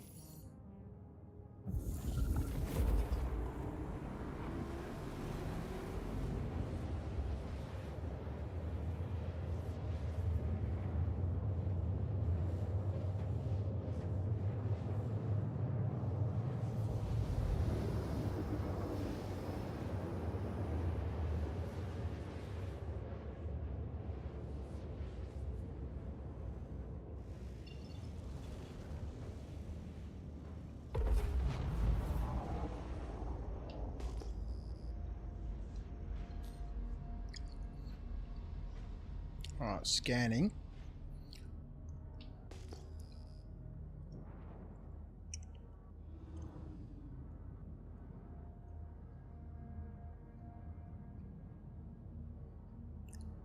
Whoa. Okay, let's how about we don't crash into asteroids and stuff, Crouch?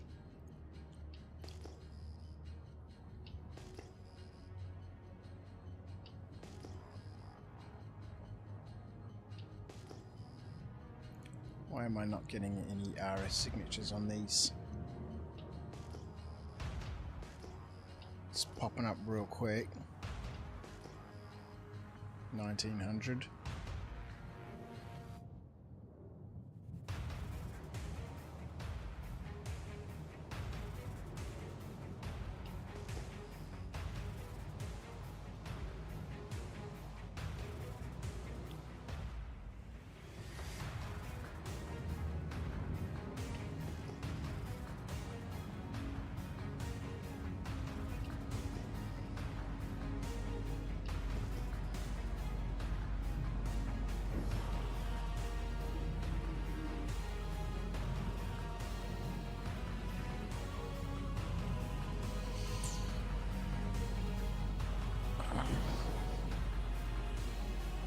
You've only found 24k clusters in the belt. If you go halfway and drop out of quantum, is there stuff in the middle of nowhere?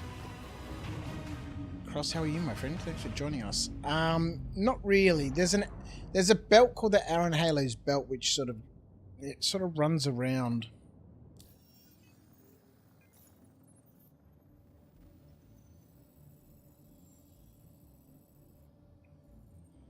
It sort of runs around here.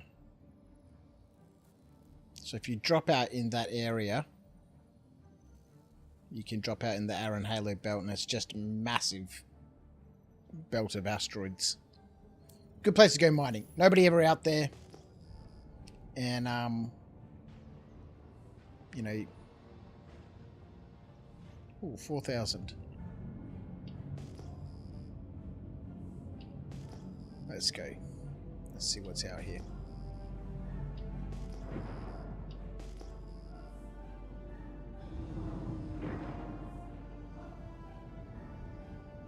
How fast am I going? Okay. A new HUD to get used to.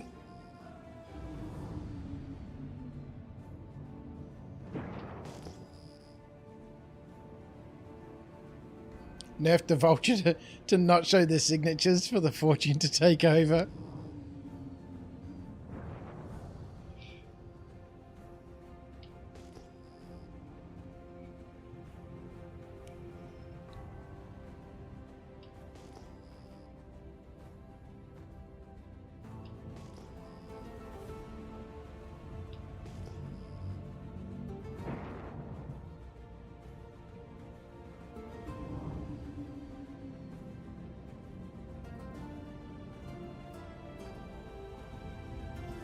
Whoa, whoa, hey, let's settle down.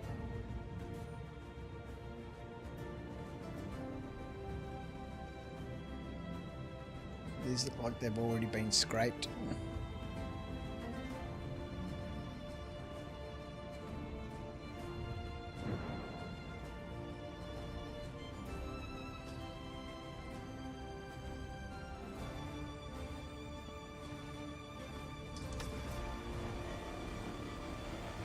Look like it. No material. That's a bummer.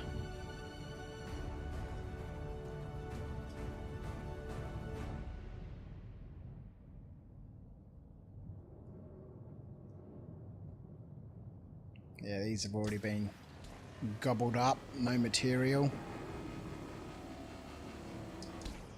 Bummer.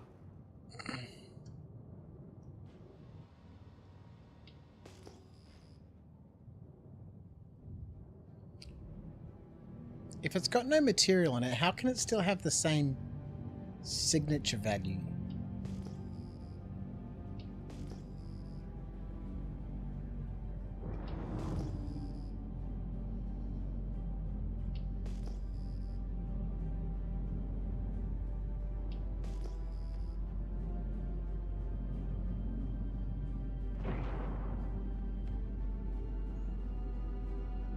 Found some scrap in my thruster at 1800 kilometers per hour. All right.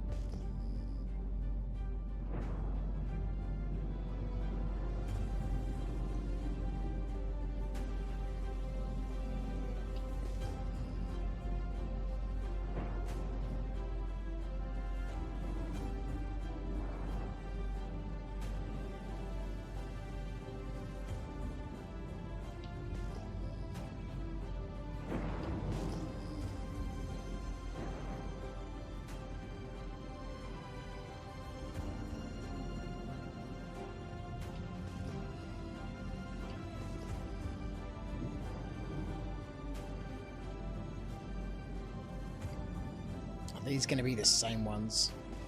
Am I flying around in circles? 12,000. Yes, sir.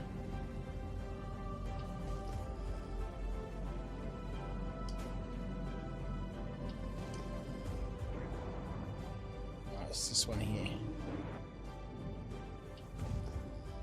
Right, a little bit of salvage before we finish up would be nice. Concentrate on the 12,000.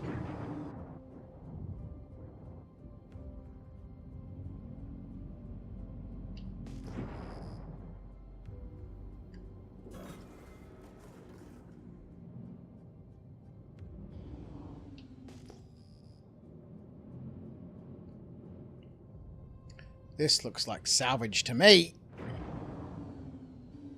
There's that racing stripe.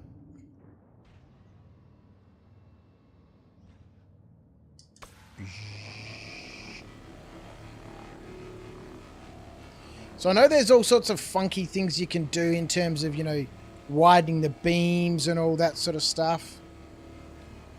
I really don't like mining, you know, salvaging like that.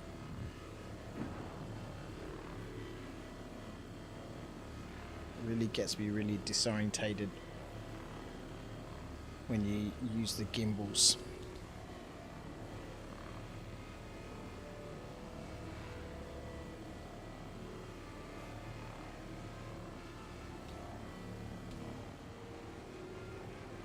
Maybe just because I'm just not used to it. Let's just try it out a little bit. And I think with my joysticks, it's really, I don't know. It just feels weird. It's like I don't have any precise control. Things just bouncing around all over the place.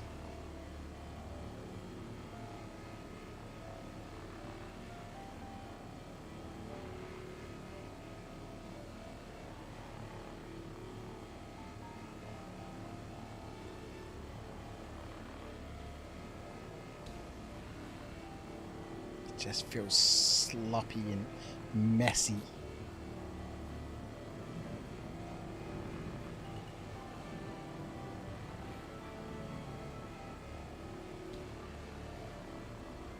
How do you guys prefer to salvage? Do you use the gimbals or do you use the ship?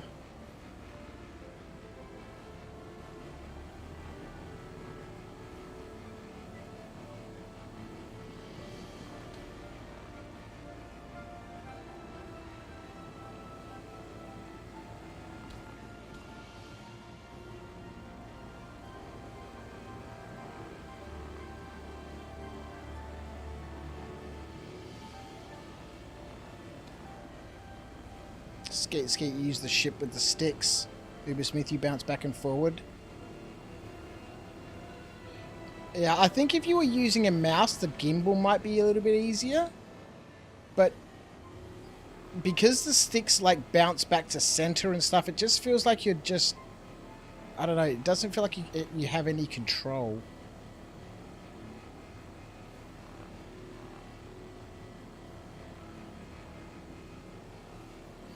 Four and a half SCU in the hopper.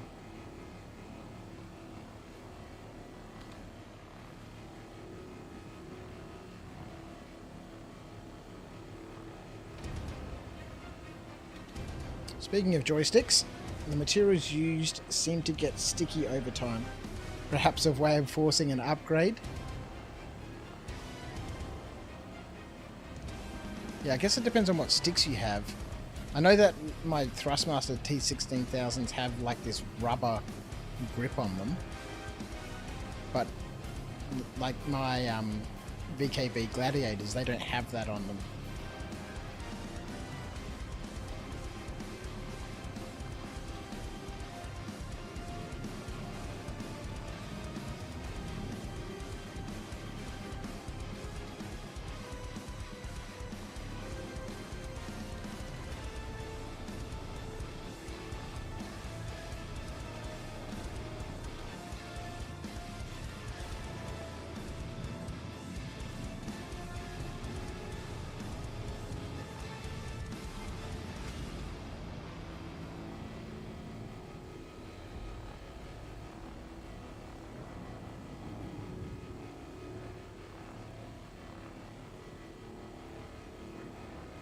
So what's the optimal distance? I can see like two little yellow curves.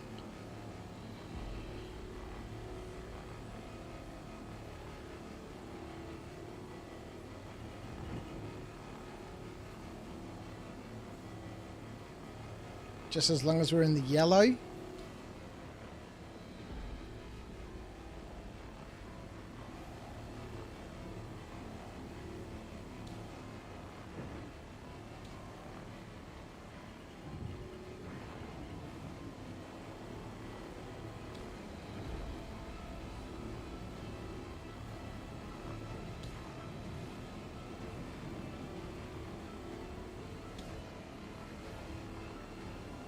And these panels are so good, man. Like, you go and scrape an anvil from one of the $1,000 starter contracts, and you won't even get one SCU of RMC from that ship. Yeah, one of these tacos here, 7 coming up on 8 SCU. Some chunky scrap on these panels out here in space.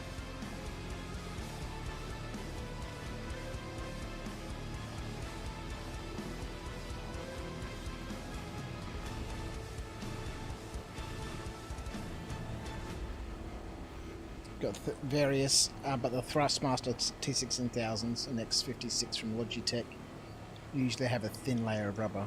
Yeah, the VKB sticks or the Gladiators don't have that layer. So yeah, like pens that have that weird rubber, that you grip onto, it becomes weird and sticky. Alright, whoa! I think that's about it for this panel.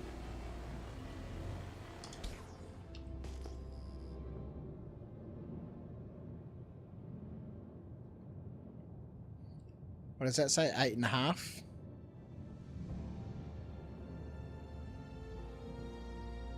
Got a second one.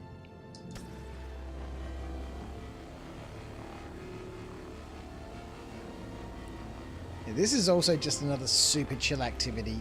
This is episodes of Sharp or Hornblower or The Hobbit or Lord of the Rings. Just background sort of stuff.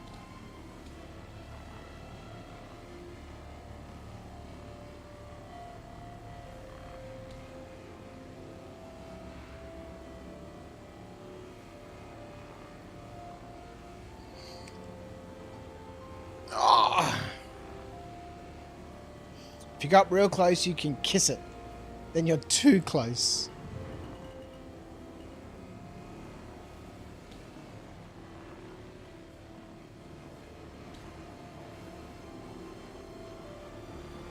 So is this too close?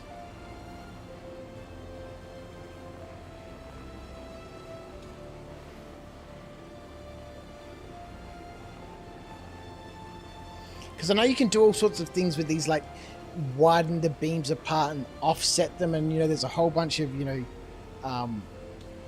keybinds for naffing with the lasers themselves.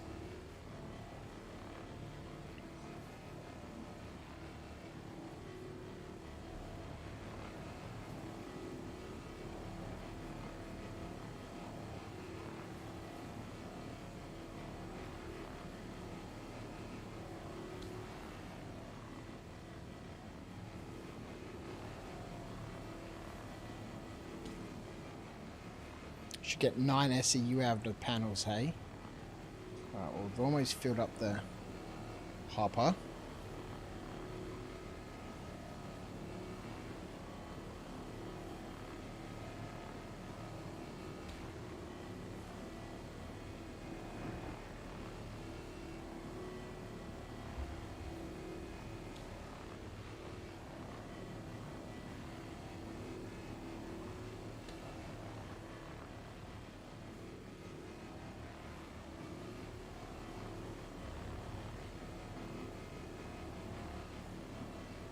Just finished an unverified prospector cleanup mission. Get 13k reward plus 5 SCUs.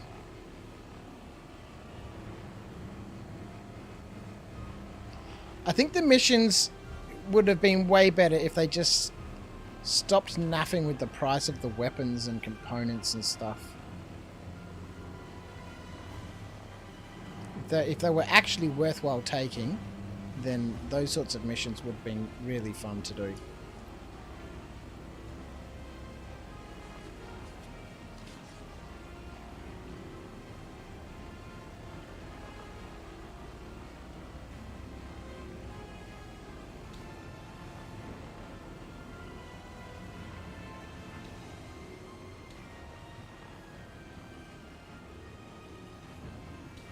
Oh, we kissed it. We kissed it.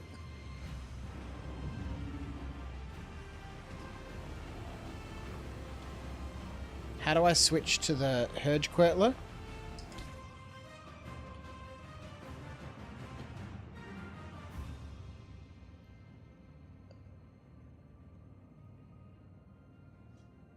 That looks like it's settling down.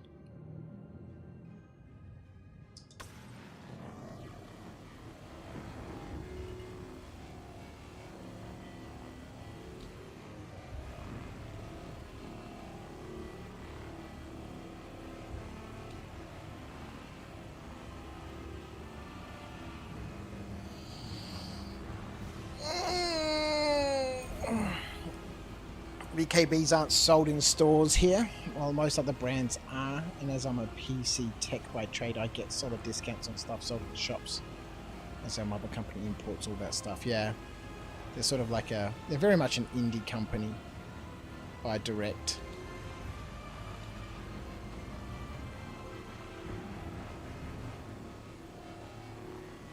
Filler station is full!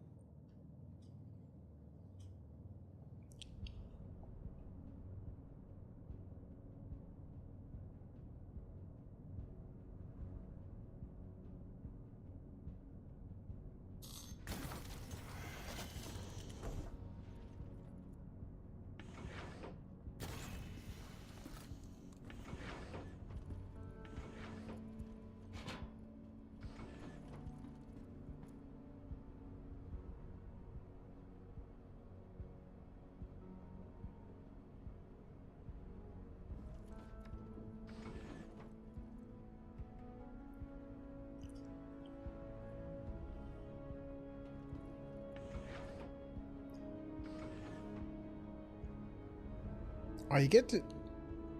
Oh, yeah. I thought we might get to choose bigger boxes.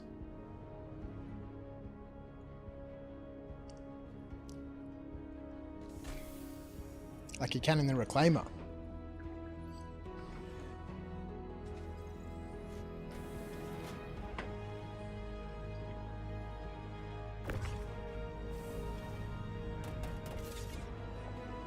Okay, so maybe when I said earlier on that like emptying the hopper is like less than 3 minutes,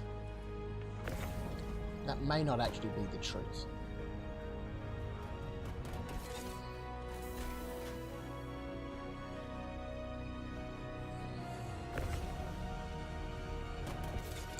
I actually really enjoy this part of the process. Where are my batteries for my addiction machine?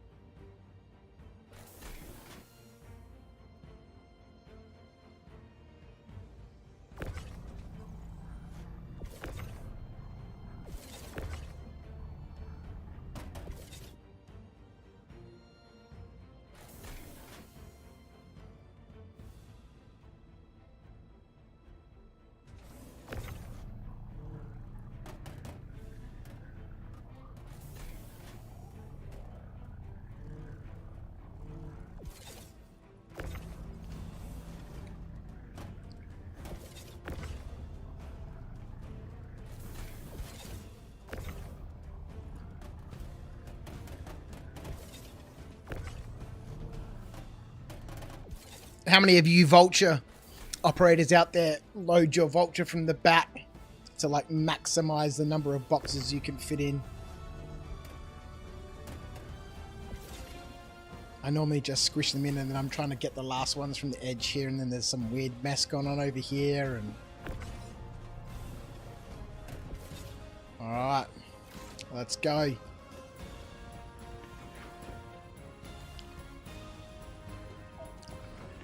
I think that's the only... Come on, dude. I think that's the only useful way to... Oh my god!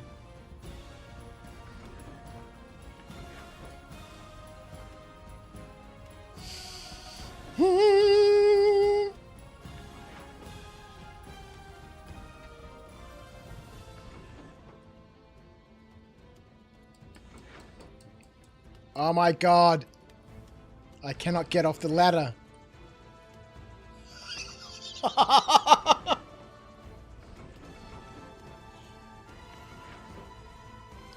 Are you fucking shitting me? I can't get off the bottom of the ladder either.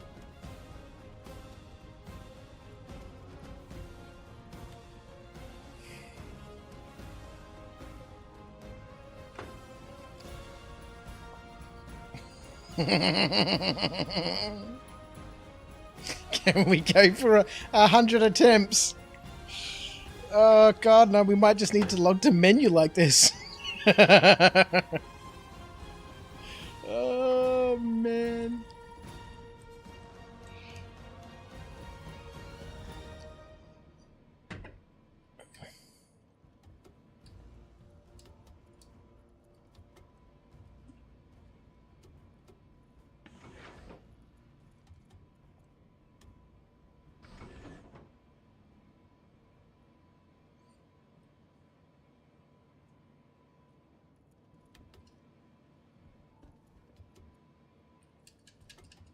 Oh, are you fucking kidding me?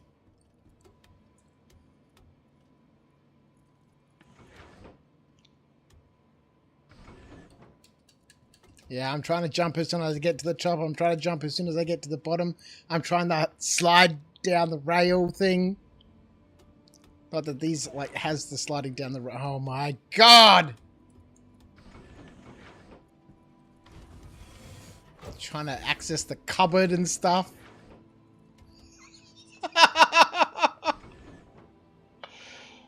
I'm trying to hold F. I'm trying everything.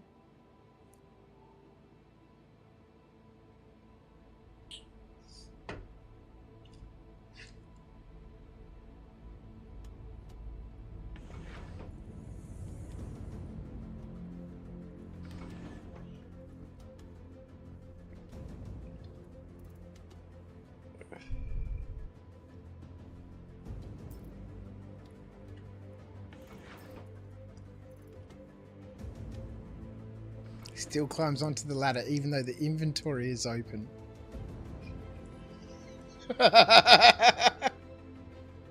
Ladder Simulator 2025.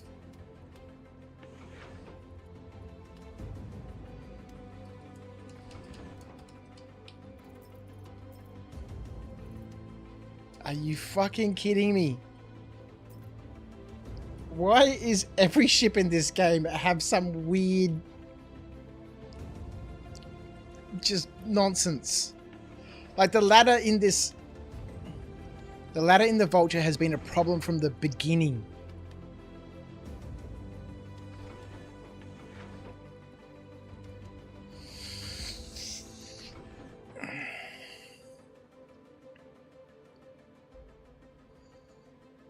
Squads after this.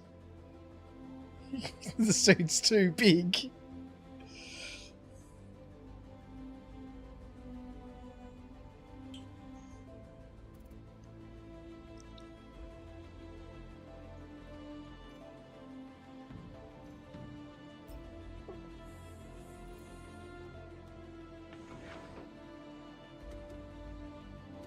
Even naked he can't do it. And now I've lost my suit.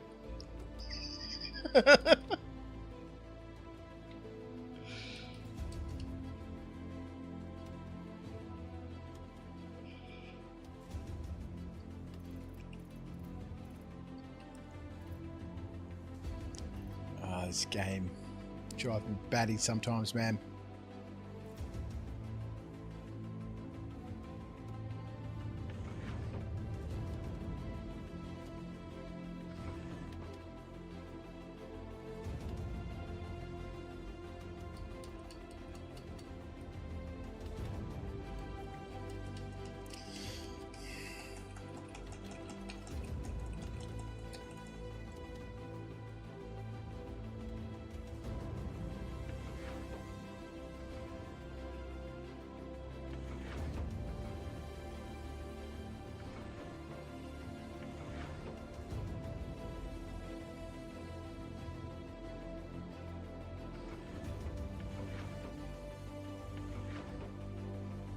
Are you kidding me?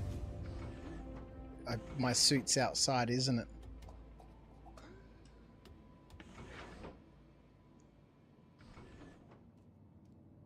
My suit's outside.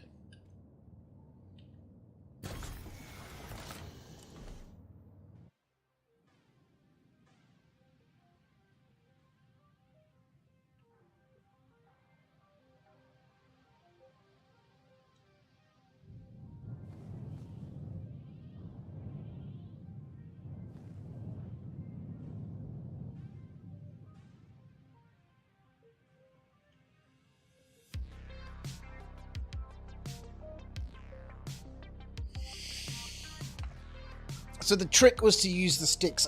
I think somebody mentioned it in the chat.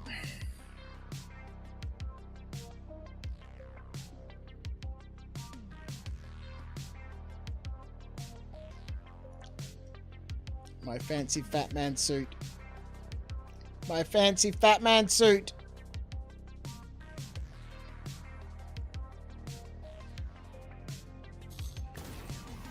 Oh well. Come and go. That's what we have them for, right? You know, I stopped worrying about wearing my new subscriber armor. I don't know, a couple of months ago.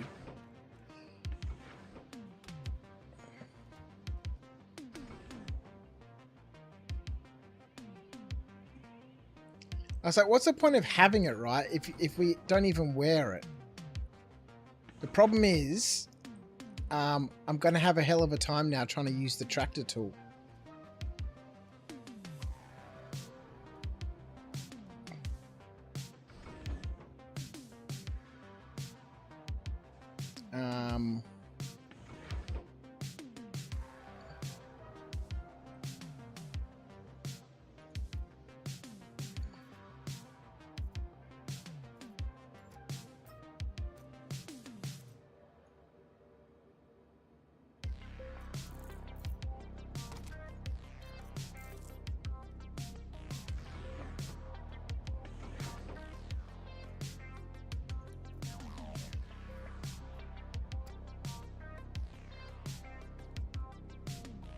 Fuck.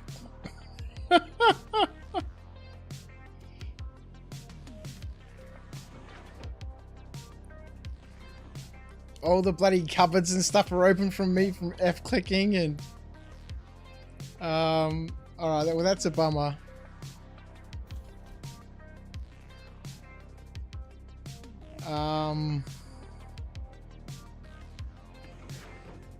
Oh well, let's fill up the hopper.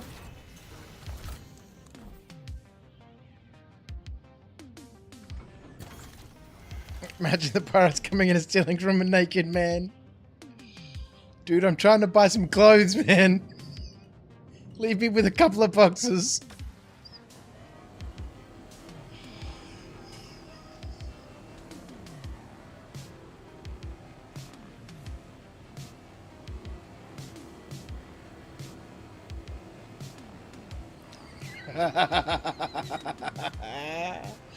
Maybe that might work, right? You know, salvaging naked so that when the pirates come, you can be like, dude, I literally don't have any clothes, man. Leave me with a couple of boxes. You can take everything else, but just leave me with a couple.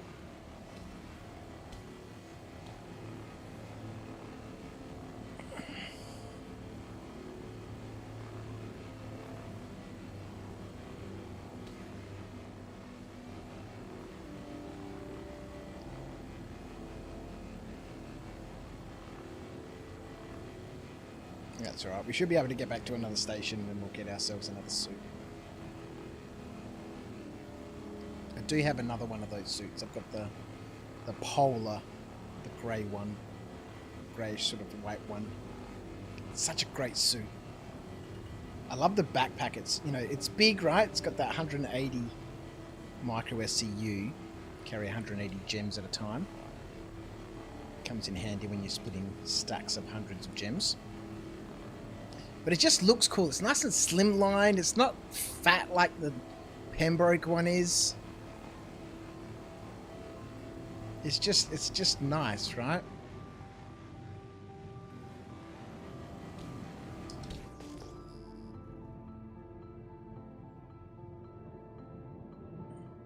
Another taco.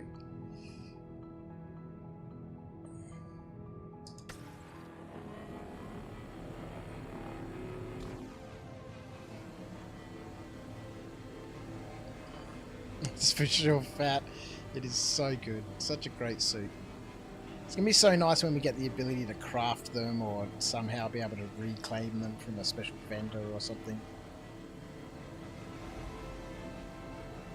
People will go nuts in the pledge store when we can get pledge gear back. You know, you'll see all different sorts of characters around.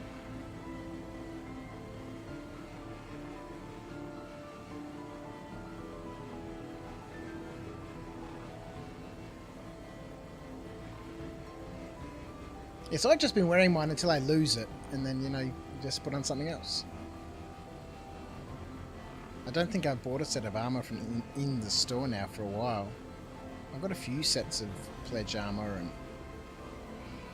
and once when I lose one or something happens, you know, just get another one, and then once I've burnt through them all, just go into the store. Should be top of their list for playability, to be honest. Yeah, 100%, man. You know, you'd think from a company that's trying to make money from ship sales, they've got all these cool things in their pledge store that, you know, if they had the function for people to be able to sort out those lost items in-game, people would be buying those things. You know, you'd have people who are buying their starter ship and then buying some weapons and buying some armor and, you know, rather than just solely doing that in-game. Because I'm sure, you know, a lot of new players will buy stuff on the pledge store. I'll get a suit of armor and some weapons and stuff. And then the first time they lose it, and they're like, oh, what? I don't get that back? No, not until the next patch. Well, that's it. They're not buying anything else on the pledge store, are they?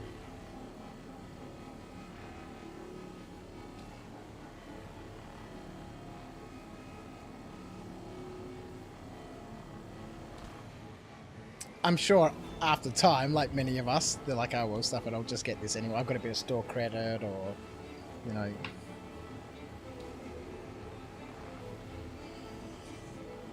It's kind of strange that we pledge for ships and gear. The tech used to get ships back would be fine for gear too, so why don't we get it back? Yeah, exactly. Exactly. It doesn't make any sense. You know, I guess I can understand their kind of concerns at this point. Is like, if we lose our ship and we claim it, we can't exactly give that ship to somebody else and they can have it. Like, once they're logged off, like if they land that in their hangar, they can't store it, right? But if I can, you know, retrieve that Fat Man suit, the RSI exploration suit, and then give it to a friend, and then lodge a insurance claim, and then give that one to a friend, and then lodge an insurance claim, it's pretty simple. One of the biggest issues that they need to sort out in this game is ownership, right? If you claim a suit of armor, let's say the Zeus exploration suit, right? And you lose that suit, or for whatever reason you claim another copy of that suit. Let me start from the beginning.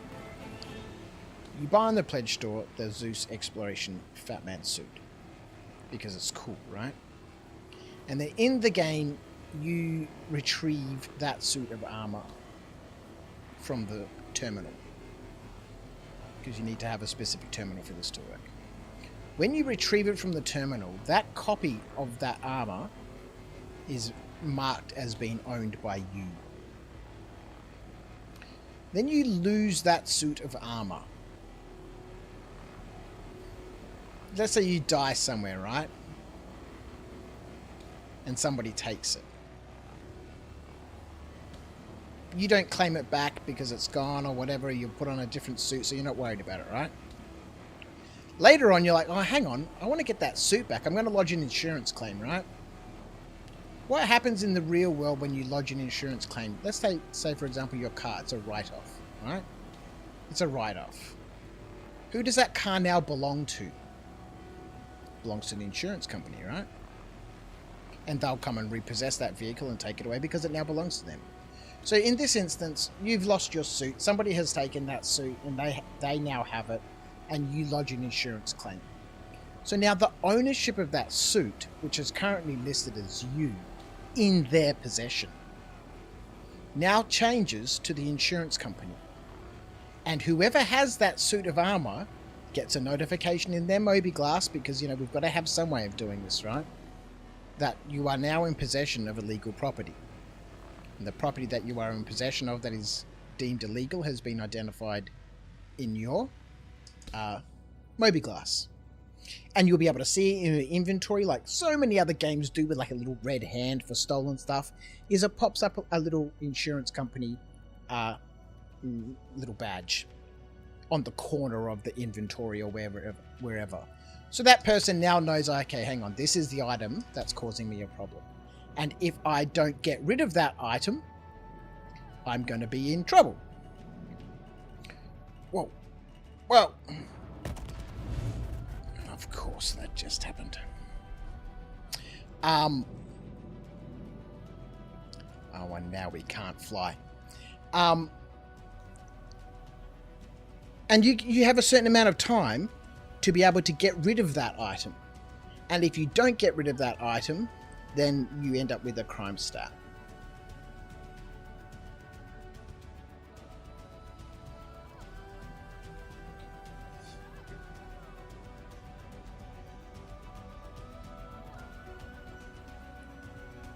You don't mind having to pay to get the replacement? Yeah, exactly. In-game AUC? Yeah, fine. Neither do I. Just hate it that I can't get it back at all. Yeah, exactly.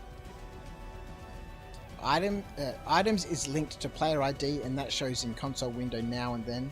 Be easy to block anyone else other than the owner of that ship armor to get / use it. Yeah, and that's another thing. If you have the owner, like, you know, frequently you'll see things sitting on the ground that you just can't pick up. Right? There's no interaction key.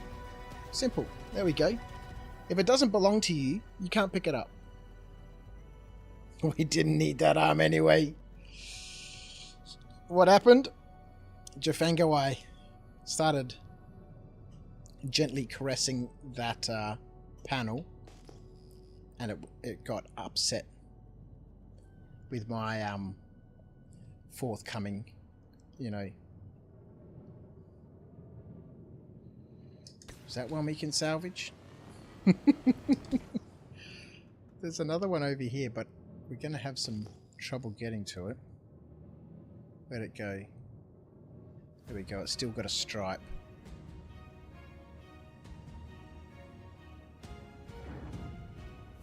Just little bit by little bit. Little bit. So we do have another issue here, though. Is that I'm not going to be able to empty the hopper properly. Well, actually, I left the tractor beam down there, didn't I?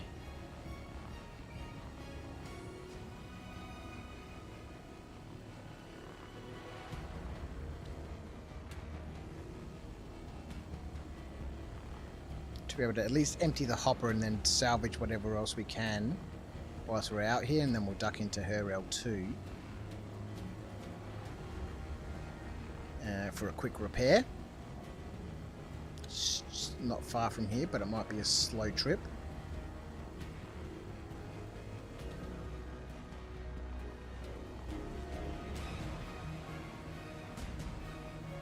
And then we'll make our way back to Lawville for a sale of our first load of salvage for quite some time.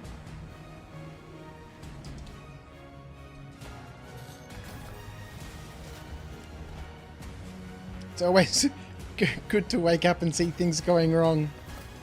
Phoenixney, how are you?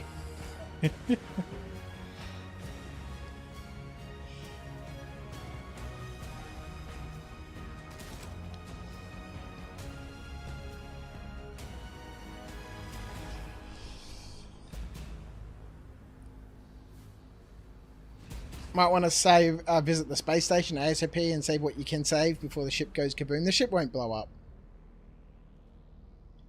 It won't blow up.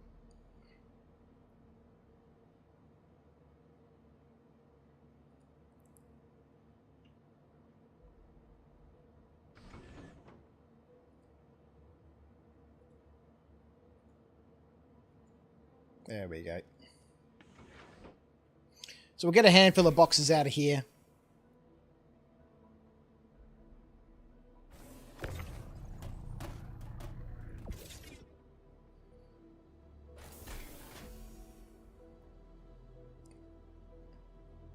Warned you about kissing plates, Crouch? Yeah.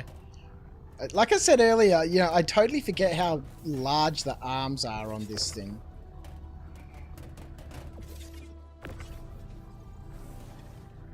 It gets me every time.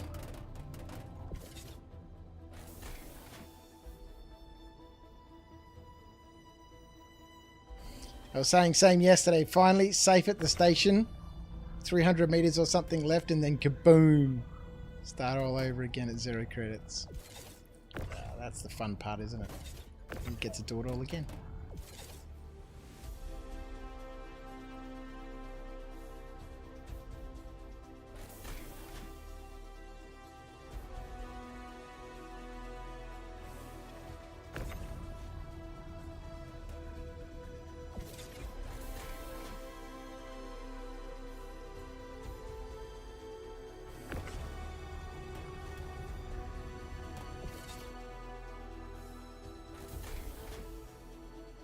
Well, now there's no opportunity for us to load this from the back, right?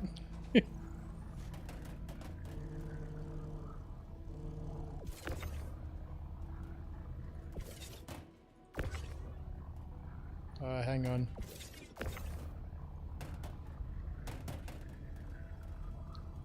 We might just have to do with what we can get out, fill up the hopper and be done with it.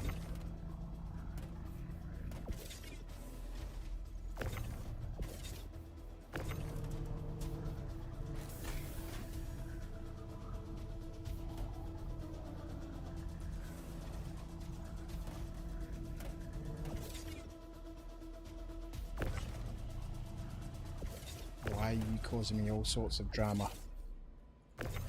Just go nicely into your position.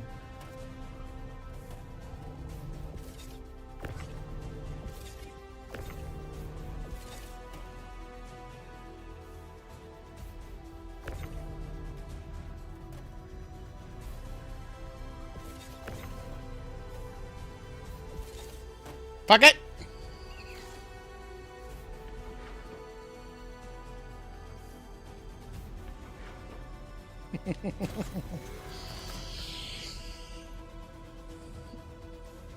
Be it CIG intended for it or not, entrepreneurial company startup is defo a gameplay mechanic. Alright, let's go. Oh!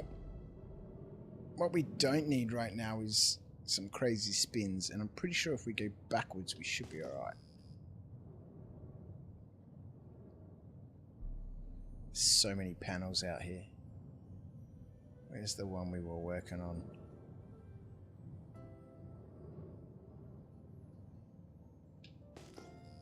It's gonna blow us up, isn't it? There it is. Let's back up a little bit, hey?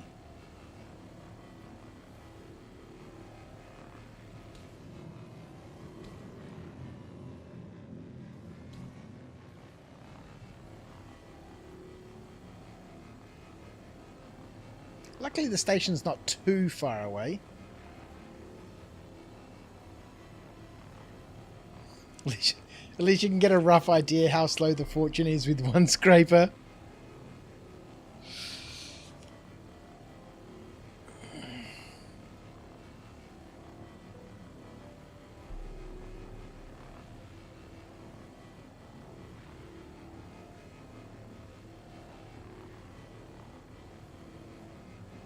It's only got the one, doesn't it? It really doesn't make sense to me. You know, outside of having them, a fleet of them, you know, working together on like a group of panels or something like this. Or harvesting like big ships. And then having the cargo ship floating around pulling off the boxes. As a solo ship,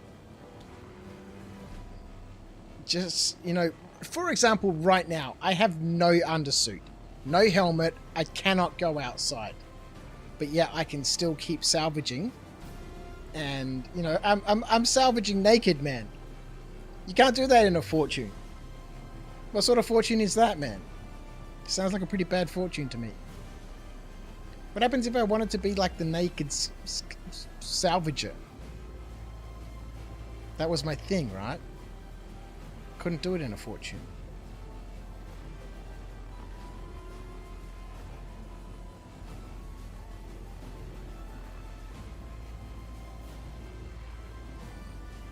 I could fill up the 6, you know, SCU on each side, and that's it.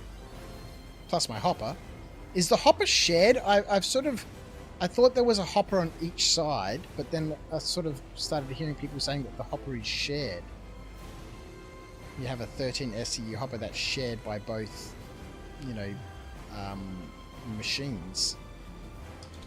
It's shared, yeah. See, if it wasn't shared and you had 6 SCU on each side plus 13 in each of the hopper, you know, that would make sense. Nicknamed the Misfortune. The Misfortune, yeah.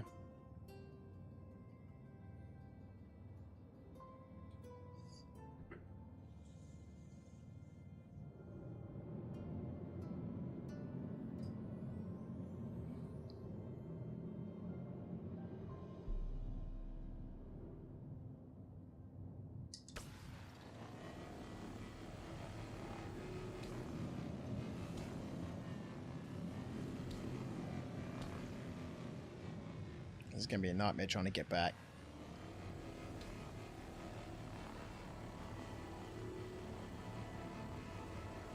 See, this is where we need the Stream Angel to rock up in the Polaris, and we just offload all the boxes into the Polaris, and then it just flies me off to safety.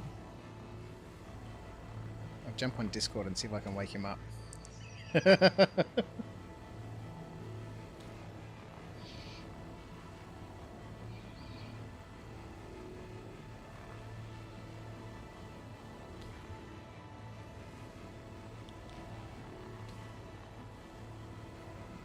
These are the moments in Star Citizen that I love.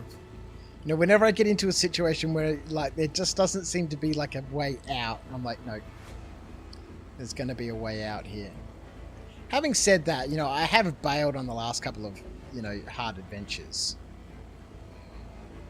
Last time we got stuck and, you know, I did have the option. It was like a 1.5 hour drive to get to the nearest outpost. And everything had to go right.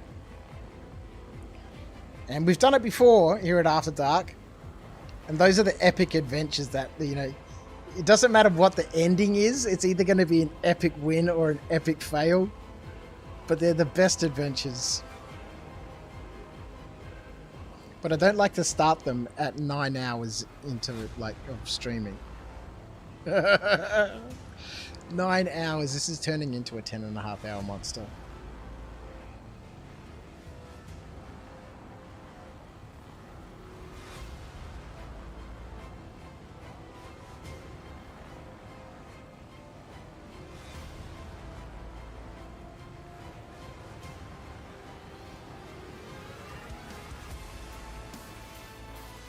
I've only got one thing I really need to do today. The moving truck is coming on Sunday. But today I need to go take a piece of furniture from my warehouse up to my dad's house out in the country. So that shouldn't be too complicated to do. In the afternoon, it's going to be a warm day today. I think it's 36 degrees today and 37 tomorrow.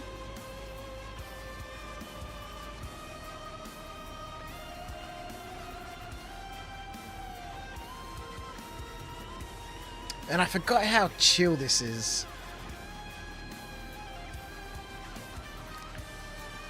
It'd be twice as chill with that second arm still attached. Because it's about to get a bit hectic on the way back to the station. In the middle of an asteroid field with very little control of the ship. It's going to be amazing. The fortunate $200 was rather expensive versus its capacity and usage. Usability is limited unless very early on in game though, yeah. Well, for the same price as the Vulture. Like, it should have been a $100 ship.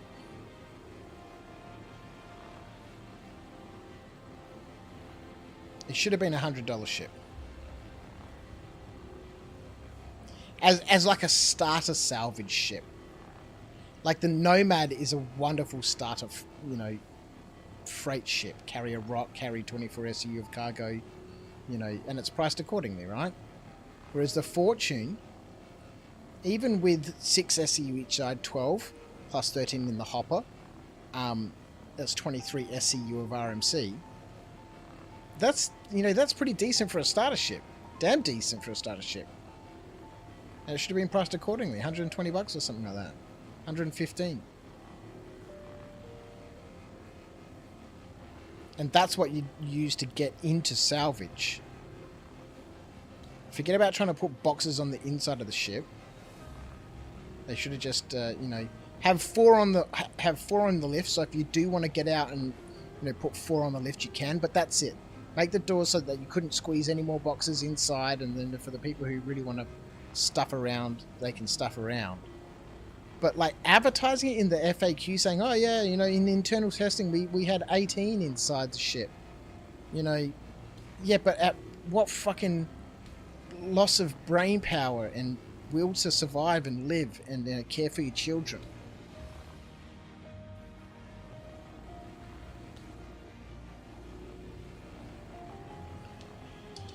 $9.9. If they just made it 6 each side, 13 in the hopper, and 4 more if you really want to naff about putting things on the lift. Beautiful ship. 120 bucks. There's the station over there. It's quite a distance away. Okay, here's a little Dorito. Nope, that's entirely the wrong way. Have you got anything on you? Oh, you look like you're ready to defeat me. It's a bit rude.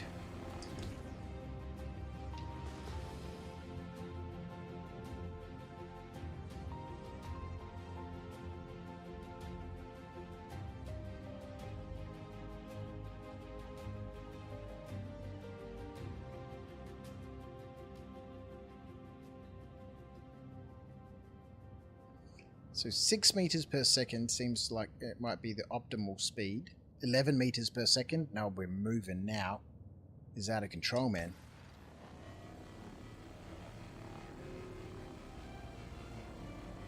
The universe is going to have to stop for us, man. Alright, we'll fill up the hopper, then we'll make our very slow crawl back to the station. What is the speed limiter keybind? I don't know what it is, or if I've set it, or what the default is, or what it's called.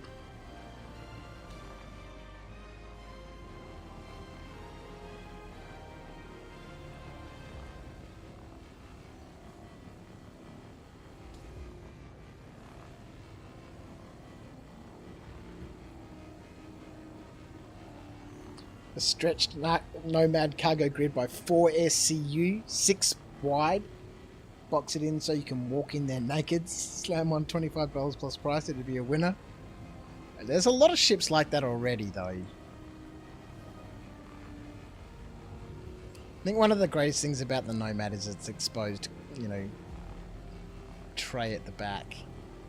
Just being able to throw things onto it and pull things off, and you chuck the bloody rock up in there, and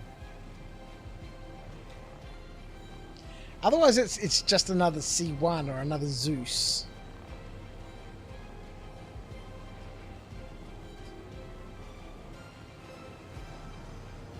The Nomad Max. The Nomax.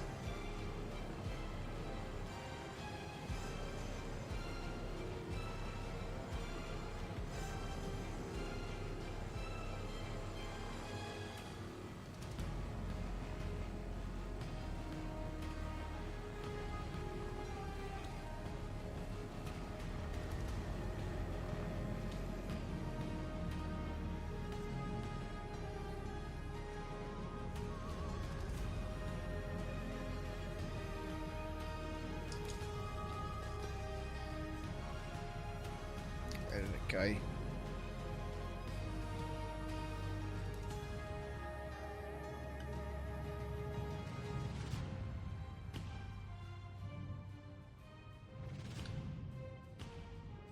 So close to taking off the other arm.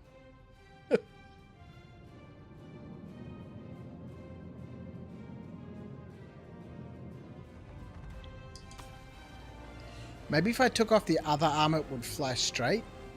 What do you reckon? It'd just be like a box with a rocket on it. Yes, but it'd be much smaller than a Cutlass Black, agile and low cost. They'd probably sell quite a few of them as a multi-purpose ship. I don't know, man. They're similar sizes, the Cutlass Black and the Nomad.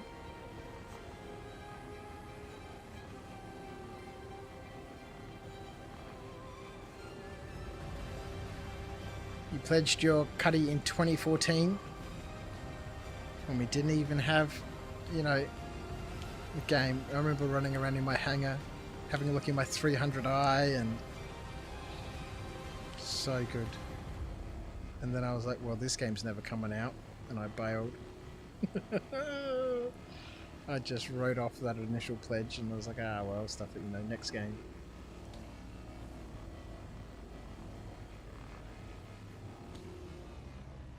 Alright.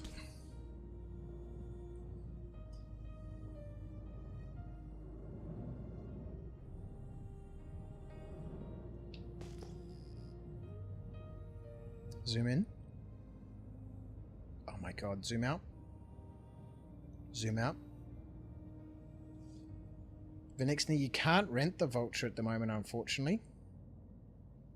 Why? I don't know.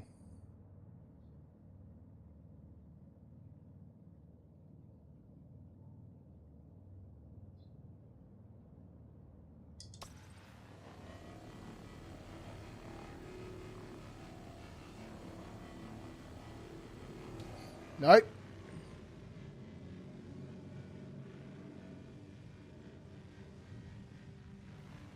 Alright, this will fill up our hopper. I wonder if AI really starts helping this game take off. Not sure how, but perhaps it will help with bugs or something. Who knows, man? I don't know much about AI. I'd like to have an AI ship companion. I think there's an AI out there called Wingman AI, but I haven't really looked at it very much.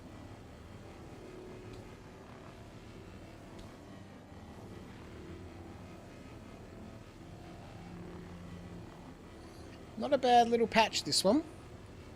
Filled us up with excess to leave behind.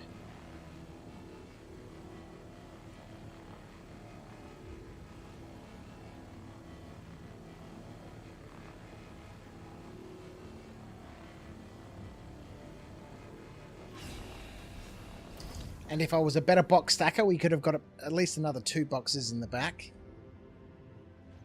Activate cruise control. Acknowledged.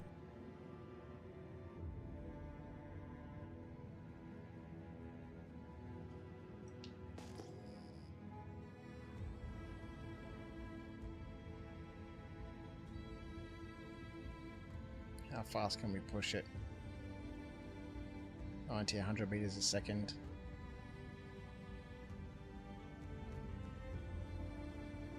$150.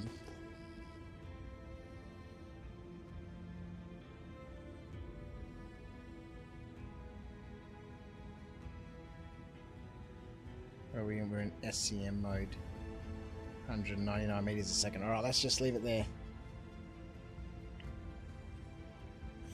It's interesting seeing old ships like the Andromeda up to the newer ships and see the design changes. Yeah, exactly. And what CIG learned about design in that time frame. Yeah, exactly. Well, you can see, for example, in the very brief time we spent in the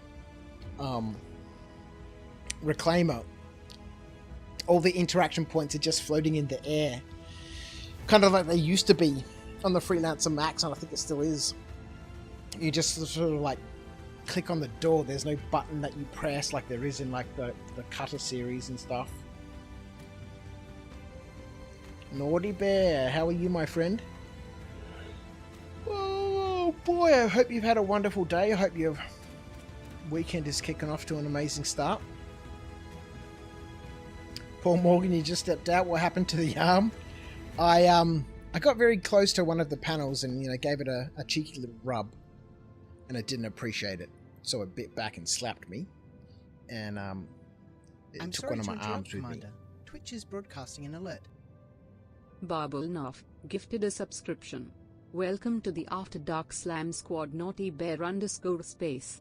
Enjoy the Temtams. Barbulnoff gifted a tier 1 sub to Naughty Bear _space. They have given 2 gift subs in the channel. Barbulnoff, what a legend, man. I am also, you know, just a little bit naked. We don't really need to talk about why. It's just that at the moment we're flying around in a crippled vulture in my underwear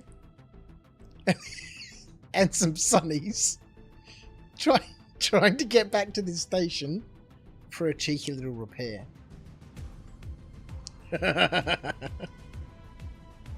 Oh, it's so good.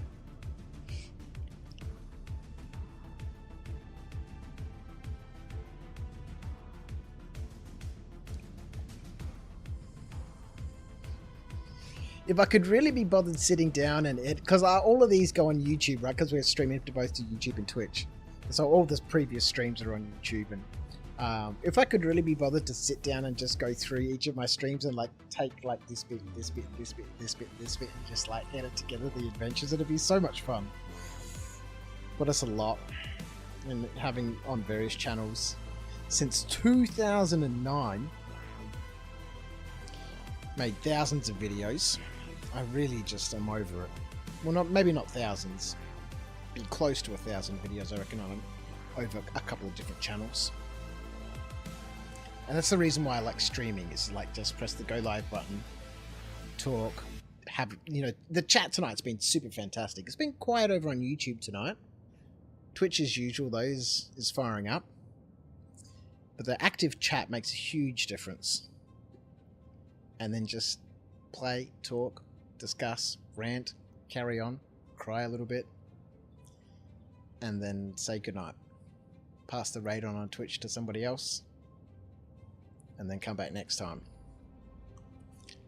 So many videos, like Even a 15-minute video can take 40 hours to produce.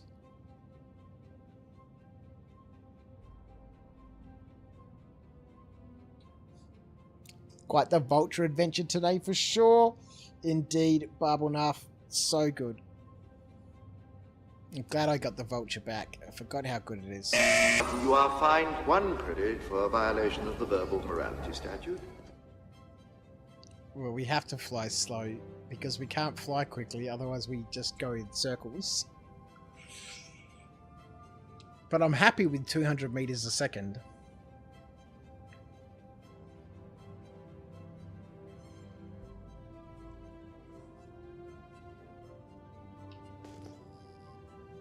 What's the price of RMC these days? 7.5 grand at the TDDs? You don't have to fly slow, just don't want to fly too fast. Yeah. It's just 5,000, is it? 5k for RMC. 10.5 at Orison? Pretty sure. No time to panic! Start panicking! No. Just 5. Not even K, just 5. 5 credits per box.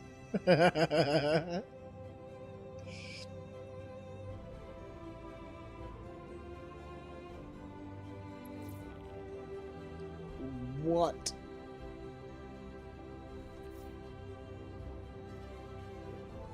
You cannot be serious.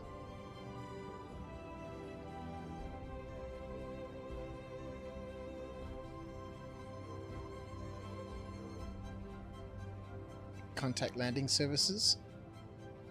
Understood, Commander. Request has been submitted to landing services. Okay, so I'm trespassing, but I've got a hangar.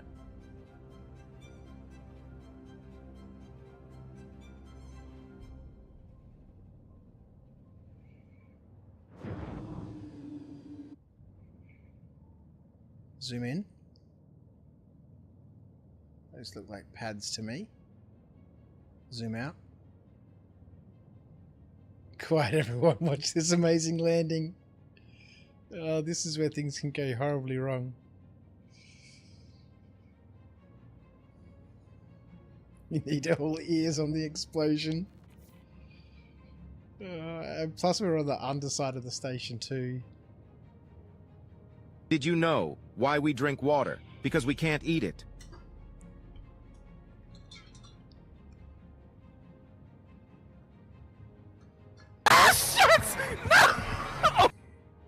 No.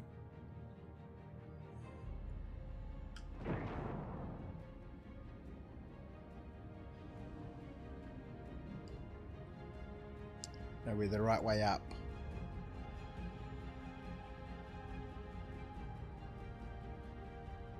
Ah, there's no problems here, man. This is gonna be easy. Because slow and steady.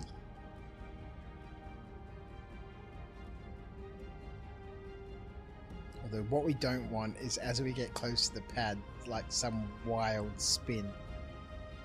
That would not be good.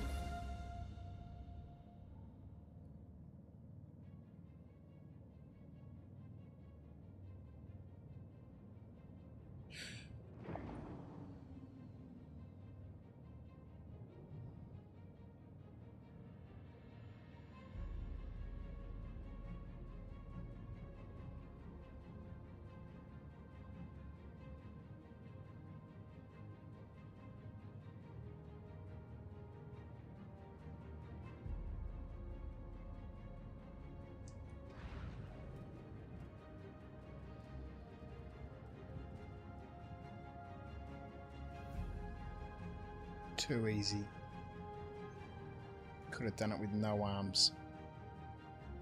Actually, I shouldn't say anything because I always do that and then something catastrophic happens.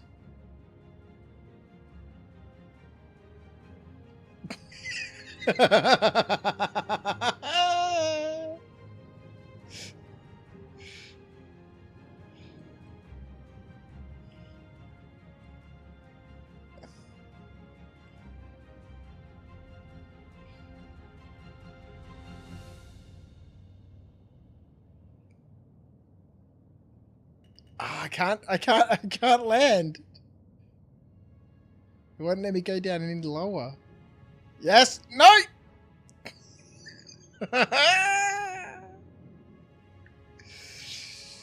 VTOLs, you reckon? Oh no, that's just made everything worse!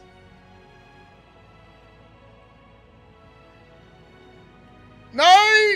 This is not what we were supposed to be doing. Maybe I should just dump it on the ground.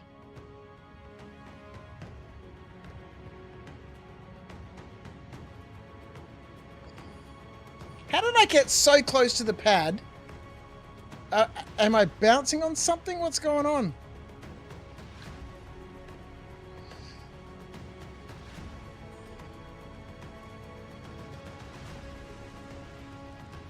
Okay, let's put that landing gear back up. Let's put it down on the ground. No! Oh my god. Amazing. Do it! We're like 5 meters away, man. This is nonsense.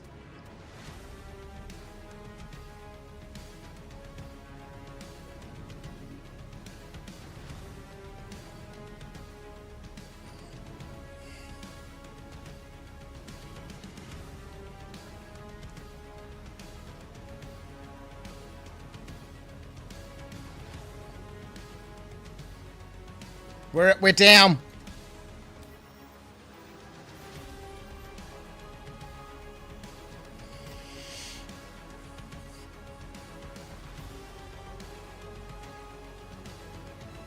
Looks like you're almost knowing what you're doing. It's a ballerina on one leg.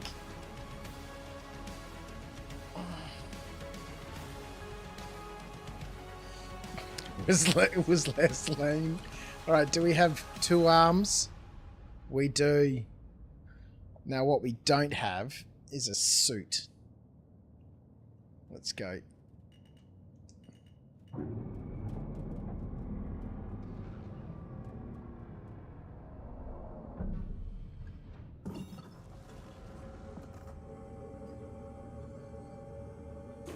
Set a course for Lawville. The star map is being updated, sir.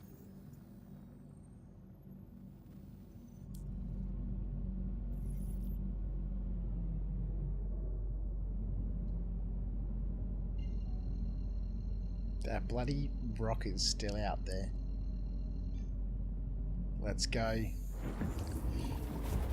9 hours and 24 minutes. Nonsense. Absolute nonsense.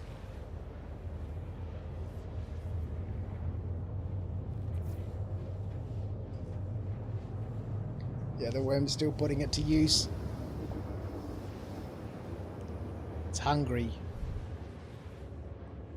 Did I just fly past you? That's amazing. Alright.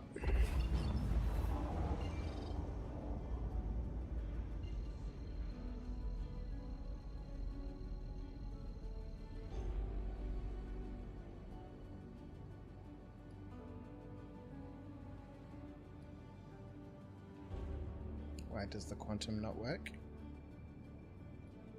Okay, let's cycle that.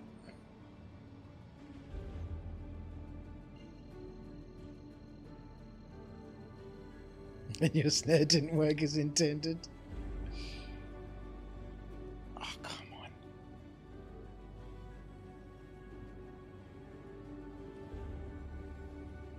Send us there? Certainly, Commander.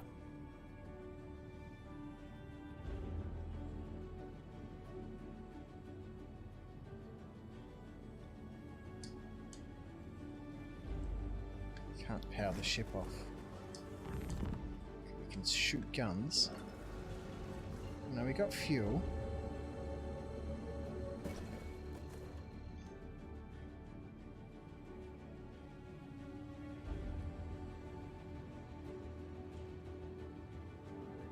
I can't power the ship.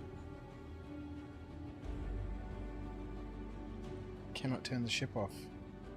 I can't turn the engines off.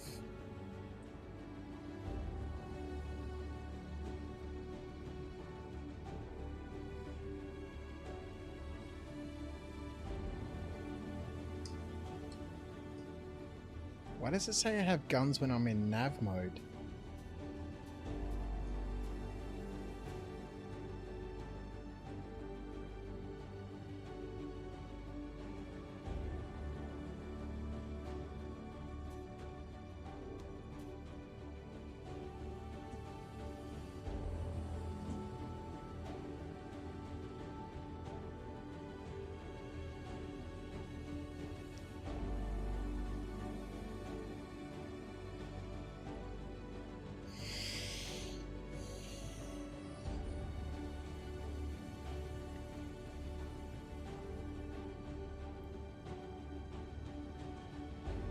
Let's try getting out of the seat. I cannot get out of the seat. So we couldn't even bedlog if I wanted to. Okay, we have control of clear navigation. Yes, Commander. Navigation cleared.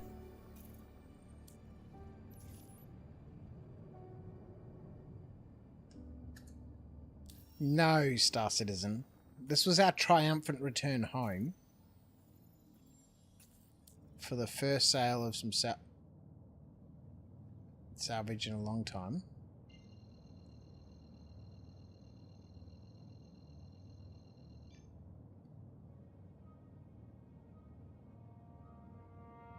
It was a successful expedition as far as I'm concerned.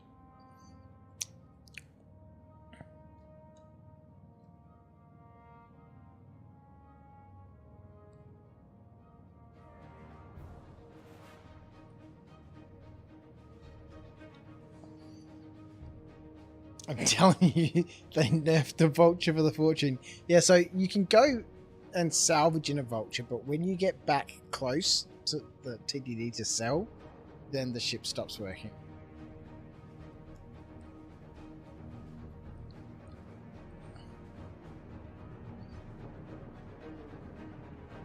I have no authorization, no nearby jump point.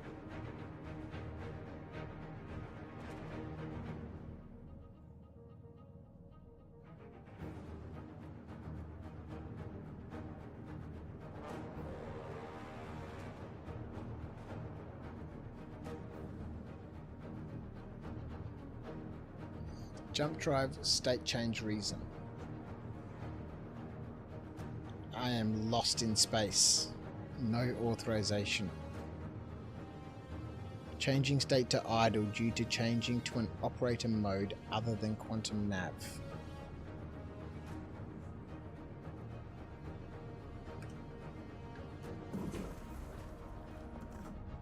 Clear navigation. Clearing waypoints and updating navigation, sir.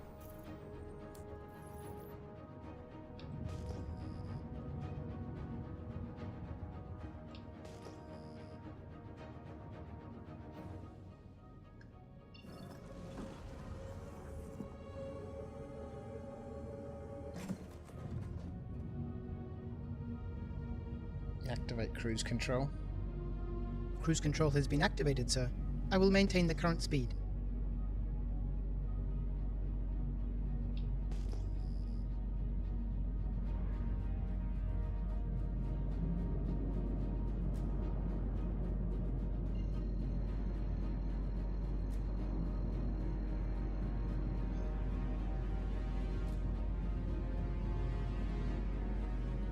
It does not like it.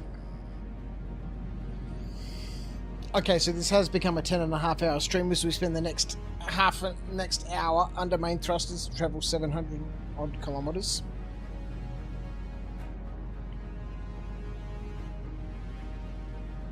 This is going to be one long manual flight. It's not that far, it's only 700 kilometers. You spend twice as long in Star Citizen, Paul, just getting back to where you were before you started. But the challenge is what makes it fun. Exactly. Do I want to help unloading the boxes? No, it should be alright.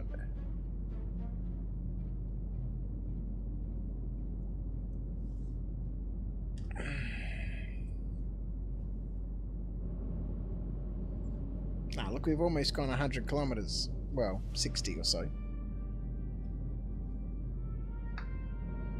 Look, now we're down to 700. Easy. Easy business.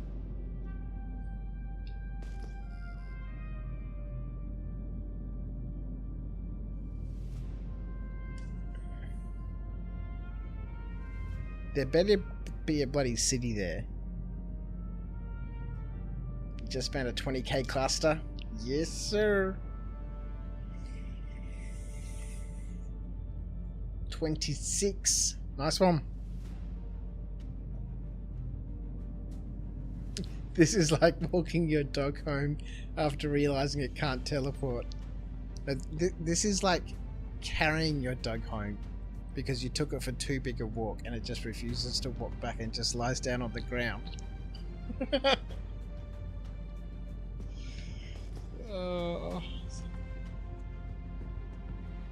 And of course it has to be nighttime, doesn't it?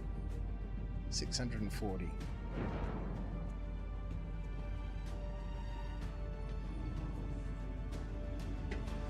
What I do need to be mindful of is that it's probably on the other side of the planet. We have to cruise around.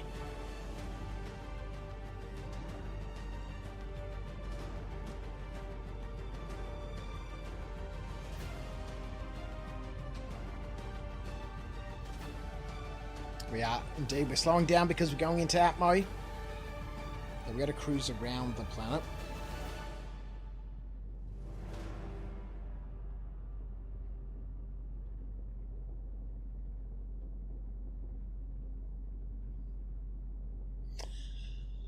What an adventure. What an adventure.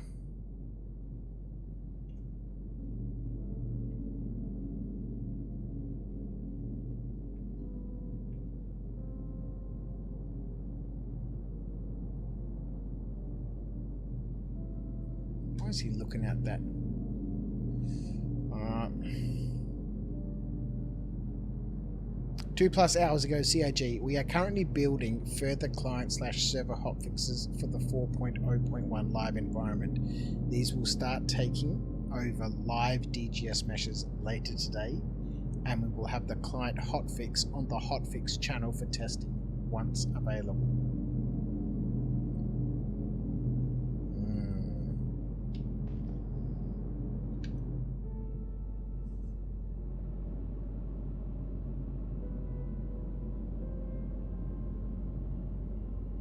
600 kilometers.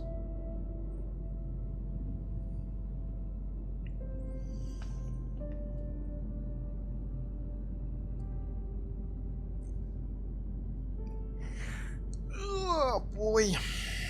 Ridiculous. Something like this always happens at the end of every stream. Some sort of drama followed by a win or a catastrophe. Something always happens. Platty, how are you, mate? Welcome back. Am I still going? We're limping back. I can't use my quantum drive because I don't have any server authority. We just had an epic salvaging session. I had to limp back to the station because I was missing one of my salvage arms after a misunderstanding with a salvage panel, and we're currently naked. So it's been an adventure.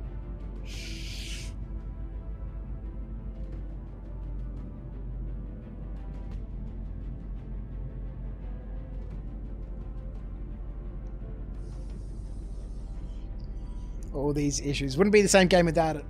Would miss out on all the dynamic gameplay. Well, look, there's certainly something about the nonsense that just keeps me entertained.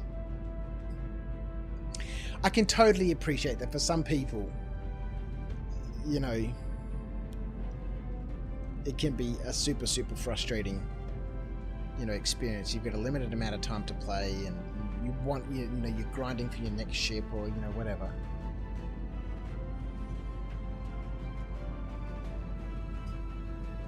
It's all about the fancy clouds, let's be honest. Where are those fancy clouds?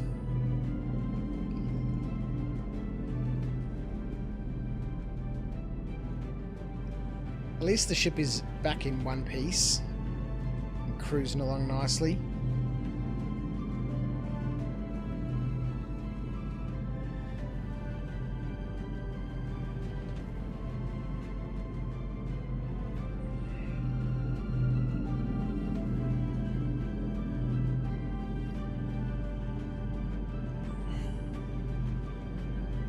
It is one of the wonderful things about this game is just the beautiful vistas, the sunsets, the sunrises, the colours of the night sky, especially on Pyro. It's just incredible. Alright, we're coming up around the curvature of the planet. 400 kilometers to go. So this is, you know, this isn't outrageous. This is sometimes the distance you'd fly to get to a bounty. Let's not drop too far into the atmosphere until we really need to. Let's sit steady. 0 degrees pitch. Still climbing a little bit.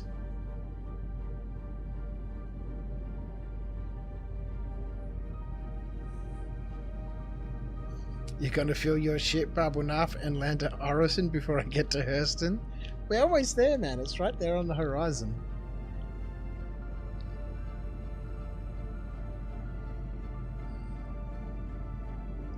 I think what I might do after this is I'll go straight up to my warehouse. I'll grab that buffet dining table from my old man, throw it in the trailer, come home, have a little nap. Actually, I'll just go straight up and deliver it to him, then have a nap, so we can come back for our episode of A Life Uncharted. I've got to do a little bit of work on the rules today. We'll come back with an episode of A Life Uncharted with everyone's favourite bogan, the Ginger King, Mr. Argo Hurston. I'm going to have to get him situated, log him back on and figure out what state he's currently in. All of the small little things that he's been collecting for the side quests, they're all going to be gone. Maybe with the new patch we'll just wipe the... I don't even know what quests he's got at the moment.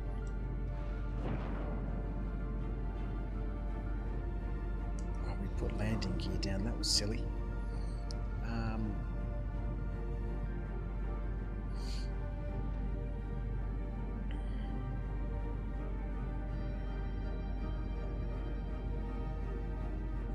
Let's have a look. Alright, Argo Hurston, A Life Uncharted. What have we got in the quest log? So we've got some quests for Edmund, Everest Harbour, Thetis, Pinewood. Oh, I've completed these two. I need to get paid for those. So we need to... Mother Secret Cure-All. So all of this stuff will be gone. You're downloading the hotfix. So you're going mobile, Platty. So all of this stuff will be gone. We have to do a 30-minute janitorial shift over at Lawville. We didn't have any fuses anyway, so what have we lost? Nothing here, nothing here. Completed. So just two. Mother Secret Cure-All and don't mix them together. All of these, the Golden Medmans, the Heart of the Woods and the Oza, these are all good things for you. And then don't mix them together, these are all poisons. Sunset Berries, Blue Bilver and 2 Pingala Seeds. Alright, so not a lot. Easy to recoup from that.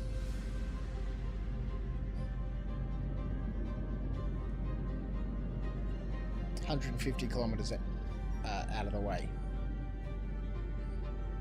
Sounds like a mule.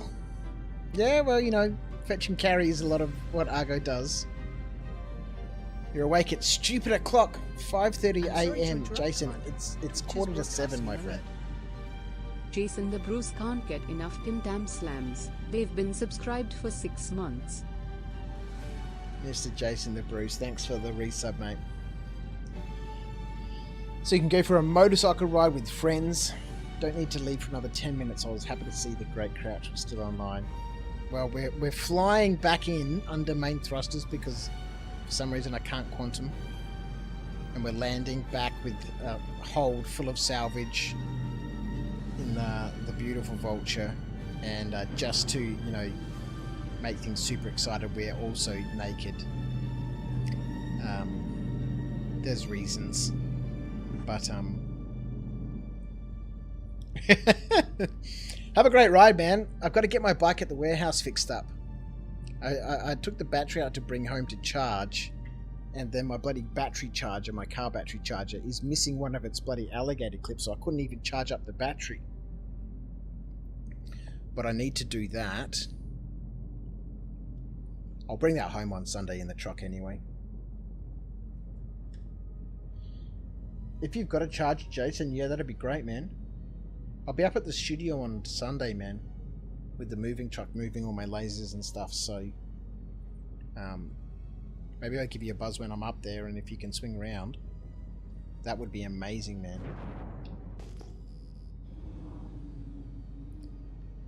Oh god, what's happening here? Yeah, I'm not going to be able to land. There's no city. I'm not in an actual server.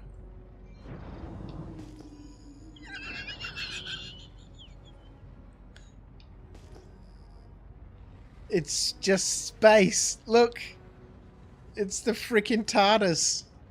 There's a hole in the planet where the city should be. Man.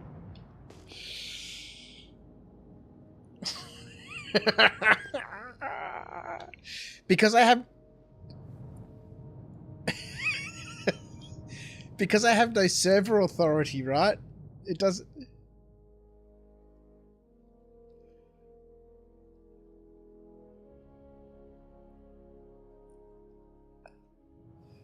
And I can't get out of my seat to bedlog. Okay, let's just try F4ing out of this at the moment.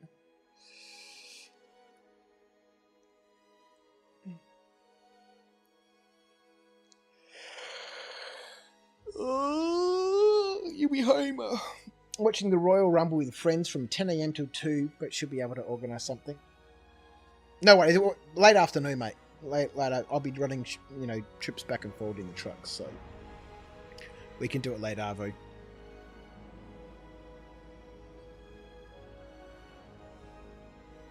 So you're going to lose all that work? Let's hope not. Last attempt. Fly up into space, do the Alt F4 and reconnect. Oh, well, I forgot about the flying into space part. And in air, this might get interesting. Let's see how we go. Gotta keep it exciting. Can't make everything too easy.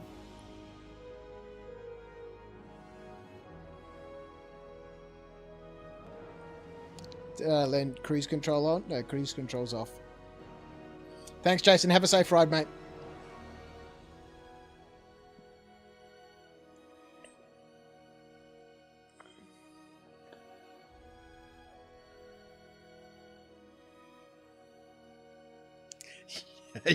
You've warped to an alternate dimension where Argo Hurston rules Stanton.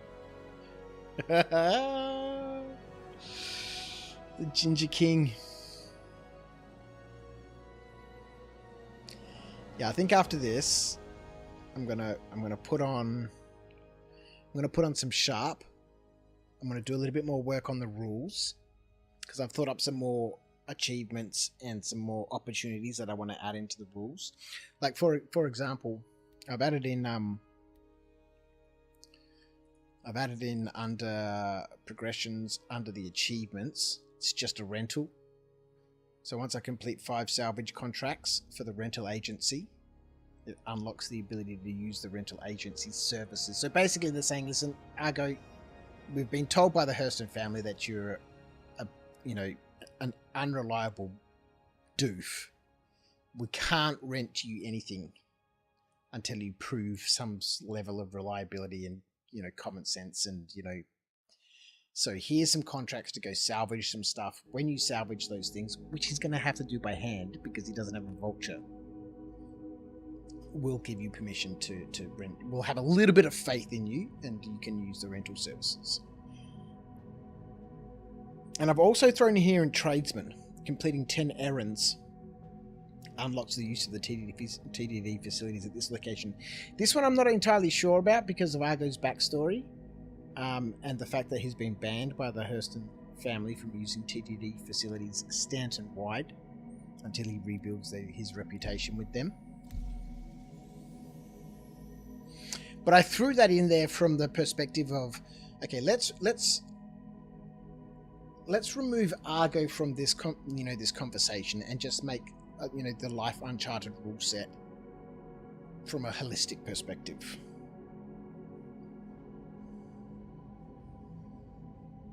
That's his most royal ginger grandness to you. Unreliable, sounds about right. Crashed ship, wrecked arm, hard landing with 3rd degree contact to land pad, unable to find a capital city. I'm looking forward to the episode tonight. It's going to be good fun. Then Sunday, I think we'll do some group gameplay, something industrial. I'll jump on the Discord and we'll have a chat about it. Excuse me.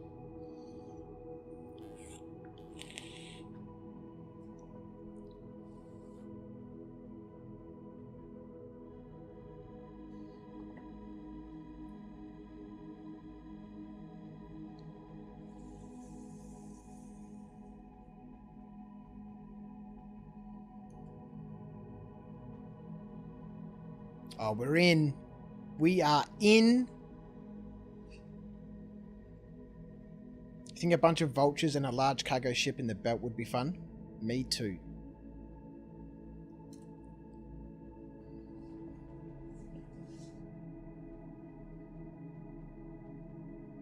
Man, having the ability to deploy beacons is a game-changing feature. It would change so many things in the game with just that one addition. It's like the addition of store all boxes has just changed the way that you can play the game. Just the ability to deploy a beacon. Go to the shop to a Platinum Bay and you buy beacons that transmit for a certain amount of time. And it transmits for that amount of time and then it's gone. The server just gets rid of it. That way, if you wanted to just, you only needed beacons to last for, an hour or so while you're doing some rock mining, or you wanted to put down a beacon for 20 minutes. You're out rock mining with some friends and your scouts have come across a nice patch of 18 nodes. And they're like, okay, drop a beacon on this for half an hour. Gives the, one crew time to finish mining what they're currently on and then make their way over to that beacon, and then they don't need to do anything with that beacon. It just gets deployed, or it just gets, deleted. Or a reusable beacon that you deploy, and then on the little, I don't know if you've ever done the deploy probe mission. It's a little 1/8 SU box, and you take it out into space, and then you click on the F interaction thing, and you click the deploy button, and it unfolds into a little satellite. And so on that box, when it folds open, part of it folds out a little screen. And on that screen, you can say, okay, I want you to broadcast for half an hour and then stop. And then it says, okay, you're going to be charged, 5,000 AUEC for me to transmit this beacon. And then it shuts down. You can then go and retrieve that beacon, or when you go to that beacon, you can close it up and put it back in your backpack and off you go. And then you want to deploy the beacon, you deploy the beacon and say, okay, I want this to broadcast for an hour. And you're going to be charged 12,500 AUEC. Do you want to continue? Yes, please. Boop. That way you could buy one beacon, or more if you wanted more beacons, and just carry it around with you. Little 1/8 SU box. Chuck it in your ship. Oh no. It's going to time me out, isn't it? Because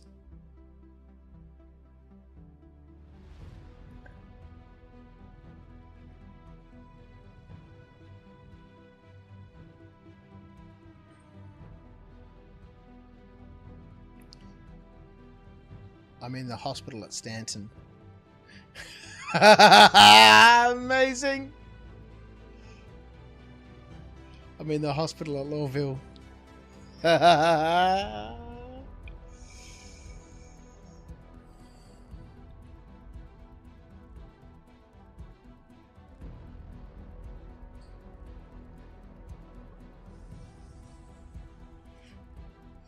Before we get more beacon options, we don't have any beacon options. It'd be nice to know what dimension, server, NPCs, players, etc. was. As at the moment it's a bit of a twilight zone. No, we need those beacons, man. Something you can just deploy somewhere, either on the ground or in space, and all it does is it deploys like a marker. It doesn't even need to be a quantum location, it just needs to be a marker. And then, you know, let's add in quantum later on. Right now it just needs to be a marker.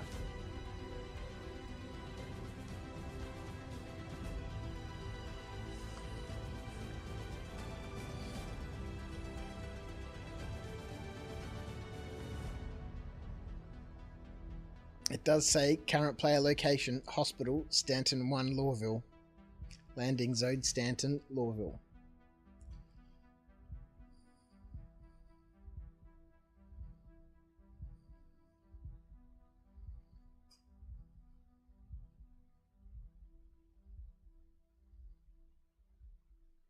Maybe we crashed into the planet. A beacon would be great for this hold. 26k is like 2 trips. Yeah, exactly. And then you deploy the beacon.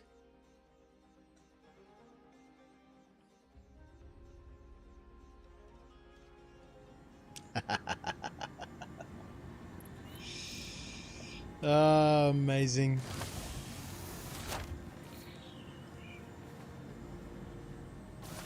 So my ship is 10 kilometers away.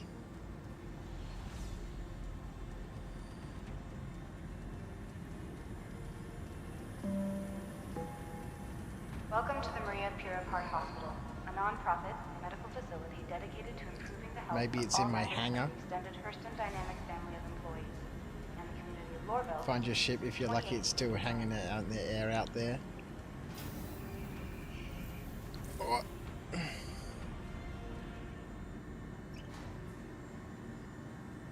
It's definitely on the ground.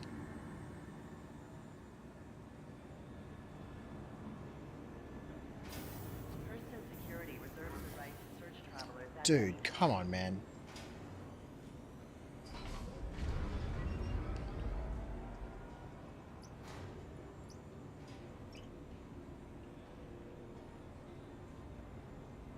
What is going on?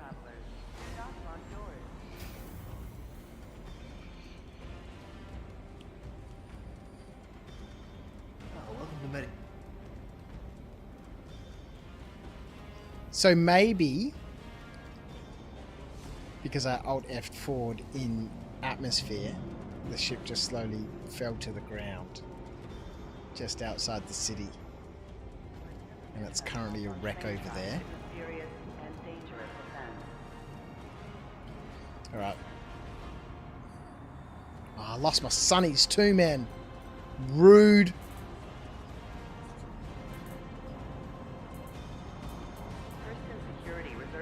Oh, there they are. Nice one. Alright, let's get some clothes. Yes, sir.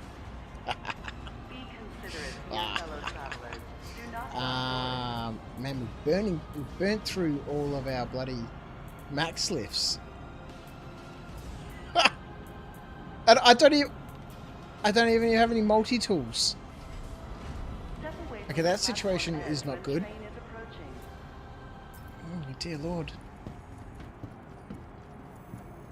We gotta get back to the shops.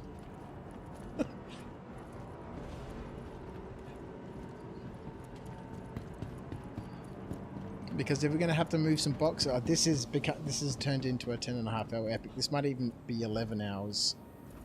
Nonsense. So much for a nice 5 or 6 hour stream. In her book, Dynamics of a Mindful Life, Oh, good lord. It's the weekend. 12 hours, nothing less. Oh, man. People do subathons this long. This is just a gameplay session that's gotten out of control. Alright, let's grab some multi-tools. Oh, no, we don't have any money, dude. Be careful with what you're doing here. Okay, alright. We're poor. I forgot about that.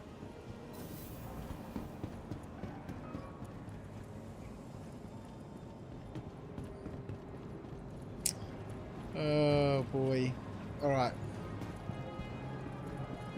There's the ship over there, 10 kilometers away. Alright, let's get to the spaceport and see how close we get.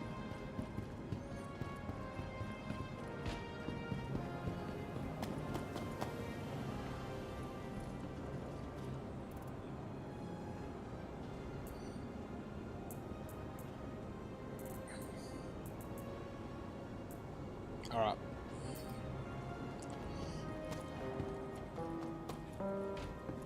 Her book, Dynamics of a Mindful Life, Maria Persson showed that health isn't merely the concern of the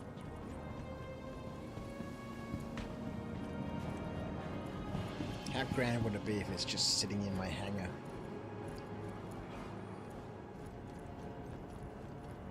They've relocated the ship there because I was close to the landing zone. A tip for the future: if you buy storage crates big enough to store complete character loadout and store into those, it's much easier to get started again. Everything you need is in one box rather than storing a large inventory window. That would be wonderful, but as you can see here, at the moment I have about 482,000 containers. And I'd have to go through each one of those containers to find out which one has what in it. If we could name these containers, another quality of life feature that would provide a significant improvement for something very, very small.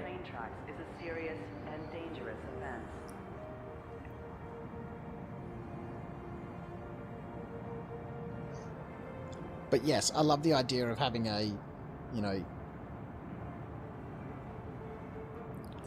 a getting started box.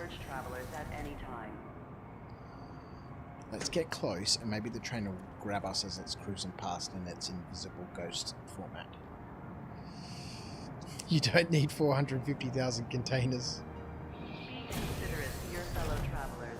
Do not lock doors. I know, but that was the consequence of the patch, right? You know, brings everything back to your home base.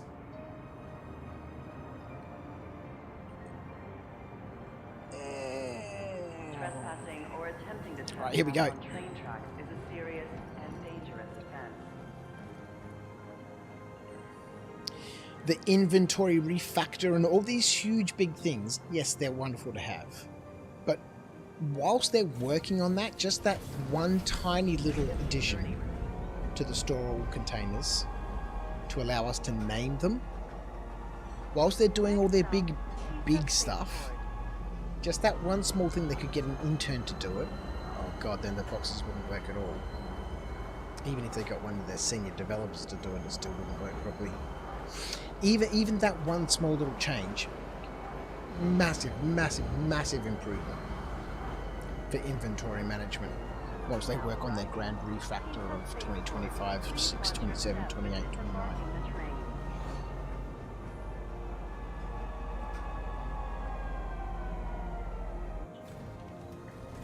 Yeah, I need to do a big bulk move of my containers, or just sell them off. To sell them off, though, I need to move them all up to Everest Harbour, because I don't think I can sell the containers here. I need to take them up to Everest Harbour, which means I need to move them. In your opinion, all terminals and inventories need a search and filter system. Plus, as you say, naming containers, etc. Yeah, exactly. Yep. You know, that's part of their big refactor, right? But just give us the ability to name the containers and then, you know, keep working on your search and filters and all that sort of stuff and your big, grand new inventory system. Alright, where's 8.9 kilometers away?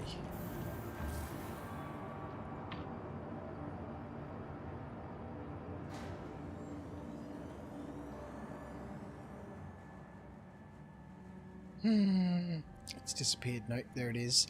Oh, is it in my hangar? Is it in my hangar? Oh, it is not in the hangar. Oh my god, it's the freaking... It's the freaking Ursa. It's the freaking Ursa. Welcome to the ASOP Vehicle Retrieval System. Destroyed. Amazing. Oh, amazing. Has been set. Oh, the highs, the lows.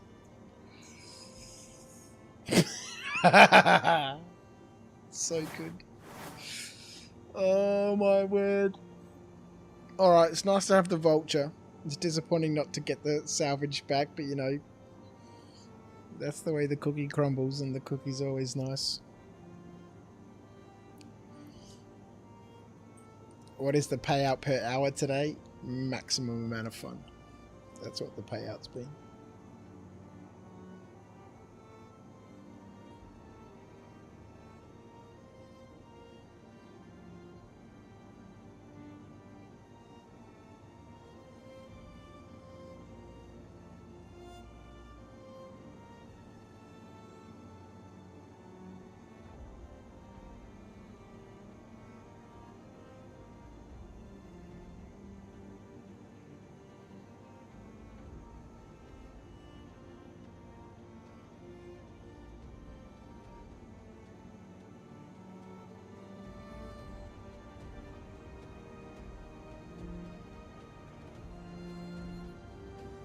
I'm muted.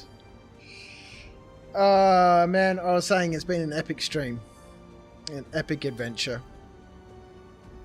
It's been so much fun. We got the vulture. I need experience in the piloting the reclaimer, especially around asteroids. Slow and Steady, I think, is the name of the game there. It's been super fun. Thank you so much to everyone who's been chilling out with me. Thank you to everyone who's come and gone. Thank you to everyone who's come, gone, and come back again. It's been so much fun. It's been so much fun. I'm really looking forward to some more salvage gameplay. Where are my fish? I want a pool table. I want to get a chess set. Although that probably wouldn't work out very well, given that every table you go near starts to wig out. Oh, this one seemed to be controlling itself. Amazing. All right, let me see where I can send people on Twitch. Got to 25 likes over there on YouTube. It's been an epic adventure.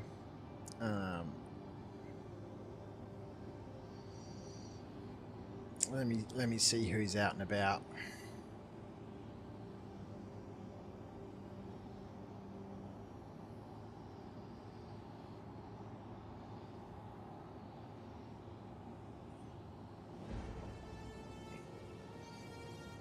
Space Tomatoes on. Is 4.0.1 really that bad? Combat cargo hauling. I'll send you over Keenan's way.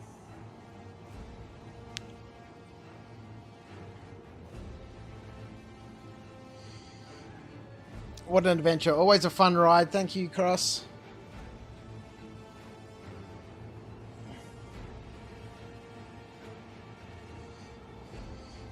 So he said on next hotfix patch, who knows what they will do with that shit.